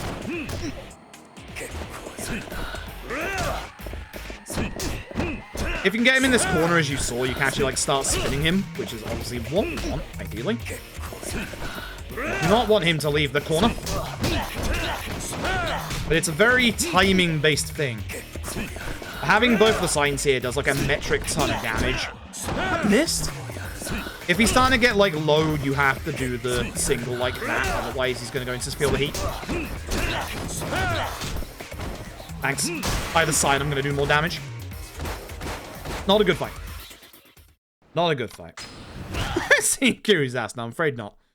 No, some foolish British speedrunner once said that all sub-stories should be abbreviated into ass. That was me. That was me. Unfortunately, it stuck. Because, you know, it kind of fits kind of well. Which is now why we have creative names like, you know, Zero Ass, Fist Ass, Lost Ass, Judge Ass, Infinite Ass, the man who erased his ass, you know? Works. Works well. Can't take credit for that last one. Rest of them I can. One of my favorite asses so far has actually been 5 Ass. You'd be kind of surprised. You'd think that Yakuza 5 all sub-stories would be like really long. And it is. It's like a 10-hour run. But it's one of those runs where it's like, you know, the base any percent is like 6 hours or just under 6 hours. And like all sub-stories is 10.5. Like actually it's close to the 10 now. So the all sub-stories portion in Yakuza 5 only adds on 4 hours. And as you can probably guess, the majority of that is in Haruka Akiyama's part. It's terrifying. It's very terrifying. Like, actually terrifying. I do not, like, as much as I like 5 all sub-stories, Haruka Akiyama's part is genuinely the scariest part. Run left here, it's quicker to get the dialogue from Haruka. Have I done it? Yes. Yeah, the all sub-stories runs that I've done in the past are K2. For some reason, I have notes for 0 all sub-stories. I've never done it. These notes are old as well, so I don't know where they came from. I've done K2 all sub-stories. Now I have to do 3 all sub-stories. Done 5 all sub-stories. Done 6 all sub-stories. Done Judgment all sub-stories. LAD all sub-stories. That's it. And Dead Souls all sub-stories, if I didn't mention that. Dead Souls all sub-stories is actually one of my favorite runs. Dead Souls all sub-stories was actually really good fun. I'm shocked at how much I enjoyed Dead Souls all sub-stories. I've done LAD Ass twice. I would like to do it again. I wanted to do Lad Ass like this week before we did these streams. Unfortunately, I just ran out of time. Because somebody didn't follow the notes that Tom provided, and wouldn't you believe it, it was me, and it went badly. Maybe if you follow the notes that Tom made, the person who did the reroute, maybe the route would go well. Maybe in the future, man needs to do the run properly. Anyway, speaking of Taichi, Taichi is telling us all the Shira's problems. Thanks, Taichi. Most of them are on my YouTube. I think most of my... Well, most of them are on my YouTube apart from the second round of LAD all sub-stories. That one is going to be on YouTube soon, actually. Might not be a bad idea to get that up this week, actually. Capitalize on the infinite wealth hype. Might be a good idea. I gotta leave. I gotta go do the best worst part of Yakuza 3 speedrun. Almost said sub-stories. So, you probably heard me say in a couple of Yakuza runs, including today, that the vast majority of minigames are skippable. By the vast majority of minigames, I mean everything that isn't Yakuza 3. Go play golf. To go fast in Yakuza 3, you have to learn Yakuza 3 golf. Which is an issue, because it's Yakuza 3 golf. This was Dragon Engine golf, it'd be fine. But it's not. It is unfortunately Yakuza 3 golf, and it's scary. We do have to do this well. What is that? What is that wind? What are you doing? It is already going wrong. It is already going wrong. So, fun fact, we don't actually have to win golf. But the quicker we go, the quicker it's finished. So, Akasaka will always react the same way each time. I think I just hit this full power. You know, that's not bad. Considering the wind, I'll take that. I don't know where that is on this. Not there. I am mulliganing. That's pretty good. That's pretty good. So Akasaka will always hit it in a birdie on this one. Or par even. I do not know how to read the greens on Yakuza Freeze Golf. I'm being brutally honest.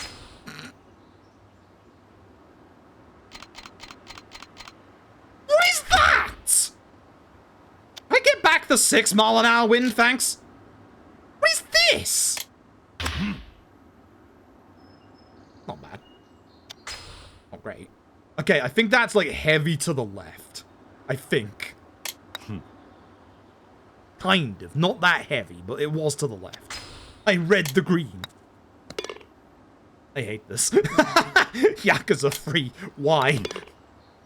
I proclaim my love for you. I said how much I enjoy you. There's one more hole. This is where Akasaka's AI breaks. That's nice. You know what? I'll take this wind. This wind's not too bad. I'm putting a lot of backspin on this. Well, that's bad. That's good, actually. Shut my mouth. Also, I'm pressing X to skip, like, every single, like, giant putt. I don't know what this man is doing at this point. Oh, fuck. What I'm doing at this point. Hold on. Mulligan.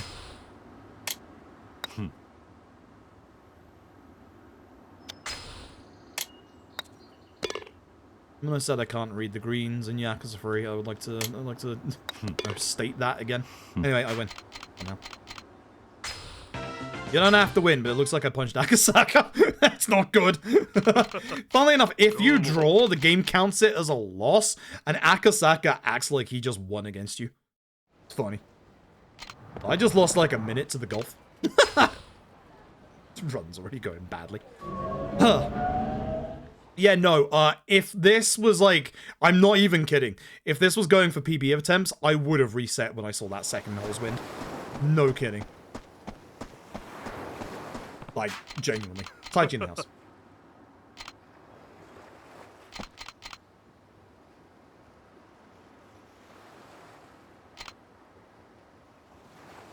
Don't I love golf? I do. It's not Yakuza free golf. So yeah, that's an example of Yakuza Free Golf suddenly being pure evil. Fixing Shiro's bully problem. This kid's the bully and he calls Akasaka an old fart. At which point, we win. Bullying has been erased. Apart from bullying the old man. Alright, this bit is... Eri? Eri. Side of the house. You want to go towards these, like, these side parts as much as you can. You are forced to walk inside the house, so you want to obviously get as close as you can to the point where you need to be. Basically, Ayako lent Eri some money. That money's gone, or like, that money's gone missing. It's been stolen by one of the kids. We now have to speak to all the kids. That also includes Ayako. Don't walk away without talking to Ayako. I'm mad a few times. Always forget every time I come back to this run. So we're gonna go around to the side, go and get Rinoa. Not Rihanna. That's... Oh, it is Rihanna. Keep thinking of Final Fantasy 8. Hey, Square Enix, I know it's gonna take a couple of years. When you're done with the Final Fantasy 7 remakes, if you could remake Final Fantasy 8, appreciate it. Taichi not in the house. Speak to Taichi. Taichi's mad. Look at him. Here he goes. Yeah, the walking animations are perfect. They are early PS3. They are peak PS3 era animations. They're great. You can tell RGG have done a lot of animation work over the years when you look back at Yakuza 3. speak to Arian Izumi. Prime culprit. We also have to get Haruka, who's in the kitchen. But we have to get to the kitchen at the end anyway. That's why we leave Haruka till the end.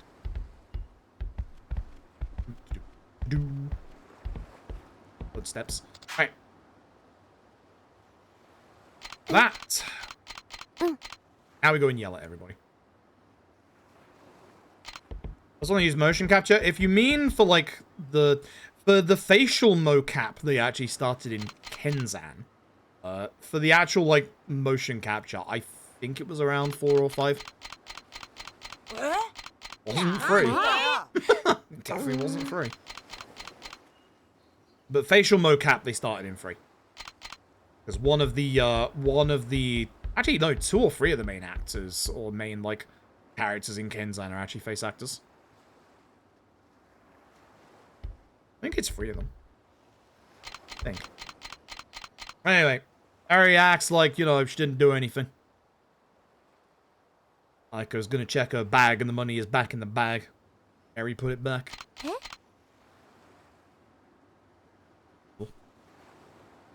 Prime suspect indeed. I could do with that money. I need to buy baseball bats. And off down to the beach. I'm panning the camera here. If you're wondering why I was panning the camera earlier, that's very specifically for 3, 4, and 5, the PS3 era games, as well as certain parts of Dead Souls. Alright, that's a cutscene, I forgot. Reason is that by panning the camera down, we despawn civilians. It doesn't despawn fight spawns, but it does make it so that we can easily see which the fight spawns are. And also the remaster spawn in a heck of a ton of like actual NPCs. If you ever see me panning the camera down, that's because I'm trying to despawn NPCs.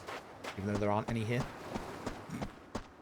I just like, you know, habit. Playing Yakuza 3, I must pump my camera to the ground.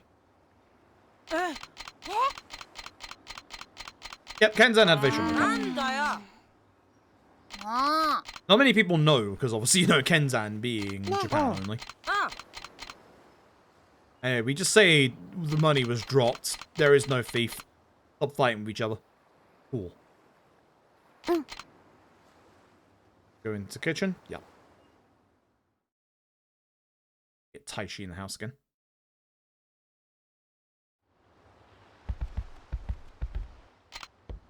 So Taichi has seen Rikia. Gonna go and see where Rikia is outside.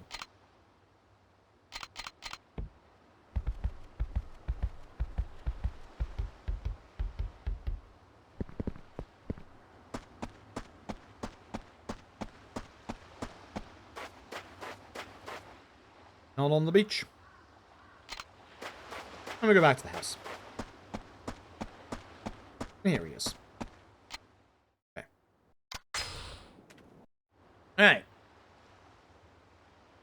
And with that, we have got to go find Nagahara's missing daughter, Saki. Nagahara, I said Nakahara. Stumbling over my words today. So, off to downtown Ryukyu. We get taken over there immediately. We want to be very careful not to taxi too many times. Money in Yakuza 3's run is tight. If you take the wrong taxi at any point, that's run over. Genuinely. The fight spawn, you can get fight spawn on the entrance to this alleyway. Yakuza 3's fight spawns will always appear in fixed places, but they can suck. There's a couple of fight spawn locations, especially in downtown Ryukyu, that are terrible. That's one of them.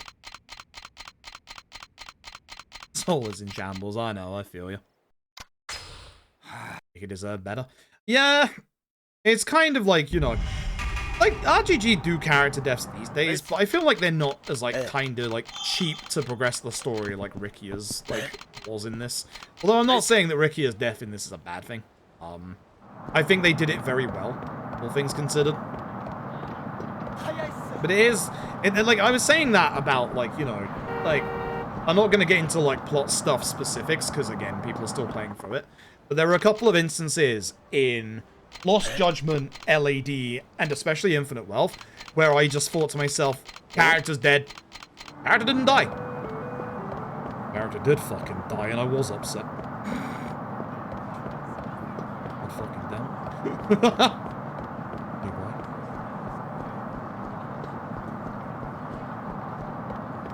We have to run up to the Tamashiro family office. Head to the right here.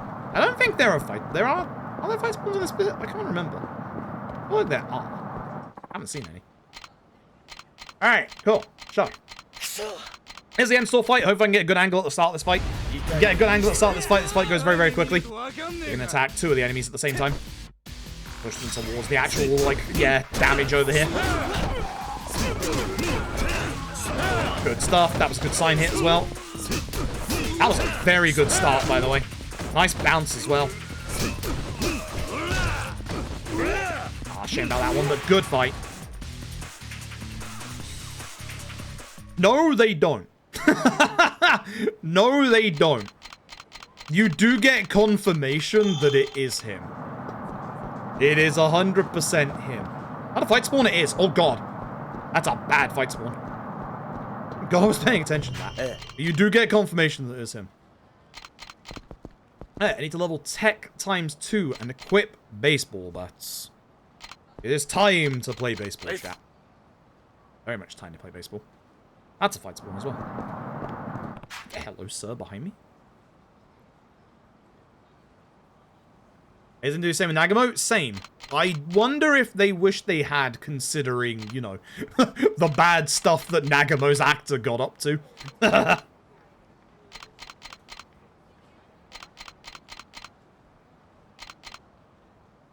Again, for those in chat who don't know, Nagamo's actor in real life, he didn't do good things.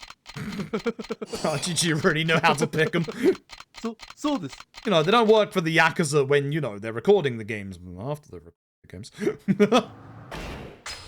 So, tech up to 2. Get the Kanaki Cat-like reflexes. Rising kick, sure. Items. Baseball bat. Baseball bat. Baseball bat. I'll play baseball.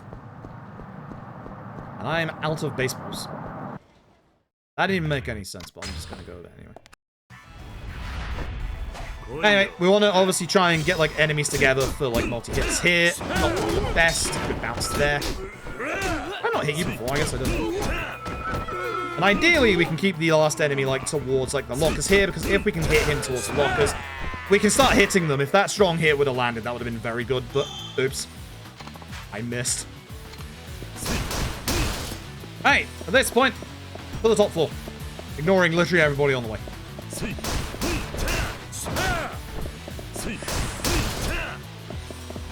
To get the items. I don't need the items. I need the items here in Yakuza 4. Not Yakuza 3. Should do the 3-hit combo instead of the 4-hit combo, honestly. Like, money is an issue in this run, but we need the items in here in Yakuza 4. Not in Yakuza 3. Yeah, he was Canda's actor as well. Fun fact, Rikia is also Yuta's in Yakuza 6. The dude from Battle Royale. Keep getting his name every time. Alright, that is everything down here. I'm gonna get my baseball bat out. Time to play baseball. I want to use one flurry in this next room. Hopefully it's a good one. You can get a good angle here. You can hit everybody with this bat. It's like a really precise angle. Okay, but yeah, I wish I'd hit these two. Hey. So I'm gonna catch him on the way down so I can do more damage. Bad office. Very bad office. Very bad office. Alright, now comes the hard part. It's a lot easier than how it used to be, but this fight sucks. Alright, Tamashiro. Gonna start with Gut Punch so that he doesn't actually, like be a menace. Baseball bats out. And we're gonna Flurry. We're gonna use all of our baseball bats. We do not want to give Tamashiro any time to do anything. I guess we're going in this corner then. I can stomp, but I want to push him over here because I don't want to lose him out of this combo. Ideally, you're in the other corner. The other corner is much better for this fight.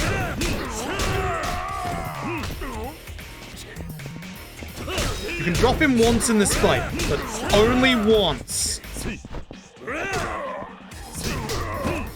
This is a much harder corner to combo in. Ideally, you do not go to this corner. I don't want you to leave the corner, saying that.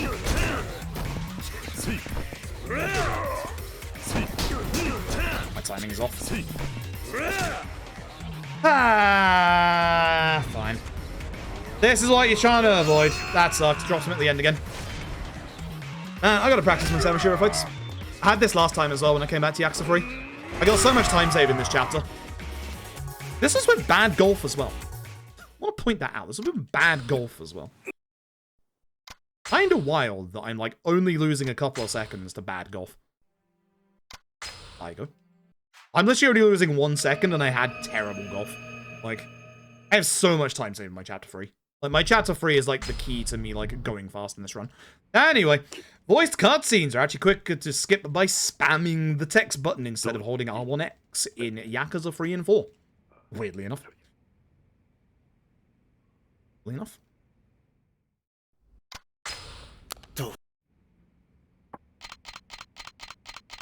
And watch me run Yakuza 3 by Yakuza 4, but if you tune in tomorrow, you'll see me run Yakuza 4 while you're playing Yakuza 4. Yeah. Wouldn't recommend it if you haven't finished it yet. Hey, cool. So chapter 4 is kind of like, you know how in most Yakuza runs we have like a big chapter where we go do a bunch of like other stuff so that we can, you know, get ready for the rest of the run? That's how chapter 4 in Yakuza 3. We'll do it again later on as well, but... Hey, do I have a safety save for poker? Blackjack even? No, not poker. I don't think I do. Which is a little worrying. I should make a safety save. Otherwise, I'm in danger. Otherwise, I'm in big trouble. Okay. So, this chapter is a big, long chapter where we get to know most of the kids. So, we're going to start with Izumi. Izumi used to own a dog called Mame. This dog looks exactly like Mame. Dog just turned up here one day and is now running off. So we're going to go befriend the dog. And there is actually speed tech to this bit. All speed tech to this bit, actually. We also must remember, in this chapter, this is where locker keys start spawning in. We need to grab a couple of locker keys or this run is over. One of them has a baseball bat. Here's Yonoshiro. Domo. You can say yes to doing Domoshiro's training. Yonoshiro. You say yes to Yonoshiro's training. He'll just go away. It's fine. I'll get the locker key later. Yo, BLT man, thank you very much for the generous donation to the charity. Thank you very, very much. Alright, I need to remember what I'm doing in this bit. I remember what I'm doing in this bit? Yes, actually. I can get the shotgun locker key here if I want, so I'm going to wait because I always get it later. But there is one locker key I need to get now. That guy in the middle of the street is a fight spawn. The free walking to his right is a sub-story. That fight spawn here is nice. This glowing locker key over here is the first of our blackjack amulets. That for later. Head this way, and then pray we don't get a bad set of fight spawns. We did not. You can get a fight spawn next to the car on the left and next to the pole on the right, and there is no avoiding them. You run Yakuza 3 long enough, you will hit both fight spawns. Every runner of Yakuza 3 who's done like multiple runs has hit it at some point. It sucks, there's nothing you can do about it. You just have to take the fight. That's all you can do, is just take the fight. Alright, chase! Mame! First of many chase sections in this video game. Be very careful with some of the chase sections. You can cut the corner there for Mame. For a later chase section that goes through this road, you cannot cut that corner. Despite the fact that someone runs down the same street, it just gives you a game over. For whatever reason. No idea why it is designed like that, but it is. Obviously try and cut corners. So, speed tech. So, the doggo is going to stay here. They think that he's protecting the place. We want to become friends with Doggo, so what we're going to do is we're going to get 4 suggestions of items. Of those 4 items, 3 of them exist in the game. 1 of them does not. So we're going to pick the one that doesn't, and we're going to have to go and find said bone. How's it running over? Over here. First person. Lock a key. This is very shotgun.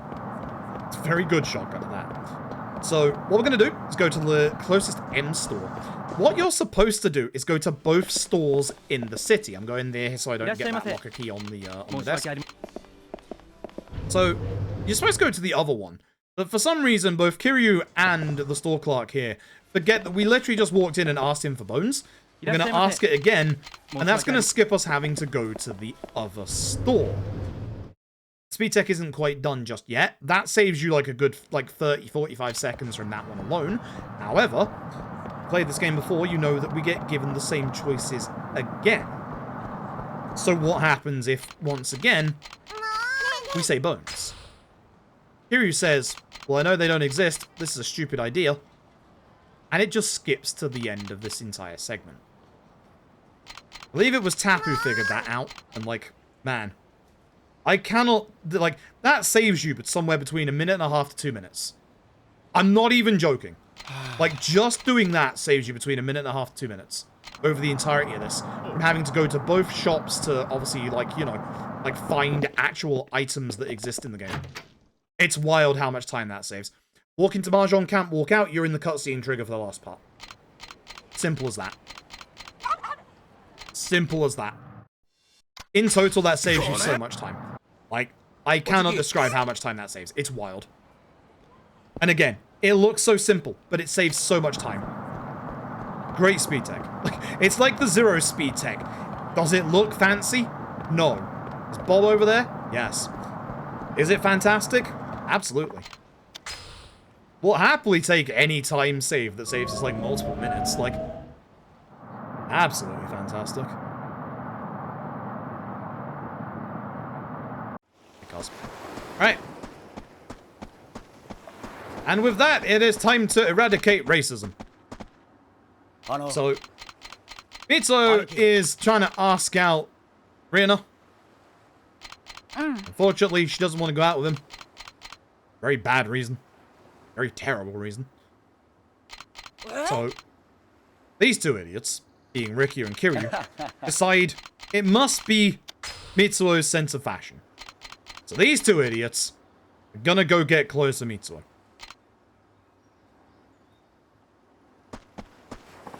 I'm gonna go this way and I'm gonna go get my baseball bat. There's like a key on this pole right here is for a baseball bat. Which, we're running out of baseball bats, so I want that baseball bat. So in this bit, we need to do a little bit extra. The remasters in the West, you can see on the minimap, there is actually a question mark. That is a sub-story marker. In the original versions of the Japanese remasters, they didn't include... I'm too close. Like a fraction. They didn't include the sub-story markers. That locker key is for the Shadow Blade. We're going to sell that. That's a bad fight spawn, so I'm going to avoid him. And we're just going to carry on down here. If there is an enemy on the side, you can walk in the middle of the road as well. This gets the cutscene trigger. Oh, wait. Wrong bit. Wrong bit, wrong. Gotta get the clothes first. Gotta get the clothes first. See the racism.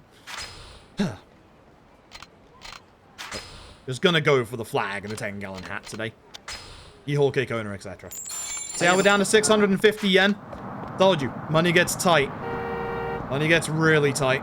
This is why we cannot taxi in this part. Taxi in this part, we would run out of money. Money is exceptionally tight in this run. But now we got the clothes, gonna go dress up Mitsuo in American colors, in the flag, 4th of July, bald eagles, etc., etc. Suddenly feeling very unpatriotic. Dead Souls Western trailer percent. That trailer is wild. That 4th of July trailer for Dead Souls, for the pre-order stuff. It's so wild.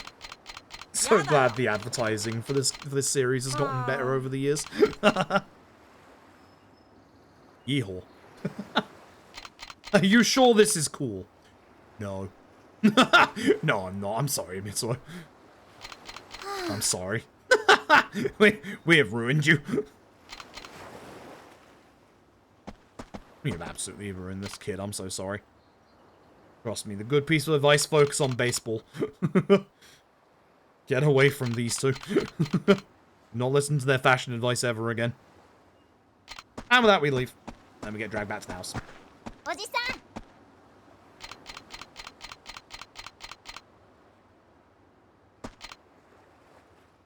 Trailer that for Infinite Wealth, no. That's why I'm saying. I'm glad the trailers for the series has gotten better. I do not want that trailer. Not anymore. It's terrible. Speaking of terrible, Rina says something really, really bad here. Absolutely bigoted and disgusting. He's gonna run off. Gonna chase after her. Tai Chi in the house. It's always Tai Chi in the house. We gotta go find Mitsuo. This is also where you can get the locker key for the baseball bat if you didn't get it earlier. I think this is where I usually get it, but I got it earlier. Again, do not taxi. We don't have the money. And have the camera down to get rid of civilians. See where fight spawns are. You can get a good couple on this corner, so you just want to be very careful. He's still there. I'm guessing the fight spawns didn't respawn. So in this bit now, you'll see me actually run down here, and you'll see the cutscene trigger happen a bit earlier because, you know, we're on this side. So at this point, despite the nasty things that Rina said, Mitsuo comes in and saves the day. Racism has been eradicated. Thumbs up. I feel like my loads are a bit longer than usual. Weird. Anyway, we tell Ricky our flight is soon, because we're trying to get rid of him and go to Kamurocho on our own. At which point... Remember golf? Let's play baseball. When I said there are certain minigames that are unskippable, I didn't just mean golf. Baseball is also unskippable. Huzzah. Yeah, the Infinite Wealth trailers are, like... I should actually go and watch them. I saw the Summit one, and obviously the Summit one was exceedingly spoilery. I hear the ones afterwards were, like, even more spoilery. Like, what the heck? Now that I'm finished with the game, I should go and have a look at them. Because RGG's trailers are always very, very well made. So.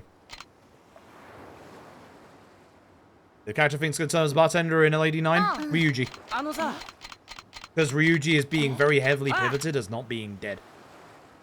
Although, honestly, I kind of feel with the whole Ryuji stuff, I kind of hope that instead of going the Ryuji bartender route, I want a Ryuji Gaiden. Also, look at Taichi's face in this. What is he doing? What's wrong with that boy? What's he doing? Really likes baseball. Anyway, baseball. 10 balls. You're not allowed to miss them. Here's the thing. To go fast at baseball, spike the ball. Do not play baseball well. If you play baseball badly, you skip the cutscenes. I am not kidding. If you spike every single ball, you save, and I'm not kidding you here, 45 seconds. Yakuza 3 speed tech is wild.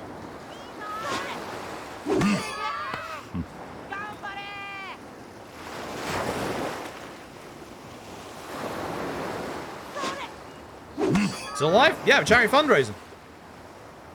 Besides, I don't want to do this tomorrow because tomorrow is 4 and 5 and that's already 9 hours long.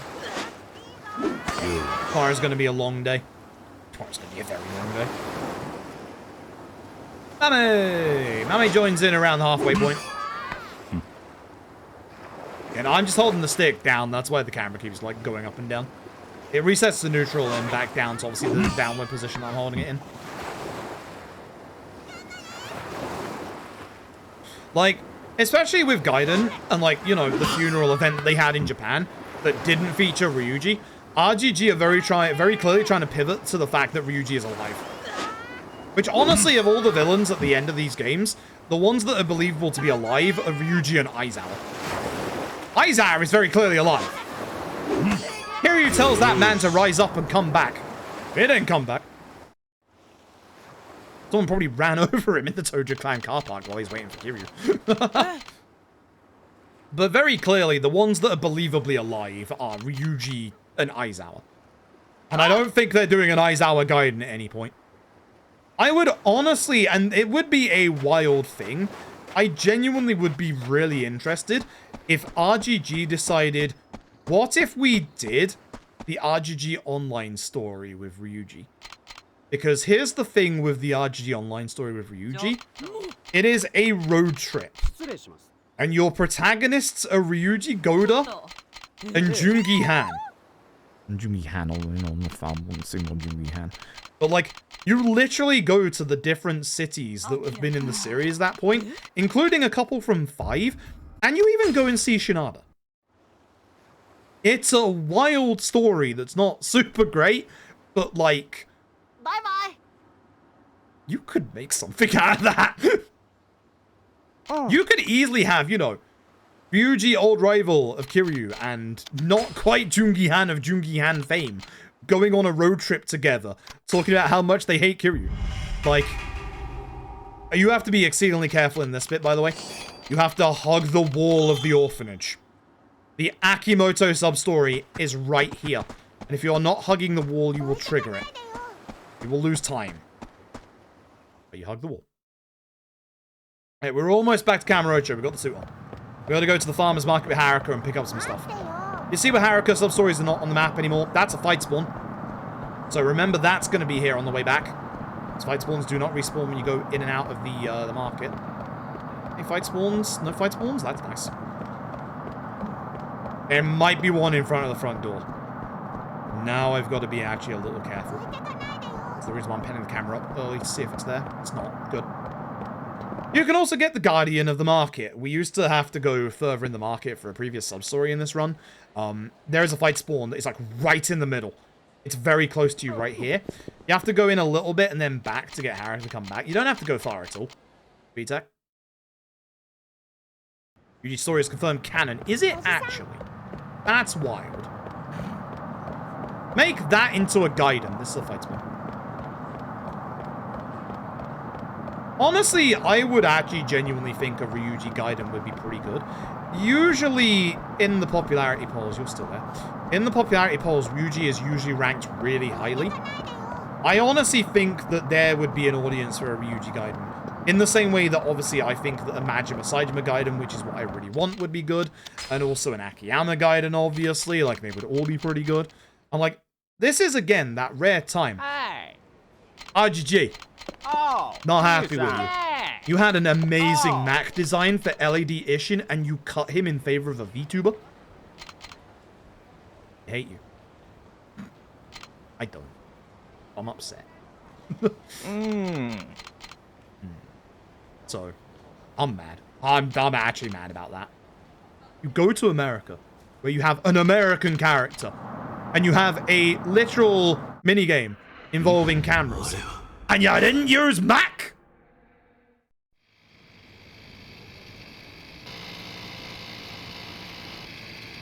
You brought back Sadachi, for God's sake.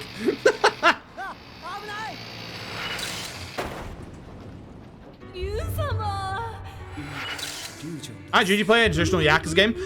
Kind of like, not beast-like, but kind of heavy like Kaito. But a little bit lighter. You have his moveset from K2 that you can, like, use as, like, a basis. You could even do a two-style kind of, like, game. Like with Gaiden, where one could be unarmed Ryuji, and the other could be with his sword. Heavy variant of DOD? Yeah, kind of, but I think the other style would be with his sword. So, I think the middle ground between Kiryu and Saijima would be Ryuji. Who asked for Sadachi? Yeah. Well, actually, I did. I wanted Mac more. Bye. Bye, Mac. See you tomorrow. We'll see him in Yakuza 4 chat. He'll be back tomorrow. In fact, we'll see him a lot tomorrow, actually, because he's in Yakuza 5 as well. We'll never see him again. In this bit, importantly, run out to the bus stop here. You can see there is a coin locker key above it. I want said coin locker, give it to me. Also, if you're not close enough to the coin lockers in this game, it won't give it to you. In Yakuza 4, it walks you over to them. That's the Yakuza 4. Good quality of life. Hey, with that, we're going to open up all the coin lockers and keys we got. Gonna get us a couple of items, including... Wait, the wrong way in my menu here. The double action revolver. Just gonna go longer. The expulsion S12. Bad menu. The shadow blade. The blackjack amulet. And of course, most important, this ball bat. Got that. And I leave. Time to go to Camarocho, chat. We can also finally taxi away from this point, which is good. We'll have enough money to be able to taxi.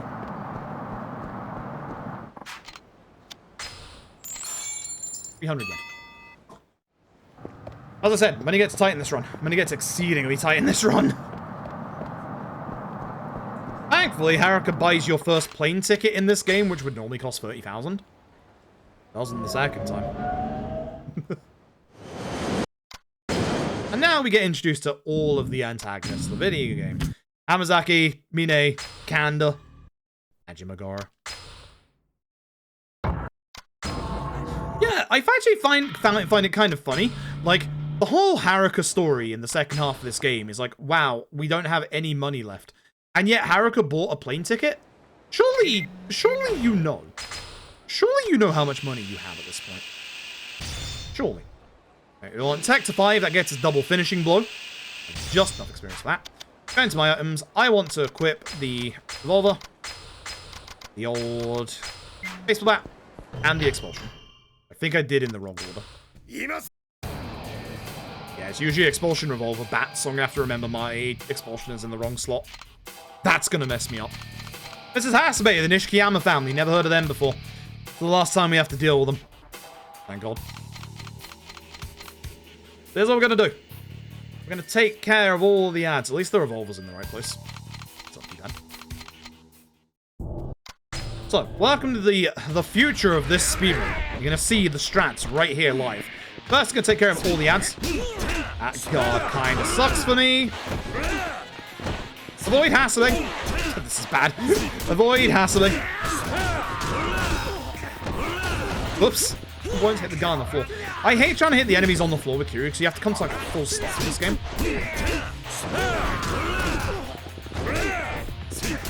I'm doing a very bad job with this. I should be using the hammer. Because that actually works. And it's faster. And when you're down to just Hasabe. Gone! Fun fact about Yakuza 3 on easy. Guns work on bosses. This is not the truth that anything above easy. Anything above easy and your gun damage drops off wildly. Like, really wildly. Guns in any difficulty other than easy for bosses is bad. Really bad. At least the revolvers that we use.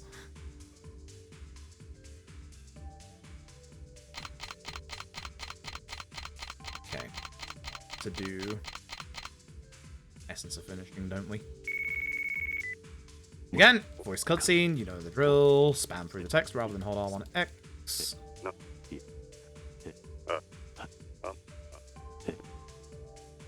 Right, GG.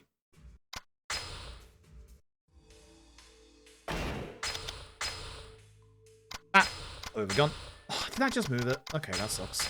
I'm actually going to change this over to here so that I know where my weapons are. Because I'm so used to having the expulsion on left D-pad. I don't want to mess this up. Because my muscle memory is absolutely going to mess this up. I mean, they're not going to go back and patch the PlayStation version. Like, that's just, like, considering how much a patch costs at this point, not going to do that. Means that the PS3 version, or the PS4 version, I should say, is going to be the fastest one to run for Yakuza 3.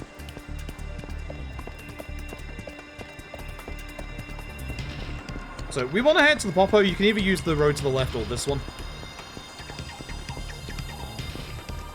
So, this bit is actually weird. You don't actually have free reign, but you can actually go down here if you need healing items.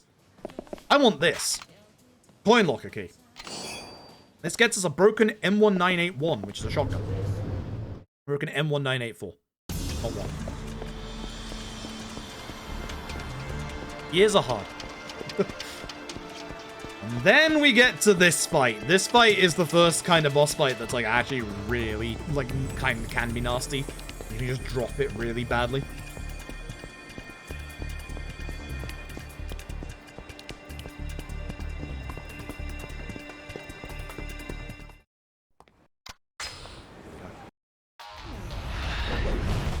Did I get Essence of Finisher? Can't find out. I didn't.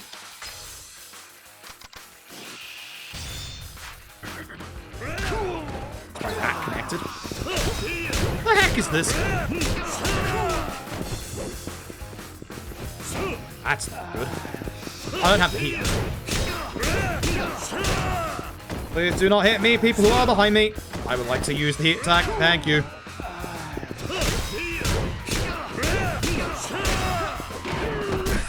I mess up. I used one extra bat hit, didn't I? Yeah, I did. I was not supposed to do that extra bat hit. Boys, can you hit Ricardson, please? That, okay, it's fine because it would have been 2 shots against Ricardson anyway. So actually my number of expulsion shots hasn't been busted. You guarding is though.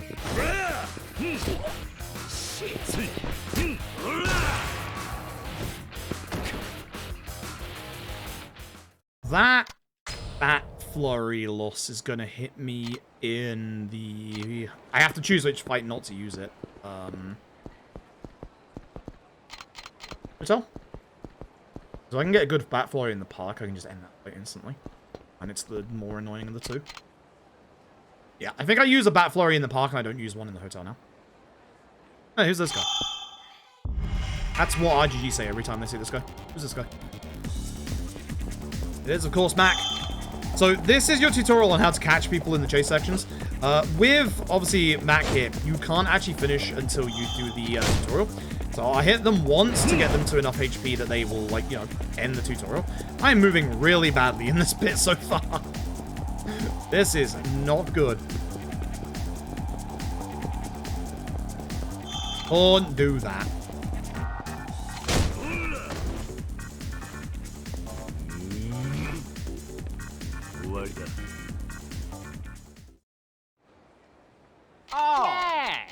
Alright, so now it is super important that we head over to Phantom and beyond.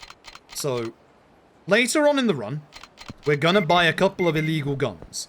But when we buy the illegal guns, we're gonna have an NPC with us, which is gonna kind of act like a minor sub-story. So we're not gonna be able to open up the weapon shop at the time. If the weapon shop is already open, not a problem. This guy. He tells me to go back over to Beam like we did in, obviously, like K1. Give a specific password. Which is the Mixed Bathing Hot Spring Special. At which point this guy takes us back to the weapon van. So, we're going to sell all the used bats, the staff, the Shadow Blade. I think that's all of them. Yep.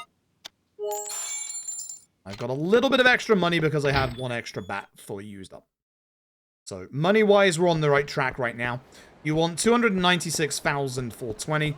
We have 296,700. We have a little bit extra. It's not going to cause us any heartache. But if I do make that wrong taxi later, I actually have enough to rectify that. Considering I'm, you know, constantly reminding myself that taxi, I don't think I'm that mistake again. Grab the coin locker key in Bantam. Coin locker key in Bantam, as you will see coming up, is for the other blackjack amulet. And we're right in front of Lame Tower, the coin lockers, so let's go open them now. So when we start the next chapter, we are going to be in a reverse chase section. We're not going to have a chance to come back over here, like, ever again. So, broken M1985. Back at him. And we run. So yeah, I guess I will bat in park, and then not bat in the hotel. The hotel will be a bit faster just to use normal combos, because everyone's together and it's a small, narrow corridor. Very unfortunate I messed up my bat flurries, though. Very unfortunate.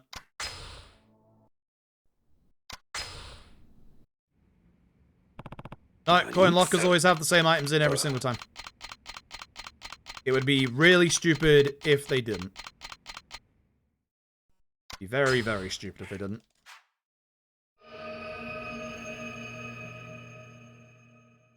Sell me good drinks. Why have we met two people like that? You know? Also, if Kiryu just removed the jacket that had the blood on him, he wouldn't get chased in this bit.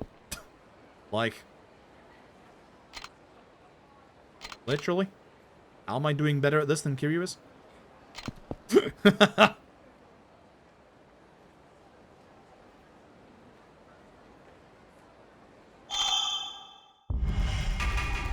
police.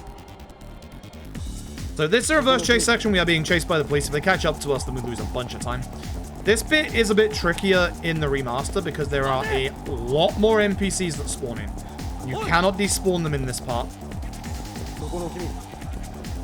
So I have to be very, very careful here.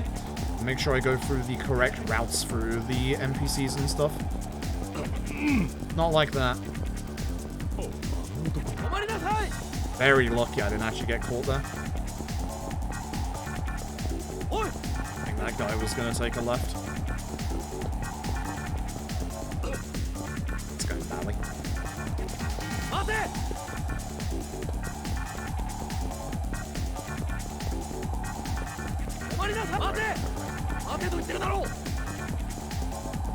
Okay.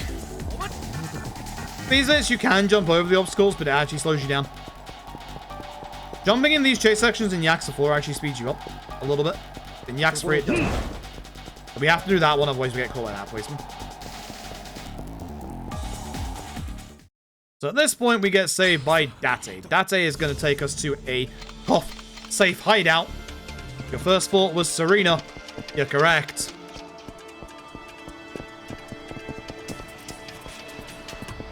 So we can push Date along in this bit to hopefully push him a bit faster. Be careful not to push him too far off of his natural path, because otherwise he will actually end up... He'll end up actually, like, rewriting his pathway when he gets to certain parts. Some bits you can just run past. Whee! Also, you can't just run to Serena. You might be thinking, well, if you know where to go, can you just go there? No, the game drags you back if you get too far away from Date. So... the corners, I don't like pushing Date. If we push him the wrong way, then he just, like, you know, either stops or, like, has to repivot himself. If you get caught by a policeman, you go back to the very, very beginning.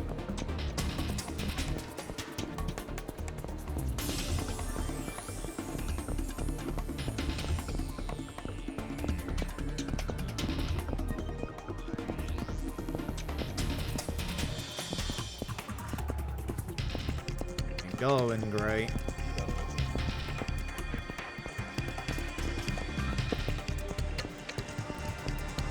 These next two corners suck because, like, pedestrians spawn by the bucket load in this bit. It's hard not to get dirty stuff.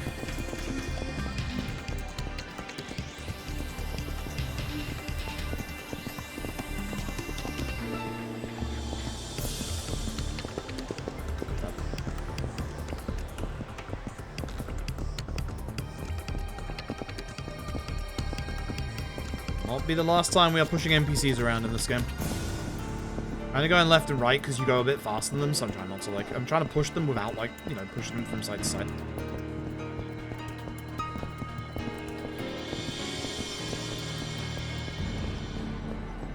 Kiryu. It was okay. Okay, but... oh. Alright, we're in Serena.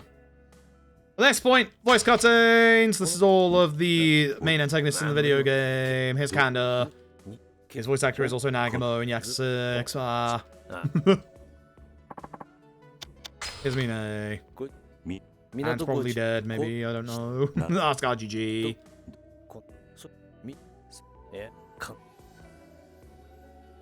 Here's Hamazaki. Man's definitely dead. So this is the first half of the plot. Nothing more to ask. Alright, at this point, Rikia phones. Rikia is mad that we left him in Okinawa when, you know, we said he could come with us. He made his way to Kamurocho on his own. He is lost somewhere in town. As you do.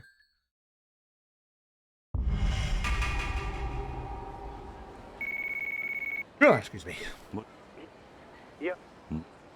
I get tired. I get very tired, actually.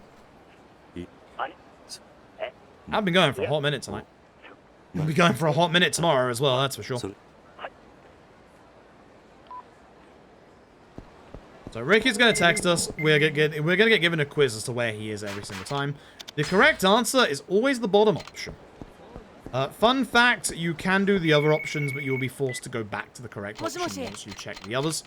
Taichi, as you can see, now spawns a bunch of NPCs in front of us. Thanks. Taichi. Now you can see how many NPCs spawn that I was telling you about. This is why you want to pan the camera down. Because it is very hard to get past all of them. Second text here, there is a fight spawn, that guy in red on the right hand side. That's why for all of these bits, I'm looking in specific places.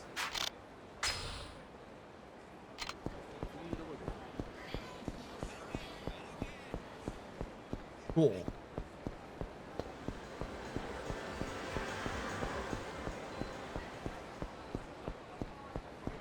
In front of me.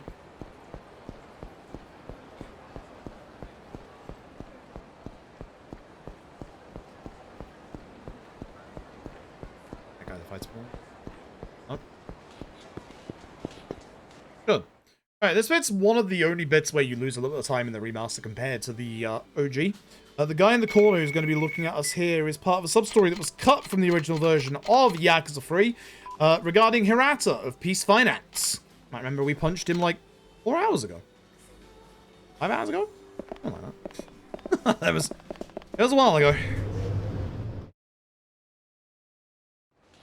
And other people supposed to use masters? Yes, yes they did. Yes, they absolutely did. Yeah. Because you only need one flurry for Kanda, right? Yeah, you only need one flurry for Kanda. So I'll use one flurry in the park, and then I will, and then I'll just not flurry inside the hotel. Messing up my flurries is kinda bad. Kind of annoying. But it is what it is.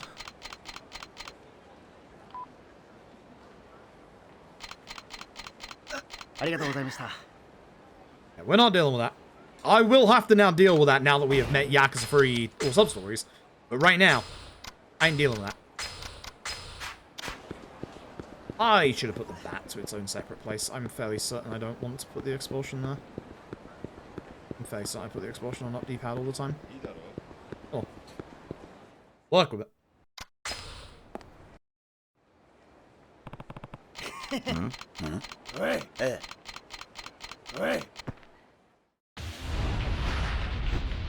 On Ishikiyama family, here's what we're gonna do. Get out the bat and I'm gonna flurry it once and hopefully take care of most of it. Beautiful first hit. Absolutely beautiful. Last guy only had a little bit of HP left. Beautiful first hit. Absolutely beautiful.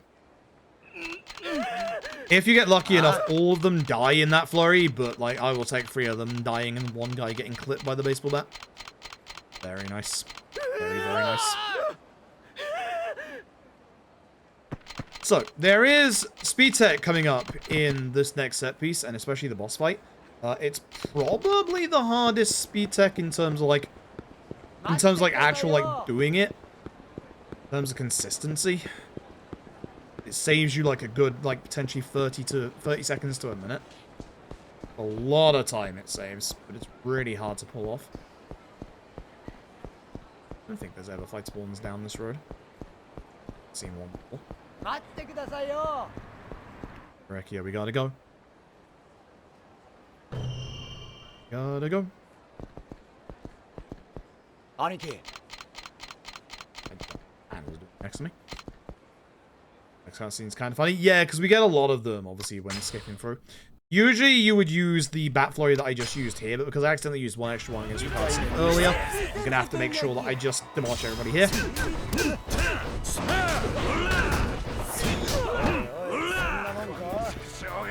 I'm just going to do, obviously, a bunch of normal attacks towards everybody.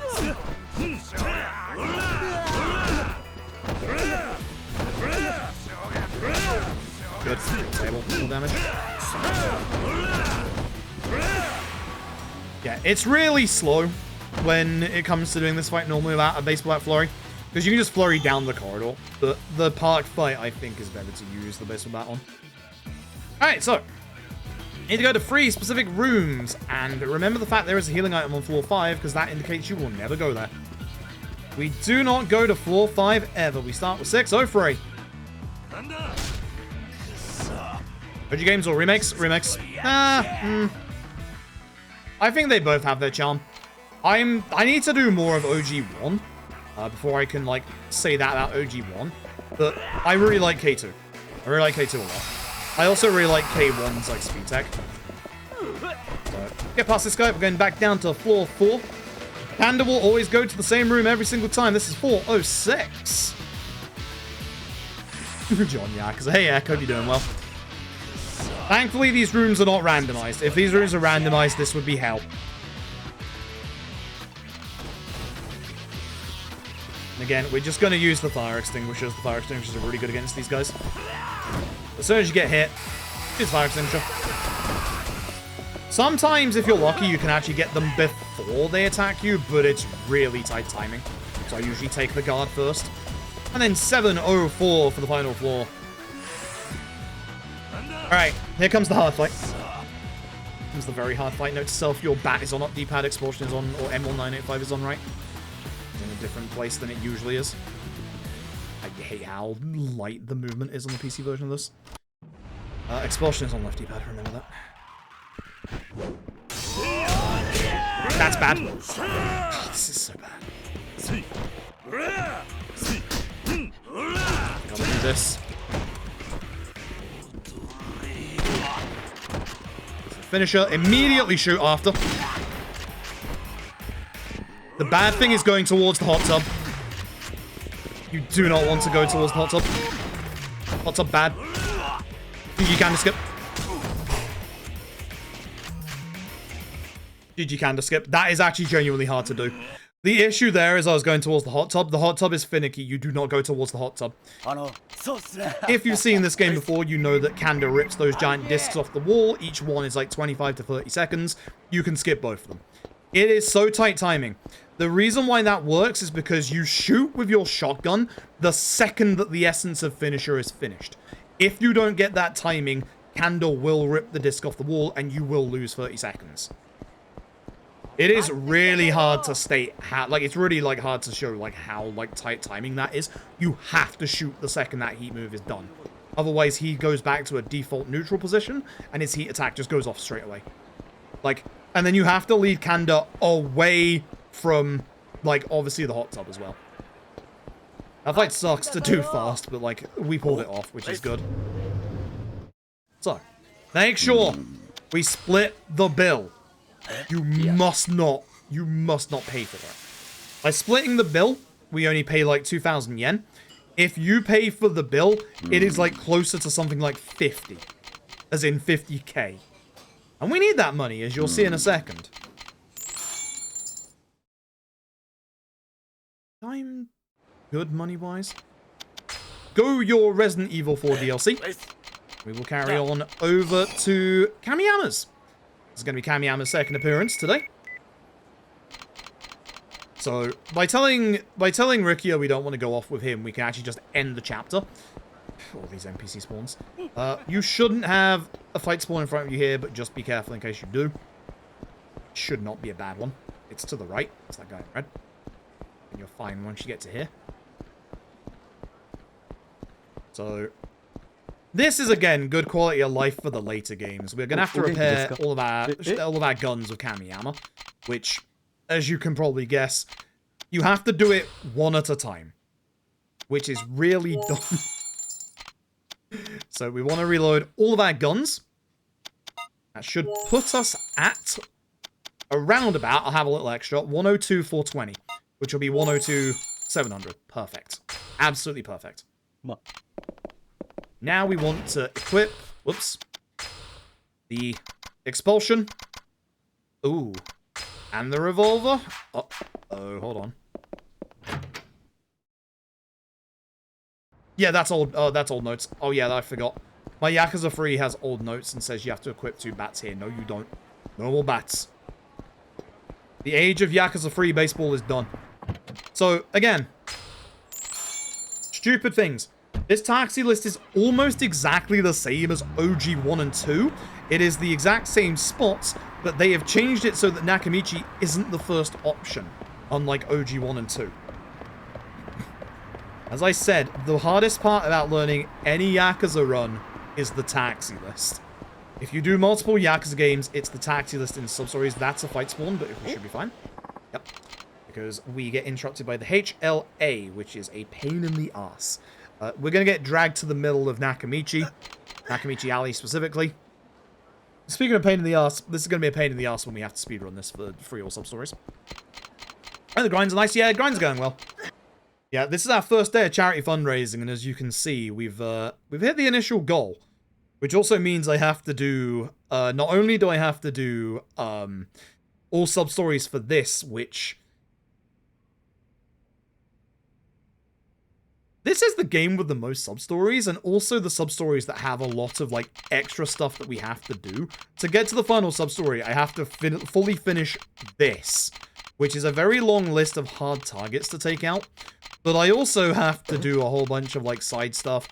20 heart hostesses. Oh, God. It's gonna be long. So, with this game, you have to, like, woo the hostesses to get all sub-stories, which requires going and seeing them in the club and then going on dates. Here's the funny thing. As Panda found out when playing this casually, all of your first dates with all the hostesses are at a place called Smile Burger, which is to my right. That is the game's equivalency of McDonald's. And they all stack. So we are going to stack first dates at McDonald's. It's not where I would recommend chat. It's not where I'd recommend you go for a first date in real life. But it sure does work in the video game. So we're going to stack all of the McDonald's dates together. It's going to be great. But yeah, all the hostess stuff is going to take so long. Hey, that's the end of the chapter. Cool. Save. That might be a gold, actually. That's a legit goal. If it finishes. Yep, that's a legit goal. Good. Good stuff. Alright. Majima. So, there's only one thing we do in this chapter, and it's fight Majima. This is the shortest chapter in Yakuza 3, bar... No, it is the shortest one. Chapter 1 and 2 is short, but no, this is the shortest one. Just play a little bit. Yakuza 3, despite being, like, having the long chapters, has a lot of really short chapters. But we have to fight Majima. We gotta go to, obviously, Purgatory. West Park, which is actually in the east. Don't worry about it.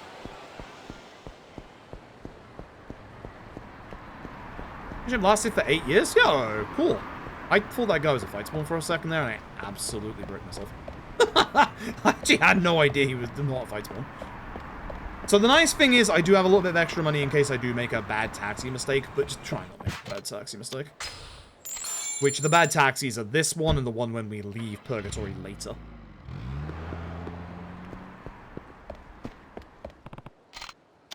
Go inside. Okay, so... we want to use the full expulsion and unbroken shotgun. My expulsion is on lefty pad, and my M1985 is on the pad. So for this bit, with Majima in a suit, we do have to push him along to try and go faster. This sucks. To put it bluntly, this sucks. You can actually push him backwards. So we want some good pushes here. We also want to push him down these little bits here. These are the ones you got to be careful of, because you can like get him stuck in these bits if you get too close to him. See that I'm like just spinning around because I'm trying to, you know. That's a good push. I had a couple of good pushes here, but not too. It was good earlier, now it's not. Yeah, I know the lore reason. Yeah, I do know the lore reason. Anyway, much like your most of your RGG games, here's the Colosseum section. So yeah, it's 3/4 or like 1/4 HP, and then expulsion, essence finisher, and shot. So this sucks because Majima can like really mess you up at the start of the fight. We want to gut punch into hopefully just getting rid of the majority of his HP. That's really bad. It's a little more needed. That will do. Expulsion. Be careful not to shoot him towards the wall. If you shoot him towards the wall, you will not be able to do the essence finisher. With the essence finisher, make sure you are walking forward. If you're not walking forward, you will miss the essence of finisher. It's really weird. Yakuza 3 is just weird like that. Wait a second. You really don't save that much time there. Chapter 8 is a big, long set piece. I have like a 45-second time save in this chapter. Okay, so. In this chapter, we need to start doing some inventory management. We're going to find that obviously the florist is still using the surveillance system. He's actually underneath us right now. We are going to get another voiced conversation coming up. Oh, hey, that's Lao Karlong.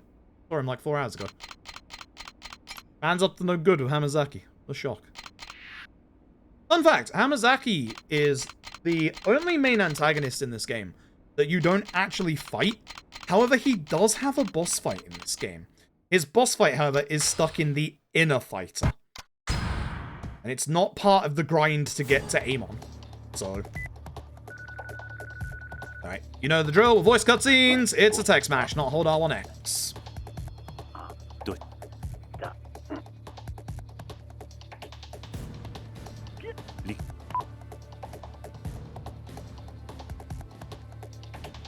Yeah, this is where it gets really technical with the rest of our guns, as you can probably tell. Like, there's a lot of shots that we want to make sure we do, and a lot of shots we want to make sure we don't mess up. I love this music, by the way.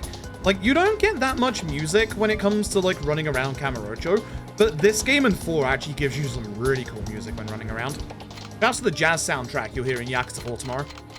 I adore Yakuza 4 soundtrack. Thoughts about its speedrun and the years of the 50/50 aside, I adore the 4 soundtrack. So before we leave, very importantly, we need to use the item box. We are going to put away everything that isn't the revolver, the amulets, and the broken shotgun. The shotgun that no longer has any ammo is surplus. We do not need that. However, it is vitally important that you put it in the item box. Reason being is that means you can sell it. If you discard the actual shotgun itself, you will not get the money that you need to go back to Okinawa in 2 chapters' time. Vitally important you do that. I don't know why I'm panning the camera to despawn civilians. No one exists here. Right. Time to fight the good old Snake Flower Triad from old Yakuza 1. So I'm going to hit the other guy as well. If you can hit them into the signs or the plants and stuff like that, or the wall, you do a lot of damage. Also do the good old like kick on the ground. I should use a essence finisher on this guy because that would be it. I would have been a good fight if I'd have done that. Would have been a very good fight if I'd have done that. This is the roster of Yakuza 3 kicking in. How are these guys? These guys have guns. I want them. I want both. So we're gonna punch you towards hopefully the other guy. You get, because I can't punish you on the floor. So, grab the first gun. It's really hard to see the guns because obviously they're grey on a grey road. Throw it all the way down there so it goes into the next fight. Grab this gun, and then do the same. Show me you only need the one. 1 or 2? It's 2.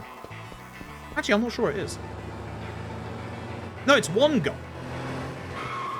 Right? No, it is. It's both guns. Yeah, because we need it on the leader. Try and guess which one of these enemies is the leader. You'll never guess who it is. Definitely not that guy. Nope. There are unlimited respawning enemies in this bit while the leader is alive. So, kill him. Try not to miss shots like that. Very bad if you do.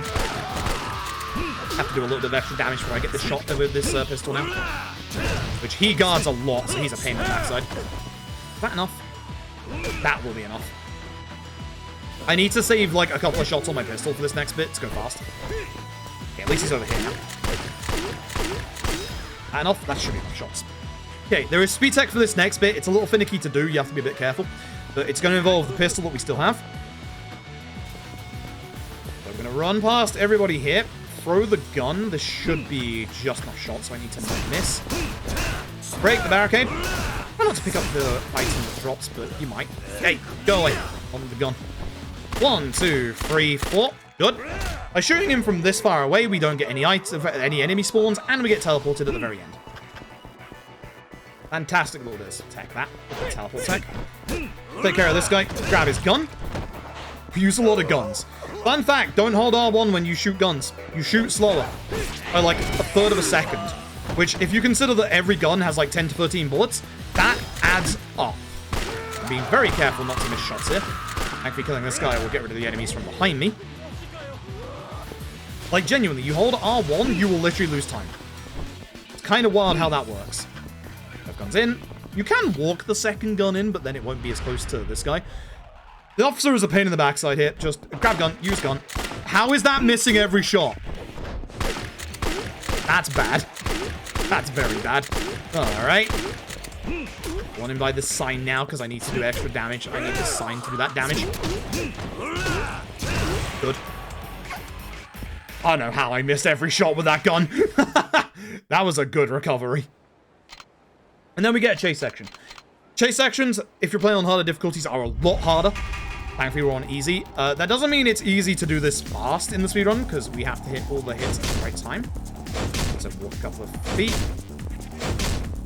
And if you're fast enough, you can get him just so you go around the corner. Very nice.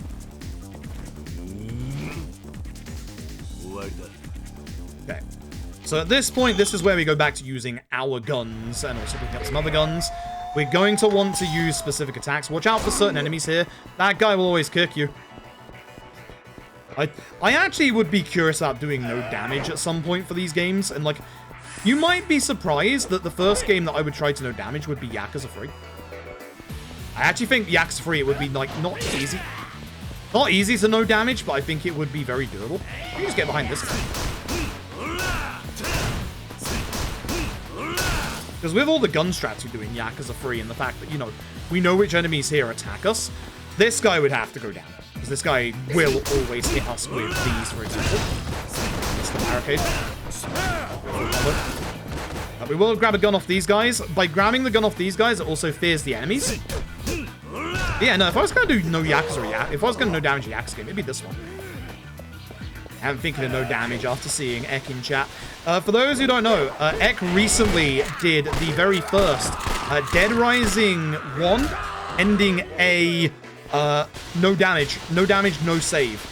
It's really impressive. It should be on Ek's YouTube. You should go and watch it. There's my gun. There it is. Can't see the guns. Got the guns into the fight. Alright, so for this one, oh boy.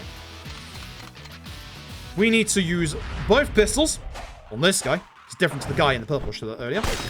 Don't miss any shots this time. Or the throw. Grab the other one.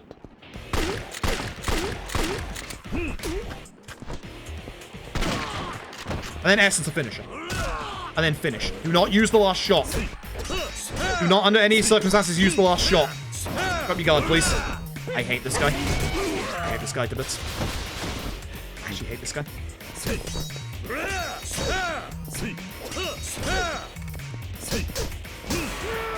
hate this guy.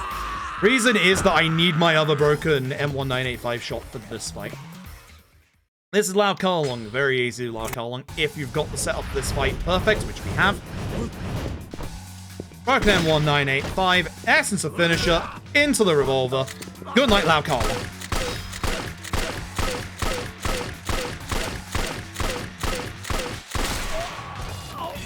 One entire revolver is just over 2 HP bars worth of a boss's HP in this game. I save time. Neat. I didn't make a safety save. Oh no. Oh no. I must have made a safety save at some point, surely. Because here's the problem with Yakuza 3. The run ends here. Yakuza 3 features everybody's favorite pastime. Gambling. Yeah. And for the gambling, you've probably already seen in our inventory, we have 2 blackjack amulets. It's time to make millions. Time to make millions, chat. Grab Rikia. Rikia is going to be the one that witnesses a glorious non-loss of run to blackjack, despite not having a safety save. I'm fairly certain I must have made a safety save at some point. Surely. I've been running the PC version long enough that surely I've like made a safety save for this bit. So we're gonna head to the casino. Casino is right here on the left. Speak to the person on the left. Exchange money for chips. 1,000 chips, please. And make sure you go to high stakes blackjack or high rate blackjack. This is how this is going to work. I'm going to have to start counting here. The blackjack amulets guarantee 5 victories.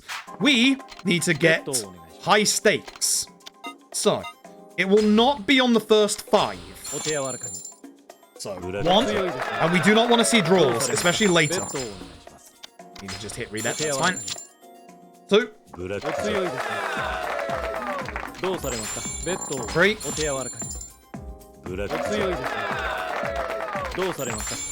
4. 5.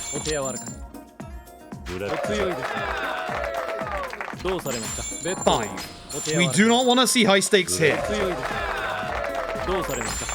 Good. If you see high stakes, you can't use the next blackjack amulet. 1.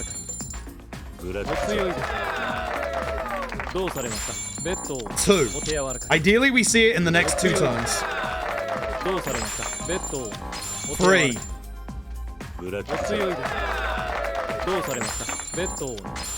4. Oh no. Good. Okay, we got it. Now don't get blackjack. Good, we're good.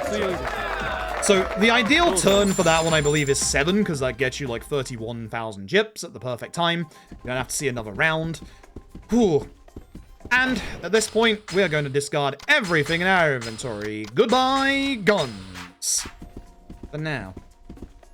Speak to this guy. We're going to change over those chips for the platinum plates. You might be wondering, how much money do I get for all those platinum plates? Oh, you'll see. It's a lot. Remember I said millions, I meant millions. But yeah, the issue with doing blackjack, you can get high stakes after round 10, or like after round 10, and then that's when your amulet has used up all of its turns. Which means that you have to win high stakes legit. If you draw high stakes, you do not get the chips necessary. So if the dealer gets blackjack, or you don't get high stakes and you fail the high stakes bet, that just kills the run. It takes over a minute to be able to get back from a safety save to that bit. Anyway, don't forget, this chapter's called The Plot. That means we have to remember that this game has a story. This is Tamiya. This is Tamiya, the Minister of Defense. His voice actor is the voice actor of Solid Snake, and also a certain Adachi from Like a Dragon and Infinite Wealth. Akio Otsuka. So, we're gonna go and meet him. So what we're gonna do, before we do that, this is where usually be careful with the taxi. For some reason, there's a delay to this menu, and this is where you'll make the mistake. I don't know why there's that delay, but if you make that mistake and you don't go to the right place, run's over. I've done that multiple times. That taxi I will always take slowly. I refuse to take that taxi fast. Like, I have lost so many runs here. We're gonna sell. All that platinum plates and the toughness infinity that we put away earlier. We're now at 3 million yen.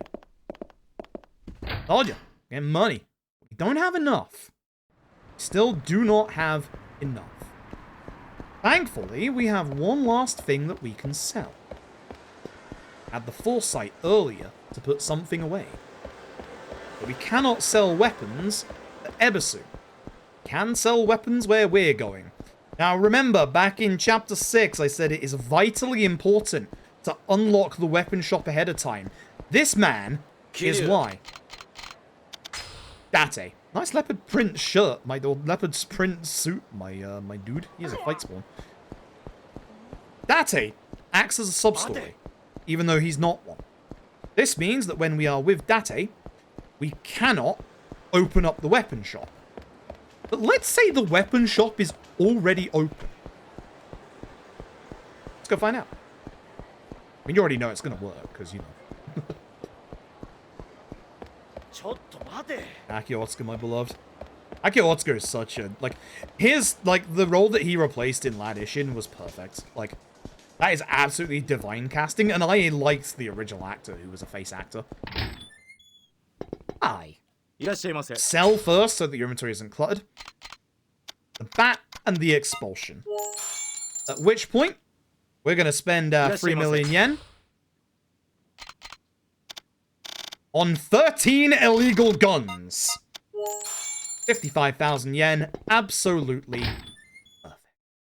Oh my god. Diley, thank you for the raid. Hope you're doing well tonight. And we are now in the end game of Yakuza 3's speedrun. And by God, I hope you have a PhD in math. Items. Equip the guns. So, it is important to go fast. We do not want to miss a single shot. There is going to be a point where if we do miss our shots, it's going to converge on the route, and it's just going to go a bit slower.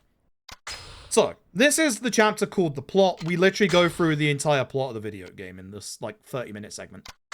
I'm not kidding. We literally surmise the entire plot.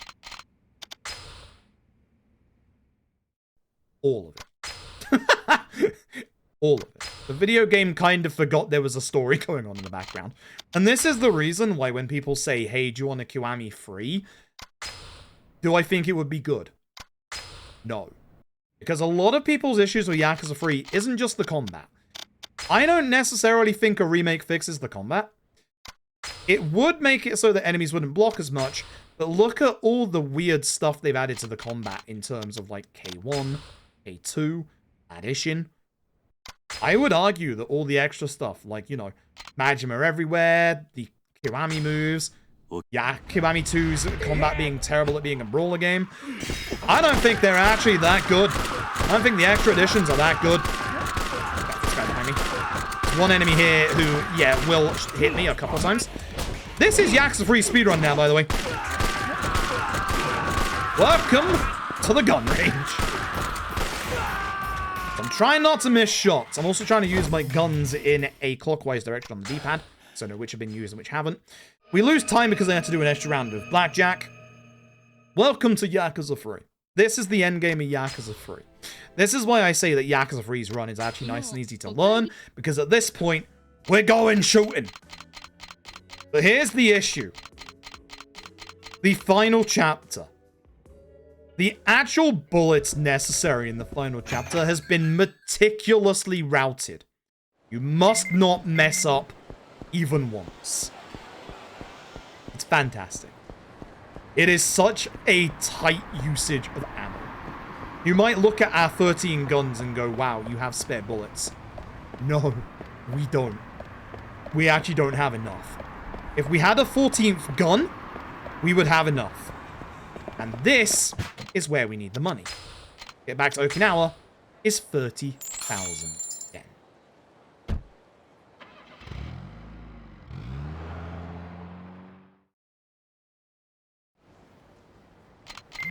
That's a fight spawn next to me. Oh my god.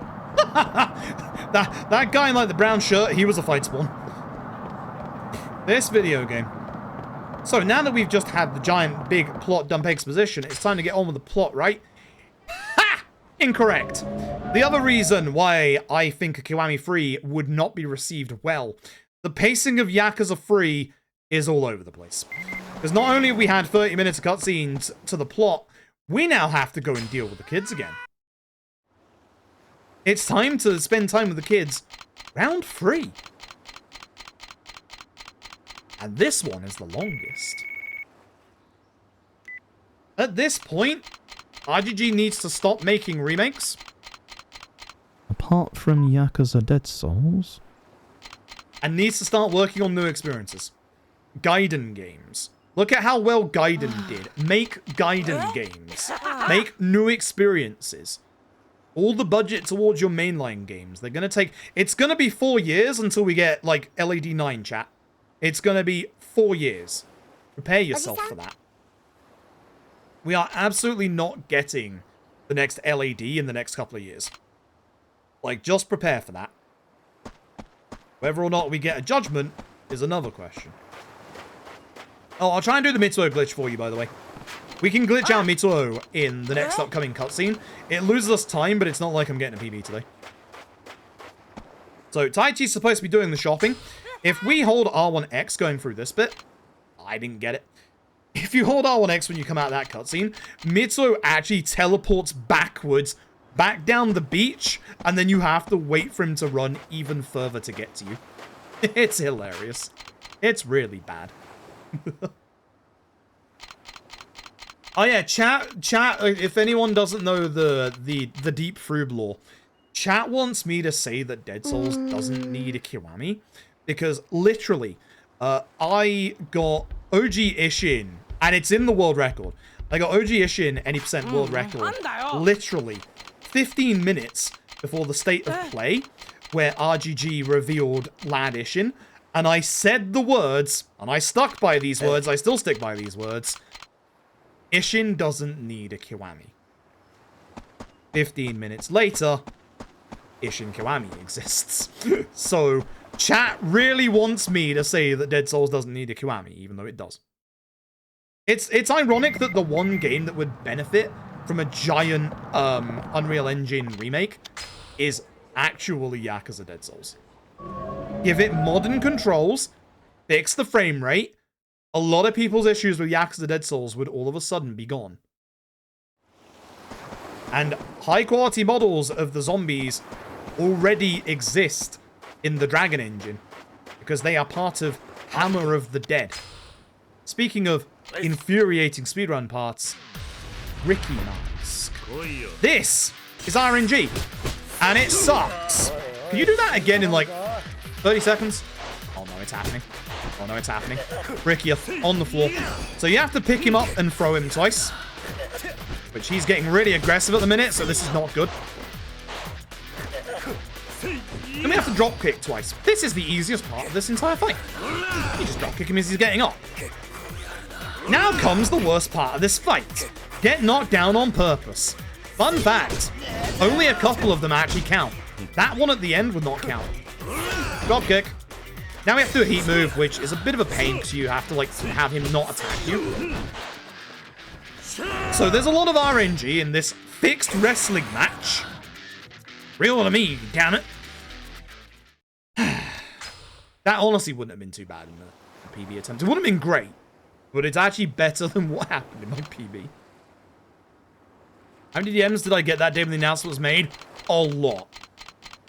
We are talking near, if not more than 20. Like, genuinely, a lot. I now have to deal with Haruka.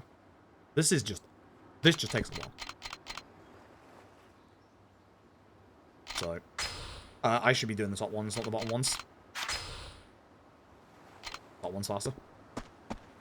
Alright, we gotta go find out what Haruka's up to. Haruka's up to no good. We gotta go sort that out. Gee, voice wrestling's fake. No, it's not. Oh, it's not, damn it. Alright, so we're gonna head down to the bottom part of the map again. Avoid the sub-story to the right. Now for fight spawns on this corner. If there isn't one on this corner, you'll be fine to get to Haruka. There's no fight spawns that happen on this side of the street. It looks like there is with this guy, but he's just here for gelato. Good for him. Good for him, honestly. I think I have enough money to taxi in this bit. I think I do, but I'm just going to run up just in case. I'm at 25,000. I'm very certain I have way more than enough. There's some story on the right. The guy is about to jump off the bridge. We used to do that in the run. Like, actually. That used to be where we started to get our money to be able to get the plates. Because that sub-story blocks off a different sub-story, which is the one in the farmer's market that gets you... You have to, like, either buy back the tuna or fish for it. If you're wondering for all sub-stories, I'm buying back the fish. As much as I want to go fishing, I want to buy back the fish. I'm not doing it. Remember, those three on the right are a sub-story? I'm not doing the fishing for the tuna. It takes blooming forever. I'm buying the fish.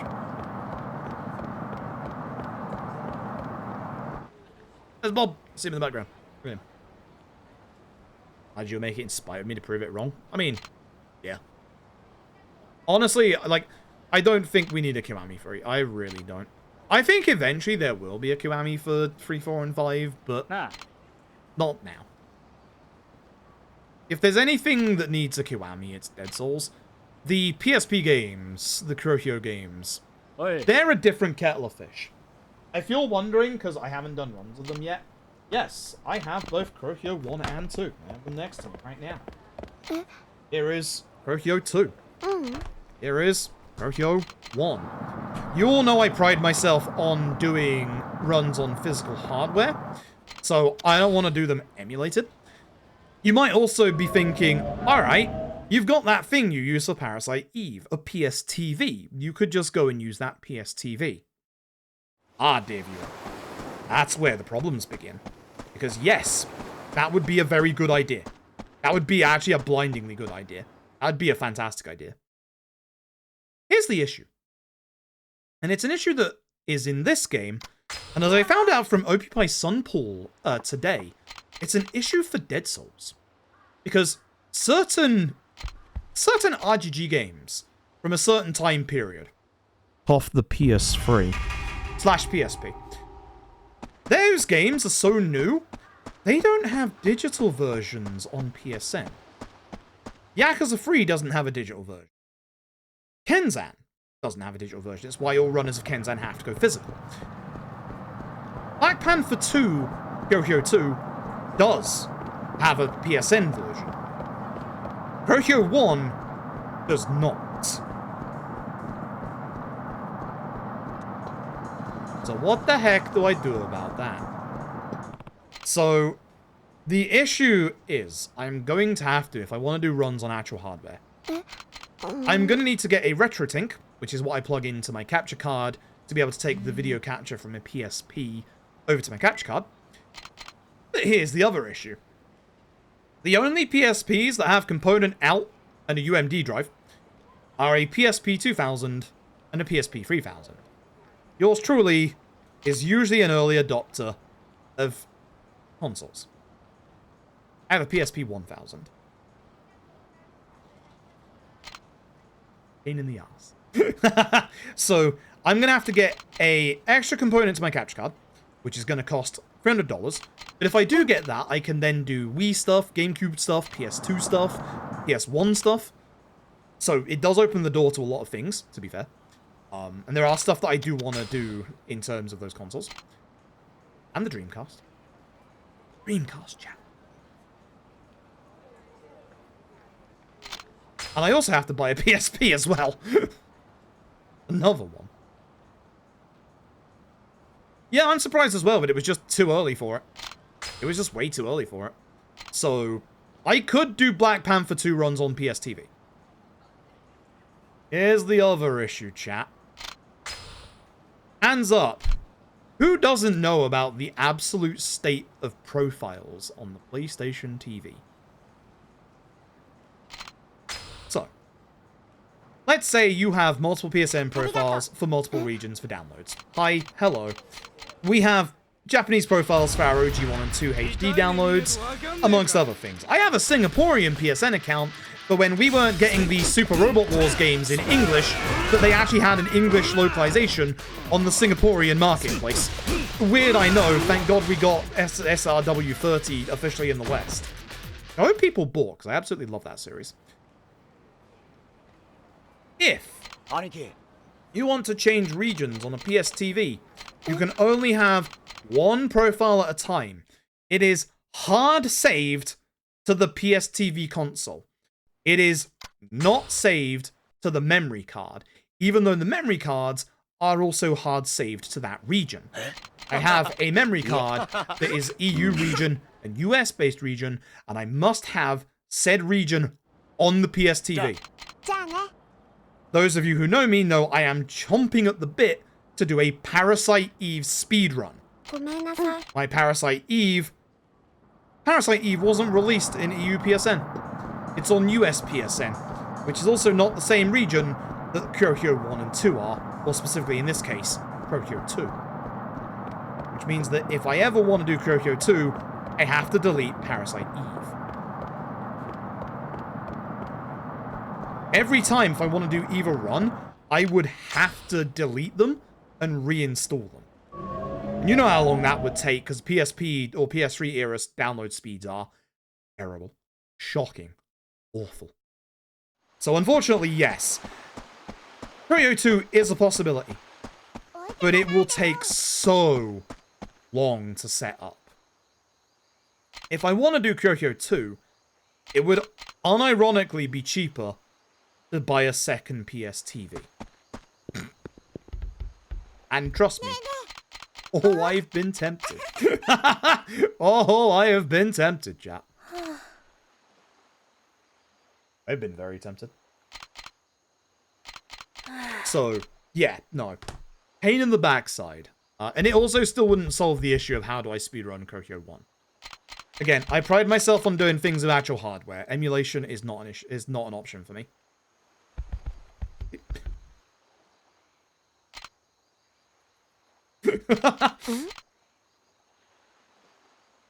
So yeah, if I wanna do it on physical hardware like a PSP, it's gonna take a lot of money.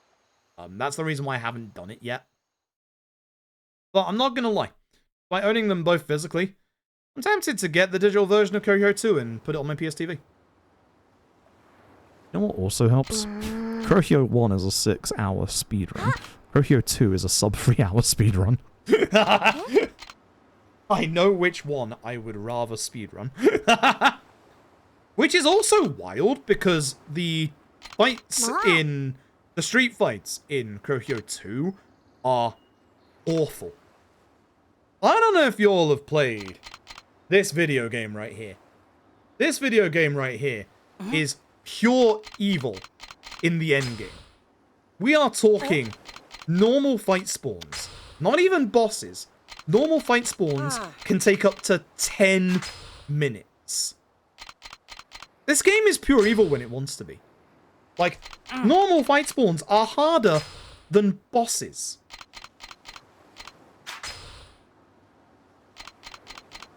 It's just he's taken out. Yeah, no. The issue as well with both Kurohyou 1 and 2, they both have cutscene skips.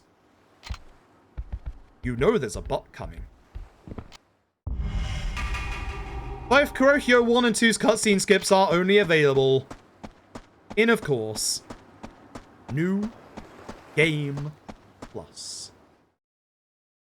Thankfully, Kurohyou 2 is just much faster. You can get absurdly busted in Kurohyou 2 with one fighting style in particular. I'm fairly confident, if I remember rightly, Metza has strats to take out the final boss in about 20 seconds. Metza demolished Kurohyou 2. If I remember rightly, I think it was Metza who demolished Kurohyou 2. Not Kurohyou 1. Possibly DMCA? Not in 20 seconds, it can't. Maybe, though. Maybe. I don't know. We'll have to find out one day. I think it's the grappler style that Metza used that is just, like, obscenely overpowered. It makes a mockery of, like, most of the boss fights in the game.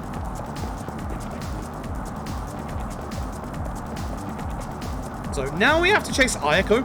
This chase section is busted. It cheats. As you will see when we get to the last part of it. Also, Ayako can get stuck in this next bit, and if you go too far, you'll game over. So be careful. Good. Just make sure she goes forward. If she doesn't go forward, wait. Tackle the kid. No, and don't make jokes like that. Very bad taste jokes. So the reason why this bit cheats is because of actually the stamina bar. for most of your chase sections, as you saw earlier with the Snake Fire Triad Officer, you do catch up and you do tackle them and it gets rid of their stamina. Here's the thing. The stamina bar for this chase section is a complete lie. It doesn't exist. Taking a very bad path through these NPCs right now. Also note, Kiryu, an actual grown man, is struggling to keep up with Ayako.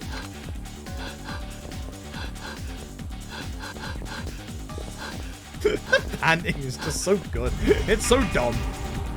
All those years of Kiryu smoking are finally catching up to him.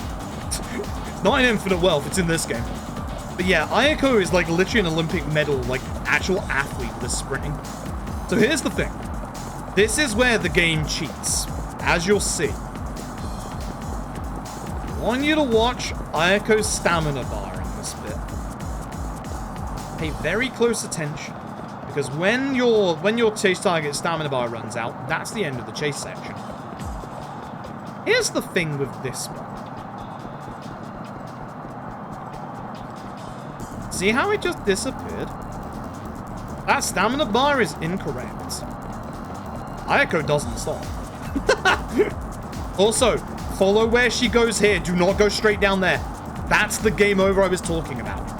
That looks like it shouldn't be a game over with how close you are to, like, Ayako in this section. That is a game over. No joke. Done. Actually done. Like, it's because of the, like, it's because she, like, just jumps to the left at the very end. That's why it's a game over. She gets, like, too far away from you.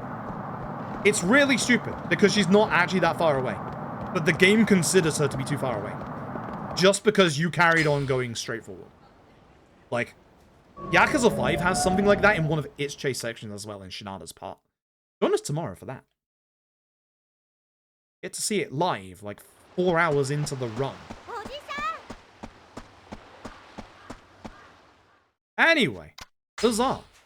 We're done with the kids' problems. We've done it. We've finished. Tamiya has finally finished his 2-day-long meeting. Well, Tamiya, Toma, his secretary. I've got to go shoot the guy that looks like our father. Oops. Now comes the gun math PhD. It all comes back to this. So remember which gun you were starting with earlier? The gun that has the least amount of bullets left is the one you want to start with. For me, it is up D-pad. And then we want to remember 3 plus 15. No, that is not an equation. Good, no bad fight spawn. You can get a fight spawn right next to this guy. Also, honk. Over the honk. Good green. Go, Gazma. Start with the gun. 1, 2, 3. Switch to the other gun. 1, 2, 3, 4, 5, 6, 7, 8, 9, 10, 11, 12, 13, 14, 15. Pray you don't miss a shot. That looks simple. You can actually miss a shot in this fight, and if you do, you lose a metric ton of time. Nice gold. Legit gold. Actual legit gold. So the issue with that bit is that Tamiya, one of the bullets can actually, like, graze the grate on the side and not hit Joji. If that happens, unfortunately, you are going to get an exceedingly long cutscene to end the fight. It takes, like, I want to say it's like 35 seconds. It's really, really long. So, you really want to hope that, 1, Joji doesn't kick you at the start of the fight, because that's annoying. And 2, obviously, you don't miss any shots. And it is a little RNG. 90% of the time, you won't miss a shot. There is that 10% chance, like, you will miss a shot. Ah, Daichi, you're not in the house anymore. We're gonna get you back to the house. Ignore the house has been collapsed right now. So at this point, the main aim for this chapter is to have 1 full gun for Tamashiro, but also to count shots. We are still in our first set of revolvers. We haven't missed any shots yet, so that's good. We still have some bullets left on our up D-pad gun that we need to use up before we change our revolvers. But at this point, we need to start remembering how many guns we're using. And specifically the shots. The gun math PhD is coming in the next chapter, the finale. I would explain it, but it's gonna sound like I am just talking out of my backside. Which I am. Trust me. Well, the ball ring. I don't know how I have 25,000 yen, but I really do. What Joji's doing nowadays. I'm kind of glad they didn't, like, bring him back, to be honest. So, after using my first few shots, this is the second set of guns.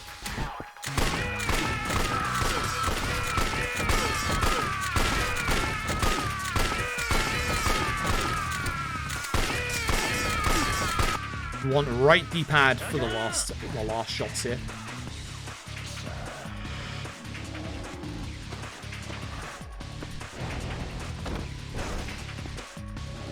Reason being is that, again, we need the full 15 bullets for this fight.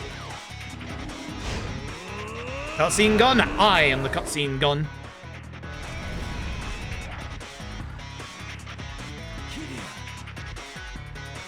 Hello, Tamashiro. Tamashiro 2012 variant, I believe. Gun shoot straight away. Playable.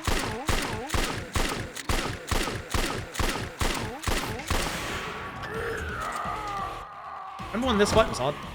I don't. Nice gold. Again. Neat. Neat. All these golds. Alright, so. At this point, we need to use the rest of our bullets in that gun on D-pad that we have yet to use. I have like 30 to 40 seconds of time save in this finale, because I messed up the finale in my PB really badly. It's very easy to mess this up. Like, the actual shot count is like very tight and precise.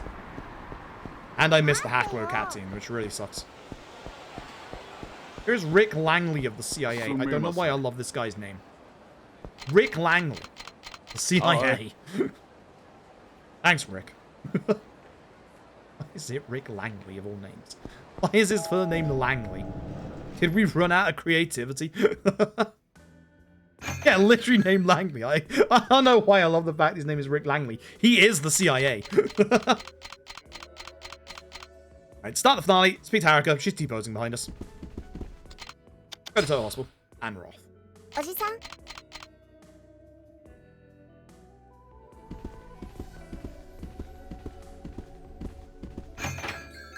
So, once we have used the rest of our bullets in our next gun, that's where the gun math PhD starts to come into play. I need to make sure I do not mess this up.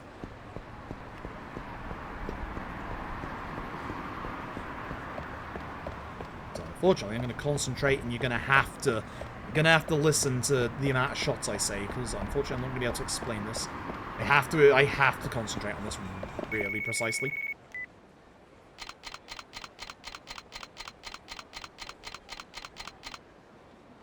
Yakuza 3, damn right. X3 is a great game. How do I still have 24,000 yen? How do I get this much money? How did I get this much money? Use the rest of our guns.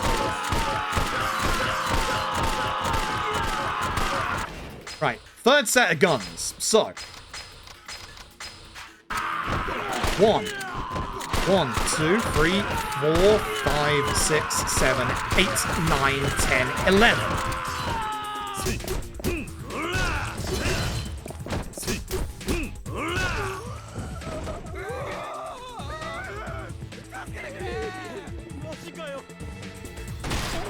One, 2, 3, 4.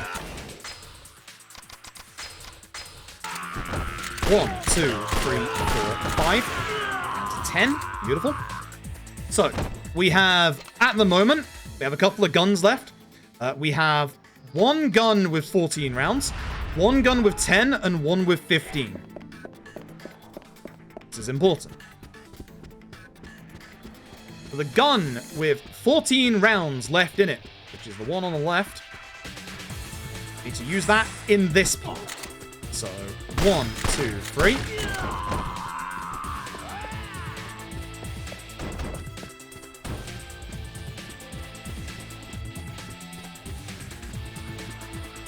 really hope I don't mess up the bit after this, because I usually do, and that's the bad bit if we mess it up. 1, 2, 3. This next set of shots that I don't want to mess up. Bad if we mess this one up. So we have to shoot him on the other side, and it's actually hard to hit him. What? Huh? What? Huh? Why did Kiryu just turn? Wow. Alright, well, I'm just gonna get up to this guy and then finish him off with my fists. That's wild. That's terrible. This means that we have to run over to deal with this guy who, you know, doesn't get dealt with. I have never seen Kiryu fire backwards before. That sucks. That really sucks. I'm still on the good, like, bullet path now, but yeah, that sucks. Dodge grenade.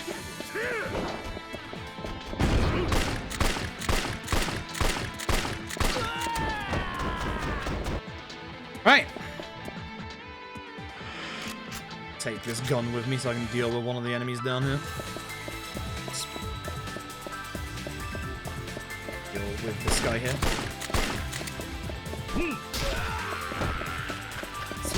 Free.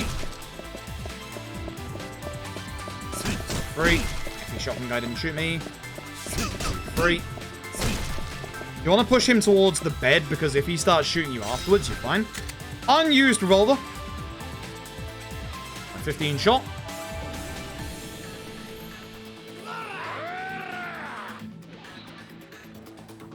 One, 2, 3, 4. Down to 11. There is a boss coming up. Funnily enough, takes 11 shots. Who would have guessed? Funny that. A boss you can actually send out of bounds. Never done it myself. I have seen Tap do it.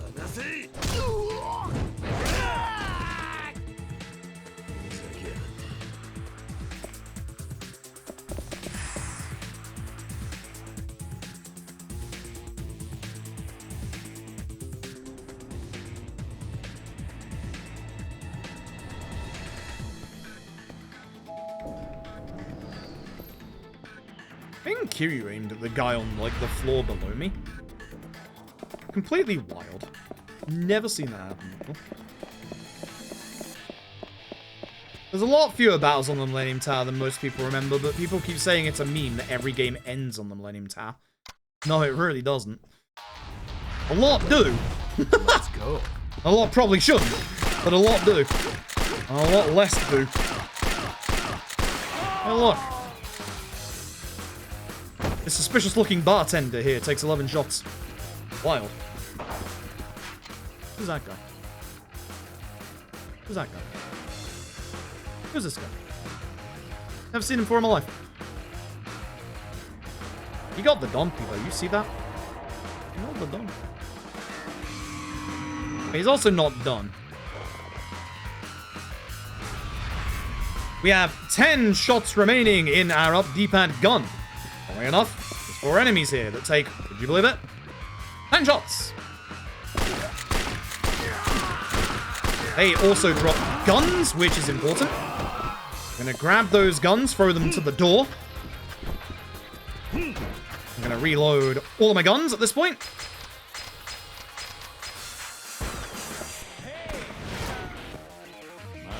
Hello.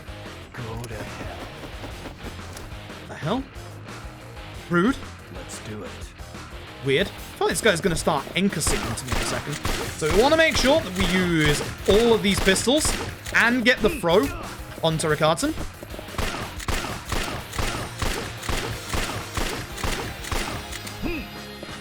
That's bad.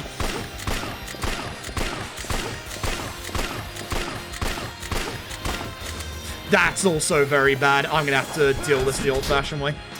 Ah, oh, that sucks. I pushed him to the left. Oh, that sucks. Yeah, that's bad. I should have to fire off, like, one more time. Ah, that sucks. This gun should have 3 left in it. If it does, we're back on the good ammo trail.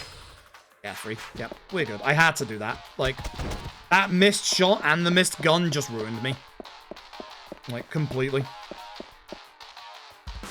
See how tight this is now? It's really not that easy of a run. You can make very, very easy little mistakes like that.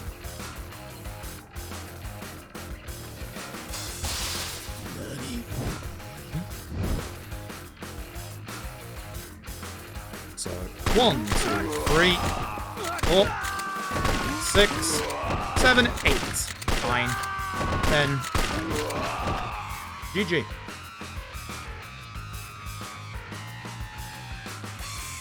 Fun's over. Fun is over. We've got the right amount of bullets.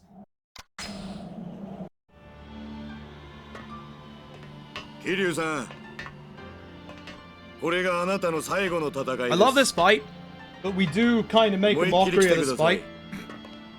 Like the Mine fight, please look away. We're about to make crimes against the Mine fight.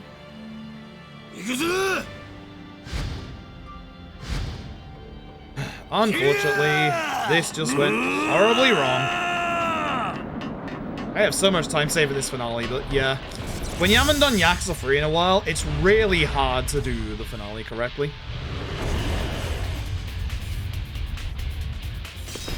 One, 2, 3, 4, 5, 6, 7. 1, 2, 3, 4, 5, 6, 7, 8, 9, 10, 11, 12, 13, 14, 15, GG. That finale. Good chapters around it.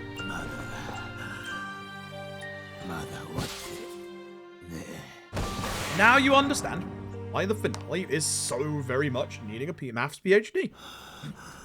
It is very important you do not miss shots. The convergence points for your shots, if like you've used too many earlier, is actually the lobby, because you want to go through the first wave of enemies, and then you want to wait till the next wave, and at that point you get your bullets back, and you should at that point then be able to like have the right amount, and you go through this entire set piece not missing a shot. I've never seen Kiryu fire backwards like that. Like, that's wild. It's very wild. I'm upset about that. Either way, still a good run otherwise. All the chapters around my finale are actually very, very good. I'm kind of stunned about that. All those golds you see are legit. Those are very good golds. I'm gonna look at my summer best. Yakuza 3 is one of those runs I've been so close to a PB for ages now, both Yakuza 3 and Yakuza 5. So, one day. One day.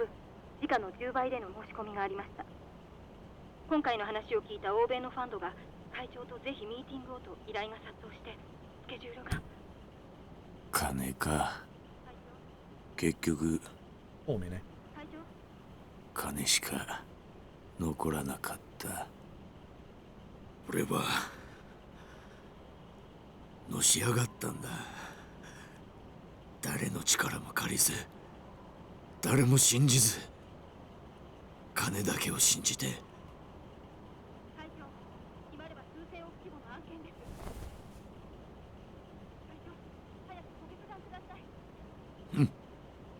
でも人間結局誰か I like that he comes to his realization about his relationship with money, but you could have gone ahead with the deal still, dude. You could have still got your billions. I get why you didn't, but my dude, just say yes. Kiryu. 会長、返事を先送りにしていると先方が態度を変える可能性もあります。 Maybe that's how he survives. Maybe he does do the deal, and he uses all that money to help with, you know, surgery costs for him and Ricardson. なんか吹っ切れたみたいに穏やかな気分だ。すべてが終わるときってのはこんな気分なのかな。いや、人間生きてりゃ終わりなんてない。いつだってやり直せるんだ。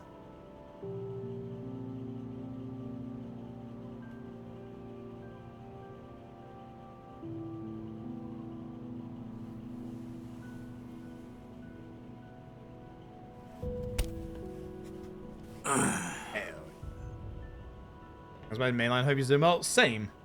Who knows if he will or not? Mind you. It's a stage left. やはり来たか。くそ。どうして CIA が They're not the CIA, my dude. 奴らは CIA なんかじゃない。表向きはそうだが、あいつらはブラックマンデーの構成員。じゃあ、あの男が。A bartender. そう。Oh no. アンドレ・リチャードソンだ。あいつが。そうだ。俺は奴らに聞いて、あんたがここに来ることも知っていた。Unbelievable chat. CIA や風間の動きも奴らには全て筒抜けだった。I'm afraid your role in all of this has come to an end. His hasn't. くそ。奴ら何する気なんだ。俺らを殺して新たに基地拡大法案を実現できる人間を探すはずだ。こうなった以上、奴らにとって俺は用済みだからな。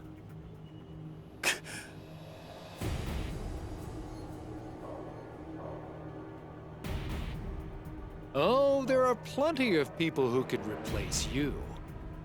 And unfortunately, you both know far too much for me to let either live. Die. No thanks. How about you? What?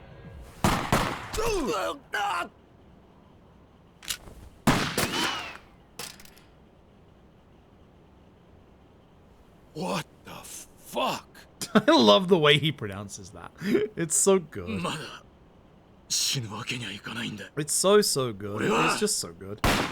Like, absolutely perfect pronunciation. It's the right level of what? Actual astonishment. Someone gave Daigo a gun again. Daigo! Keeps happening in this series. It does keep happening in this series. Daigo. 桐生さん。お前大丈夫なのか。ええ。桐生さんこそ。でも、一体何が。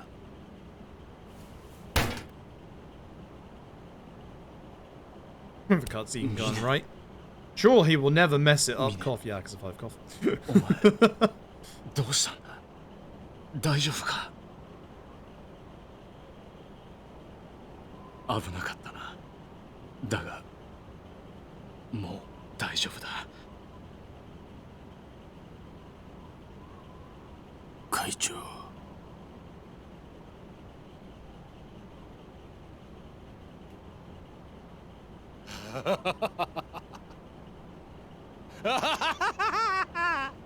Attenders, am I right?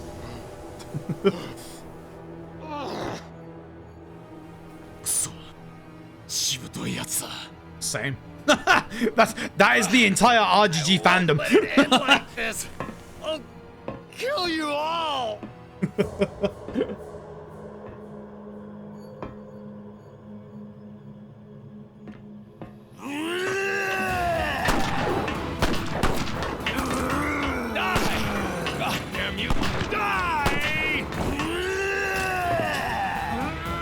How dramatic this just all is. It's amazing. Stop! Stop! 会長、すみませんでした。ミネ、何を言ってるんだ。何をしてる。こっちに来い。今の俺にそこへ行く資格はありません。ミネ、桐生さん。俺も極道の端くれ。Random English swearing. 俺なりの筋通させてもらいま It す。 takes you out of the scene completely. Stop it! Are you nuts? 桐生さん、もう少し早くあんたに会って教えてもらいたかった。ミネ。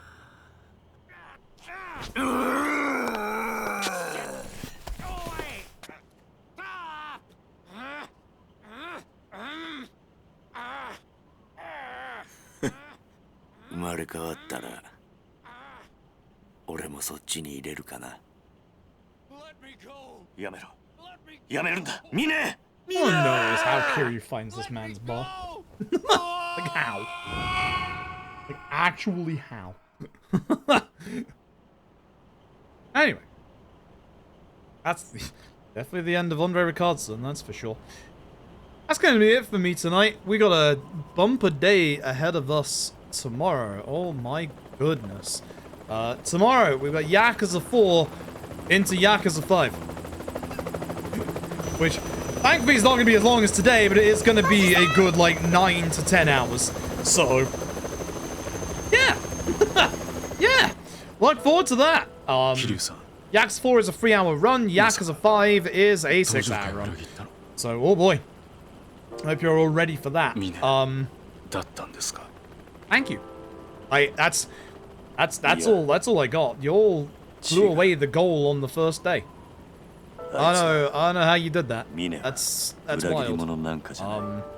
So you're gonna get a lot of me over this weekend. You're gonna get obviously 4 and 5 tomorrow, 6 Gaiden LAD on Sunday, and then Infinite Wealth on Monday. If I am a little exhausted, we'll push Infinite Wealth to Tuesday, but you will absolutely get it as the next stream after the 6 Gaiden LAD stream. I'm not going to be delaying that because I do want to do the first Infinite Wealth any % run that I've done. It's not going to be the first one that's done because Mets has already finished like a run or two. But I want to at least do my one. Which is mostly going to just be Metz's run. Because my ideas have not been paying off in practice at all. So, good. So yeah, thank you very much. I appreciate it. You've all been absolutely wonderful. Speaking of charity fundraising for Gameblast, I know exactly who we're going to raid up. We're going to raid up Onster. Onster is also doing charity fundraising for Gameblast and Special Effect. They are doing some LAD Infinite Wealth. They are an absolutely fantastic content creator. Very, very proud to actually know them myself personally. Go say hello to Onster, and yeah, if you don't want Infinite Wealth spoilers, this is your warning. Maybe jump out the stream. Either way, thank you very much for watching. I appreciate it. I will see you all again tomorrow, 6 PM GMT, which is in 13 hours from now. Yakuza 4 into Yakuza 5. Cool. Good night. I gotta go do the dishes, actually. I've let the dishes from today, like, pile up. I gotta go do my dishes. See you tomorrow.